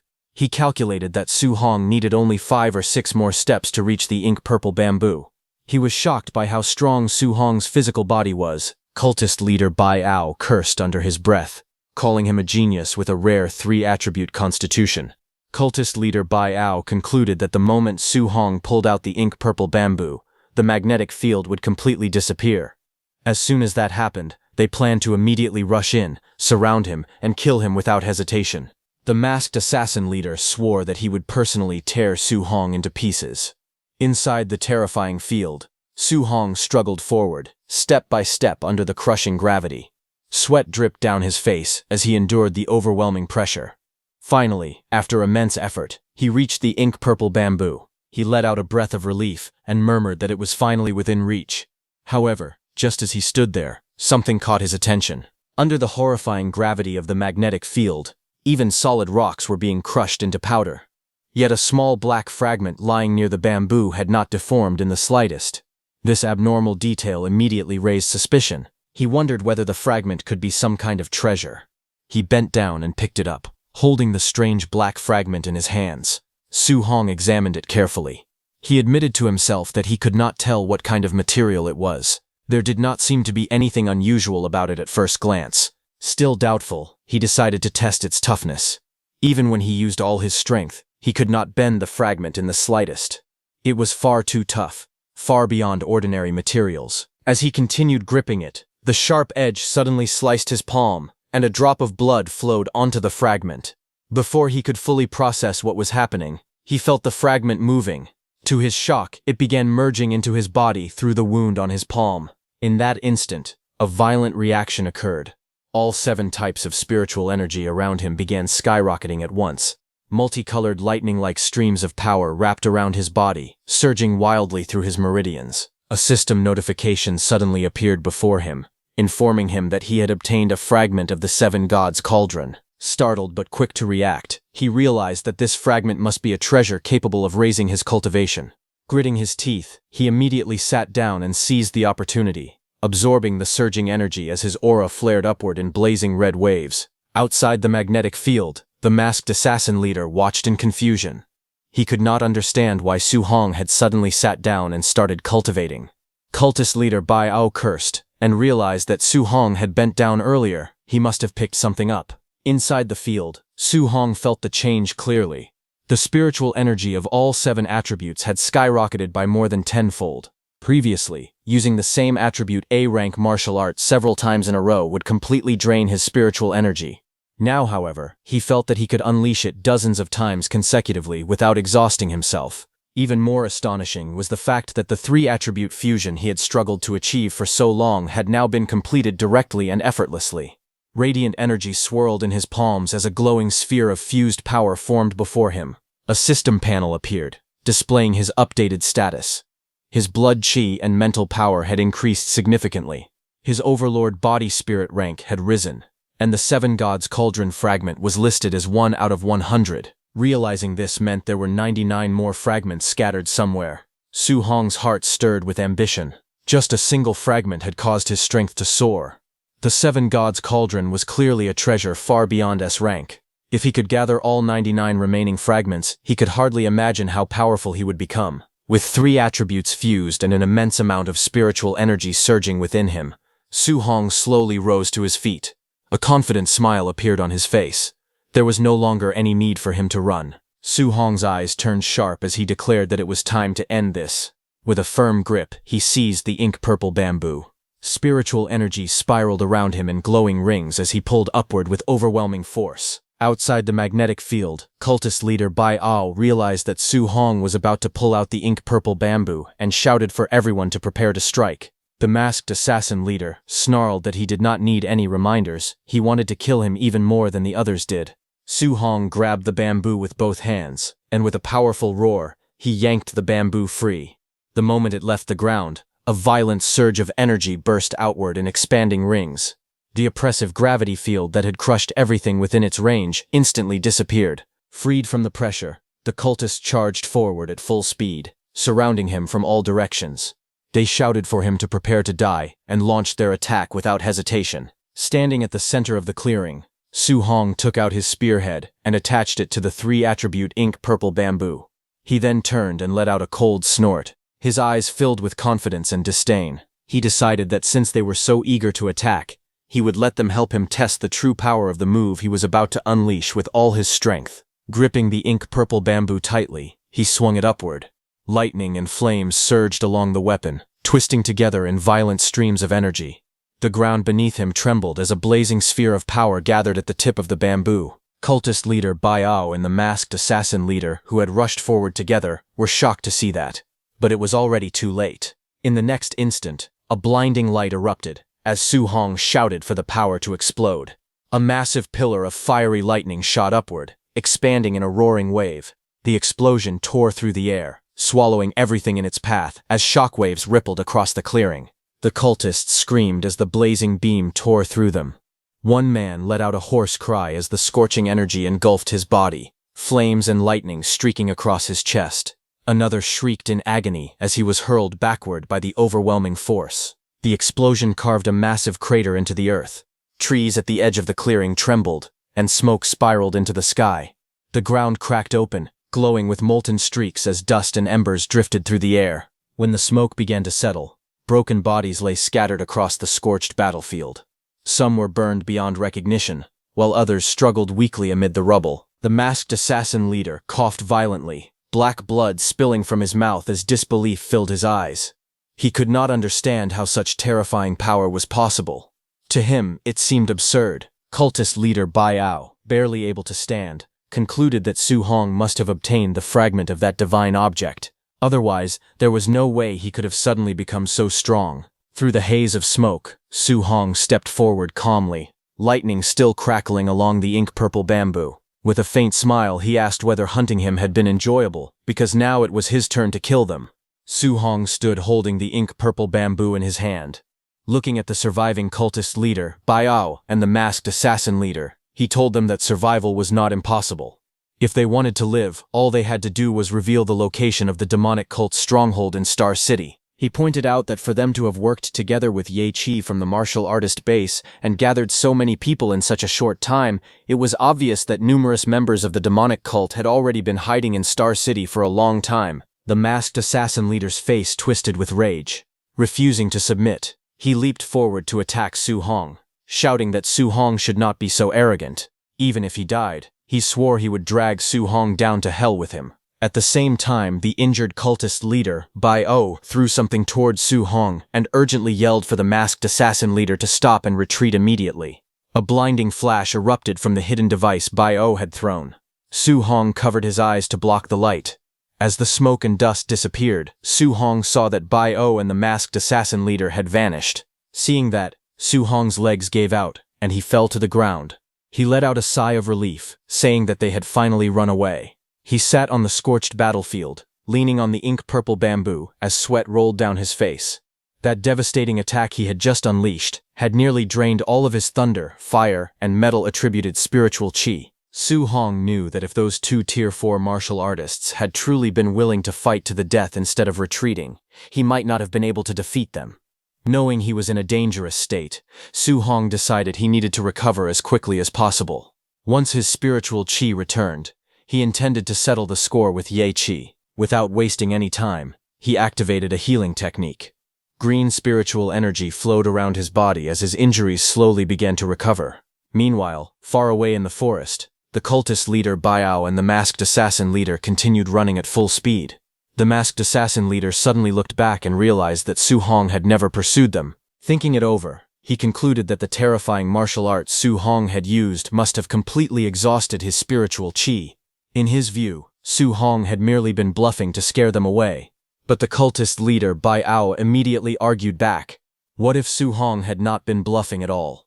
After all, geniuses often possessed abilities that defied logic. Still unwilling to admit fear, the masked assassin leader pointed out that Su Hong was only a Tier 2 martial artist, while the two of them were Tier 4. However, Bai Ao angrily told him to shut up, reminding him that both of their teams had been completely wiped out despite that advantage. As they continued fleeing, Bai Ao said that a single Tier 2 martial artist had somehow reduced two Tier 4 martial artists to commanders without an army. If news of such a battle spread, few people would believe it, yet the reality was right before their eyes. In their minds, these monstrous geniuses seemed to become more outrageous with every generation. At the martial artist base, tension was growing by the minute. Ye Qi sat alone in a luxurious room, anxiously waiting for news. He knew the blockade around the area could not continue forever. If it dragged on any longer, the city lord would eventually discover what was happening. Just as his patience was running out, the communication token in his hand suddenly lit up. A message arrived through the token, and a smile briefly appeared on his face. At last there was finally a result. However, the moment he heard the report, his expression froze. The operation to assassinate Su Hong had failed. Shock instantly replaced his confidence. He shouted in disbelief, asking if they were kidding him. They couldn't even kill a Tier 2 martial artist. He said that if Su Hong didn't die, their secret would definitely be exposed. Ye Qi cursed repeatedly in frustration. His mind raced as he searched for a way out of the disaster. In the end, he came to only one conclusion. He had to flee Star City immediately. Otherwise, once the city lord uncovered the truth, there was no chance he would be spared. As Ye Qi hurried toward his vehicle, rage and panic churned inside him. In his heart, he blamed everything on Su Hong.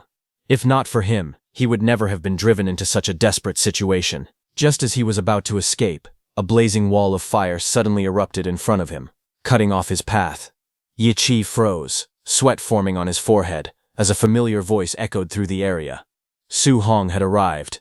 Stepping out from the shadows, Su Hong looked at him and asked where he thought he was running. The sight of Su Hong instantly filled Ye Qi with shock and fury. With his eyes glowing red from anger, Ye Qi roared Su Hong's name. He unleashed his power and charged forward. In his mind, Su Hong was nothing more than a Tier 2 martial artist, while he himself stood at the peak of Tier 3. There was no way a mere Tier 2 could threaten his life. Flames surged around him as he launched a fierce attack, but Su Hong remained calm and moved slightly to the side, easily dodging the attack while gripping his spear as lightning crackled around it. Su Hong looked at Ye Qi and replied that it was hard to say who would win. The next moment, with a powerful swing of his staff, Su Hong unleashed a terrifying strike. Before Ye Qi could react, the lightning-charged blow reached him and pierced his chest. Blood sprayed from Ye Qi's mouth as he stared at Su Hong in disbelief. At that moment, only one thought remained in his mind. Su Hong was a monster. Su Hong's attack carried overwhelming force as it sent Ye Qi flying into a car behind him. The next second, a deafening explosion followed, and Ye Qi's vehicle was engulfed in flames. Amid the burning wreckage, Su Hong turned around with his staff resting on his shoulder, his expression unchanged as sparks drifted through the air around him. The surrounding spectators were completely stunned. Someone recognized the victim as Ye Qi, the person in charge of the martial artist base. What shocked them even more was that Su Hong had killed a peak Tier 3 martial artist in a single move. The crowd stared at the burning scene in disbelief. In broad daylight, right in the middle of Star City, someone had actually dared to kill a city official. The next second, sirens echoed through the area as several vehicles rapidly surrounded the scene. From one of them came City Lord Wang. The crowd recognized him and shouted that the City Lord had arrived. The atmosphere immediately grew tense. Many spectators believed Su Hong was in serious trouble. After all, he had killed Ye Qi in public. In their eyes, there was no way the City Lord would simply let him go. However, some people quickly began discussing how they could help Su Hong. They suggested testifying that Ye Qi had attempted to ambush him first and had merely been killed in self-defense. Others readily agreed, saying that Ye Qi had deserved his fate and that they should support the young martial artist. But to everyone's surprise, the City Lord did not show the slightest anger. Instead, he hurried over to Su Hong and anxiously asked whether he had encountered any danger, repeatedly checking to see if he had been injured anywhere. The crowd instantly fell silent. No one knew how to react to the scene unfolding before them. Su Hong awkwardly scratched the back of his head and could only smile helplessly. The City Lord then noticed the dark purple bamboo staff in Su Hong's hand. His eyes widened in shock as he identified it as a 3-star patterned dark purple bamboo, an extremely rare treasure. He praised Su Hong's incredible luck, saying that obtaining such a treasure was practically heaven-defying. Su Hong could only respond with an embarrassed smile. Looking at the overly concerned City Lord, he felt somewhat uncomfortable. Then the City Lord looked at the burning car behind him with Ye Qi lying on top of it. Staring at Ye Qi burning in the flames, he asked Su Hong to tell him everything that had happened. More than 10 minutes later, after leaving the scene, Su Hong sat inside a vehicle and calmly recounted the entire story. When he finally finished, he simply said that was roughly everything that had happened. Hearing all that, City Lord Wang's jaw dropped in shock.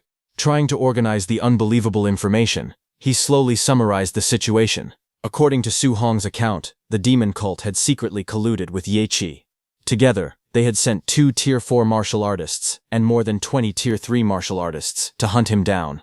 For 8 straight days, Su Hong had been forced to flee while fighting for his life. During that time, he had either killed or severely injured every Tier 3 martial artist pursuing him. Even more shocking, he had seriously wounded the 2 Tier 4 martial artists and managed to seize the 3-star patterned dark purple bamboo from them. Su Hong nodded and confirmed that the summary was more or less accurate.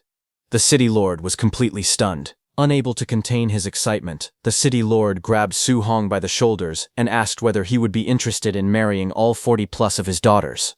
He said that maybe they could mass-produce monster geniuses like Su Hong and then save the human race. Su Hong was left speechless by the absurd proposal. He quickly waved his hands and awkwardly asked the city lord to stop joking around.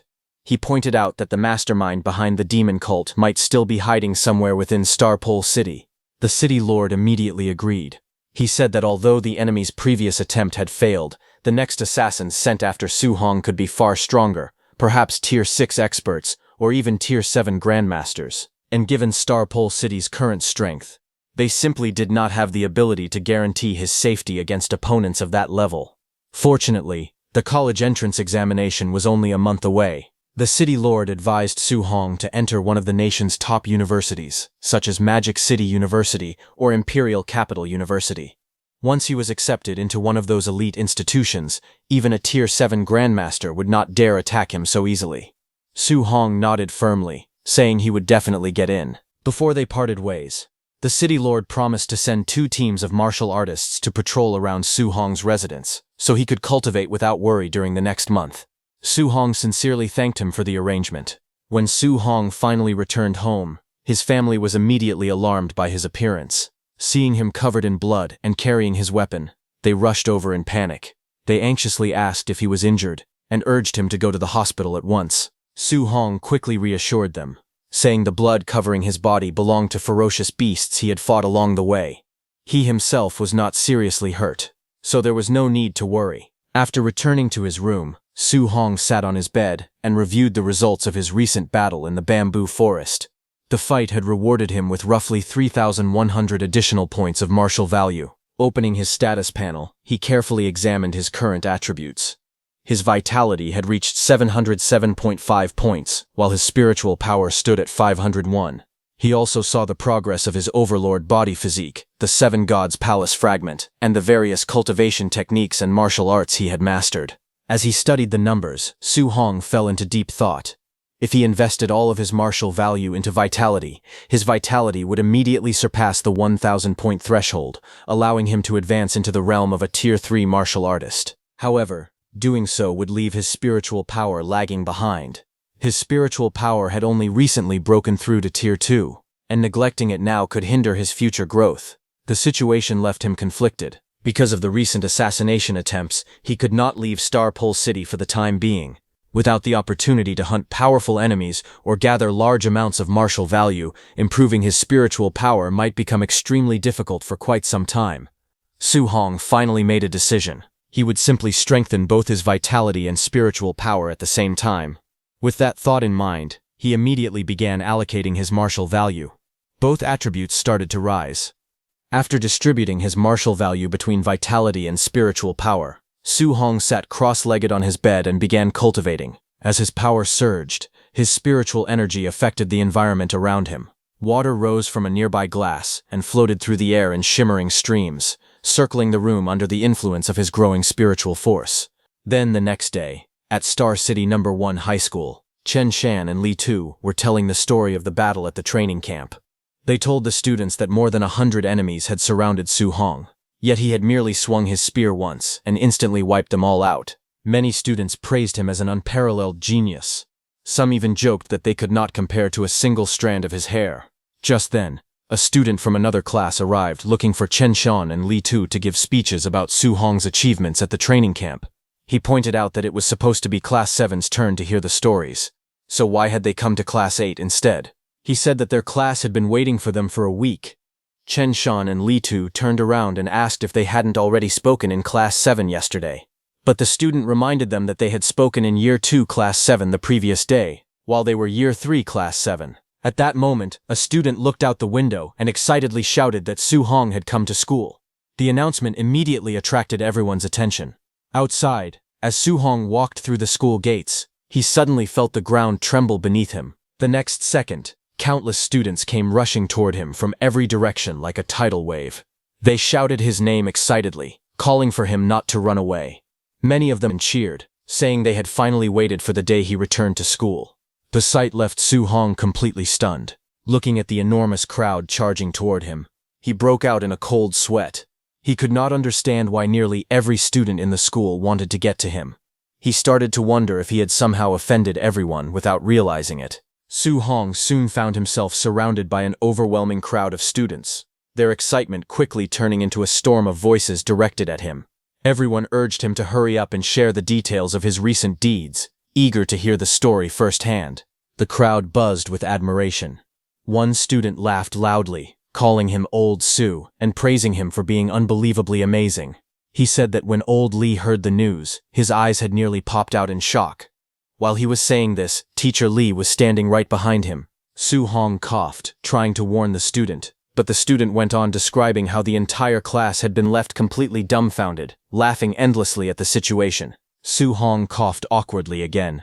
The student noticed and asked if he had caught a cold, wondering why he kept coughing.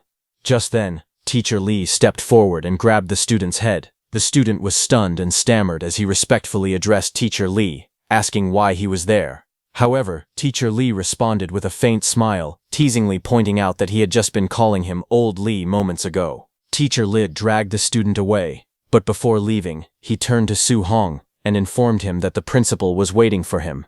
Su Hong calmly agreed, saying he would head over immediately. The student desperately cried out for help, shouting that he should be saved first. Meanwhile, Su Hong quietly made his way toward the principal's office and knocked on the door. He barely had time to announce himself before the door swung open.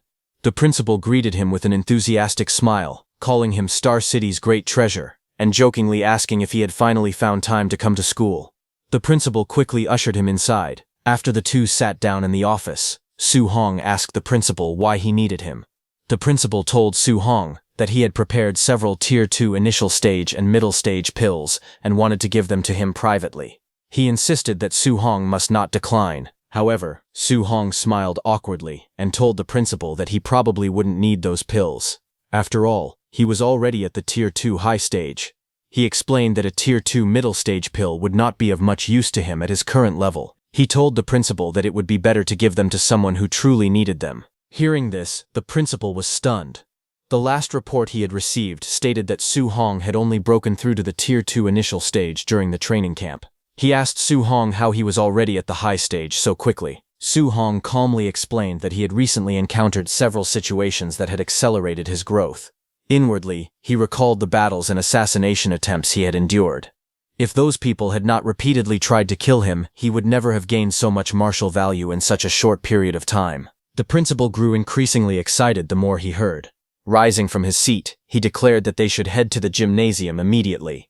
He wanted to personally test Su Hong's strength, and while doing so, teach him a few martial arts techniques. Hearing this, Su Hong looked at the principal with surprise. After all, he remembered that the principal himself was a Tier 3 martial artist. The principal looked at Su Hong with a confident grin and assured him that there was no need to worry, as he would hold back during their spar. Soon after, they arrived at the gymnasium.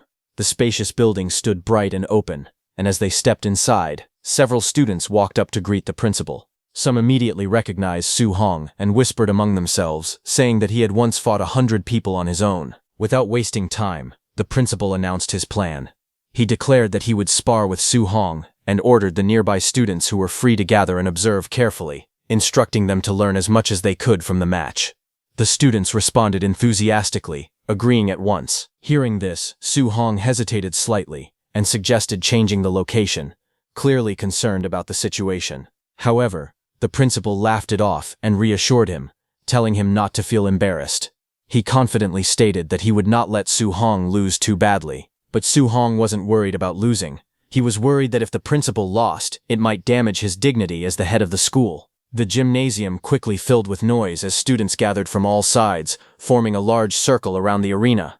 Their excited murmurs echoed throughout the hall as they anticipated the match. Standing at the center, the principal released his energy. A powerful aura surged around his body, his muscles tensing as his vitality erupted outward. He confidently told Su Hong to make the first move. Seeing this, the surrounding students were instantly amazed. Some exclaimed that the principal's vitality was incredible, noting that it was their first time witnessing a Tier 3 martial artist in action. Others cheered loudly, urging Su Hong to give it his all. Meanwhile, Su Hong remained calm on the surface, but inwardly he was cautious. He knew he absolutely could not injure the principal, so he began thinking of a skill that was both weak and wouldn't make it obvious that he was holding back. He decided to start with a B-rank martial art, the Cloud-Hiding Gale Fist. Energy gathered around his fist as Su Hong declared that he was coming. He charged at the principal using his Cloud-Hiding Gale Fist technique. His movements swift and precise. In an instant, he closed the distance. Observing this, the principal was taken aback. He realized that Su Hong had opened the match with a B-rank martial technique, finding the approach far too direct and unexpectedly bold. However, the principal could feel that Su Hong's power was already comparable to that of a Tier 3 martial artist. The principal then unleashed his technique, Giant Rock Fist. His arm hardened like stone, radiating immense strength as he charged forward to meet Su Hong's attack head-on. The moment their attacks collided, a violent explosion of force erupted. Su Hong's strike met the principal's with overwhelming impact, sending shockwaves blasting outward. The spectators were caught in the aftermath. Many were forced to shield themselves, some unable to even open their eyes as the pressure and wind surged through the arena. They were stunned, exclaiming that the sheer power of the clash was far beyond what they had expected. Amid the chaos, Su Hong and the principal continued their exchange at incredible speed. Their movements blurred as they traded blows, fists colliding repeatedly with explosive force. Each strike carried enough power to shake the ground, leaving afterimages in its wake. Just then, one of Su Hong's punches landed, and the principal was pushed back. Seeing this, the principal was stunned and wondered whether such overwhelming combat power could truly belong to someone at the high stage of Tier 2.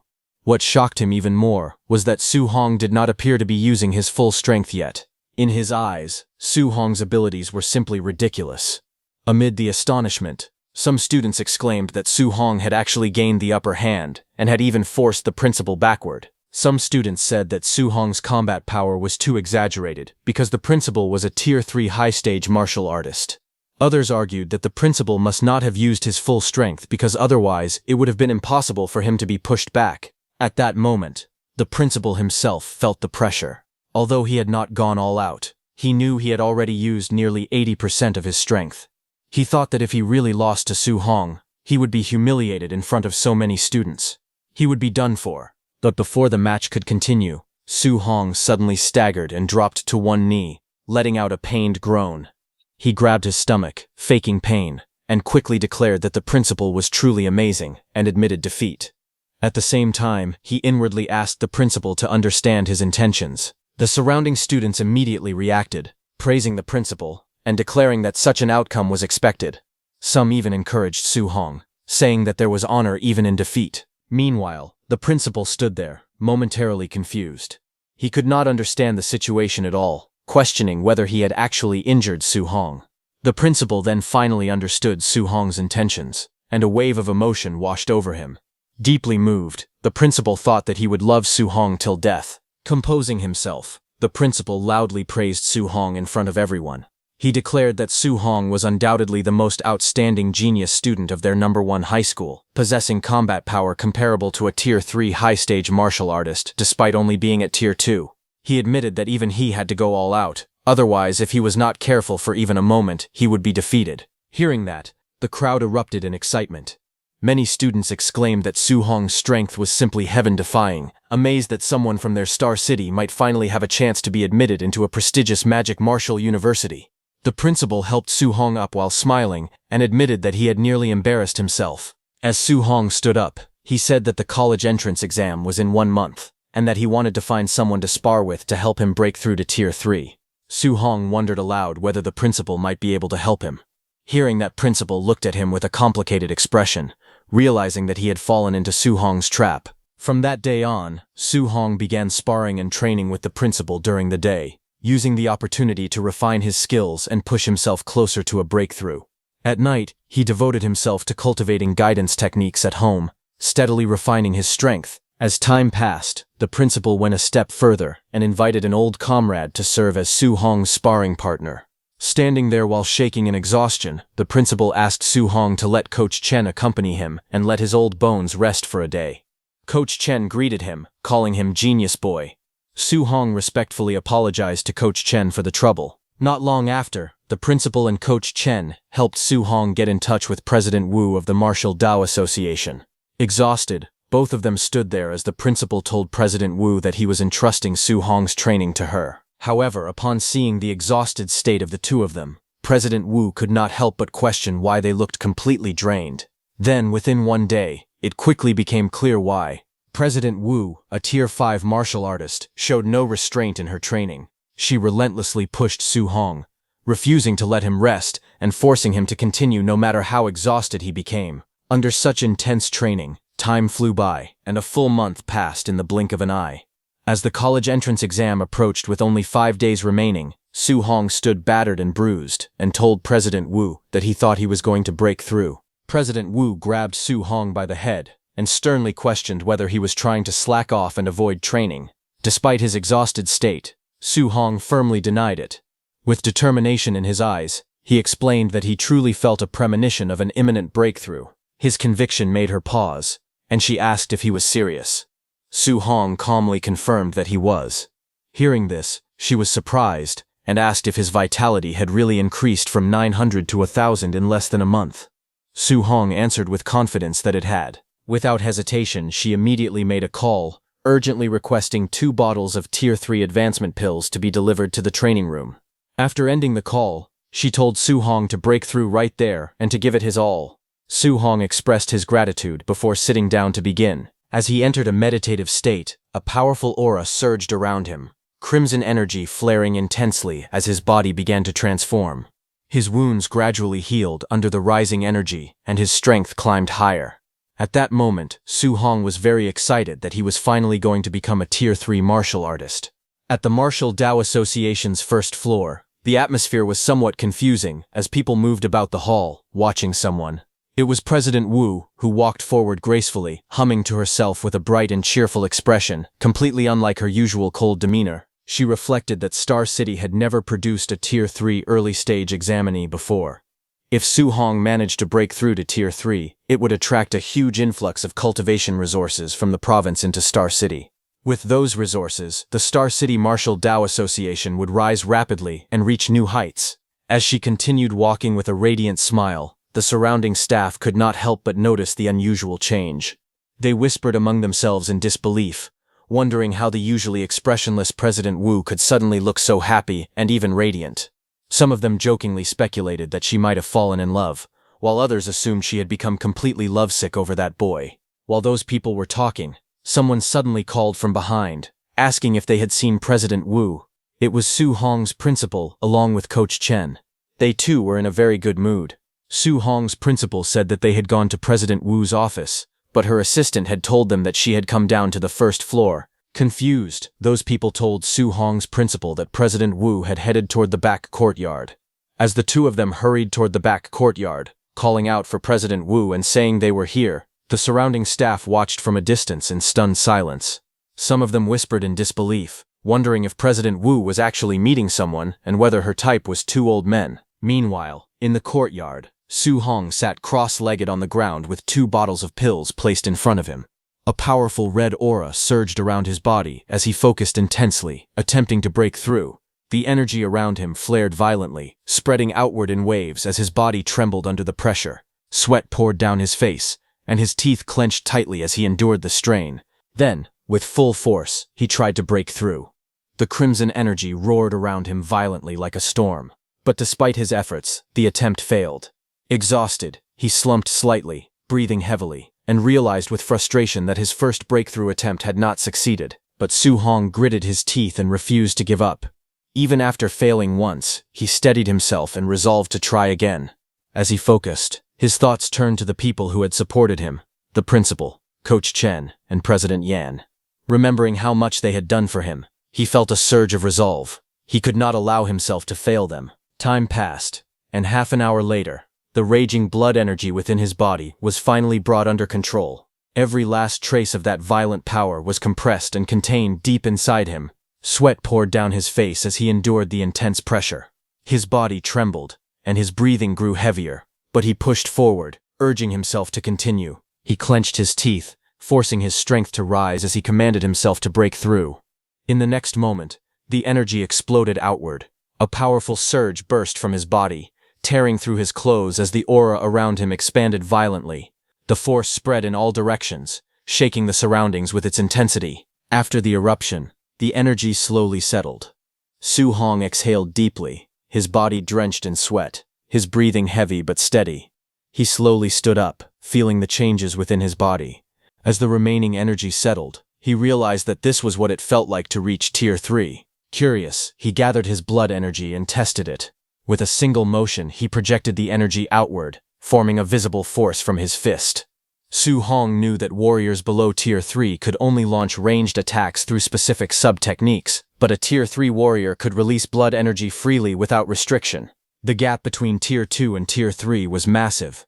A Tier 2 warrior with 999 blood energy and a Tier 3 warrior with 1000 blood energy were separated by an enormous difference in power. He then checked his status panel, which displayed his updated attributes. It confirmed that he had successfully reached Tier 3, with all his abilities greatly enhanced and his skills fully mastered. After confirming his breakthrough, Su Hong relaxed slightly and got to his feet.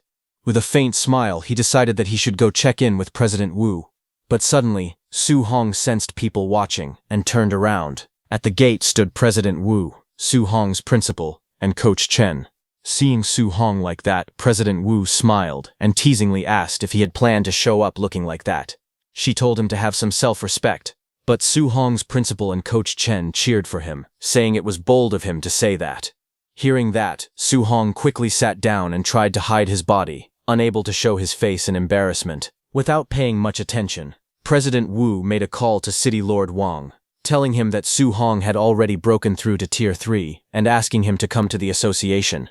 She even mentioned that they were preparing a small parent meeting for him. On the other side, at the City Lord's mansion, Wang Tiantuo rushed in excitedly, shouting that he had broken through to the mid-stage of Tier 2.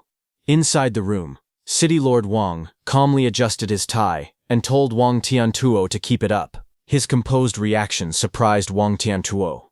He exclaimed that he was only 18 and had already reached Tier 2 mid-stage. He asked his father why his reaction was so cold. Walking away, City Lord Wang told Wang Tiantuo that President Wu had called and said that Su Hong had broken through to Tier 3. Excitedly, the City Lord said that he had to go see it for himself. Hearing this, Wang Tiantuo was stunned and questioned whether it was really true. Soon after, the City Lord arrived at the Martial Dao Association in his car. Inside, City Lord Wang, along with President Wu, Su Hong's principal, and Coach Chen, sat together facing Su Hong with serious expressions. Seated in front of them, Su Hong asked what they wanted to discuss with him. City Lord Wang then handed him a document and explained that he had compiled a list of high-level martial artists who had recently visited Star City. Although he was not sure who was targeting Su Hong, he told him that it would not hurt to pay more attention to the people on this list in the future. As Su Hong looked through the list, he read out names and factions, mentioning the Lin family of the imperial capital, Grand Master Chen Budo, and Magic City Wang family's Wang Dao.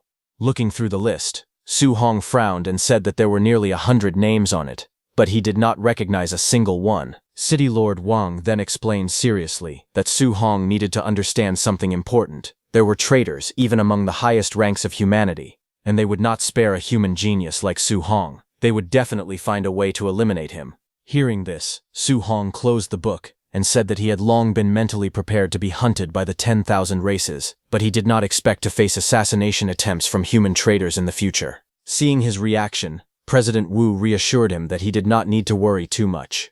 Once he was officially enrolled in Magic City Martial Arts University, none of those corrupt insiders would dare make a move against him there. Hearing about Magic City Martial Arts University, Su Hong became confused and asked whether Imperial Capital Martial Arts University was not safe, since they had previously told him about it. President Wu then explained to Su Hong that the students at Imperial Capital Martial Arts University were either rich or noble. If he threw a brick randomly, it would hit a descendant of one of the top 100 families, or an heir to a Tier 8 or Tier 9 powerhouse. But Su Hong had no family background at all, so how could Imperial Capital Martial Arts University value him? City Lord Wang agreed with President Wu, saying that before, he had let Su Hong choose between Magic City Martial Arts University and Imperial Capital Martial Arts University on his own. But looking at it now, the City Lord felt that it had been an ill-considered decision. President Wu explained confidently that Magic City Martial Arts University, on the other hand, was all-inclusive. They did not look at status, only talent and strength. As long as he was strong enough, almost no one would intentionally suppress him. After hearing all this, Su Hong made up his mind and said that it was settled. He would go to Magic City Martial Arts University. City Lord Wang then added that the school ethos at Magic City Martial Arts University was very wild, and their principal was extremely protective of his students. No matter how much trouble Su Hong caused, he would protect him. Hearing this, Su Hong scratched his head awkwardly and remarked that he did not understand why the City Lord thought of him like that. He never took the initiative to cause trouble. Hearing that, with a deadpan expression, City Lord Wang asked who it was that had killed Ye Hui from the martial base. President Wu asked who it was that had taken down dozens of demon cult assassins. Su Hong's principal asked who it was that had caused the collapse at the Weiyangzhou City training camp. Coach Chen asked who it was that had single-handedly wiped out every student at the training grounds. Faced with those questions, Su Hong could only laugh it off, jokingly asking who such a person could possibly be. City Lord Wang then added that there was one more matter to address. He said that, as the #1 genius of Star City, Su Hong represented the city's image after all, but his taste in clothes was a bit. Before he could finish his words, President Wu quickly stepped in with confidence, asking the City Lord what was wrong with it and whether her taste was not great. She then explained that Su Hong's clothes had been shattered by his vitality during his breakthrough, so she had specially lent him her outfit to wear instead. Hearing that, City Lord Wang was shocked.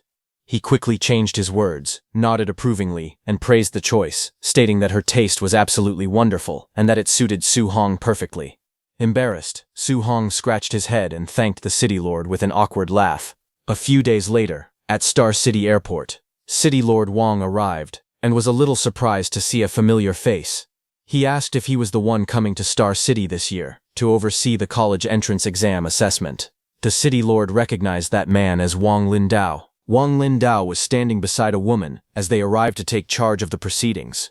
Wang Lindao stepped forward and, while shaking hands with the City Lord, let out a frustrated sigh, saying that he did not even want to get started on the matter. He explained that his teacher had suddenly issued an absolute order, asking him to come to Star City to oversee the college entrance exam, and even telling him to lower his status and actively befriend talented students. He complained bitterly about the situation, pointing out that, as a Tier 5 martial artist, taking the initiative to befriend a student felt like a blow to his pride. He further added that Star City had not even produced a single Tier 2 examinee in past years, questioning what there was to befriend.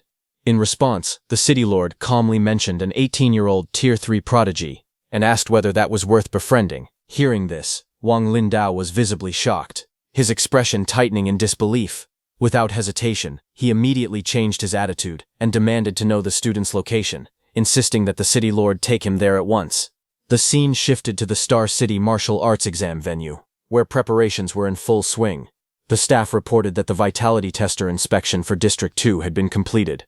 They were instructed to carefully check the number of combat power testers and their components once more to ensure everything was in order. Meanwhile, on the stage, President Wu asked the City Lord whether he had gone to pick up the examiner.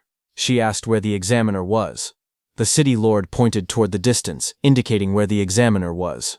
Not far away, the examiner had already found Su Hong. With a playful and overly familiar attitude, he approached Su Hong and took a selfie with him, even jokingly asking Su Hong to smile. Confused, Su Hong asked who he was. The man introduced himself as Wang Lindao, the examiner for the assessment. He claimed that he had long heard of Su Hong's reputation and had come specifically to make friends with him, even encouraging him to pose casually. President Wu was stunned. Watching this unfold in broad daylight, with so many students present, she could hardly believe that the examiner had personally come all this way just to cozy up to a student like that. The city lord could only sigh, saying that Wang Lindao was truly shameless and thick-skinned. A few minutes later, examiner Wang Lindao, along with President Wu and the city lord, went onto the stage. Wang Lindao cleared his throat and announced that this year's assessment process would follow the same format as previous years, with priority given to the vitality test. He further explained that students who had reached Tier 2 and above would be required to take a special train to the provincial capital for centralized testing, while those below Tier 2 would continue with combat power and other subject evaluations locally. With that, the official declaration was made that the martial Dao assessment had begun. Hearing this, Su Hong realized for the first time that Tier 2 students had to go to the provincial capital for further assessment.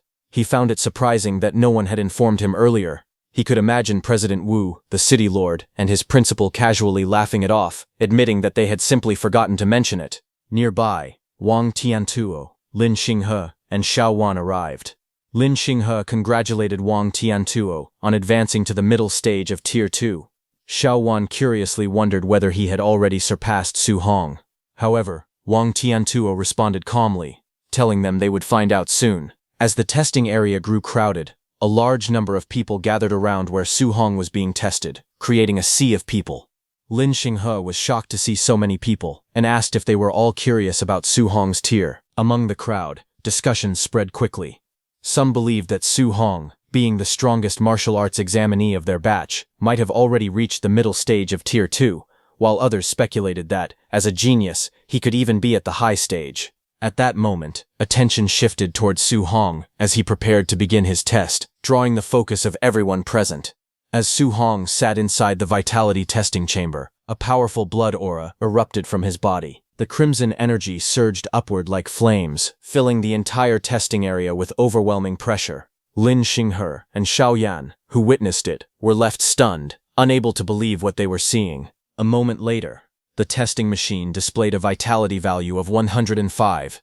Seeing the result, Lin Xinghe and Xiao Yan immediately realized that Su Hong had already become a Tier 3 martial artist. Xiao Yan looked at Wang Tiantuo in shock and asked how Su Hong was already Tier 3. She asked if he had known this beforehand. Watching Su Hong's result, Wang Tiantuo said that, in this lifetime, surpassing Su Hong seemed impossible. The gap between them had become far too great. The crowd quickly erupted into an uproar. Many people exclaimed that a vitality value of over 1,000 meant Su Hong had officially reached Tier 3. They said they had never heard of a Tier 3 martial artist appearing in Star City's martial arts entrance examination before. Some even compared his strength to that of their school's principal, saying he was already on the same level as the city's top experts. Amid the excitement, one of Su Hong's friends proudly declared that Su Hong was his good brother, and even added that he was Su Hong's professional sparring partner. Hearing that, the people around him could only look at him with envy, wishing they also had a genius like Su Hong as a close friend. In the private viewing room, Lin Xinghe's and Xiao Yan's parents could not hide their excitement.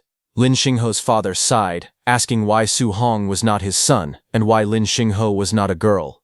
Meanwhile, Xiao Yan's father immediately decided that he would dress Xiao Wan beautifully and do everything possible to make Su Hong his future son-in-law. Meanwhile, on the stage, the city lord congratulated President Wu on cultivating such an outstanding genius, saying that the Star City Martial Dao Association would surely achieve brilliance once again. President Wu then congratulated City Lord Wang on cultivating such an outstanding genius, saying that Star City's development would surely advance by leaps and bounds. Examiner Wang Lindao was completely stunned. Looking at Su Hong, he said that he had traveled across many cities over the years to oversee martial arts examinations, giving him a broad understanding of young talents. He explained that in a mid to lower ranked city like Star City, even producing a Tier 2 examinee was already a rare achievement. The problem was not that Star City students lacked talent, but that small cities had far fewer cultivation resources than major cities like Magic City and the imperial capital. He further explained that for someone to reach Tier 3 in a resource-poor city like Star City was truly extraordinary. In his opinion, if Su Hong had grown up with the educational opportunities and cultivation resources available in Magic City or the imperial capital, he might have already reached Tier 4. Without hesitation, Wang Lindao declared that Su Hong possessed the greatest talent he had ever seen. After the test, Su Hong became the center of everyone's attention.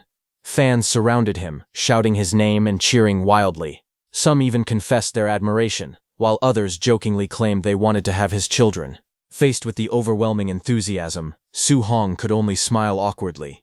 Being watched and admired by so many people at once made him feel extremely uncomfortable. After the assessment, only 4 students in the entire Star City had qualified for the next stage. Among them, Wang Tiantuo, Lin Xinghe, and Xiao Yan had successfully advanced to Tier 2, while Su Hong had already reached Tier 3. Soon, the 4 of them boarded a special train that would take them to the provincial capital for the next phase of the martial arts examination. As they entered the train, Su Hong calmly walked ahead while the other 3 followed behind him. Inside the train, the atmosphere was quiet but tense. Many talented examinees from different cities had already taken their seats.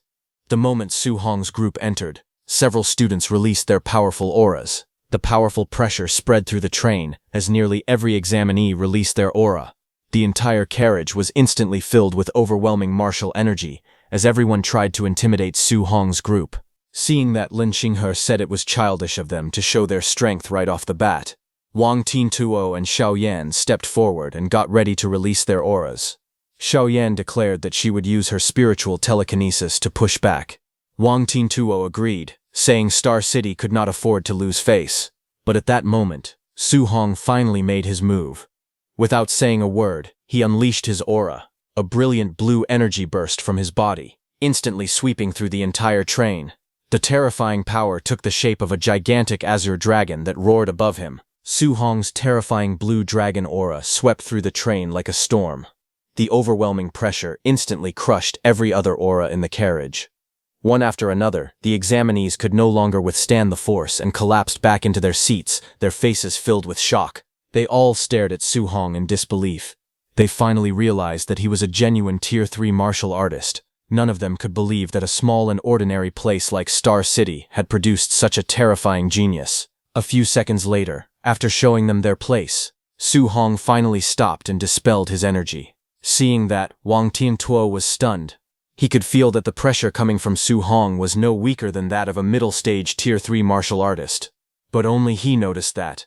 Lin Xinghe and Xiao Yan looked at Su Hong with admiration and quietly admitted that Su Hong was truly incredible. Meanwhile, all the examinees were shaking in fear. While walking through the middle of them, Su Hong warned them that coming to provoke him without even a greeting would lead to this result. The overwhelming pressure that Su Hong released left a deep impression on everyone in the train.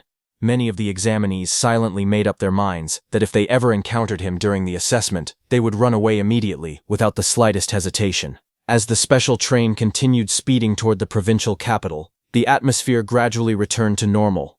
After some time, Lin Xinghe asked Su Hong whether he planned to apply to Magic City Martial University or Imperial Capital Martial University. Su Hong smiled and asked about their own plans instead. The 3 of them answered without hesitation that their goal was Magic City Martial University. Su Hong then told them that he was also preparing to go to Magic City Martial University. He added that in the future, when they entered the All Heavens battlefield, they would be comrades in arms. Lin Xinghe laughed and said that with Su Hong as a teammate, he could feel completely at ease. Hearing that, Wang Tiantuo jokingly reminded Lin Xinghe that Magic City Martial University expelled students who were lazy every year, so he had better make sure he did not get kicked out. Hearing their conversation, Su Hong recalled President Wu telling him that Magic City Martial University accepted students based only on talent and strength, regardless of their background or status. Thinking about it, he became even more determined. In his heart, he silently declared that Magic City Martial University would be his next destination. As the journey continued, talented students from many different cities boarded the bus one after another. Before long, several of them recognized Su Hong. Lin Chunfeng from Yang City walked up to him and declared that since Su Hong had come to participate in the martial arts examination, he would finally defeat him. Su Hong simply smiled awkwardly and replied, "Okay." Watching the exchange, Lin Xinghe looked surprised and asked whether Su Hong even knew people from Yang City.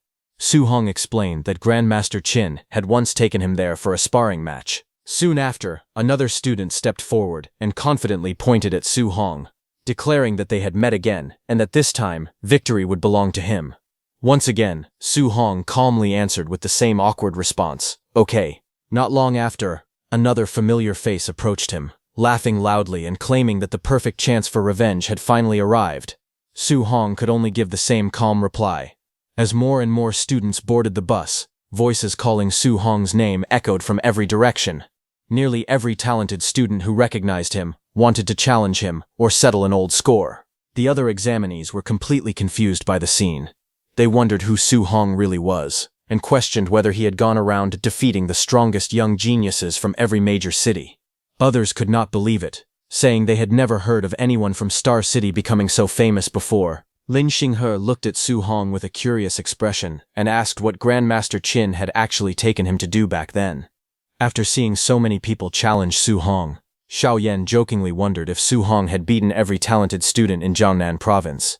Embarrassed, Su Hong smiled awkwardly and quickly denied it, saying it had not gone that far. On the other hand, at Tianxing Square in Hangzhou, the capital of Jiangnan province, the enormous square was already packed with countless students and spectators who had gathered for the martial arts examination. Many participants looked toward the giant Tianxing secret realm and discussed this year's exam. They had heard that the secret realm contained many rare treasures and hoped to enter it. To them, this examination was more than just a competition. It was a once-in-a-lifetime opportunity to obtain valuable rewards and change their future. Nearby, a group of local Hangzhou students complained that they had to wait for participants from other cities before the exam could begin. However, the other 3 students whom Su Hong had previously rescued from the demon cult told them to stop complaining. They suggested they should simply treat it as welcoming Su Hong. At that moment, another group arrived under heavy security. People recognized that the person leading them was Chen Tianyan, the #1 genius of Wen City. Rumors claimed that his talent far surpassed everyone else. He had even boldly declared that he would crush every student from Hangzhou during the martial arts examination. As Chen Tianyan and his group walked into Tianxing Square, they drew everyone's attention. Looking around confidently, Chen Tianyan released his aura and loudly asked where Hangzhou's 3 strongest young martial artists, Su Hong, Kong Lei, and Lu Dao were. He boldly called for them to come out and introduce themselves. The moment his aura erupted, the crowd was shocked. Students immediately recognized that Chen Tianyan had already reached Tier 3. They quickly stepped back, amazed by his strength. Among the crowd, one of the boys saved by Su Hong also released his aura and mocked Chen Tianyan for acting as if he were the only Tier 3 martial artist there. Curious, one of his teammates asked if he knew Chen Tianyan. A girl from their team replied that Chen Tianyan was nobody important to him and not someone worth knowing. Hearing this, Chen Tianyan smiled confidently. After noticing that the other 3 had also reached Tier 3, he declared that everything was perfect. Once they entered the Tianxing secret realm, he planned to defeat all 3 of them at the same time. Hearing that, all 3 of them became furious and asked if he thought he was Su Hong, believing he could fight all of them alone. That girl advised Chen Tianyan to keep a low profile and avoid provoking Su Hong. Laughing, they reminded him that Su Hong was the monster who had defeated 3 Tier 3 demon cultists with a single punch each. Chen Tianyan sneered as he recalled hearing about Su Hong, Star City's #1 this year. Smirking, he mocked Su Hong as nothing more than Tier 2 trash. Hearing that, those 3 students laughed and repeated, "Yeah, Tier 2 trash." Pointing behind him, they asked Chen Tianyan to look toward the entrance, saying the trash he wanted was here. At that moment, Su Hong stepped off the bus with his companions. Carrying his staff on his shoulder, he calmly walked forward. Without showing any emotion, Wang Tiantuo noticed that Chen Tianyan had been staring at him and told Su Hong.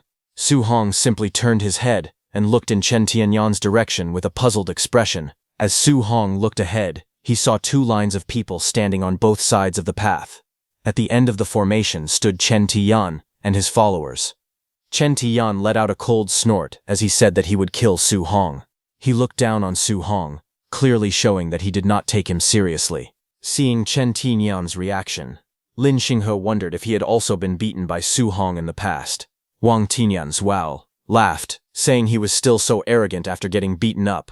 However, Su Hong thought about it for a moment, but shook his head, saying he had absolutely no memory of ever meeting or defeating him. From high above the square, several grandmasters quietly observed the scene below.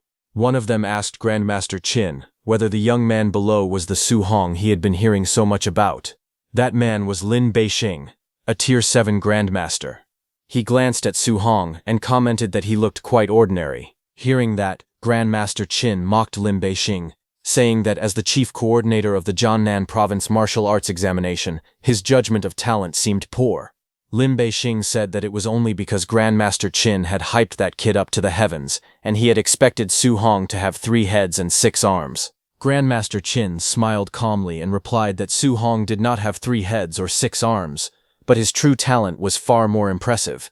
He explained that Su Hong possessed a 100% affinity with all 7 attributes and had even mastered attribute fusion, something that was incredibly rare. But Lin Beixing remained skeptical, saying that seeing was believing.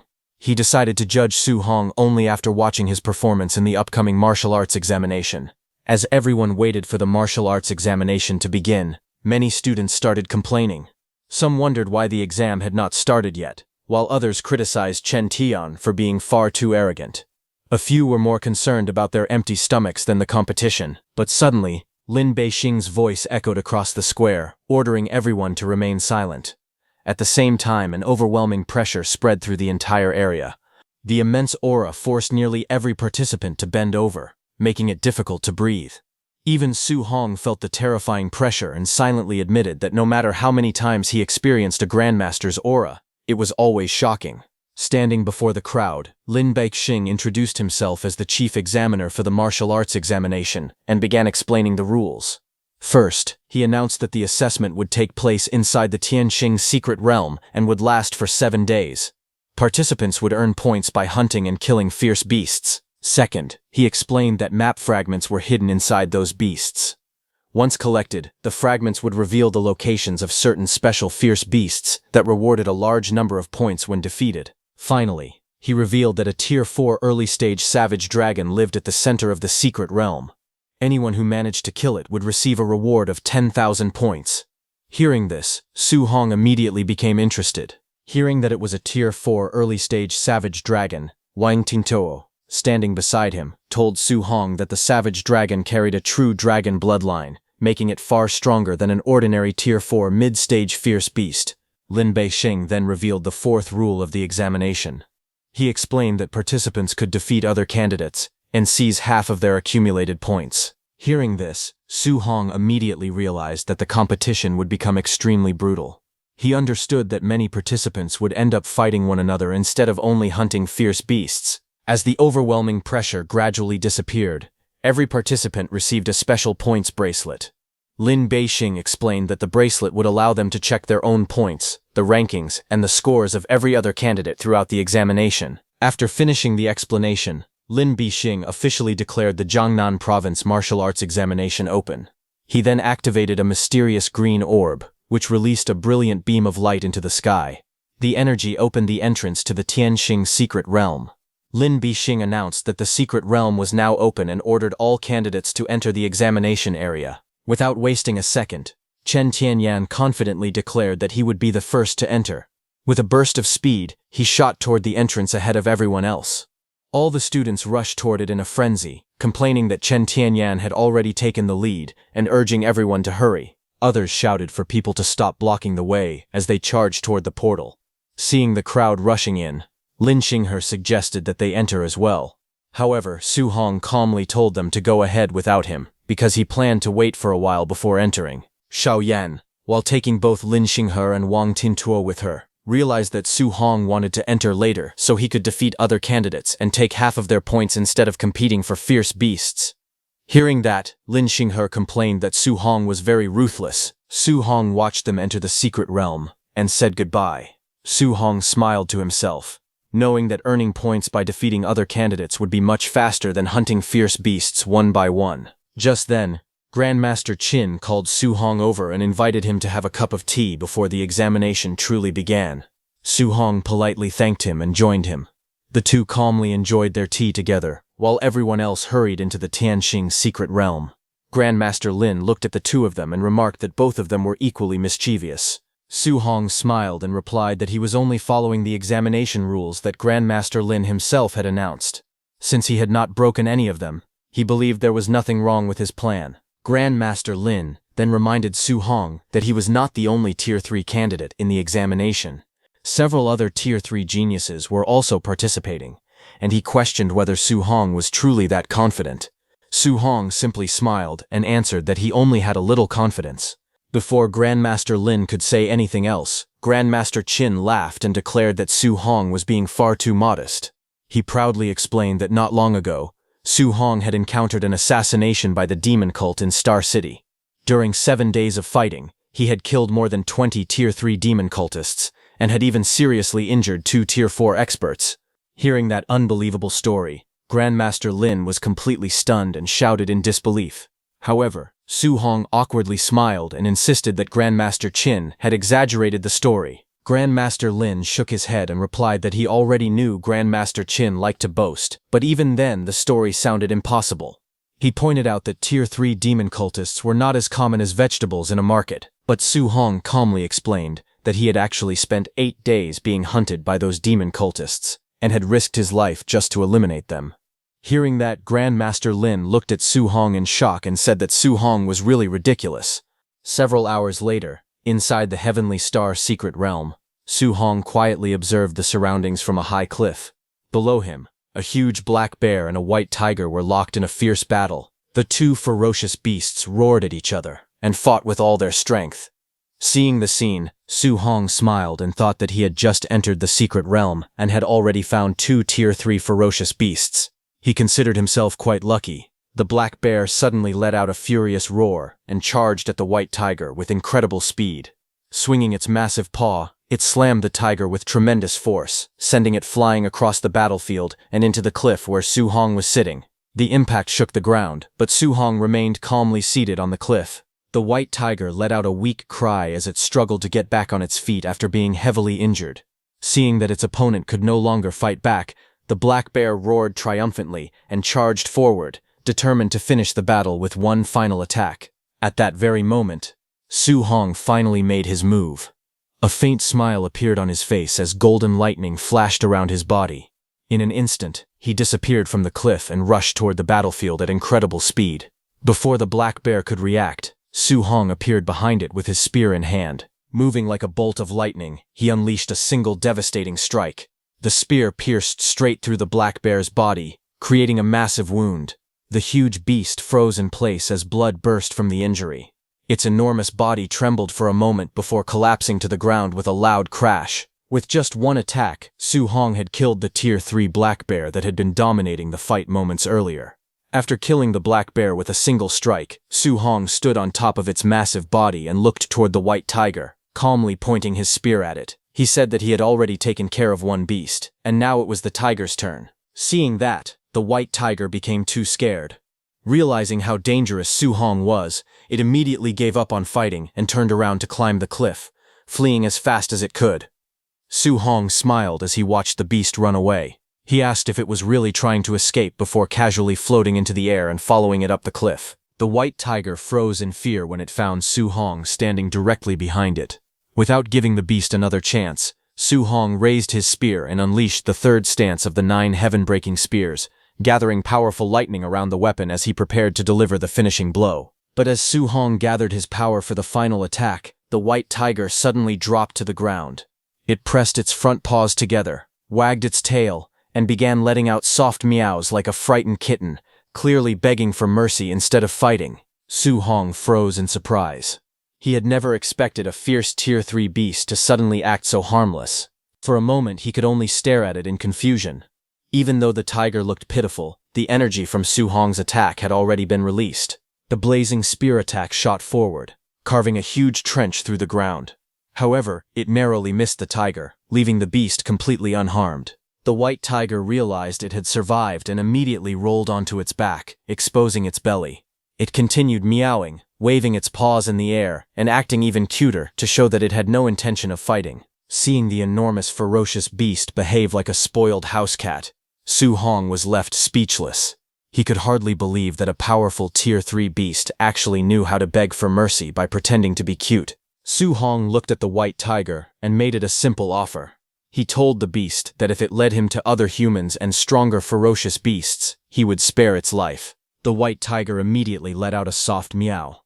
Su Hong sighed and told it to stop acting like a cat.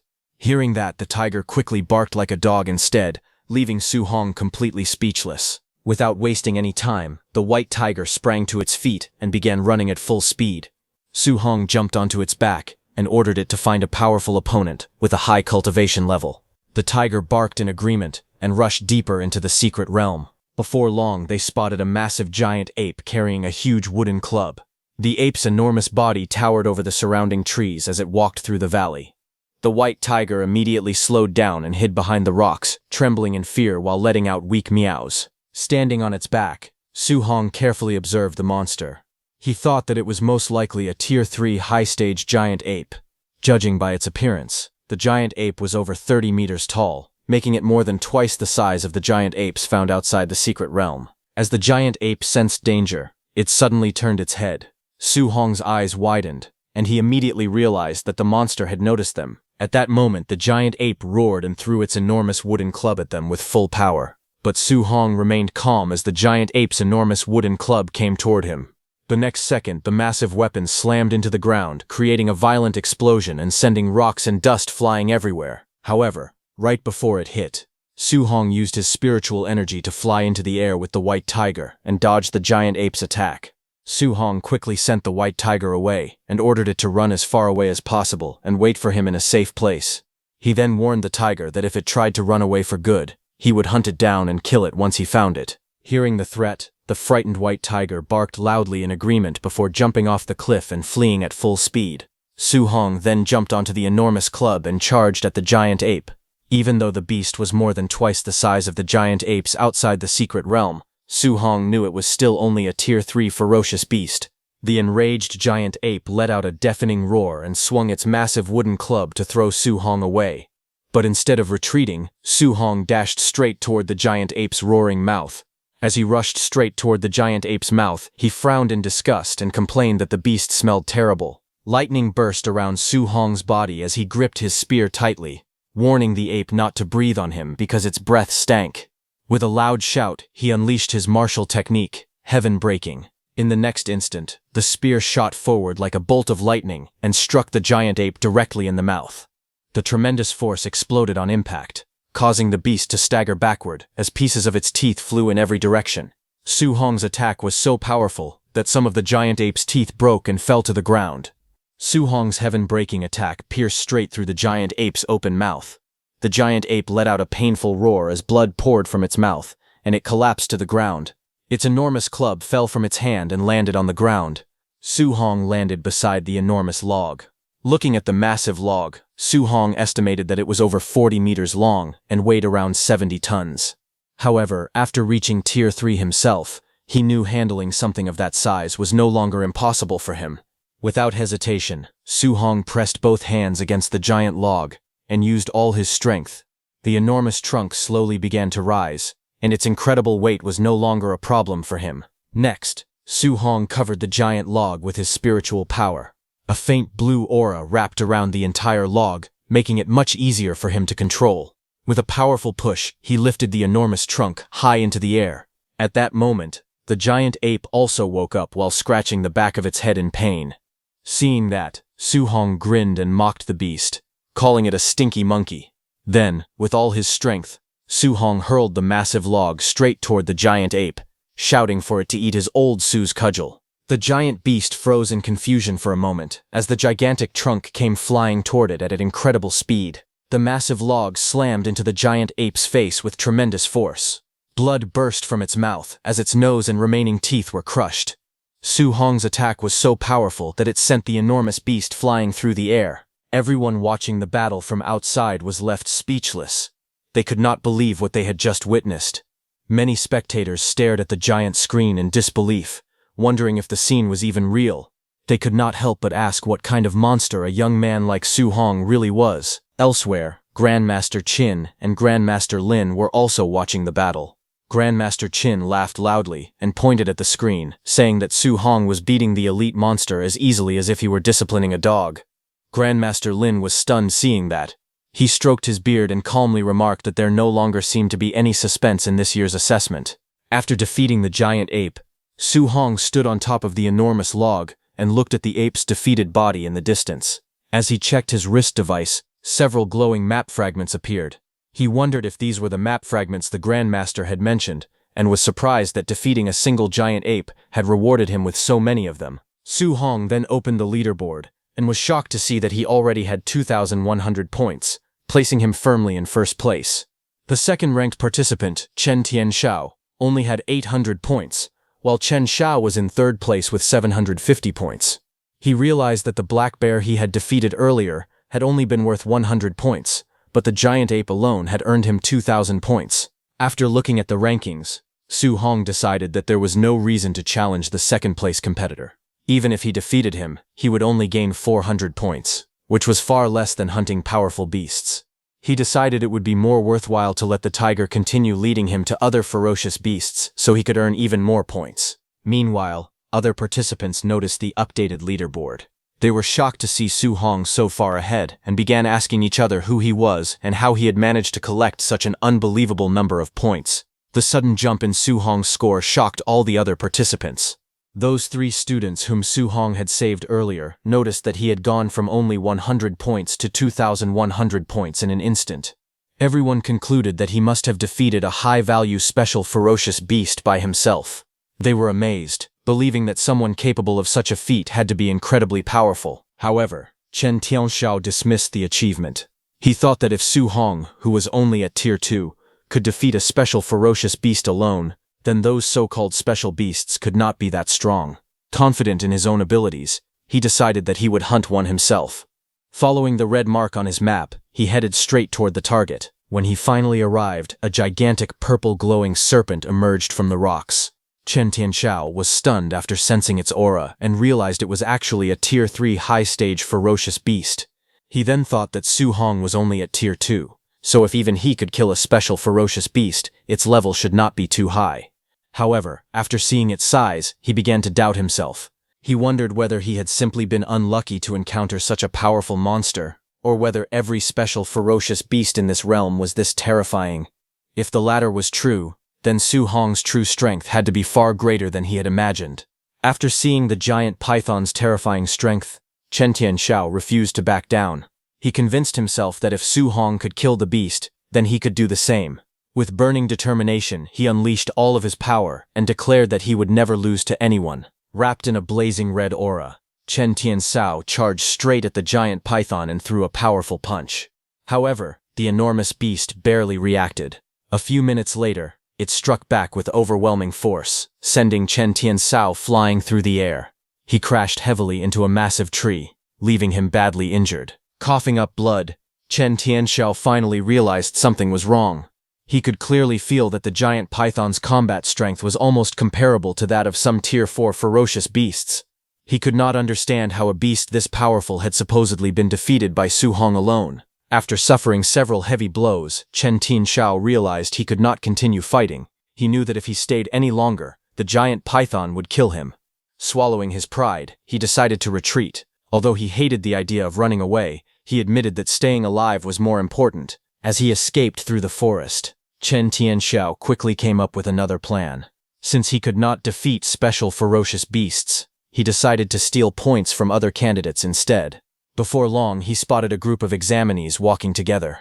A cruel smile appeared on his face as he declared that they were unlucky because all of their points now belonged to him. Just as Chen Tianxiao was about to attack the unsuspecting candidates, someone suddenly rushed in from behind at incredible speed. It was Su Hong. He rushed in from behind with a large wooden log raised over his shoulder. With a cunning smile, Su Hong asked if he was the one called Chen Tianxiao. Hearing the voice behind him, Chen Tianyan was startled and quickly turned around to see who had attacked him.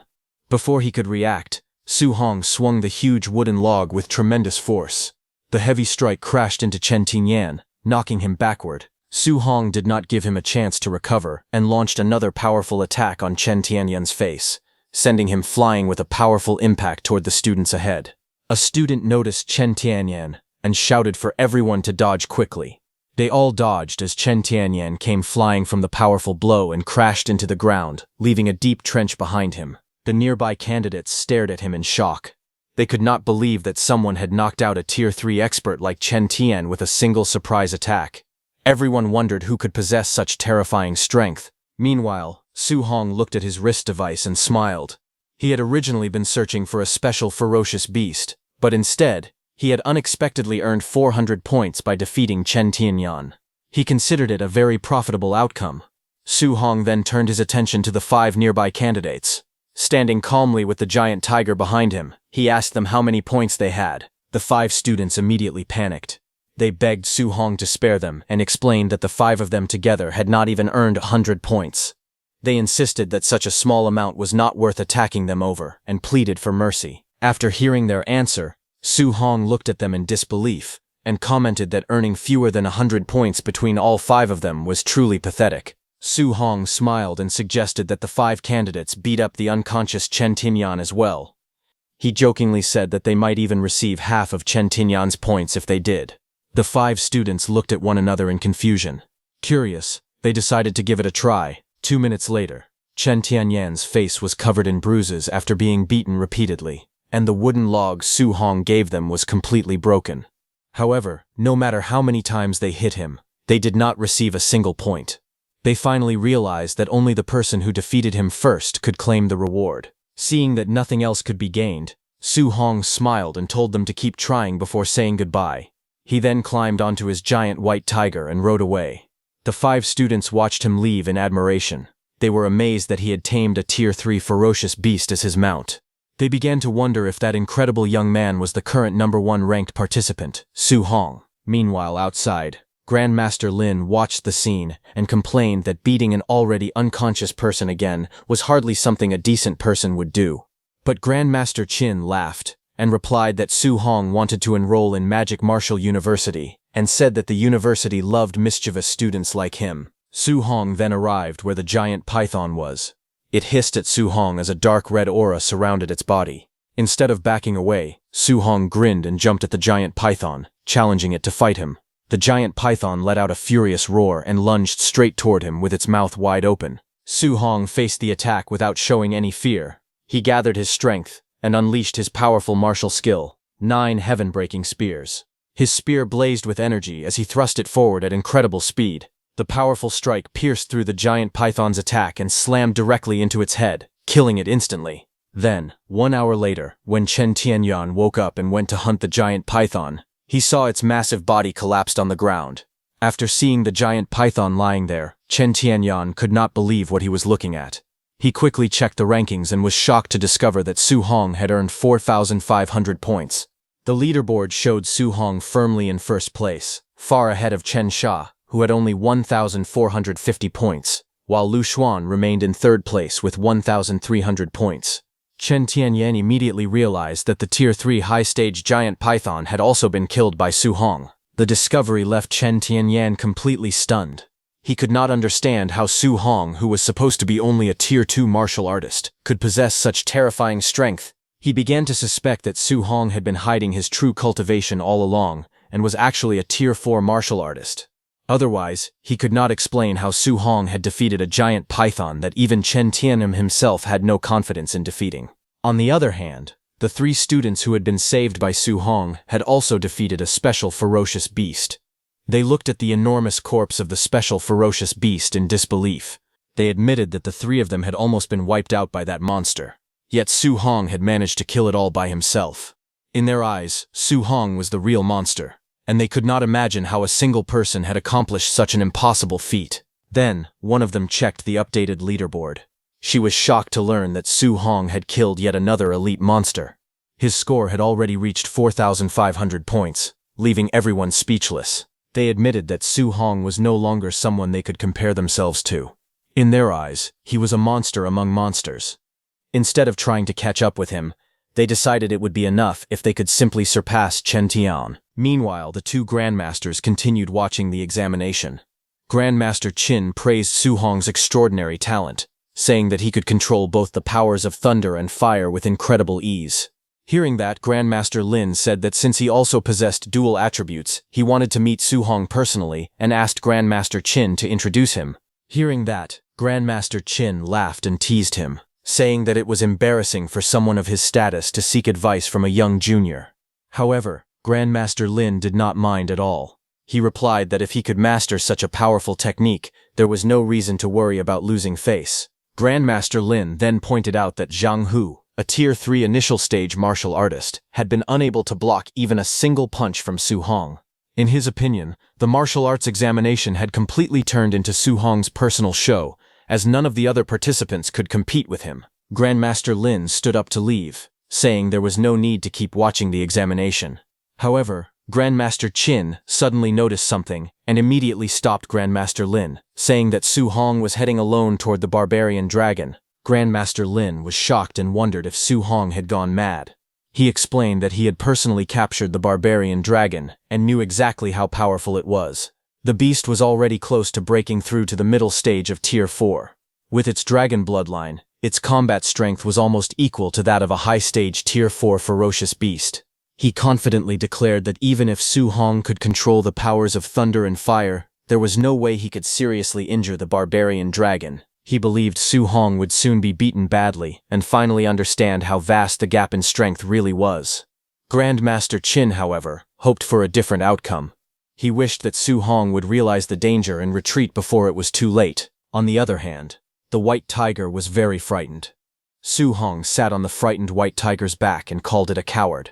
He told the beast that it only needed to lead the way because he had no intention of making it fight the barbarian dragon. The white tiger let out a series of frightened whimpers but still obeyed his orders. Following the white tiger's guidance, Su Hong soon arrived at the entrance of a deep canyon. The tiger nervously indicated that the barbarian dragon was hiding inside. Su Hong jumped off the tiger's back and calmly told it to wait outside until he returned. The white tiger immediately agreed with a relieved bark as it watched him head into the canyon alone. Without hesitation, Su Hong leaped into the canyon at high speed. As he descended, he gripped his spear tightly and used it to stab into the cliff wall. The spear carved a long groove through the rock, slowing his fall while sending pieces of stone flying in every direction. After sliding down the cliff, Su Hong landed steadily at the bottom of the canyon. He immediately became alert and carefully observed his surroundings. A moment later, he discovered the barbarian dragon. To his surprise, the enormous Tier 4 beast was asleep and tightly bound by several massive chains. Su Hong was confused after seeing that and wondered why such a powerful Tier 4 barbarian dragon had been chained up. Even while sleeping, the dragon released an overwhelming aura. Su Hong could tell that its strength had already surpassed the Tier 4 initial stage and was extremely close to the Tier 4 middle stage. After judging the dragon's power, Su Hong admitted that he was not confident he could defeat it in a direct fight with his current strength. However, seeing that the dragon was asleep and restrained, he smiled and decided to take advantage of the situation. He quietly thought that if he launched a sneak attack, the dragon could not blame him for fighting unfairly. After carefully observing the sleeping barbarian dragon, Su Hong noticed one particular weak spot. He realized that no matter the creature's race, gender, or how strong its defense was, a direct hit to that spot would cause tremendous damage. He went behind the barbarian dragon. A confident smile appeared on his face as he gripped his spear tightly and used his unlimited technique. He gathered the powers of thunder, fire, and metal into the weapon, combining the three attributes into one powerful attack. Without hesitation, Su Hong unleashed his ultimate move and thrust the glowing spear straight toward the barbarian dragon's weak point, hoping to deal devastating damage before the beast could wake up. Su Hong unleashed his ultimate attack and drove his spear straight into the barbarian dragon's weakest spot. The combined powers of thunder, fire, and metal exploded on impact, causing a massive blast. The barbarian dragon let out a loud, painful roar as the powerful strike dealt heavy damage. This made the barbarian dragon furious, and it immediately turned around and shot flames from its mouth at Su Hong. However, Su Hong ran to the other side of the barbarian dragon to attack it from the front. Seeing the dragon restrained by the heavy chains, Su Hong smiled confidently. He believed that as long as the chains continued to limit its movements, defeating the barbarian dragon would not be as difficult as he had expected. However, the barbarian dragon noticed Su Hong running ahead and opened its mouth wide. A massive stream of blazing fire burst towards Su Hong. Surprising him, the barbarian dragon turned the entire area into a sea of flames. Powerful flames spread in every direction, burning everything around them. Su Hong was completely burned and turned into charcoal, but suddenly, the charcoal statue of Su Hong shattered, revealing that it was just clay. Su Hong had used the same technique as those demonic practitioners. The barbarian dragon was stunned to see that it was not a real person but a clay statue. Just then, Su Hong appeared behind the barbarian dragon, where he drove his spear deep into the wound he had already created. Blood poured out as he smiled and declared that he would strike the same spot one more time. His spear flashed with thunder, fire, and metal energy before crashing into the dragon with tremendous force. The dragon let out a painful roar that echoed across the battlefield. Everyone watching the live broadcast was stunned. They could not believe how brutally Su Hong was fighting. Grandmaster Lin admitted that he had expected the chained barbarian dragon to be too strong for Su Hong to injure, but Su Hong had surprised everyone. However, he also could not help wondering what kind of person would think of attacking a dragon's weakest spot in such a shameless way. Grandmaster Lin suggested that they should quickly remove the chains. Otherwise, the barbarian dragon would end up being toyed with and defeated by Su Hong. Controlling his laughter, Grandmaster Qin replied that although Su Hong's methods were shameless, releasing the barbarian dragon completely would be far too dangerous. But Grandmaster Lin said that it did not matter whether the barbarian dragon was released or not. He believed it was a good chance to see the true limit of Su Hong's combat strength. At that moment, loud explosions echoed through the cave as several giant chains were blasted apart. Su Hong looked up in surprise and realized that the chains binding the barbarian dragon had been destroyed. He wondered if the Grandmasters had decided to release the dragon. The barbarian dragon immediately let out a furious roar as more chains snapped one after another. The last restraints broke apart, and the massive dragon was finally set free. Those falling chains were so huge and heavy that Su Hong had to dodge them. As the barbarian dragon was released, its body erupted with terrifying power. It shot a dragon breath into the sky. A pillar of blazing fire shot straight into the sky, shaking the entire area and filling the battlefield with overwhelming pressure. Su Hong looked at the fully awakened dragon and realized he was finally facing the true strength of a Tier 4 barbarian dragon with a dragon bloodline. He admitted that such a powerful opponent was far from ordinary. Instead of feeling afraid, Su Hong smiled. He ran toward the dragon's back, thinking that it was actually a good thing that the barbarian dragon had been released. Now he could finally test the true limit of his combat power by fighting with everything he had. The barbarian dragon noticed him and opened its mouth, gathering blazing flames before unleashing a massive stream of fire towards Su Hong. Seeing the attack rushing at him, Su Hong quickly leaped away, narrowly dodging the dragon's fiery breath as it exploded across the battlefield. Su Hong quickly switched techniques and gathered the power of water around his spear. With a powerful swing, he unleashed the water dragon skill. A massive blue water dragon rushed forward to meet the barbarian dragon's blazing flames. The two attacks collided head-on. Fire and water exploded against each other, creating a violent blast that filled the battlefield with steam and thick smoke. The barbarian dragon roared furiously from inside the cloud. Su Hong used this opportunity to jump onto the rocky wall, and without wasting a moment, he pushed off the cliff and leaped high into the air. Golden lightning gathered around his spear as he activated the 9 heaven-breaking spears technique. Holding the glowing spear tightly, Su Hong was about to dive straight toward the barbarian dragon, preparing to strike it with his strongest attack. The barbarian dragon suddenly noticed Su Hong's attack and quickly reacted. With incredible speed, it pressed the ground with its claws and swung its massive tail like a giant whip. Su Hong was surprised to see that, the next second, the dragon appeared behind him, climbing the wall. Su Hong was shocked by how fast the enormous dragon was. He realized that despite its huge body, its speed was far beyond what he had expected. The barbarian dragon immediately rushed toward him with its sharp claws, trying to tear him apart before he could finish his attack. Su Hong quickly gathered golden lightning around his spear and attacked. Lightning surged forward, forming a huge, powerful wave that charged straight at the barbarian dragon. Su Hong's golden lightning wave crashed into the barbarian dragon with tremendous force, causing a massive explosion that shook the entire battlefield. However, before the smoke could clear, the barbarian dragon suddenly appeared in front of him with its sharp claws already swinging down. Su Hong quickly raised his spear to block the attack, but the dragon's attack was very powerful, and his spear fell from his hand. His spear was sent flying and hit the ground. Su Hong also fell to the ground and quickly backed away toward his spear. Su Hong was bleeding a little after getting hit by the barbarian dragon's attack. He realized that he had underestimated the barbarian dragon. Although it looked large and heavy, its speed was far greater than he had expected. However, he remained calm. He believed that if they were only comparing raw physical strength, his overlord body was still superior. The barbarian dragon let out a furious roar and charged straight at him with unstoppable force. Instead of dodging, Su Hong clenched his fist and rushed forward to meet it head-on. As the dragon's massive claw came crashing down, Su Hong threw a powerful punch directly at it. Their attacks collided with a thunderous impact, creating a violent shockwave that echoed throughout the battlefield. The barbarian dragon roared in pain as the force of Su Hong's punch exploded, spreading in every direction. The barbarian dragon roared loudly as Su Hong's powerful punch landed on it.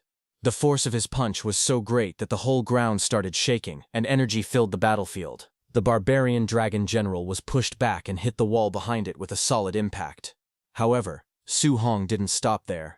He said it was not over yet, and unleashed more energy from his body. Then Su Hong rushed toward the barbarian dragon at full speed. He clenched his fist and jumped at the barbarian dragon, telling it to take another punch from him. He launched another powerful punch aimed at the barbarian dragon's head. Seeing that, the barbarian dragon was shocked, but it was already too late. His fist smashed into the dragon with tremendous force. His punch was so powerful that the barbarian dragon's 2 teeth broke and fell to the ground. But Su Hong did not stop there. He shouted that it was not over. He charged at the barbarian dragon once more and landed another heavy blow. The impact shook the dragon's huge body.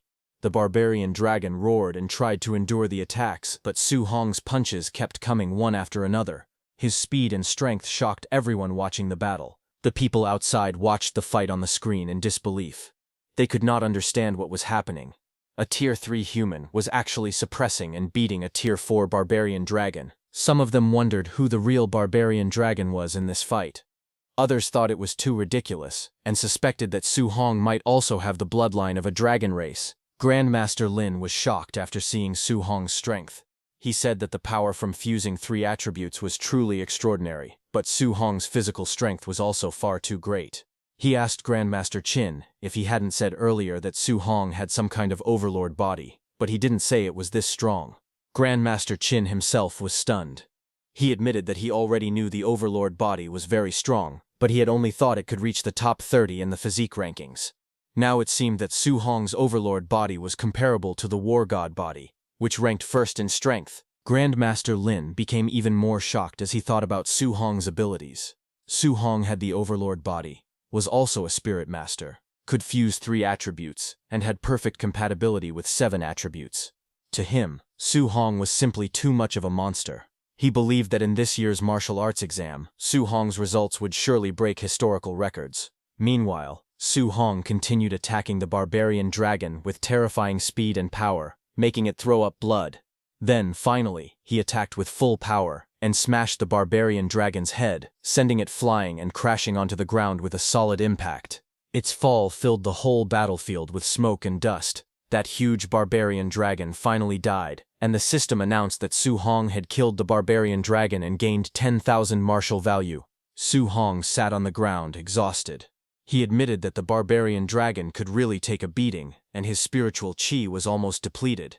He knew that without relying on his overlord body and 3-attribute fusion, normal moves might not have even hurt it. He thought that if other students had been the ones fighting the barbarian dragon, defeating it would have been impossible. Su Hong also felt that the Grandmaster was too wicked for arranging such a terrifying beast for their trial. However, Su Hong smiled when he looked at the ranking list. His points had finally reached 14,500, placing him in first place. Chen Su was in second place with 1,450 points, and Lu Dao was in third place with 1,300 points. Chen Tianyan, who saw the ranking, was shocked. He could not believe Su Hong had gained 14,500 points and wondered if Su Hong had really killed the barbarian dragon. He remembered that the barbarian dragon was said to be a Tier 4 ferocious beast with a dragon bloodline, so he could not understand how Su Hong had defeated such a monster. The people in the canyon were shocked when they saw Su Hong's score. One person could not believe that Su Hong was even human. Another person shouted that Su Hong had 14,500 points while he only had a little over 300 points. They were stunned that Su Hong had killed the barbarian dragon all by himself. Meanwhile, the second place and third place students collapsed on the ground in despair. One of them cried and apologized to his parents. He admitted that he had been too arrogant before. He no longer believed he was a genius, and called himself useless. Their confidence had been completely crushed after seeing Su Hong's strength. Watching this scene through the screen, Grandmaster Qin said that the minds of those little geniuses seemed to have broken a little. Grandmaster Lin admitted that if he had met a monster like Su Hong back then, his own mentality would have collapsed too. At that moment, the people watching the screen suddenly became excited again. They saw Su Hong cutting and roasting the barbarian dragon, and were amazed by his boldness. They called him too powerful and too wild. When Su Hong started roasting the barbarian dragon, the white tiger immediately appeared there and stared at the food while drooling. Seeing that, Su Hong complained that the tiger was never around during fights, but it always appeared when there was good food to eat. The tiger only made a pitiful sound in response. Su Hong then pointed at the remaining body of the barbarian dragon and told the white tiger that the rest belonged to it. The white tiger became excited and raised its paws happily before rushing toward the dragon's body to eat. Half an hour later, Su Hong and the white tiger lay on the ground after eating the barbarian dragon meat. Su Hong felt satisfied and said that the barbarian dragon tasted delicious. He wanted to take some back for his uncle and aunt to taste too. The white tiger also looked full and made a happy sound. But suddenly, something strange happened to the white tiger. Red energy burst out from its body, and it started roaring in pain. Su Hong looked at it in surprise and asked what was wrong. He wondered if the tiger had eaten too much and become too full. At the same time, Su Hong felt a sudden change inside his own body. His vitality began to rise quickly. He was shocked when he realized that his life force had suddenly surged. Red energy surrounded his body, and the system kept showing increases. His vitality rose again and again, and his overlord body also improved little by little. After the energy calmed down, Su Hong let out a breath. He checked his status and saw that his vitality had increased by more than 20 points. His overlord body had also risen from 6.5% to 9%. His status now showed that his vitality was 1025, his spiritual power was 642, his physique was the spirit rank overlord body at 9%, and his martial value had reached 2120. Su Hong was shocked because every 1% increase in the overlord body consumed 1000 martial value. But after eating only a few pieces of barbarian dragon meat, he gained power equal to thousands of martial value. He was amazed and understood that the barbarian dragon was a treasure from head to toe. On the third day of the assessment, other students arrived in the valley and saw the remains of the barbarian dragon. They were shocked and could not believe what had happened. Su Hong had not only killed the barbarian dragon, but had also eaten it. Another person said that the dragon was so huge that it would be impossible to finish it even in a year and asked if Su Hong was a pig. On the other hand, Su Hong stood on top of the white tiger and shouted at it. He asked if it was a pig and how it could eat so much. He told the white tiger to quickly take him to find other high-tier ferocious beasts, or else he would eat it instead. The white tiger cried out in fear and immediately obeyed him. Over the next few days, Su Hong went around the assessment area and took away almost all the high-tier ferocious beasts. On the fourth day, Su Hong killed a special ferocious beast called the 9-life white ape. He attacked it with his spear and lightning power, finishing it quickly. On the fifth day, he killed another special ferocious beast called the death worm. The huge worm tried to attack him, but Su Hong struck it down with powerful lightning. On the sixth day, he killed a special ferocious beast called the heavenly wind mad bull. Even though the beast was huge and fierce, Su Hong still defeated it with his strength. On the seventh day, Su Hong suddenly attacked Chen Tenyan again and knocked him down with one powerful strike. Chen Tenyan cursed in pain, saying that Su Hong had ambushed him again. After that, Su Hong checked the leaderboard and saw that he still had only 26,500 points. Su Hong became confused and asked why he had not received any points from the fight. Then, when Su Hong looked at Chen Tianyan again, he felt that the man seemed familiar. After thinking for a moment, he remembered that the man's name was Chen Tianyan, and that Su Hong had already robbed him once before, so he understood why he did not receive any points this time. Soon, a loud announcement rang out through the forest, saying that the martial arts exam had ended. The exit of the secret realm opened, and all candidates were ordered to leave immediately. Su Hong looked at the sky and felt surprised that the exam had ended so quickly. He thought the secret realm was a very good place and it was a pity that they could only stay there for 7 days. Before leaving, Su Hong patted the white tiger and told it not to cry. He said he was leaving and told it to cultivate hard so that it would not be beaten to death by someone next year. Then Su Hong noticed that Chen Tianyan had fainted. He wondered how Chen Tianyan would leave the secret realm in that condition. Su Hong carried him and flew toward the exit. He came out while carrying the unconscious Chen Tian on his shoulder and holding his spear in his hand. Just as he came out, everyone was there to welcome him. The whole crowd shouted his name again and again. They called him the top scorer of Jiangnan province and the top scorer of the martial arts exam. News quickly spread across Jiangnan province that the historical record for the provincial martial arts exam had been broken by an enormous margin. Su Hong's outstanding performance became the biggest headline everywhere. At Star City No. 1 High School, students celebrated excitedly. They proudly held banners with Su Hong's picture and cheered for him. One of his classmates laughed happily and proudly declared that Su Hong was his good friend. Reporters also interviewed Su Hong's uncle and aunt. They smiled with pride and said that Su Hong had always been a sensible and hard-working child ever since he was young. Another reporter interviewed Chen Tianyan after he woke up. She mentioned that he had fallen into a coma before the exam ended, and that Su Hong had carried him out of the secret realm. She then asked if he had anything to say to Su Hong. As soon as Chen Tian heard Su Hong's name, he was so shocked that he almost jumped at the camera. Meanwhile, Su Hong's phone kept ringing without stopping. News headlines and notifications flooded in one after another. Some stories praised him as a martial arts genius. Some talked about his difficult childhood after losing his parents, while others even spread rumors about his private life and claimed that a famous actress had publicly confessed her feelings for him. Overnight, Su Hong became the center of attention across the entire country. 2 days after the martial arts exam ended, Su Hong visited the president's office of the Star City Martial Dao Association.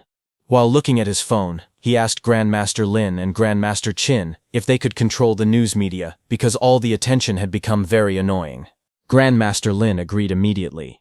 He promised that they would tell the media to restrain themselves and stop disturbing Su Hong's family. After that, Grandmaster Lin signaled to Grandmaster Qin, saying it was time to discuss more important matters.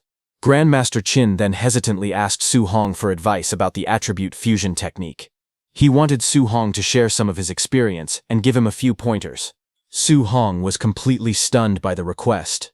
He could not believe that a respected grandmaster was asking him for guidance.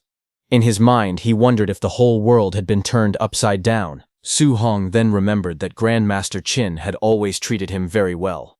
Since it was the first time Grandmaster Qin had asked him for a favor, Su Hong felt there was no reason to refuse. He respectfully greeted the two grandmasters and humbly said that he would not dare call it giving guidance. He only wanted to share his limited experience with them. He also asked them to correct him if he made any mistakes. Half an hour later, Su Hong carefully explained his cultivation method in detail. He even demonstrated the techniques and elemental energy while the two grandmasters listened and took notes. After hearing everything, Grandmaster Lin was deeply moved. He realized that Su Hong had hidden nothing and had openly shared every detail of his cultivation. He believed this was a discovery important enough to change human history and thought Su Hong was truly selfless. From outside the room, President Wu watched in disbelief. She found it unbelievable that two Tier 7 grandmasters were asking a Tier 3 martial artist for advice on martial arts. As she watched, she also discovered that she possessed a small amount of wind attribute adaptability. She gathered a faint wind energy in her hand and began thinking about how Su Hong's teachings might help her. Then, at 3 a.m., one room in the president's office of the Star City Martial Dao Association building suddenly lit up. Grandmaster Qin was still cultivating. After following Su Hong's guidance, he successfully combined two attributes into a powerful flame. Filled with excitement, he shouted that he had finally succeeded. He believed that with this new power, he could even defeat a Tier 8 martial artist. Grandmaster Lin praised Grandmaster Qin's talent and said he had done an excellent job. Su Hong was surprised and asked if Grandmaster Qin also possessed dual attributes. Grandmaster Qin explained that he had obtained a special fragment some time ago, which gave him an additional attribute. Hearing that, Su Hong immediately wondered if it was a Seven Gods Cauldron fragment. The moment those words left Su Hong's mouth, both grandmasters were shocked. They instantly demanded to know where he had learned the name Seven Gods Cauldron. They explained that it was a top-secret name, known only to the highest-ranking members of the human race. Su Hong told them it was during the time he had been chased by demonic cultists near Stargazing Lake. They had also been searching for the Seven Gods Cauldron fragments. Because of that, he decided to keep it a secret that he also possessed one of the fragments.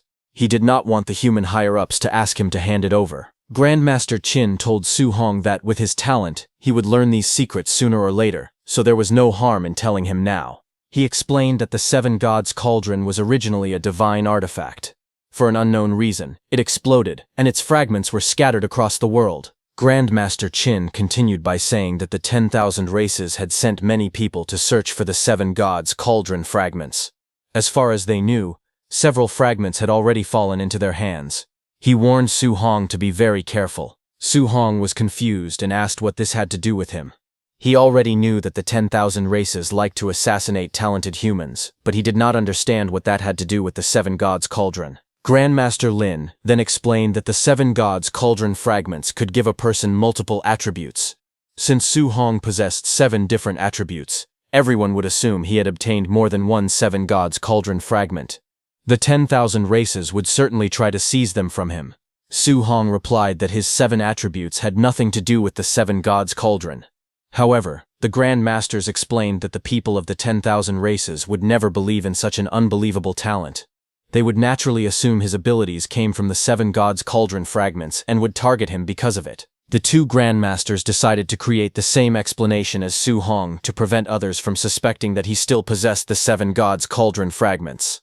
Grandmaster Qin told him to say that his multiple attributes came from a few fragments he had found by accident, and that he had already handed those fragments over to them. Grandmaster Lin also warned Su Hong to be extremely careful. They explained that there were many traitors hidden among the human race, and if those people targeted him, he would be in great danger. Su Hong understood their concerns and agreed to follow the arrangements made by the 2 Grandmasters.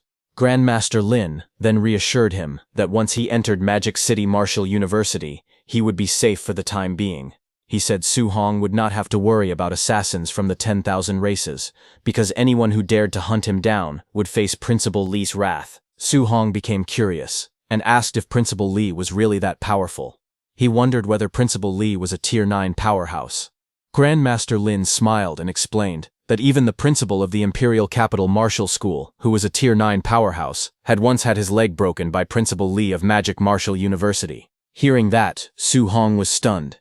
He realized just how terrifying Principal Li truly was. With such a powerful person protecting him, he felt he no longer needed to fear being hunted by the demonic cult. Su Hong asked Grandmaster Lin if Principal Li had any preferences.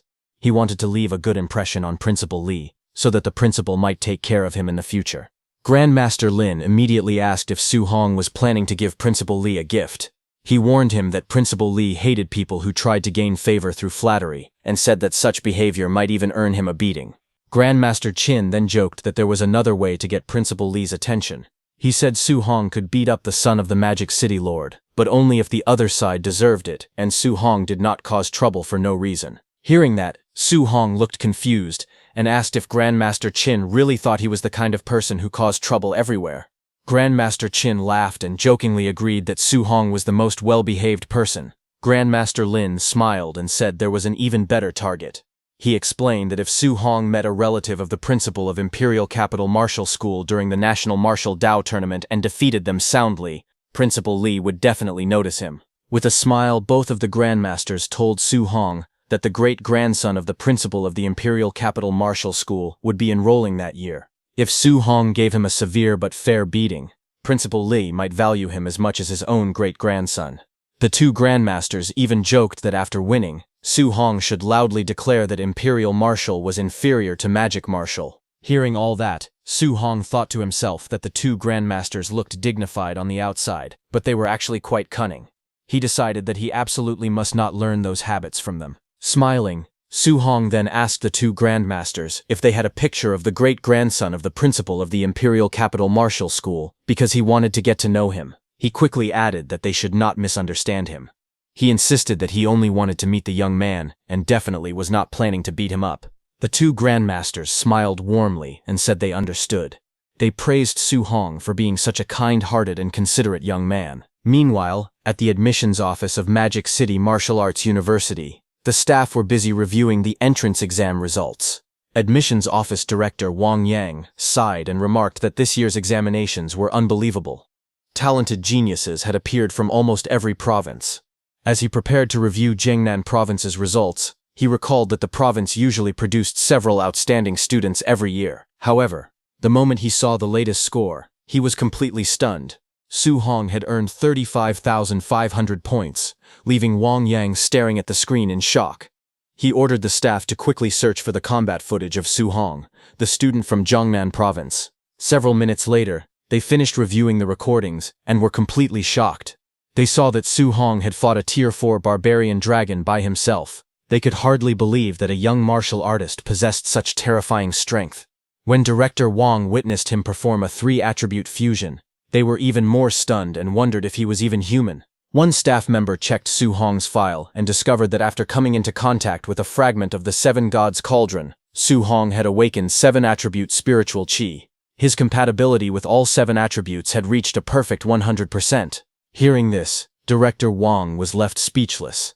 He could not believe that Su Hong not only had perfect compatibility with all 7 attributes, but had also successfully completed a 3-attribute fusion.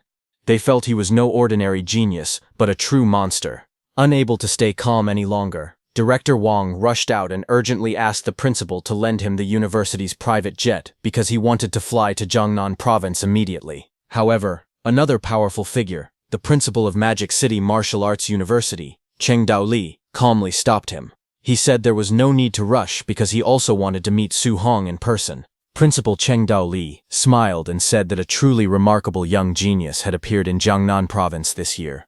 Surprised, Director Wong asked if he already knew about Su Hong. Principal Li laughed and replied that it was impossible not to know. He handed over a stack of recommendation letters and told Director Wong to look for himself. As Director Wong read through the documents, he was stunned. He saw the names of famous grandmasters such as Lin Beixing, Wang Qingshan, Qin Tianli, Zhang Lin, and many others. To his shock, more than a dozen grandmasters had all recommended Su Hong to their school at the same time.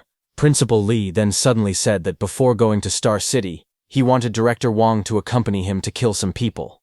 Hearing that, Director Wong was frightened. He quickly begged the principal not to act personally. He said that if someone had offended him, they could handle it for him and asked him not to cause trouble everywhere. Principal Li assured him that the people he planned to kill were members of the demonic cult. According to their intelligence, a demonic cult stronghold near Magic City was preparing to hunt down human geniuses, and Su Hong had been listed as their highest priority target. Therefore, he intended to eliminate the cult members before they could make a move. Hearing that, Director Wong immediately became excited. Since Principal Li was going after the demonic cult, he had no objections at all. He eagerly agreed to join the principal. Before he could react, Principal Li grabbed him by the shoulder and shot into the sky at incredible speed. Director Wong was so startled that he shouted, complaining that the principal could have at least warned him before taking off because he had almost been scared to death. Soon they arrived at Tianfeng Forest, 50 kilometers east of Magic City. Hidden deep inside the forest was a secret cave that served as a concealed base. Inside the cave, several members of the demonic cult gathered around a large stone table for a meeting. One of them reported that news from Jiangnan province suggested Su Hong was very likely to enroll at Magic City Martial Art University. Because of that, they planned to intercept him on the way and kill him before he could safely reach the university. The leader of the demonic cult announced that the heavenly god race had made a promise. He declared that anyone who killed Su Hong would receive divine blood and be transformed into a true member of the heavenly god race. The other cult members immediately became excited after hearing the reward. The leader reminded everyone that if several Tier 7 experts like them could not even kill a young martial artist like Su Hong, they would have no right to return to the heavenly god race. They might as well just slit their throats and return to heaven. Everyone nodded firmly and shouted that they had to kill Su Hong no matter what. Meanwhile, Principal Li and Director Wong arrived above Tianfeng Forest. Director Wong looked across the countless mountain peaks and asked if Principal Li knew where the demonic cult members were hiding. Principal Li looked around and admitted that he had no idea where their secret base was located. Director Wong quickly volunteered to go down into the forest and search for the demonic cult's hiding place himself. However, Principal Li stopped him and said there was no need to go through so much trouble. Instead, he simply told Director Wong to record everything on his phone because the battle would make the perfect promotional video for Magic City Martial Art University this year. Director Wong immediately understood the plan and agreed. He took out his phone and started recording. At that moment, Principal Li slowly raised one hand toward the sky. A terrifying red aura erupted from his body as his energy surged wildly. In an instant, a gigantic red energy hand formed high above the forest. The enormous hand descended with overwhelming force, covering the entire mountain range. He intended to crush everything beneath it in a single strike. As the gigantic energy hand descended, the hidden demonic cult members were thrown into panic. The entire cave shook violently as rocks and debris rained down from the ceiling. Everyone looked around in confusion, wondering what was happening. Just then, a massive boulder crashed into the cave. followed by countless more. In only a few moments, the hidden base was completely buried under tons of rock. From high above, the enormous palm-shaped crater left on the mountain showed just how terrifying the principal's attack had been. Director Wang stared at the scene in complete shock while still holding his phone. He thought that every time he watched the principal fight, he felt as powerless as an ordinary martial artist standing before a god. The principal's strength was simply overwhelming. Meanwhile, back at Su Hong's house, expensive gifts had piled up everywhere. The living room was filled with boxes, leaving almost no empty space. Su Hong's uncle smiled and joked that it was already the third group of visitors to bring gifts. He laughed and said the house had almost run out of room because so many people had come to congratulate Su Hong. Su Hong's aunt even brought out photos of several young women from powerful families and asked if there was anyone he liked. She happily offered to arrange a blind date for him. Su Hong quickly waved his hands and politely refused. He explained that he was still young and wanted to focus entirely on his cultivation. For the time being, he had no interest in finding a partner. His uncle immediately supported him, saying there was no need for Su Hong to rush into marriage. Smiling mischievously, he joked that once Su Hong reached Magic City, he could simply marry a talented young woman from one of the great families there. He laughed and said that would be much better than choosing someone from Star City. Embarrassed by the teasing, Su Hong smiled awkwardly and said he was going back to his room to cultivate. He asked them to call him when dinner was ready, before quickly leaving. As Su Hong walked away, his uncle laughed and joked that Su Hong was getting shy. His aunt scolded her husband for embarrassing Su Hong. Back in his room, Su Hong sat cross-legged on his bed and opened his system panel. After checking his current status, he realized that the martial arts points he had accumulated were enough to raise his spiritual power to Tier 3.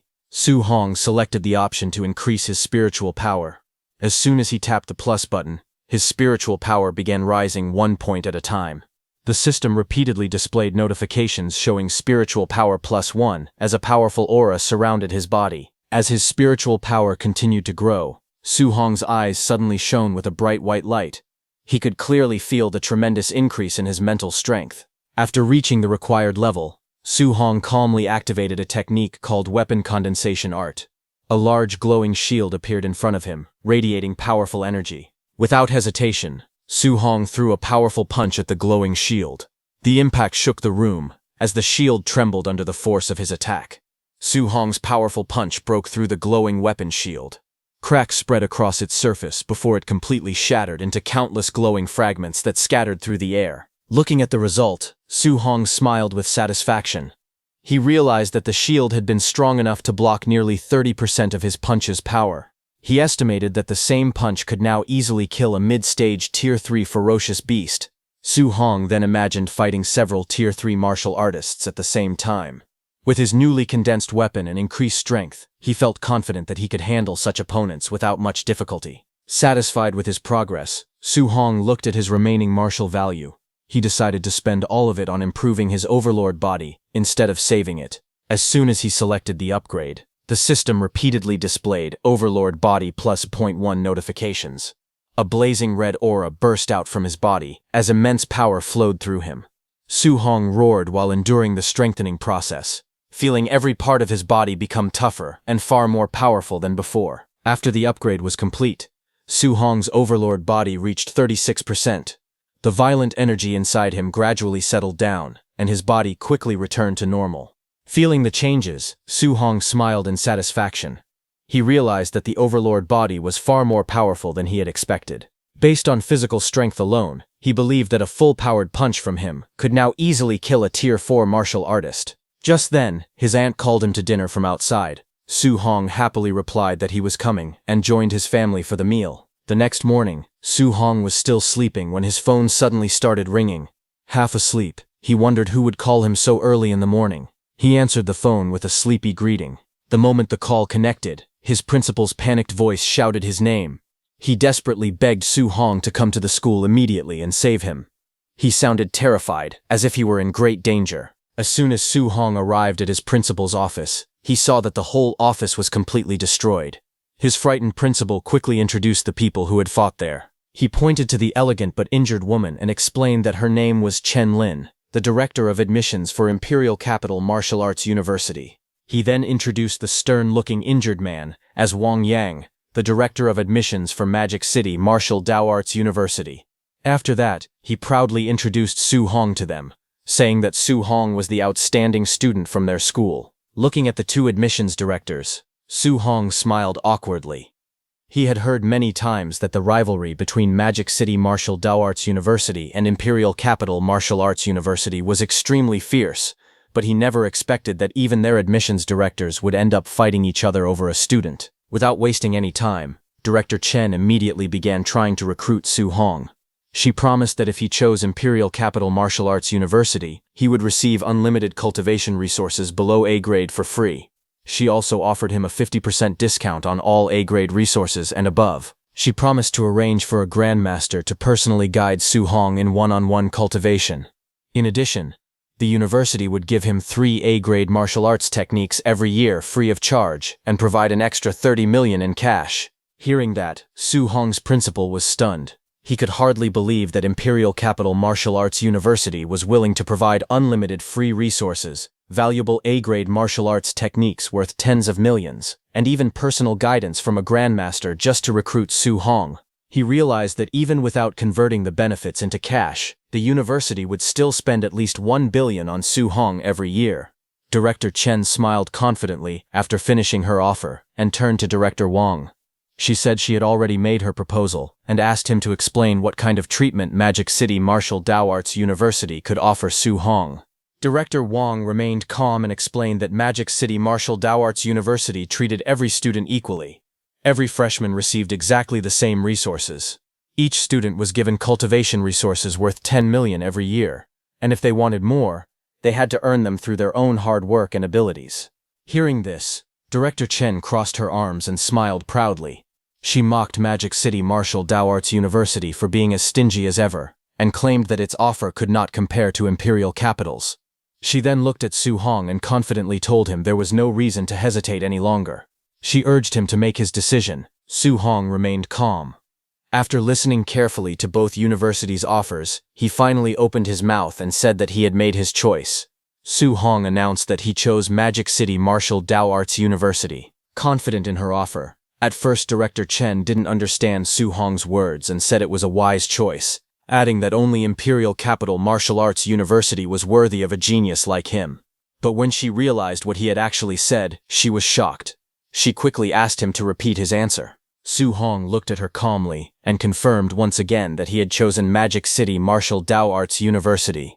He explained that although Imperial Capital offered incredible benefits and resources, it also had too many rules. In his opinion, Magic City Martial Dao Arts University provided much greater freedom, and that was more important to him. The moment Director Wang heard Su Hong's answer, he burst into laughter with excitement. He happily praised Su Hong for making a wise choice, and declared that only Magic City Martial Dao Arts University was worthy of a genius like him. Director Chen, however, refused to give up.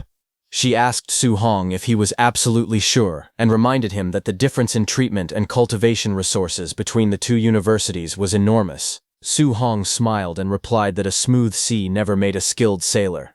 Because of that, he firmly stated once again that he chose Magic City Martial Dao Arts University. Hearing his final decision, Director Chen could only remain silent. She clenched her teeth in frustration. Director Wang laughed loudly and praised Su Hong's decision. He said Su Hong was full of ambition and had great vision. Director Wang then told Su Hong to report to Magic City Martial Dao Arts University the very next day. Su Hong was confused. He thought it was still summer vacation and asked why he had to report so early when the new school year did not begin until September. Director Wang smiled and explained that students at Magic City Martial Dao Arts University never chose to waste their time resting. Instead, they spent every day becoming stronger. He then listed the many activities waiting for Su Hong, including the annual freshman tournament, Martial Dao Club selections, experiential training missions, the on-campus rankings, virtual ladder matches, and the National Martial Arts University League. Director Wang explained that everyone at Magic City was constantly competing and cultivating. No one wanted to fall behind, and every student focused on training harder than everyone else. After hearing everything, Su Hong smiled, finally understanding the atmosphere at Magic City Martial Dao Arts University. Director Chen looked at Su Hong one last time with disappointment. She told him that since he had already made his decision, she hoped he would not regret choosing Magic City Martial Arts University in the future.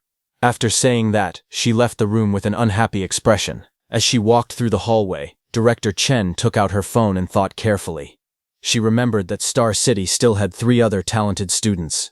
Since she had failed to recruit Su Hong, she decided that she had to recruit those 3 students no matter what. Soon afterward, the scene shifted to the Star City Lord's mansion, where Director Chen met with the remaining 3 top students, Wang Tiantuo, Lin Xinghe, and Zhao Yan, but without hesitation, all 3 of them announced that they had also chosen Magic City Martial Arts University. Hearing their answer, Director Chen was left speechless. After leaving Star City, Director Chen tried to comfort herself. She thought that the 3 students from Star City were only average talents, so it did not matter if they chose Magic City Martial Arts University instead of Imperial. However, she immediately reminded herself that she absolutely had to recruit the 3 top students from Hang City. Not long afterward, Director Chen arrived in Hang City to recruit those talented students. To her complete disbelief, all 3 of them also declared that they had chosen Magic City Martial Arts University. Director Chen was so shocked that she almost lost her temper. She could not understand what was happening with the students from Jiangnan Province that year. Frustrated, she wondered why everyone preferred Magic City Martial Arts University over Imperial Martial Arts University. Even so, she refused to give up. She made up her mind that no matter what happened, she would personally recruit Chen Tianyan, the 2nd-ranked student in Jiangnan Province. Soon, Director Chen arrived at Chen Tianyan's home in Wen City. However, before she could say much, Chen Tianyan calmly interrupted her and declared that he had already decided to join Magic City Martial Arts University. Surprised, Director Chen reminded him that both his older brother and older sister were already studying at Imperial Martial Arts University. She asked why he still wanted to choose Magic City Martial Arts University instead. Chen Tianyan confidently explained that he wanted to defeat Su Hong first and prove that he was the true #1 genius of Jiangnan Province. After that, he planned to challenge his older brother and older sister in the National Martial Arts University League and prove that he was the greatest genius of the Chen family. Director Chen could only stand there speechless as she listened to his ambitious declaration. After leaving Chen Tianyan's home, Director Chen was completely confused. In disbelief, she wondered if all the students in Jiangnan Province had gone crazy that year. Some time later, Su Hong arrived at Magic City Railway Station. As the train came to a stop, an announcement asked all passengers to get off in an orderly manner. Carrying his luggage, Su Hong stepped onto the platform and looked around. It was his first time visiting Magic City, one of the world's greatest cities. Although he was excited, he also felt a little nervous. As he walked through the station, Su Hong noticed several people holding signs. He guessed that they were senior students from Magic City Martial Arts University who had come to welcome the new freshmen. However, when he looked closely at the welcome signs, he could not help but smile. The handwriting on them was so messy and ugly. The senior students holding those signs were complaining among themselves. They grumbled that if Senior Bai ever led another freshman welcome event, they would refuse to join. They were embarrassed by the welcome signs, and hoped no one would think they had written such terrible handwriting. One of them even joked that Senior Bai's handwriting was unbelievably ugly. Hearing their conversation, Senior Bai asked them if his handwriting really was that bad. Senior Bai confidently defended himself. He insisted that the members of the calligraphy club had praised his handwriting before. The other senior students admitted that they did not know much about calligraphy, but since the calligraphy club had praised it, they assumed it must be good. Feeling encouraged, Senior Bai smiled proudly and declared that true art had a very high standard, and that ordinary people simply could not appreciate it. The other senior students looked at one another with helpless expressions. They quietly thought that since no one at the university could defeat Senior Bai in a fight, nobody dared to criticize his handwriting, even if they believed it looked terrible. Su Hong walked over to those seniors and politely introduced himself. He said that his name was Su Hong, and that he was a new student at Magic City Martial Arts University. Senior Bai immediately recognized Su Hong, saying, "The top scholar of Jiangnan Province is here." He introduced himself as Bai Changshen, the senior student responsible for welcoming the new freshman.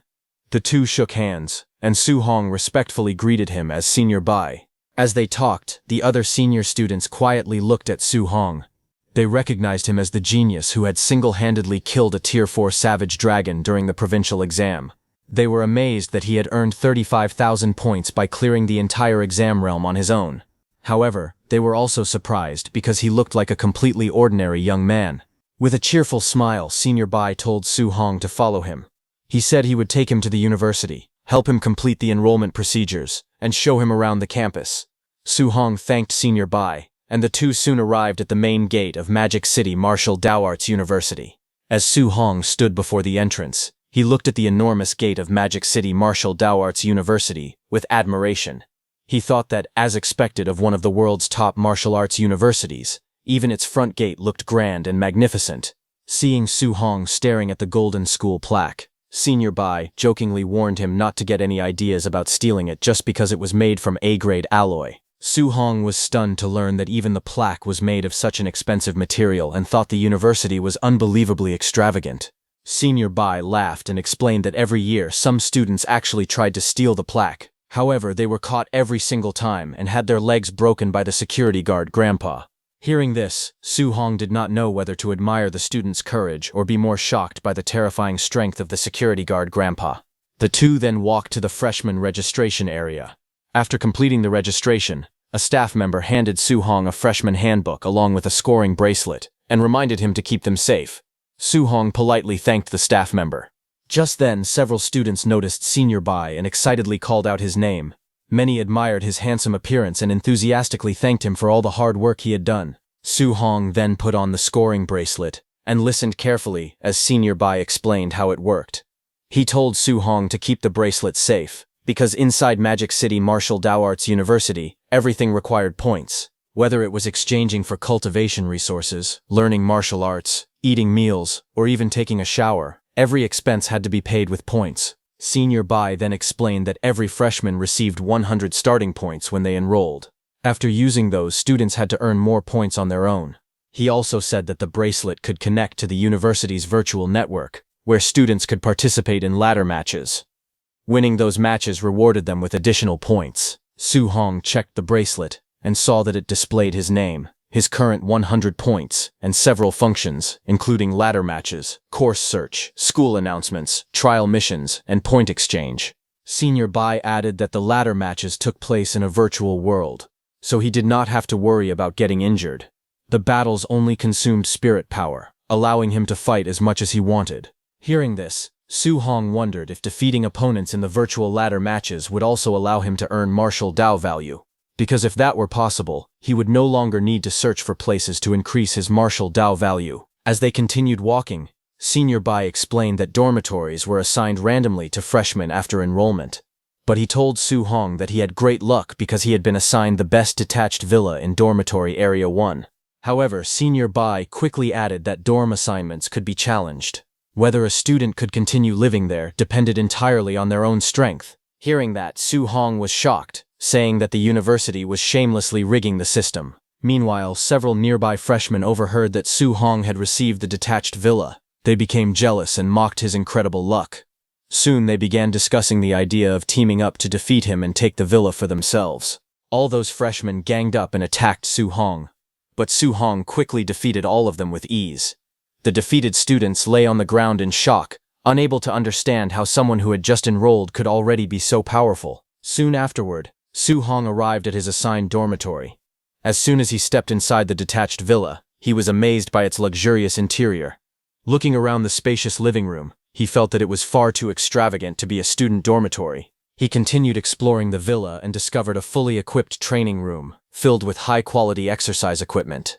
Seeing how luxurious even the training room was, Su Hong realized that anyone living in such a place would naturally become the target of jealousy and resentment. After thinking about it for a moment, Su Hong understood the university's intention.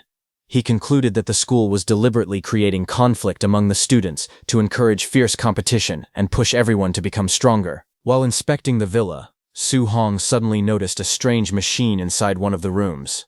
After taking a closer look, he realized that it was a virtual pod used to connect to the university's virtual network and participate in ranked battles.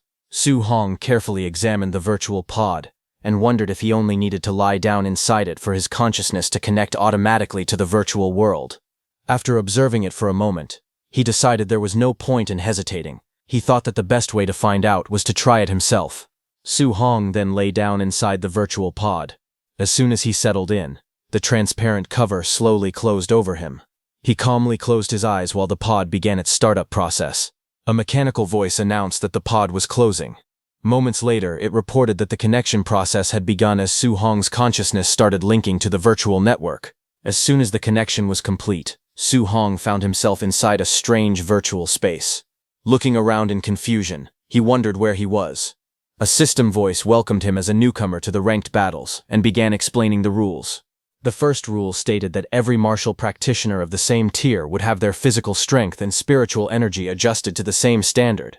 To test it, Su Hong jumped lightly and immediately noticed that his body felt much weaker than before. The second rule explained that special physiques and spiritual powers could not be used inside the ranked battles. Su Hong nodded in understanding. He felt that his strength had dropped greatly, and his body felt heavy and sluggish. His spiritual energy had also been greatly reduced, and he could no longer sense his spiritual power. He quickly realized that the ranked battles were designed to test a person's combat skills and mastery of martial arts rather than natural talent or special abilities. The system then introduced the ranking system. From the lowest to the highest, the ranks were bronze, silver, gold, platinum, diamond, master, grandmaster, and challenger. Each rank was divided into 9 stars. Once a fighter reached 9 stars in a rank, they would enter a promotion match to advance to the next rank. Finally, the system explained that all Tier 3 martial practitioners would use the same C-rank alloy weapons during ranked battles, ensuring that every competitor fought under equal conditions. The system then asked Su Hong to choose a weapon for the ranked battles. Without any hesitation, he selected a spear, since it was the weapon he was most skilled with. As soon as he made his choice, a spear instantly materialized in front of him. Su Hong picked it up and was pleasantly surprised. The spear's weight, balance, and texture felt exactly the same as the real weapon he used outside the virtual world.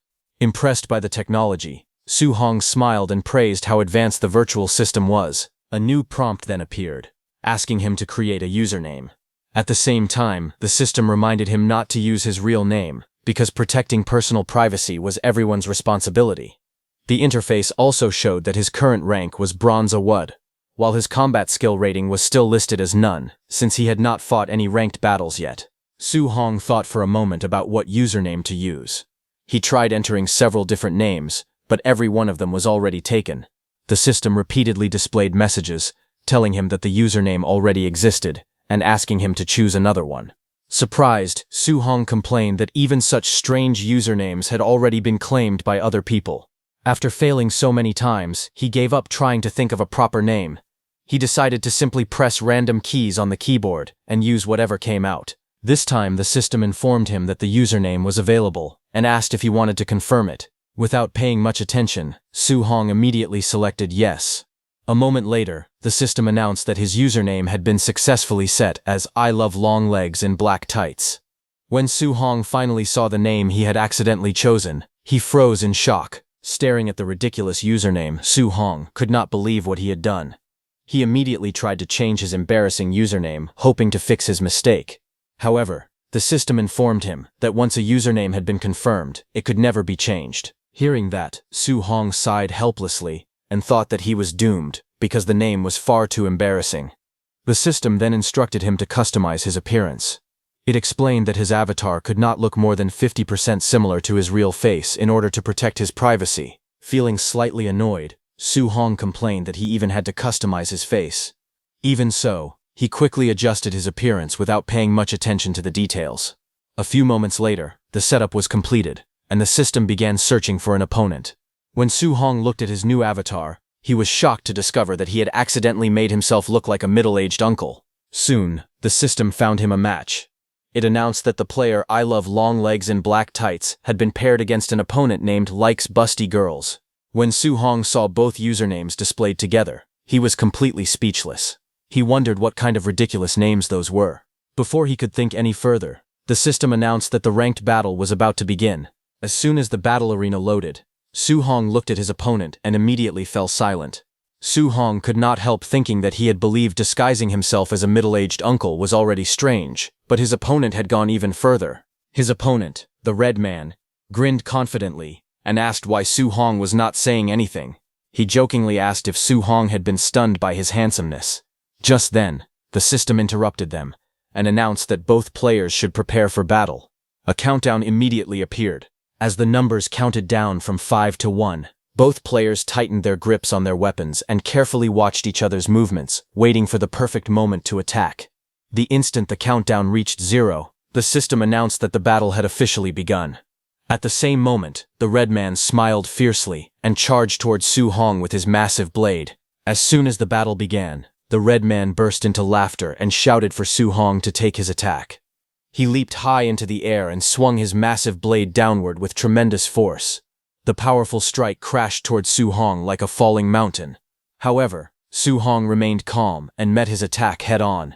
With a single strike, Su Hong broke the red man's energy slash with ease. Watching Su Hong's power, the red man grew nervous and thought that he had encountered a speed-focused fighter in his very first match. The next moment, Su Hong's figure suddenly blurred. He rushed toward the red man with astonishing speed, leaving behind only an afterimage. The red man was startled by Su Hong's incredible footwork, but he reacted quickly. He immediately raised his oversized blade and blocked the incoming spear. Su Hong did not stop after the first strike. He continued attacking from different directions, launching one fast thrust after another. The red man swung his giant blade repeatedly, barely managing to block every attack as sparks flew across the battlefield. Su Hong continued his relentless assault, thrusting his spear again with incredible precision. That attack forced the red man to dodge, but even then it struck him in the chest. Seeing that, the red man's expression changed.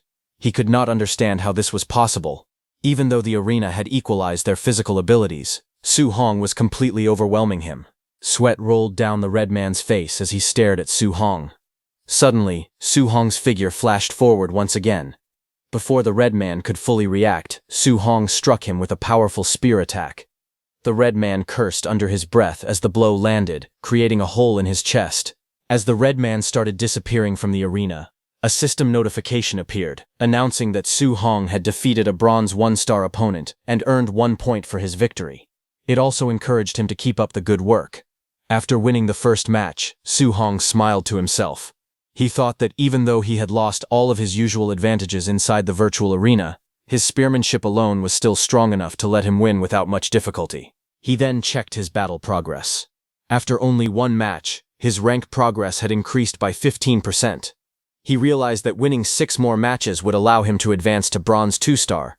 Looking at his status, Su Hong noticed that his spearmanship had reached Tier 2 4-star with 23% progress, while his footwork had reached Tier 2 1-star with 9% progress. He reflected that he had relied too much on his overlord body and attribute fusion in the past. Now that everyone fought with equal physical abilities, this was the perfect opportunity to strengthen his basic combat skills. Confidently, he believed that once his fundamentals improved, he would be invincible against opponents of the same realm, even without those special advantages. Meanwhile, at Villa number 002, someone opened the door and called out, "Sister!" A cheerful young woman excitedly ran over and said that she had heard someone had moved into Villa 001 next door. She eagerly suggested that they go and take the villa for themselves. However, her older sister, a young woman with glasses, calmly told her not to waste time on meaningless things. Instead, she instructed her to hurry back and continue cultivating. The younger girl pouted and complained. She pointed out that her sister was the top scorer in Jiangdong province, yet she was staying in Villa 002. Meanwhile, she, the runner-up of Jiangdong province, was also stuck in the small Villa 007. She thought it was completely unfair. The older sister calmly replied that if she wanted Villa 001, she should take it herself because she still needed to participate in the ranked battles. The younger girl sighed helplessly and complained that her sister was already the top scorer in the province. She wondered why her sister enjoyed defeating weaker opponents so much. While she was talking, her older sister entered the virtual pod. Inside the virtual world, her name was Qinghuan. The system announced that Qinghuan had been matched against an opponent named I Love Long Legs and Black Tights. Seeing the strange username, Qinghuan frowned and quietly thought that it was another perverted name. She muttered that men could be so disgusting. Qinghuan entered the virtual battlefield with a serious expression, holding her sword as she prepared for the match. As she looked at her opponent, she thought that in previous years, anyone capable of reaching the leaderboard always used respectable usernames and avatars. She felt that it would be extremely embarrassing to appear on the rankings with such a strange username and ridiculous avatar. In her opinion, people who chose random and embarrassing usernames usually believed they would never reach the leaderboard anyway, so they did not care how foolish they looked. Soon, the system started the countdown for the match between Qinghwan and I Love Black Silk Longlegs. The countdown quickly reached 0, and the battle officially began. Without wasting any time, Qinghwan rushed straight at Su Hong. She was determined to end the fight as quickly as possible. Confidently, she believed that a single strike from her sword would be more than enough to defeat him in one blow. Qingqi's powerful sword slash rushed towards Su Hong, but he calmly blocked it with his spear. The impact shocked Qingqi's Huan, and her eyes widened in surprise. Before she could react, Su Hong immediately counterattacked. He swung his spear upward with incredible speed, forcing Qingqi's Huan to retreat into the air to avoid the strike. As she landed, Qingqi's Huan realized that Su Hong was far stronger than she had expected. She admitted to herself that he was truly a master. Su Hong did not give her any time to recover. He launched another fierce spear attack, forcing Qinghwan to defend herself once again. While struggling to keep up with his attacks, Qinghwan became confused. She wondered why someone as strong as Su Hong would use such a shameless username and ridiculous avatar. She suspected that he had done it on purpose, so his opponents would underestimate him before the battle even began. Realizing her mistake, Qinghwan admitted to herself that she had become too arrogant. She understood that she should never judge an opponent by their strange username or avatar. Without hesitation, Qinghwan unleashed her full strength. She activated a powerful fire attribute martial art and sent countless blazing attacks crashing towards Su Hong. From the overwhelming power, Su Hong immediately recognized that it was at least a B-rank martial art, and it had likely reached the greater master level. Even so, Su Hong remained calm. Using his excellent spear techniques and precise footwork, he effortlessly dodged the incoming flames while weaving through the barrage. Seizing the opportunity, Qinghwan rushed forward from above and thrust her sword straight at Su Hong, hoping to catch him off guard. Su Hong was surprised to see that she had already seen through his footwork and predicted his movement before he attacked. He instantly blocked her sword with his spear and launched a swift counterattack. The two exchanged blows at incredible speed, their weapons colliding again and again as sparks flew across the battlefield. Despite Qinghwan's relentless assault, Su Hong defended every strike with ease and continued to pressure her with flawless spear techniques. Qinghwan suddenly switched to her wind attribute. Powerful currents of wind wrapped around her sword as she launched another fast attack.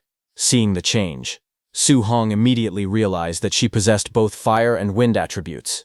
Using the boost from her wind attribute, Qinghwan moved much faster and slashed at Su Hong with incredible speed.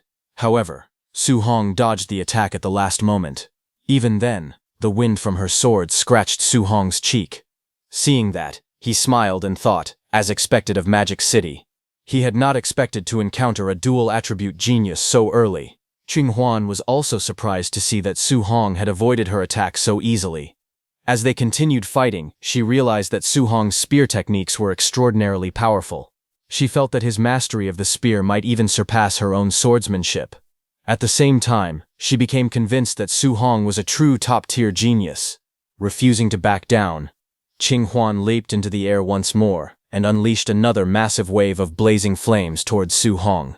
Facing the incoming attack, Su Hong activated his martial art, 9 heaven-shattering spears, to counter Qinghwan's powerful assault. As Su Hong unleashed the 9 heaven-shattering spears, brilliant golden lightning erupted from his spear and condensed into the shape of a giant lightning dragon. It shot forward with overwhelming force and collided with Qinghwan's blazing flame attack. The lightning dragon destroyed the blazing flames and charged straight toward Qinghwan. Refusing to be defeated, Qinghwan gritted her teeth and declared that she would absolutely not lose. She poured even more spiritual energy into her sword, causing an enormous pillar of flames to descend from the sky and crash into Su Hong's lightning dragon. Both attacks collided in a massive explosion, engulfing the entire arena in lightning and flames. As the flames settled, Su Hong's sharp spear suddenly burst through the smoke and charged straight toward Qinghwan with unstoppable speed. Qinghwan immediately raised her sword and barely managed to block Su Hong's spear.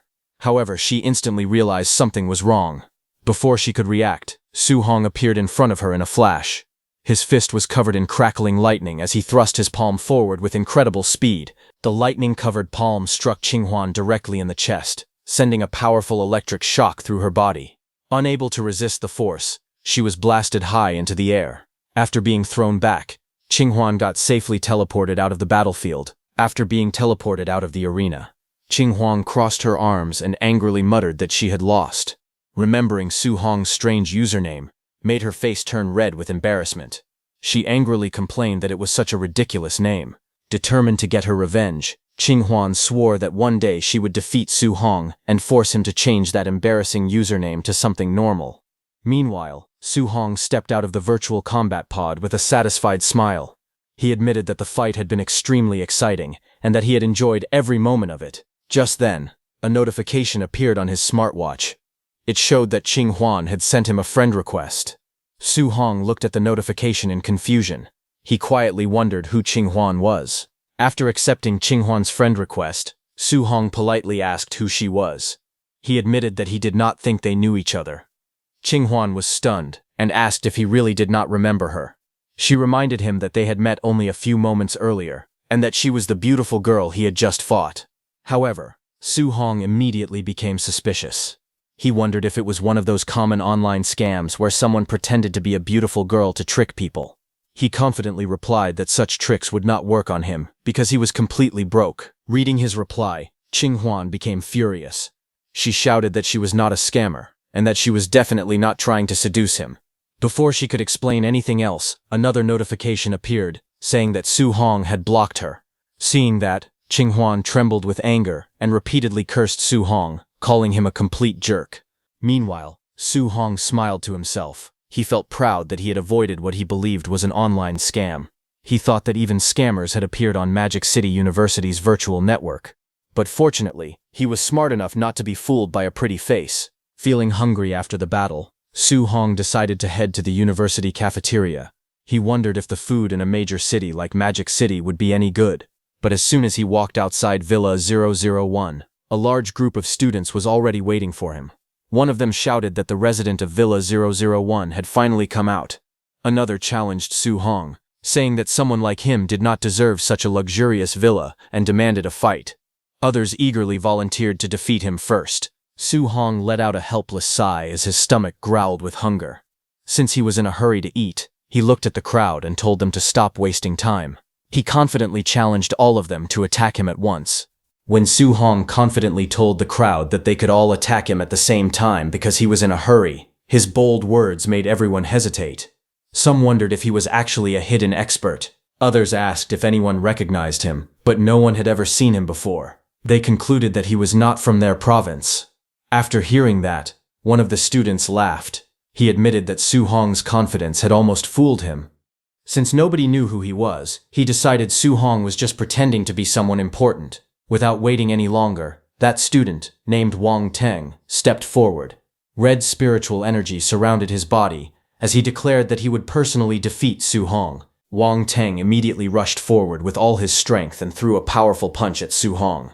However, Su Hong remained completely calm. Just before the punch could reach him, he casually raised his hand and caught Wang Teng's fist with ease, stopping the attack instantly. Su Hong then calmly raised his fist, and before Wang Teng could react, he casually threw a punch straight at his face. The punch landed with tremendous force, instantly sending Wang Teng flying backward.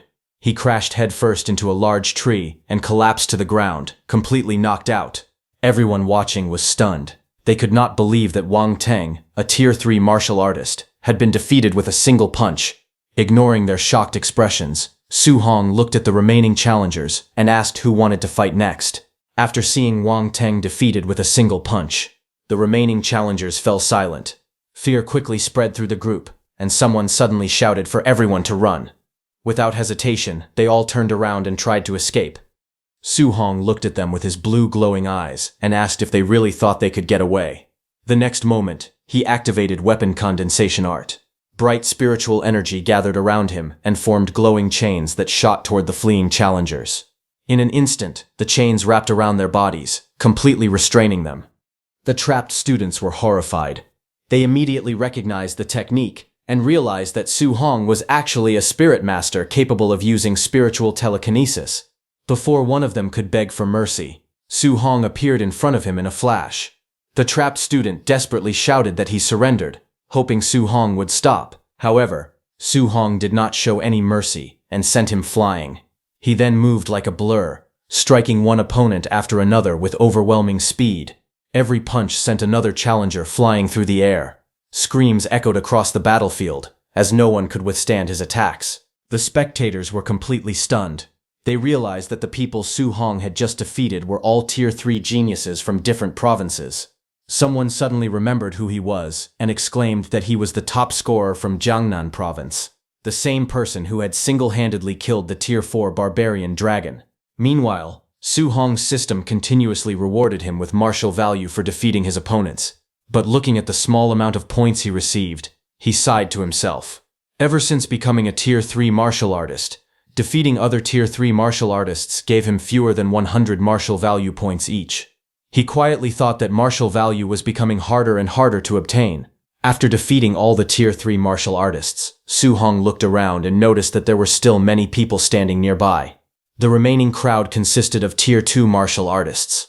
The moment the Tier 2 martial artists saw Su Hong looking in their direction, they became extremely nervous. Afraid that he might attack them next, they hurriedly raised their hands and explained that they were only there to watch and had no intention of challenging him. Seeing their frightened expressions, Su Hong smiled to himself. He thought that although defeating Tier 2 martial artists would give him fewer martial value points, it was still better than getting nothing. The Tier 2 martial artists immediately realized what Su Hong was planning. Terrified, they shouted that a Tier 3 martial artist was bullying Tier 2 fighters and desperately called for the senior students to come and save them. But just 1 minute later, the ground was covered with defeated Tier 2 martial artists.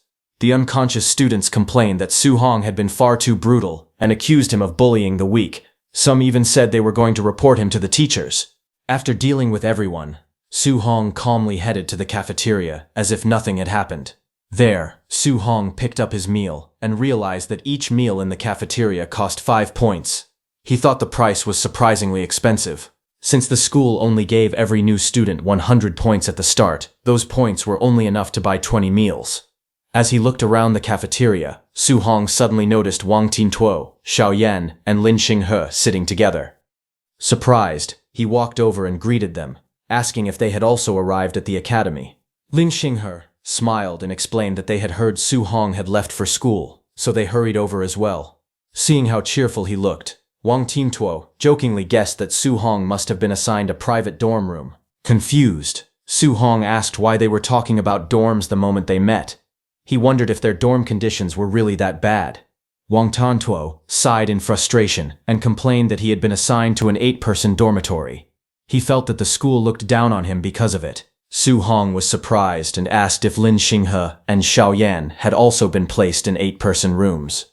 Both of them shook their heads and explained that they had been assigned to 4-person dormitories. Hearing that, Su Hong forced a smile and said that a 4-person room was actually quite good. Since they all came from wealthy families, it was understandable that they thought those conditions were poor. Hearing that, Lin Xinghe got annoyed and shouted that he had been assigned to a 4-person female dormitory. Xiao Yan also angrily revealed that she had been assigned to a male dormitory instead. Lin Xinghe protested that he had only grown his hair long and was simply too handsome. He could not understand why anyone would mistake him for a woman. Xiao Yan also argued that she only had a slightly bold personality and an excellent figure. She also could not understand why anyone would mistake her for a man. After listening to both of them, Su Hong could only offer his condolences. As he sat down to eat with them, Wang Tintuo turned to Su Hong and asked what kind of dormitory he had been assigned. Feeling awkward, Su Hong quickly changed the subject. He suggested that they stop talking about dormitories and eat first because he was starving. However, his friends refused to let it go. Lin Xinghe jokingly guessed that he must have been assigned a fully furnished single apartment. Wang Tintuo assured him that, since they were all from Jiangnan province, they would not be jealous even if his dorm was much better than theirs. Xiao Yan urged him to stop eating and tell them the truth. While nervously swallowing his food, Su Hong finally admitted that he was living in a single-family villa. Hearing that, the three of them froze in complete shock. Before they could recover, Su Hong quietly said that he had something to do and excused himself, leaving the cafeteria. Meanwhile, the others remained rooted to the spot, their minds echoing with only one phrase, single-family villa. After returning to his villa, Su Hong entered the virtual training chamber and continued fighting simulated battles. He trained without stopping until his spiritual power was completely exhausted. Although he was covered in sweat, the results were worth it. His combat rank had risen to bronze 4-star, and both his spear technique and movement technique had improved as well. After logging out, he went to bed. While lying on the bed, Su Hong thought that, as a Tier 3 Spirit Master, he possessed more than 1,000 points of spiritual power. Even so, he could only fight 8 simulated battles in a row before running out of energy. He realized that ordinary martial artists, who had less than 100 points of spiritual power, would probably need to rest after every single simulated battle. Thinking about it, Su Hong smiled. Thanks to his huge spiritual power reserve, he could train much longer than everyone else. That meant his cultivation speed would definitely be much faster than that of the other students. Satisfied with his progress, Su Hong fell into a deep sleep. A few hours later, the sun rose, and morning arrived. Su Hong was sleeping on his bed when a loud announcement echoed throughout the campus, calling all freshmen to gather at playground number 13 within 10 minutes. The announcement warned that 10 points would be deducted for every minute anyone arrived late. Hearing this, Su Hong immediately rushed out of his villa with his spear in hand. As he ran, he complained that the school's point deduction system was far too ruthless. Even after fighting so many simulated battles, he had not earned 20 points, yet being only 2 minutes late would cost him all of that. While he was running, someone suddenly shouted his online username, "I love black silk long legs." Su Hong froze in shock. He could not believe someone had recognized him so quickly and wondered who had figured out his real identity. It was Qing Huan. She angrily demanded an explanation, saying that he had rejected her friend request and even blocked her. The moment Su Hong saw her, he remembered that she was the woman who had tried to trick him with a honey trap. He sighed in frustration, thinking that she had actually tracked him all the way to his door to confront him. Trying to stay calm, Su Hong pretended not to know what Qing Huan was talking about. He awkwardly asked if she had mistaken him for someone else. Annoyed, Qing Huan explained that his weapon was a spear, and that he had fought 8 virtual battles in a row. Based on that, she concluded that he had to be at least a Tier 3 spirit telekinetic. She added that very few Tier 3 spirit telekinetics used spears, so figuring out his identity had not been difficult. Hearing her explanation, Su Hong fell silent. He realized she was right. Most spirit telekinetics preferred throwing knives or other hidden weapons, while almost no one fought with a spear. She then introduced herself as Gu Han. She explained that her virtual username was Qing Huan, and suggested that since they were both freshmen, they should add each other as friends. Before Su Hong could respond, Gu Huan's younger sister appeared and was stunned. She could not believe her sister had taken the initiative to add a male student. She pointed out that Gu Huan had rejected more than 100 friend requests before, making her behavior even more surprising. The younger sister then looked at Su Hong from a distance. Seeing that Su Hong had caught her sister's attention, she immediately became excited. She rushed toward him and declared that she wanted to see how strong he really was. Without waiting for an answer, she launched a fast kick at Su Hong. He calmly raised an arm and blocked the attack with ease. The younger girl smiled, impressed by his strength. While unleashing a rapid series of kicks, she jokingly asked if he wanted to compete for the chance to become her sister's boyfriend. Su Hong was speechless and asked her what she was even talking about. Watching from the side, Ko-hun sighed helplessly. She told Su Hong not to hold back because her younger sister would never listen unless someone taught her a lesson. Hearing that, Su Hong decided to stop being polite. He warned the younger girl that she had brought this on herself. Hearing this, the young girl was surprised, and before she could react, Su Hong's eyes sharpened as he instantly threw a powerful punch at her. The young girl immediately raised both of her hands to block his attack, but Su Hong's punch was so powerful that it created a shockwave, forcing her to quickly retreat. She stared at him in disbelief, and admitted to her sister that his strength was terrifying. Gu Huan calmly nodded in agreement. Curious, the younger girl asked Su Hong how much strength he had used in that punch. Su Hong replied that he had only used about 30% of his power. The answer left her completely stunned. She looked at the bruises on her arm and shouted that he had beaten her up with only 30% of his strength. She wondered if he was even human. Instead of getting angry, the younger girl immediately smiled and held out a friend request. She cheerfully called Su Hong a tough guy and asked him to add her as a friend. Su Hong smiled and thought that exchanging blows was apparently one way to make friends. Looking at her straightforward personality, he concluded that she was probably not a bad person. After the friend requests were accepted, Su Hong successfully added Gu Huan and her younger sister. They also added his virtual account, which still had the embarrassing username, I love long legs and black silk. The younger sister immediately teased him, saying that his username sounded far too perverted. Gu Huan pinched her cheeks and told her not to judge other people's preferences. Embarrassed, Su Hong quickly explained that the name had been chosen by accident and did not reflect his real preferences. He silently regretted picking such a random username and felt extremely embarrassed. Soon after, Su Hong arrived at playground number 13 and noticed a large crowd gathering there. As he walked closer, he noticed Wang Tiantuo waving and asking him to come over. When Su Hong walked over, Wang Tiantuo excitedly pointed at him and told everyone that he was the famous Su Hong. The students immediately surrounded him, calling him the genius who had single-handedly killed a Tier 4 savage dragon. Many of them excitedly said they could not believe they were seeing their idol in person. Su Hong then asked Wang Tiantuo whether Lin Xinghe and Zhao Yan were with him. Wang Tiantuo shook his head and explained that the two of them were spending time with their new roommates. At that moment, loud shouting came from nearby. A group of boys desperately tried to stop Zhao Yan from leaving, calling her the goddess of their dormitory and saying she was the only beautiful girl in the entire building. Zhao Yan angrily yelled that there was no way she was going to live in a dormitory filled with hundreds of men. Not far away, there was another commotion. Some girls surrounded Lin Xinghe and beat him up while calling him a pervert. They said that he had dared to disguise himself as a girl and sneak into the female dormitory. Poor Lin Xinghe desperately insisted that the school had made a mistake with his dorm assignment and claimed that he was a victim too. Watching the scene, Su Hong could only shake his head and quietly remark that it was truly brutal. Just then, a powerful voice echoed across the area, ordering everyone to be silent. The noisy crowd instantly fell quiet as an invisible aura spread through the campus. All the students fell to their knees under that aura.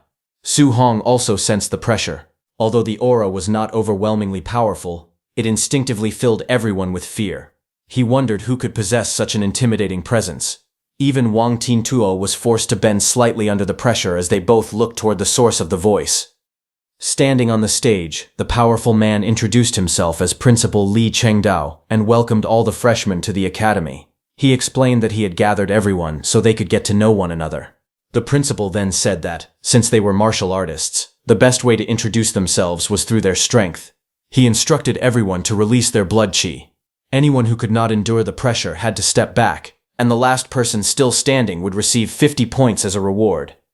As soon as the challenge began, one student burst out laughing and confidently declared that the 50 points already belonged to him. His powerful blood qi erupted, forcing many nearby students to retreat. The crowd was shocked to discover that he had already reached the high stage of Tier 3. Someone recognized him as Tang Gaiyun from Villa 004. Seeing such a strong opponent, another student named Young Master Aohai released his own blood qi and declared that he would not hold back either. The students around him quickly backed away, worried that they might get caught in the clash. Everyone was stunned to realize that he was also at the high stage of Tier 3. Moments later, the Gu sisters released their blood qi as well. The younger sister excitedly asked if they could join the competition, while the older sister silently agreed. Their powerful aura immediately shocked the crowd. The students could not believe that both young women had also reached the high stage of Tier 3. Others quickly recognized them, saying the two sisters had ranked first and second in Jiangdong province, so their strength was only natural. As more students released their blood qi, powerful red pillars of aura appeared all over the field. Many students felt overwhelmed upon seeing them. Su Hong was stunned to see so many people at the high stage of Tier 3, because the strongest genius in Jiangnan province had only reached the early stage of Tier 3. He wondered if the freshmen from other provinces were really this strong. Wang Tiantuo noticed that Su Hong was standing calmly despite the immense pressure. Shocked, he asked how Su Hong could withstand all of it without even releasing his own blood qi. Su Hong smiled awkwardly and admitted that he had almost forgotten to release his blood qi. Hearing that, Wang Tiantuo hurriedly told him to wait until he had moved farther away before doing so, afraid that he would be caught in the blast of Su Hong's aura. At that moment, a blue-shirted student noticed them and confidently told Su Hong to step back for his own good because he was about to get serious. He then roared and unleashed his blood chi with all his strength, causing his powerful aura to erupt across the field. At that moment, Su Hong finally released his blood chi. His eyes flashed with a red glow, and in an instant, a terrifying wave of pressure burst out from his body. The overwhelming aura slammed into the blue-shirted student, forcing him to cough up blood as he was thrown backward. The student stared at Su Hong in disbelief and shouted that such terrifying pressure could not possibly belong to a freshman. The surrounding students were just as shocked. They felt that Su Hong's aura was even stronger than that of the other high-stage Tier 3 geniuses. Unable to endure the pressure, many of them turned around and ran, saying they did not even care who he was anymore because they could barely breathe. Tang Gaiyun looked toward Su Hong with a serious expression. He remembered reading about Su Hong in his family's records, which described him as someone worth paying close attention to. However, the records stated that Su Hong was only at the early stage of Tier 3. Tang Gaiyun could not understand how someone at that level could possess such a terrifying aura. Not far away, Aohai also recognized Su Hong. He recalled hearing that Su Hong had killed a Tier 4 savage dragon and decided to see for himself whether the rumors were true. Soon, several talented freshmen fixed their eyes on Su Hong. They questioned why an early-stage Tier 3 cultivator deserved to live in Villa 001 and believed he was unworthy of it. At that moment, everyone saw the powerful blood chi of several top geniuses begin flowing together. Seeing that, the whole crowd was stunned and shouted, "What the hell are these Tier 3s trying to do?" To the amazement of the crowd, their blood chi merged into a massive dragon-shaped aura that towered over the field and charged straight towards Su Hong, who had created a huge hand using his blood chi aura. The enormous blood chi dragon rushed towards Su Hong with terrifying force, but Su Hong remained calm as he surrounded himself with his powerful blood chi and created two giant arms. As the dragon charged straight at him, Su Hong used those hands to grab the blood chi dragon. Su Hong was pushed back a little, but he wasn't impressed and wondered if the combined blood chi of more than a dozen high-stage Tier 3 martial artists was only this powerful. He firmly planted his foot on the ground, causing the earth beneath him to crack. Then he raised both hands toward the giant dragon and pulled with full force to split it apart. The huge blood chi dragon began to open and separate down the middle under his overwhelming power. The enormous blood chi dragon was split in half. Its overwhelming power quickly dispersed into the air until nothing remained. Looking at those Tier 3 students, Su Hong asked if it was over just like that. The surrounding students stared at him in complete disbelief. Tang Gaiyun couldn't believe what he had just witnessed, and wondered if Su Hong was really that powerful. Aohai said that more than a dozen high-stage Tier 3 martial artists had attacked Su Hong together, yet he had endured the combined attack and even destroyed it. He finally understood why Su Hong had been assigned to Dormitory 001. In his eyes, Su Hong was nothing less than a monster. Not far away, the Gu sisters watched the scene in shock. Gu Lele exclaimed that Su Hong was actually this strong. Even Gu Huan beside her was surprised. She couldn't understand how someone who was only at the initial stage of Tier 3 could possess such incredible strength. Ignoring everyone's stunned reactions, Su Hong calmly walked forward with his hands in his pockets. The red blood chi around his body slowly faded, but his calm expression made him look even more intimidating than before. Su Hong took a deep breath, and then, in a cold voice, he warned them that he would never forget what they had done to target him today. He told them they had better hope they never crossed paths with him again. Otherwise, every time he saw them, he would beat them without showing any mercy. Hearing those words, everyone turned pale. They could clearly feel that Su Hong was not joking. Just then, Gulele quickly waved at him and shouted that they had not attacked him at all. Su Hong glanced at them, smiled faintly, and said that the two of them did not count. Watching Su Hong's power, Aohai clenched his fist in frustration. He had originally planned to use this opportunity to become famous, but instead, Su Hong had stolen all the attention. However, he quickly regained his confidence. He reminded himself that he possessed the Power King body, a physique ranked 10th in strength. Since close combat was his greatest advantage, he believed he could still defeat Su Hong if they fought at close range. Tang Gaiyun looked at the spiritual power gathering around his hand and frowned. He admitted that after this battle, Su Hong's name had completely spread throughout the entire academy. However, he remained confident. He reminded himself that he also possessed initial stage Tier 3 spiritual power, and believed that his true combat ability was definitely stronger than Su Hong's. Watching everything from a distance, Wang Tiantuo shook his head and said that Su Hong was becoming less and less like an ordinary human. Xiao Yan nodded and admitted that he had already become used to Su Hong's unbelievable abilities. Meanwhile, Lin Xinghe excitedly pointed towards Su Hong and told the others that he was the top scorer from Jiangnan province and the person who had killed a Tier 4 savage dragon. Many students were shocked because they had thought that story was only a rumor. They sighed and said that this year's examinees from Jiangnan province were simply too powerful. Not far away, Principal Li Chengdao smiled with satisfaction. He praised Su Hong, saying that the young man really knew how to make things happen. He laughed and said that a little arrogance was natural for someone young, and he liked that attitude. The principal then announced that the freshman meet and greet had officially come to an end, and that every student who had remained until the end would receive 50 contribution points. He also comforted the students who had not received a reward. He explained that they did not need to feel disappointed because they could still earn contribution points by challenging the virtual Skyladder ranking and by completing off-campus training missions. The principal continued explaining the academy's system. He announced that the freshman grand tournament would be held 1 month later. Every 3 months, the academy would also hold a martial arts test, and once every year, students would compete in the National Martial Arts University League. He added that anyone who achieved good results in these competitions would receive abundant cultivation resources from the academy. He then revealed that the academy had only 10 villas, 100 townhouse apartments, and 1,000 single dormitories. Every one of those dormitories was equipped with a virtual pod that students could use completely free of charge. Hearing that, the students immediately became excited. Wang Tiantuo knew that using the public virtual pods cost 5 contribution points per hour. So if they managed to get a single dormitory with its own virtual pod, they could save hundreds of contribution points every month. Smiling, the principal told everyone that if they were not satisfied with their current accommodation, they could simply go and take a better one. As long as they defeated the student currently living there, that dormitory would become theirs. He then announced another rule. No matter how many students teamed up together, as long as they could defeat any one of the dozen or so students standing on the field, they would receive a single dormitory as their reward. The announcement instantly stirred the crowd. Many students admitted that they could not defeat those top students in a one-on-one fight, but they believed they had a chance if they joined forces. Fired up by the reward of a single dormitory with a free virtual pod, they rushed forward together, ready to challenge the strongest freshmen. The principal loudly announced that the dormitory battle had officially begun. Laughing excitedly, he urged everyone to stop holding back and fight with everything they had. The moment the announcement ended, the students charged forward from every direction. Shouting battle cries, they rushed toward the selected freshmen and launched a massive group attack. Watching the chaotic scene unfold, Tang Gaiyun couldn't help complaining that the principal's rules were practically trying to get them killed.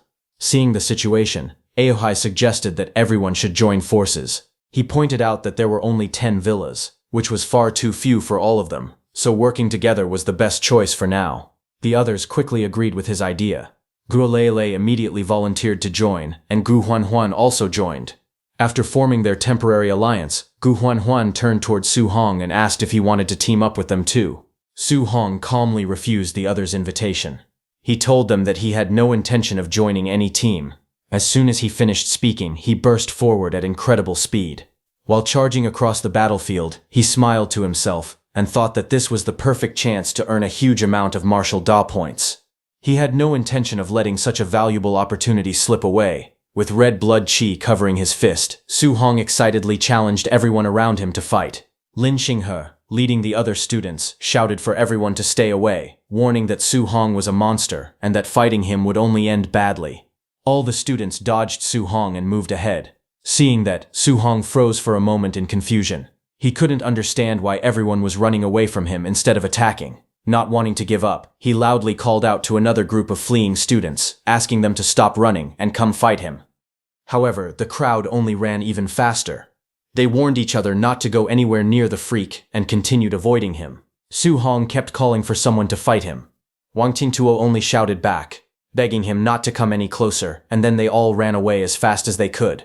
Instead of challenging Su Hong, the students rushed toward other opponents and started fighting each other. Watching the chaos, Su Hong sighed helplessly and realized that not a single person was willing to fight him. Meanwhile, Aohai was surrounded from all directions. He complained, asking why no one wanted to target Su Hong. Those students attacking him immediately replied that Su Hong had even killed a Tier 4 savage dragon. Only a fool would willingly challenge someone that powerful.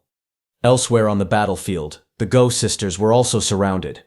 Go Lele looked around nervously and said that there were simply too many opponents. Those students told Go Lele to pretend that she had already been defeated. Once they secured a single dormitory, she could still move in with her sister and live with her. Hearing that, Go Lele happily agreed. She said that even if she lost, she could still live in her sister's villa. Hearing that, Go Huan immediately became annoyed and scolded her, saying that if she surrendered so easily, she would no longer acknowledge her as her little sister. Just then, Go Lele suddenly saw Su Hong and called out to him. Hearing that, those students looked back and spotted Su Hong. They shouted his name in alarm. Su Hong rushed toward those students in frustration and shouted, asking why no one was willing to fight him. The moment those students saw him charging toward them, they panicked. They shouted for everyone to run, and they immediately retreated. In just a few seconds, the crowd scattered in every direction, leaving only Gu Lele and Gu Huan standing where they were. Seeing Su Hong rush over, Gu Lele was surprised. She admitted that she had never expected him to come and help them. However, Su Hong immediately rushed toward the place where many students had gathered. Those students became frightened. They yelled that the freak Su Hong had arrived and ordered everyone to fall back. Seeing that, Gu Lele wondered what Su Hong was planning to do next. Watching the terrified crowd run away without even trying to fight, that high-stage Tier 3 student let out a sigh of relief. As Su Hong charged forward, that student quickly introduced himself as Chen Miao from Villa No. 5 and thanked Su Hong for helping them. But Su Hong immediately told him not to misunderstand the situation. He reminded Chen Miao that he had already said he planned to defeat everyone. Since no one else was willing to fight him, he decided to target the Tier 3 group instead. Seeing Su Hong's fist rushing toward him, Chen Miao quickly activated Water Shield to block the attack. That powerful defensive martial skill managed to stop Su Hong's punch. Su Hong admitted that a high-stage Tier 3 defensive martial skill was impressive because he could not break it with a single punch. But smiling confidently, Su Hong said that if one punch was not enough, he would simply add a little more power. Golden lightning suddenly gathered around his fist. Chen Miao was stunned to see that Su Hong possessed the lightning attribute. Just then, a massive explosion erupted as Su Hong's lightning-charged punch slammed into the shield. After the smoke cleared, Chen Miao frowned. He realized that the lightning attribute naturally countered his water attribute, putting him at a serious disadvantage. Without giving Chen Miao any time to recover, Su Hong gathered even more lightning around his hand, unleashed Palm Thunder, and rushed in for the next strike. Chen Miao was stunned to see Su Hong attacking from behind using Palm Thunder, but he quickly used the defensive skill, Water Wall, to block Su Hong's strike. Water Wall blocked Su Hong's Palm Thunder. Su Hong was shocked by how quickly Chen Miao could activate his martial arts. He wondered if Chen Miao possessed some kind of special physique that allowed him to release his skills at such incredible speed. The clash between lightning and water created a powerful explosion that shook the battlefield. Taking advantage of the smoke, Chen Miao quickly retreated while thinking that Su Hong was only an early-stage Tier 3 martial artist. He believed that no matter how talented Su Hong was, there had to be a limit to his strength. Just as Chen Miao was trying to create some distance, several green vines suddenly burst out of the ground and wrapped around his legs. His eyes widened in shock as he realized it was a wood attribute control type martial art. Chen Miao couldn't believe what he was seeing. First, Su Hong had revealed the lightning attribute, and now he was using the wood attribute as well. Chen Miao realized that Su Hong was a dual attribute martial artist. Chen Miao roared and forced all his strength into his body, finally breaking free from the vines that had trapped him. However, before he could catch his breath, Su Hong had already appeared behind him. Chen Miao was shocked and wondered how Su Hong had moved behind him so quickly. Without wasting a second, Chen Miao gathered water chi in his hands and unleashed water cannon, sending a massive stream of water rushing towards Su Hong. Su Hong remained completely calm. Golden lightning wrapped around his body as he charged straight at the incoming attack. His lightning-powered strike tore through the water attack and exploded with tremendous power. The shockwave blasted Chen Miao backward, leaving him struggling to regain his footing as Su Hong continued pressing the attack. Chen Miao could not believe what had just happened. As someone with a water spirit body and 100% water attribute affinity, his water martial arts were far stronger than those of other martial artists at the same level. Yet Su Hong, who was only an early-stage Tier 3 martial artist, had destroyed his attack with a single punch. Realizing he had no chance of winning, Chen Miao admitted that Su Hong was a complete monster. He declared that he was done fighting and turned around to run away. As he tried to escape, Su Hong quickly used the water wall skill and raised a massive water wall to block Chen Miao. Seeing that, Chen Miao was stunned. Before he could understand anything, Su Hong appeared behind him and recreated the exact same water cannon technique that Chen Miao had used. Chen Miao was sent flying by the water cannon. Completely shocked, Chen Miao shouted in disbelief, asking why Su Hong also knew those two water martial arts. Su Hong smiled and replied that Chen Miao himself had taught him those techniques. Chen Miao was left completely speechless. He shouted that he had never taught Su Hong anything. As Su Hong's thunder punch came toward him, Chen Miao finally realized that Su Hong had learned the techniques in such a short time. Su Hong thanked Chen Miao for the free martial arts before surrounding his fist with golden lightning and smashing him into the ground with a powerful punch. The impact created a massive crater that shook the entire battlefield. The spectators were left speechless. Principal Li could not believe that Su Hong had learned 2 A-rank martial arts in less than a minute simply by watching Chen Miao use them. He realized that Su Hong's talent was even greater than what had been recorded in his academy file. He recorded and sent Su Hong's video to someone, thinking that the special cultivation technique that man had created might only be suitable for someone as gifted as Su Hong. He wanted that man to observe Su Hong to see how far his talent could take him. The other man replied to Principal Li that Su Hong's talent was impressive, but it still depended on his ability to understand and master the techniques. Principal Li then asked the man if he was planning to return before the freshman tournament. The man replied that he was too busy to come back for now. Seeing that, Principal Li became annoyed and jokingly warned that if he did not return before the tournament, he would accept Su Hong as his own disciple. But the man immediately refused, saying it would be a waste for someone with Su Hong's extraordinary talent to study Principal Li's techniques. Reading that message, Principal Li became annoyed. He felt that the man had become far too arrogant by looking down on him. Angrily, he muttered that once the man returned, he would teach him a lesson. Meanwhile, Chen Miao lay defeated in the crater. Coughing up blood, he stared at Su Hong in disbelief and admitted that Su Hong was a complete monster. Su Hong ignored the complaint and checked his reward. Seeing that he had gained 149 martial Dao points from defeating a high-stage Tier 3 martial artist, he smiled in satisfaction. He realized that high-stage Tier 3 opponents provided a large amount of martial Dao value, and there were still plenty of them nearby. Ao Hai, surrounded by Tier 2 students, was completely stunned. He could not believe that Chen Miao, a high-stage Tier 3 martial artist, had been defeated so easily and had not even managed to escape from Su Hong. Just then, Su Hong noticed Ao Hai. Su Hong invited him to spar. The moment Ao Hai realized Su Hong was walking toward him, he panicked. Those Tier 2 students also ran away, complaining that Su Hong was already living in Villa number 001, yet he still refused to stop challenging people. Seeing everyone running away, Ao Hai panicked and quickly shouted for Tung Giun to join forces with him. He hoped that together they could stop Su Hong. Tung Giun looked at Su Hong and frowned. He pointed out that it was embarrassing for 2 high-stage Tier 3 martial artists to gang up on a single early-stage Tier 3 opponent.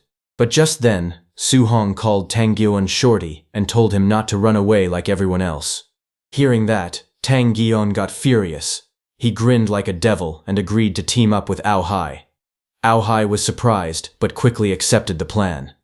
Without wasting another second, the two of them charged towards Su Hong at full speed. Tang Giun told Ao Hai to use the same old tactic, and Ao Hai agreed. Hearing them talk about the same old tactic, Su Hong wondered if they had fought side by side before. Both of them attacked from different directions at the same time, hoping to catch Su Hong off guard. However, Su Hong remained completely calm. He effortlessly avoided both attacks, making the two of them miss and nearly crash into each other. Tang Giun immediately activated his A-rank martial art, Thunder Roar. Blue lightning gathered around his fist as he threw a powerful punch towards Su Hong. At the same time, Su Hong unleashed Palm Thunder. Golden lightning condensed into his palm as he struck downward with overwhelming power. The two lightning techniques were about to collide with each other, but suddenly a spirit rope grabbed one of Su Hong's legs. Su Hong was stunned to see that and immediately realized that it was a spirit mind master. Ao Hai immediately jumped out and swung 2 golden spirit blades at Su Hong, telling him that he had discovered it too late. Tang Giun attacked from the other side, telling Su Hong that knowing both themselves and their opponent was the key to winning any battle. But before their attacks could land, blue spiritual energy suddenly burst out from Su Hong's body as he also used his spirit energy. His figure instantly backed away, creating several afterimages and dodging both Ahai's and Tang Gaiyun's attacks. Ahai stared at Su Hong in disbelief, realizing that Su Hong was also a spirit mind master. Su Hong looked at both of them and asked who it was that had just said, knowing themselves and knowing their enemy. Without giving them time to react, he charged straight toward both of them at incredible speed. Seeing that, both of them immediately rushed toward Su Hong. Tang Gyun swung his lightning-covered fist while Ahai attacked with his golden spirit blade. Their attacks crashed together with a powerful explosion that shook the battlefield. From a distance, the Gu sisters watched the fierce battle with great interest. Gu Leji asked her older sister, Gu Huanhuan, who she thought would win the fight. Gu Huanhuan immediately answered without hesitation that Su Hong would be the winner. Just as she said that, Su Hong burst forward with explosive speed. His eyes glowed with determination as he launched a powerful punch, sending both Tang Gyun and Ahai flying into the air. Su Hong suddenly exploded with overwhelming strength and sent both Tang Gaiyun and Ahai flying away at the same time. The force of his attack was so powerful that both of them were thrown through the air in different directions. Seeing Tang Gaiyun being knocked away, Ahai quickly used his spirit power and stopped him from hitting the ground. Su Hong then looked at his injured hand and noticed that a few drops of blood had appeared. Instead of being worried, Su Hong calmly admitted that his opponents had actually managed to make him bleed. He praised their combined strength, saying that they were quite strong. Hearing this, Tang Gaiyun and Ahai were completely shocked. Tang Gaiyun could not believe that their combined full-power attack had only caused Su Hong to bleed a few drops. Ahai wondered how Su Hong could call them strong when he himself was clearly far stronger than both of them. Even after seeing the huge difference in strength, they were not ready to surrender. Tang Gaiyun released his blood chi around his body and told Ahai that they should continue working together and take Su Hong down. Ahai looked at him in surprise, but prepared himself to continue the fight. But before they could even make their move, Su Hong appeared behind Tang Gaiyun and activated his telekinetic power, telling Tang Gaiyun to experience the feeling of being restrained by it. Powerful energy immediately surrounded Tang Gaiyun and restricted his movements, leaving Ahai completely speechless. Without giving them time to react, Su Hong gathered golden lightning into his palm and used palm thunder. The powerful lightning attack struck Tang Gaiyun directly and blasted him high into the air. Su Hong then turned his attention toward Ahai. With a confident smile, he rushed toward him and said that he should also experience the power of his fist. Seeing Su Hong charging straight at him, Ahai quickly activated a telekinetic shield. A large golden barrier appeared between them to block Su Hong's incoming punch. However, as Su Hong's fist pressed against the shield, he realized that Ahai's spiritual telekinetic power level seemed to be about the same as his. However, Su Hong forced his way through the telekinetic defense and told Ahai that although their spiritual telekinetic power was similar, his physical strength was much greater. He landed a powerful punch directly on Ahai, sending him crashing to the ground. Both Tang Gaiyun and Ahai were knocked down, completely defeated. Watching the fight, Gulele was shocked by Su Hong's strength. She finally understood why her sister thought so highly of him. Su Hong was far too powerful and had completely dominated high-stage Tier 3 martial artists. Gulele then jokingly said that she now understood why her sister wanted to wear black stockings. After all, Su Hong's username was I love black stockings and long legs. Hearing her embarrassing comment, Gu Honghuan immediately became angry and told her to stop talking nonsense. Meanwhile, some students overheard their conversation and were stunned. They realized that Su Hong was actually the mysterious person known as I love black stockings and long legs, who had previously fought 8 consecutive battles. They also misunderstood Gulele's words and excitedly claimed that Gu Huanhuan had deliberately worn black stockings to please Su Hong. Hearing their embarrassing gossip, Gu Huanhuan became furious. She shouted at them to shut up and immediately rushed toward them. However, instead of stopping, the 2 students quickly ran away while teasing her that she was becoming anxious because they had discovered the truth. Gulele then continued teasing Su Hong. She loudly told him that her sister loved wearing black stockings, so his username, I love black stockings and long legs, must have been chosen because he had been interested in her sister for a long time. Her words immediately attracted everyone's attention. The surrounding students became excited and started spreading the rumor that Su Hong had his eyes on Gu Huanhuan and that something special was going on between the 2 of them.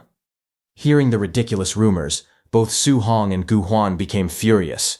They shouted that everyone was talking nonsense, and strongly denied having that kind of relationship. However, their angry reactions only made the crowd more excited. The students laughed and teased them, saying that both of them were becoming anxious because the rumors were true. Unable to tolerate it any longer, Su Hong and Gu Huan became enraged. Su Hong warned everyone not to spread rumors, while Gu Huan declared that anyone who continued spreading them would have to pay the price.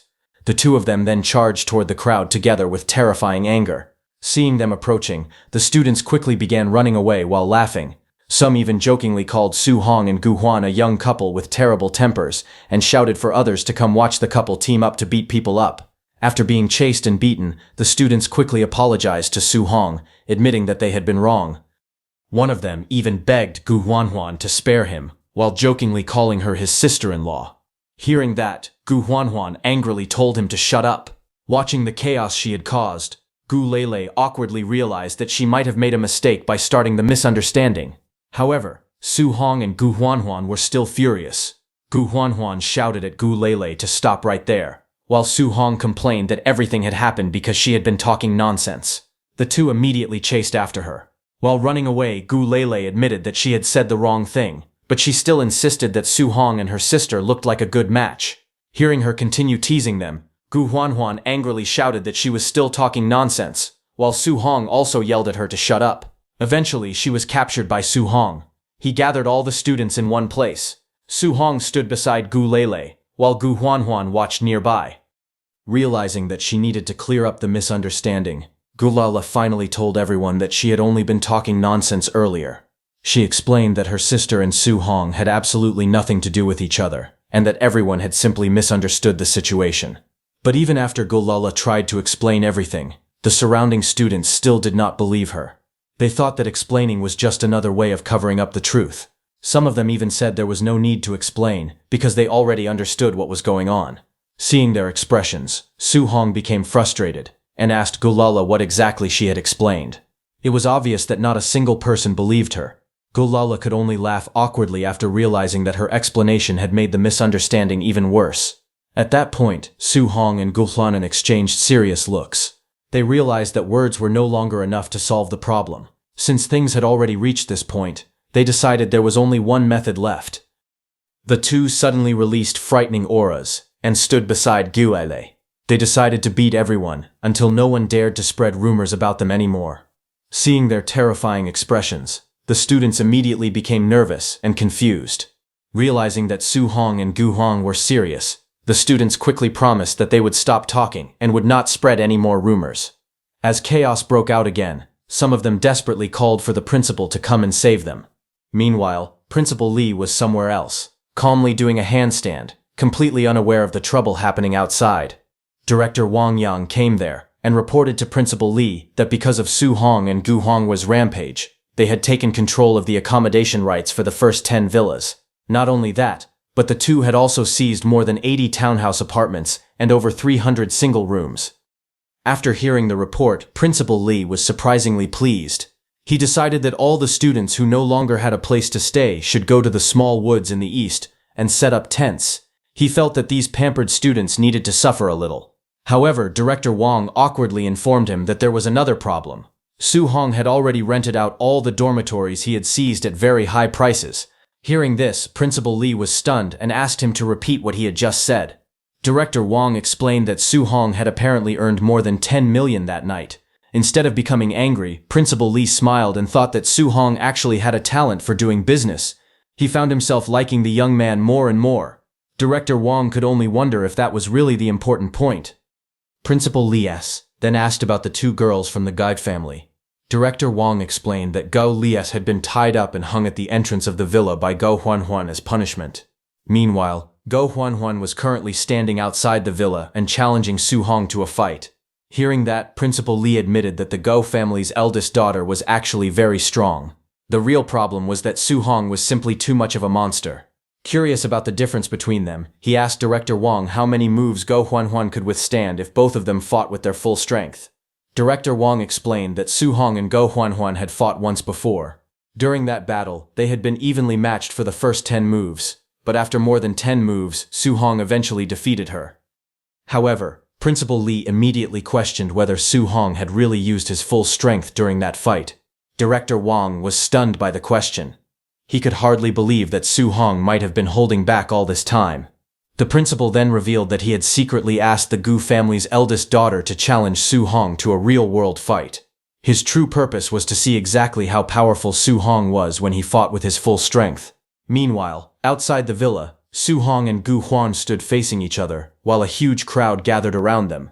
The students pushed forward excitedly, trying to get a better view. Some of them told everyone to stop pushing, reminding them that this was a duel between the students ranked first and second. As the crowd watched excitedly, Gu Lela, who was still tied up and hanging nearby, loudly cheered for her sister and encouraged her to defeat Su Hong.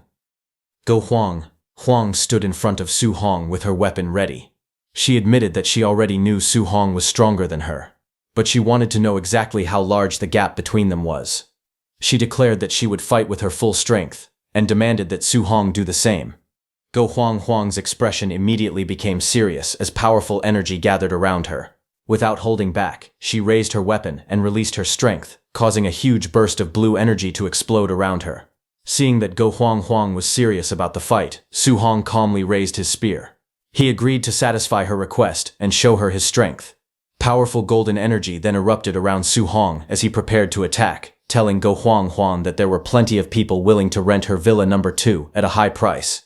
Su Hong rushed forward with his spear, releasing a massive wave of golden energy. His attack was incredibly powerful and collided with Gu Huan's blue energy. The two powerful forces crashed against each other again and again. Golden and blue energy filled the entire battlefield as their weapons repeatedly clashed at incredible speed.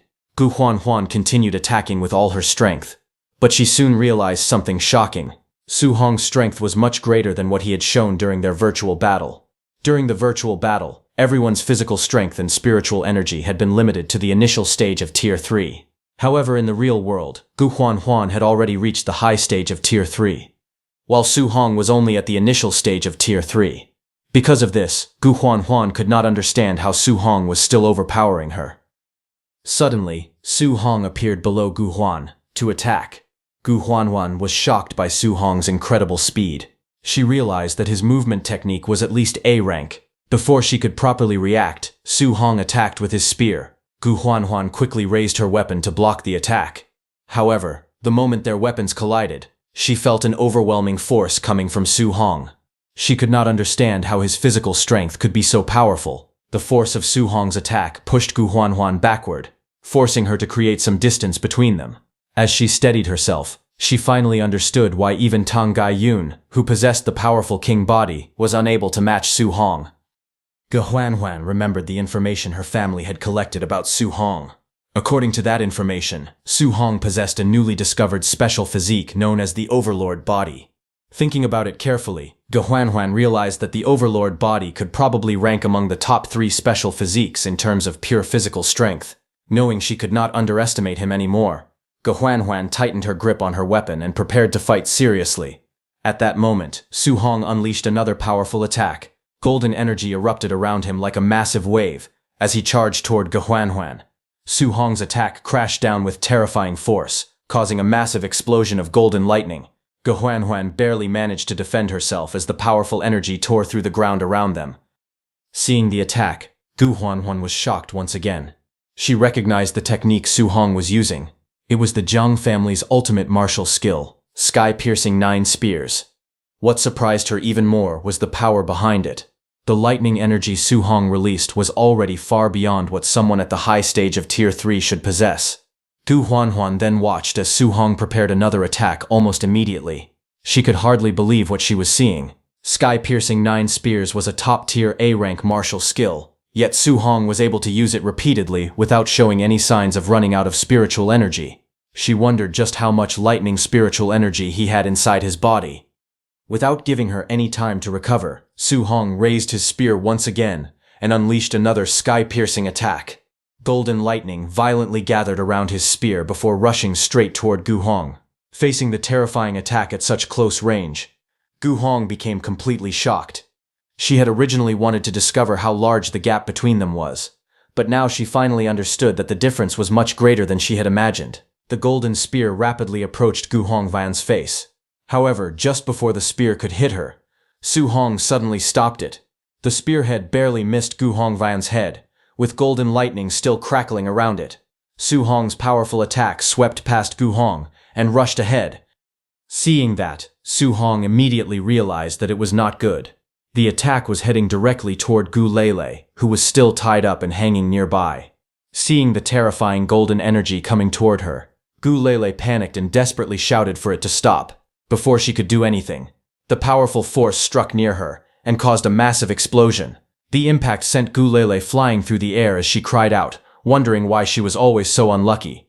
Gu Hong stared at the destruction in shock. She realized that Su Hong had withdrawn the lightning power from his attack at the last moment.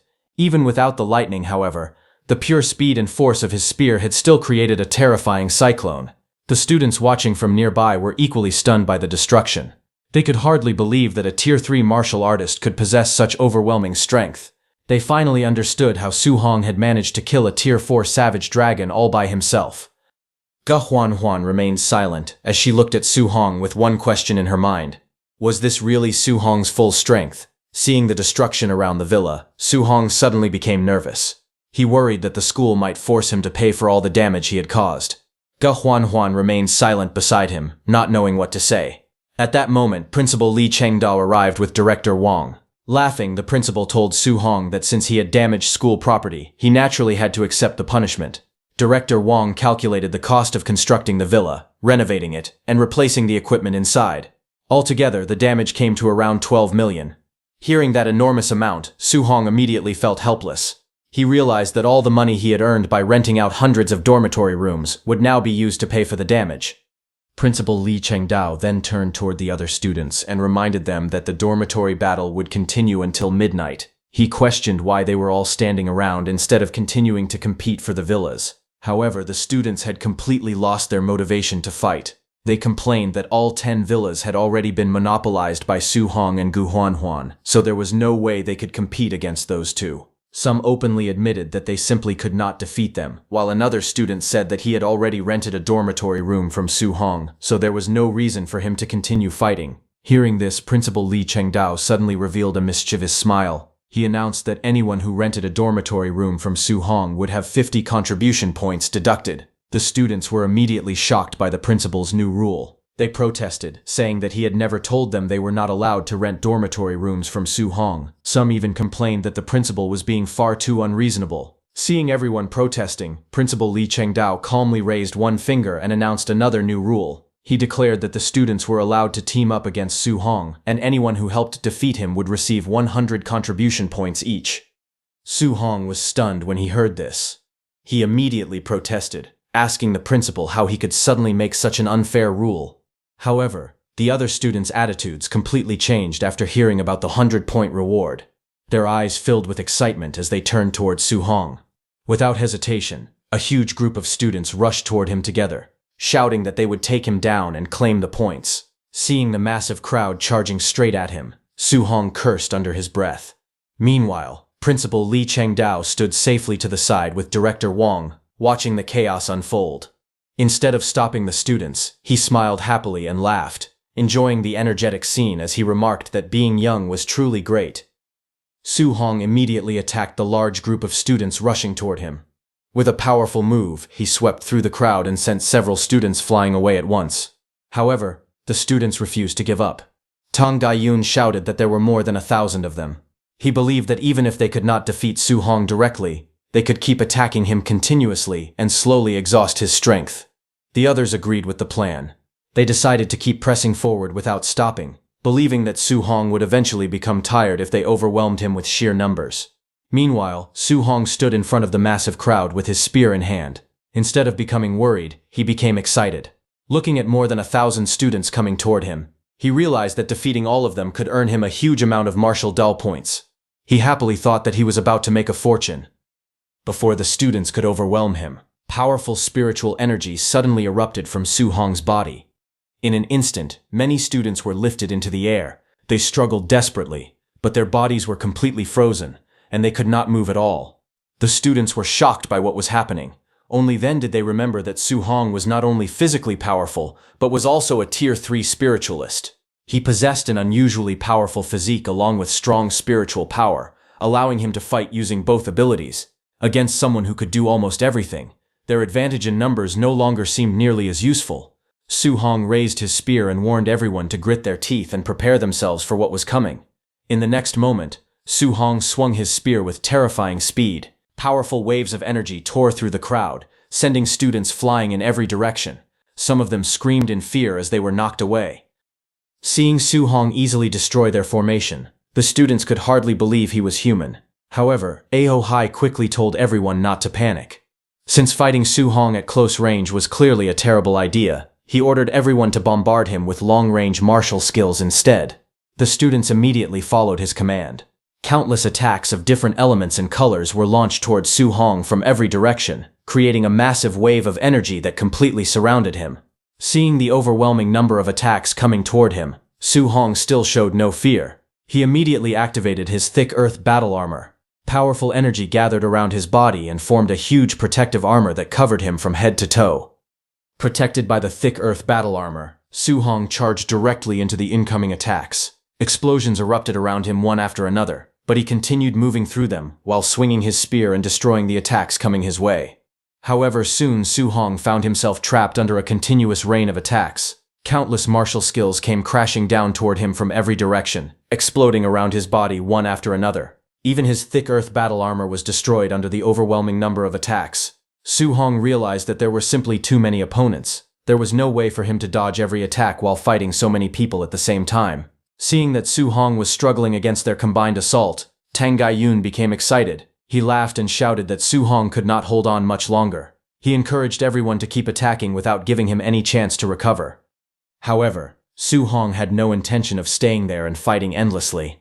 He suddenly broke through the bombardment and flew into the sky at incredible speed. While escaping, he mockingly told the students that they could keep fighting if they wanted because he was leaving first. Su Hong knew that the brawl would end at midnight, so if he could not defeat all of them, he only needed to avoid them until the time ran out. The remaining students were stunned when they saw Su Hong suddenly flying away. All the students then turned toward Ao Hai and reminded him that he was also a spiritualist.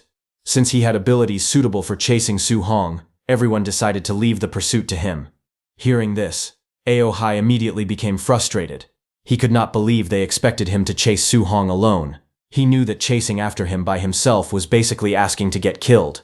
Meanwhile, the students continued searching across the entire campus for Su Hong. They moved from one area to another, constantly checking whether anyone had found him. However, no matter where they searched, there was still no sign of Su Hong. Soon, they reported that teaching buildings 1, 4, and 8 had already been completely searched. As time continued to pass, one of the students contacted Ao Hai and anxiously asked whether he had found Su Hong yet, because there was not much time left before the dormitory battle ended.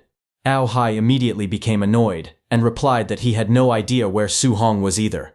He had already searched everywhere he could think of, but Su Hong seemed to have completely disappeared. However, while everyone was desperately searching the campus, Su Hong was actually relaxing comfortably inside his own villa. Sitting calmly on his bed, he smiled to himself. He knew that even if the students searched the entire school, they would never expect him to return to the villa after escaping from them. Before long, midnight finally arrived. Su Hong looked at the time and saw that it was exactly 24. With that, the time limit was officially over. At the same moment, the school system announced that the freshman dormitory battle had successfully ended. All freshmen were ordered to return to their respective dormitories, get some proper rest, and prepare themselves for the next activity.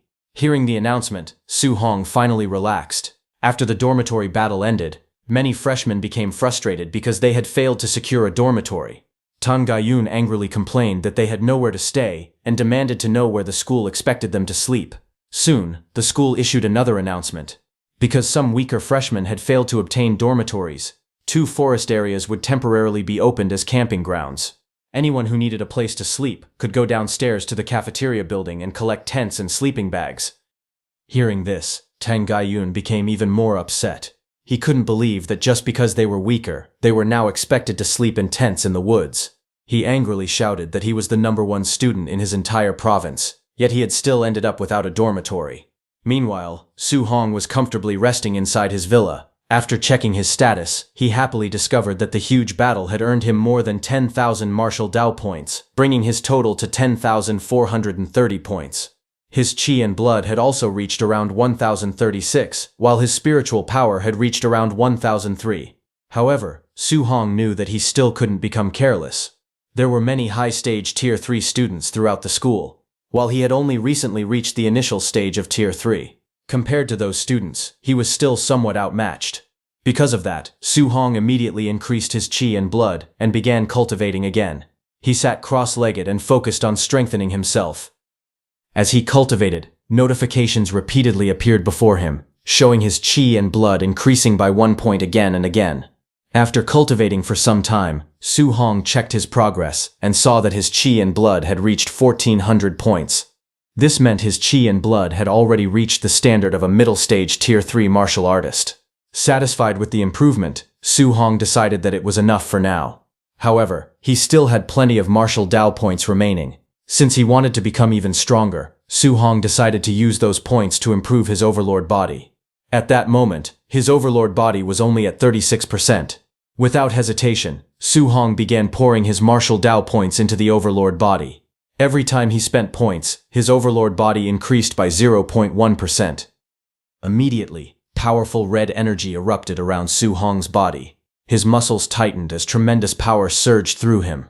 The energy became so violent that shockwaves spread throughout the room, while his physical body continued growing stronger. But strengthening the overlord body came with an unbearable price.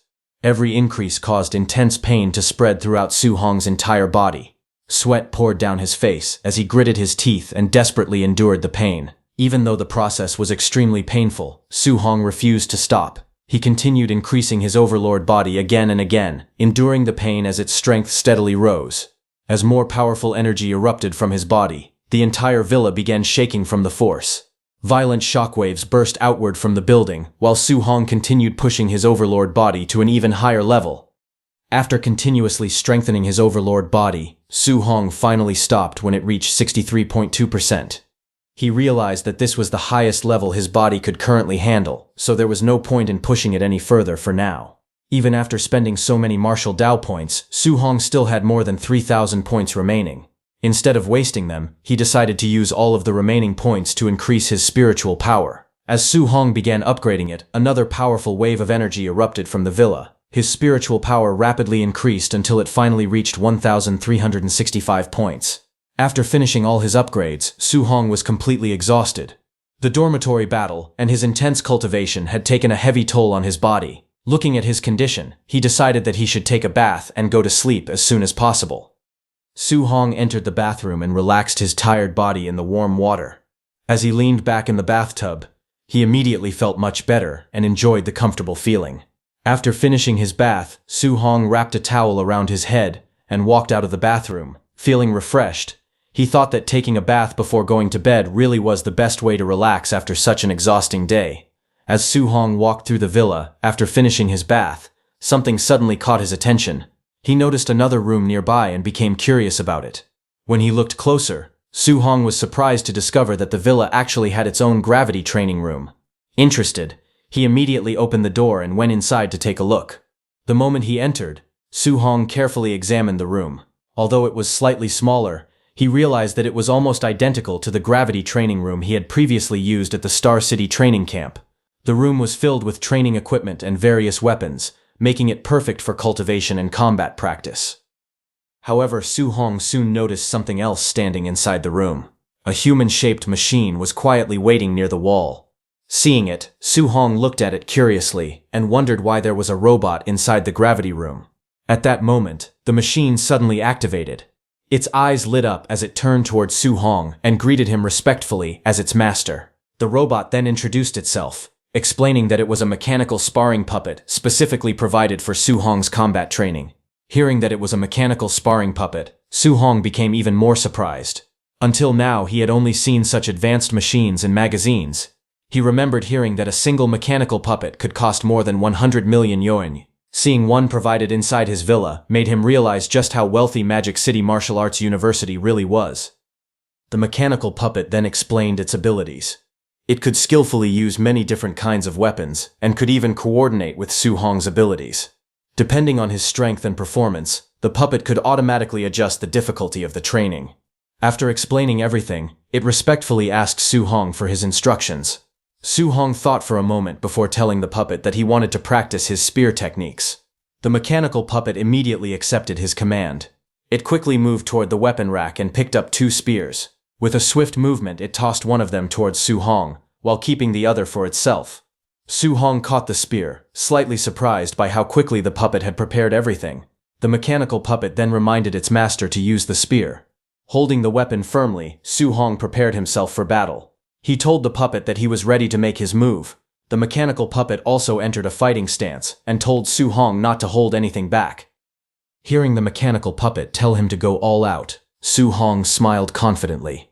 He tightened his grip on the spear and warned the puppet not to break down from a single attack. The mechanical puppet calmly assured its master that there was nothing to worry about.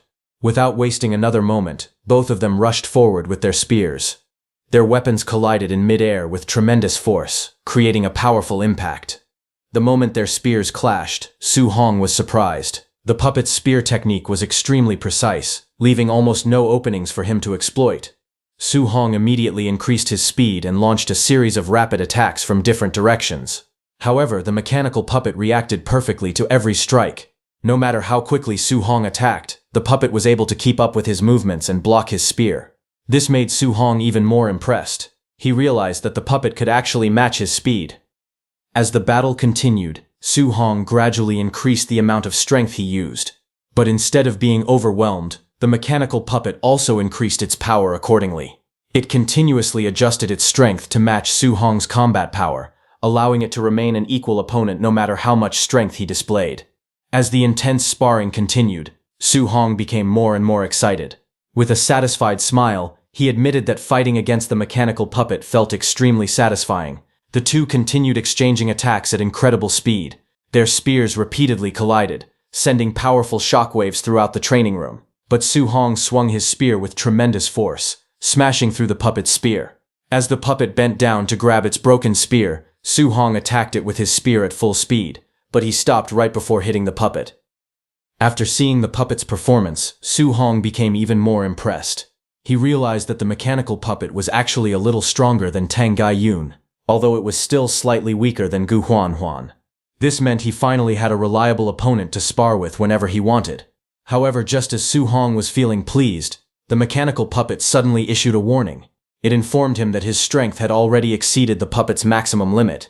Because of this, it asked Su Hong to use more restraint when sparring with it in the future. Hearing the puppet warn him to hold back, Su Hong looked confused. He reminded it that it had been the one who told him not to hold back in the first place. However, Su Hong decided not to think too much about it. Since he had already finished his training, he stretched his body and decided to return to his room and sleep. There were only a few hours left before sunrise, so he wanted to get some rest while he still could.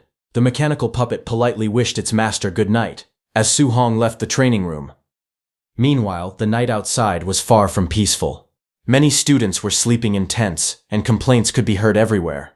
Some were annoyed by the large number of mosquitoes, while others couldn't sleep because people nearby were snoring and making noise. One frustrated student even threatened to flip over the tent of anyone who snored again. Eventually, some students became so irritated that they gave up trying to sleep. Tang Gaiyun decided to head toward the public virtual pods and fight instead. Ahohai quickly followed him, saying that the virtual pods were much more comfortable than sleeping outside. But Tang Gaiyun was especially eager to fight. After being beaten by Su Hong during the day, he was still frustrated and wanted to release his anger by defeating other students in the virtual world. Back in his room, Su Hong also found himself unable to sleep. His battle with the mechanical puppet had been so intense that the adrenaline was still rushing through his body. Even though he had returned to rest, he remained completely awake. Since Su Hong still couldn't fall asleep, he decided there was no point in lying in bed. Instead, he planned to enter the sky ladder and fight a few battles to pass the time. Soon, Su Hong entered the virtual world. At the same time, Tang Gaiyun also entered the sky ladder, looking for someone to fight. Both of them were matched and entered the arena.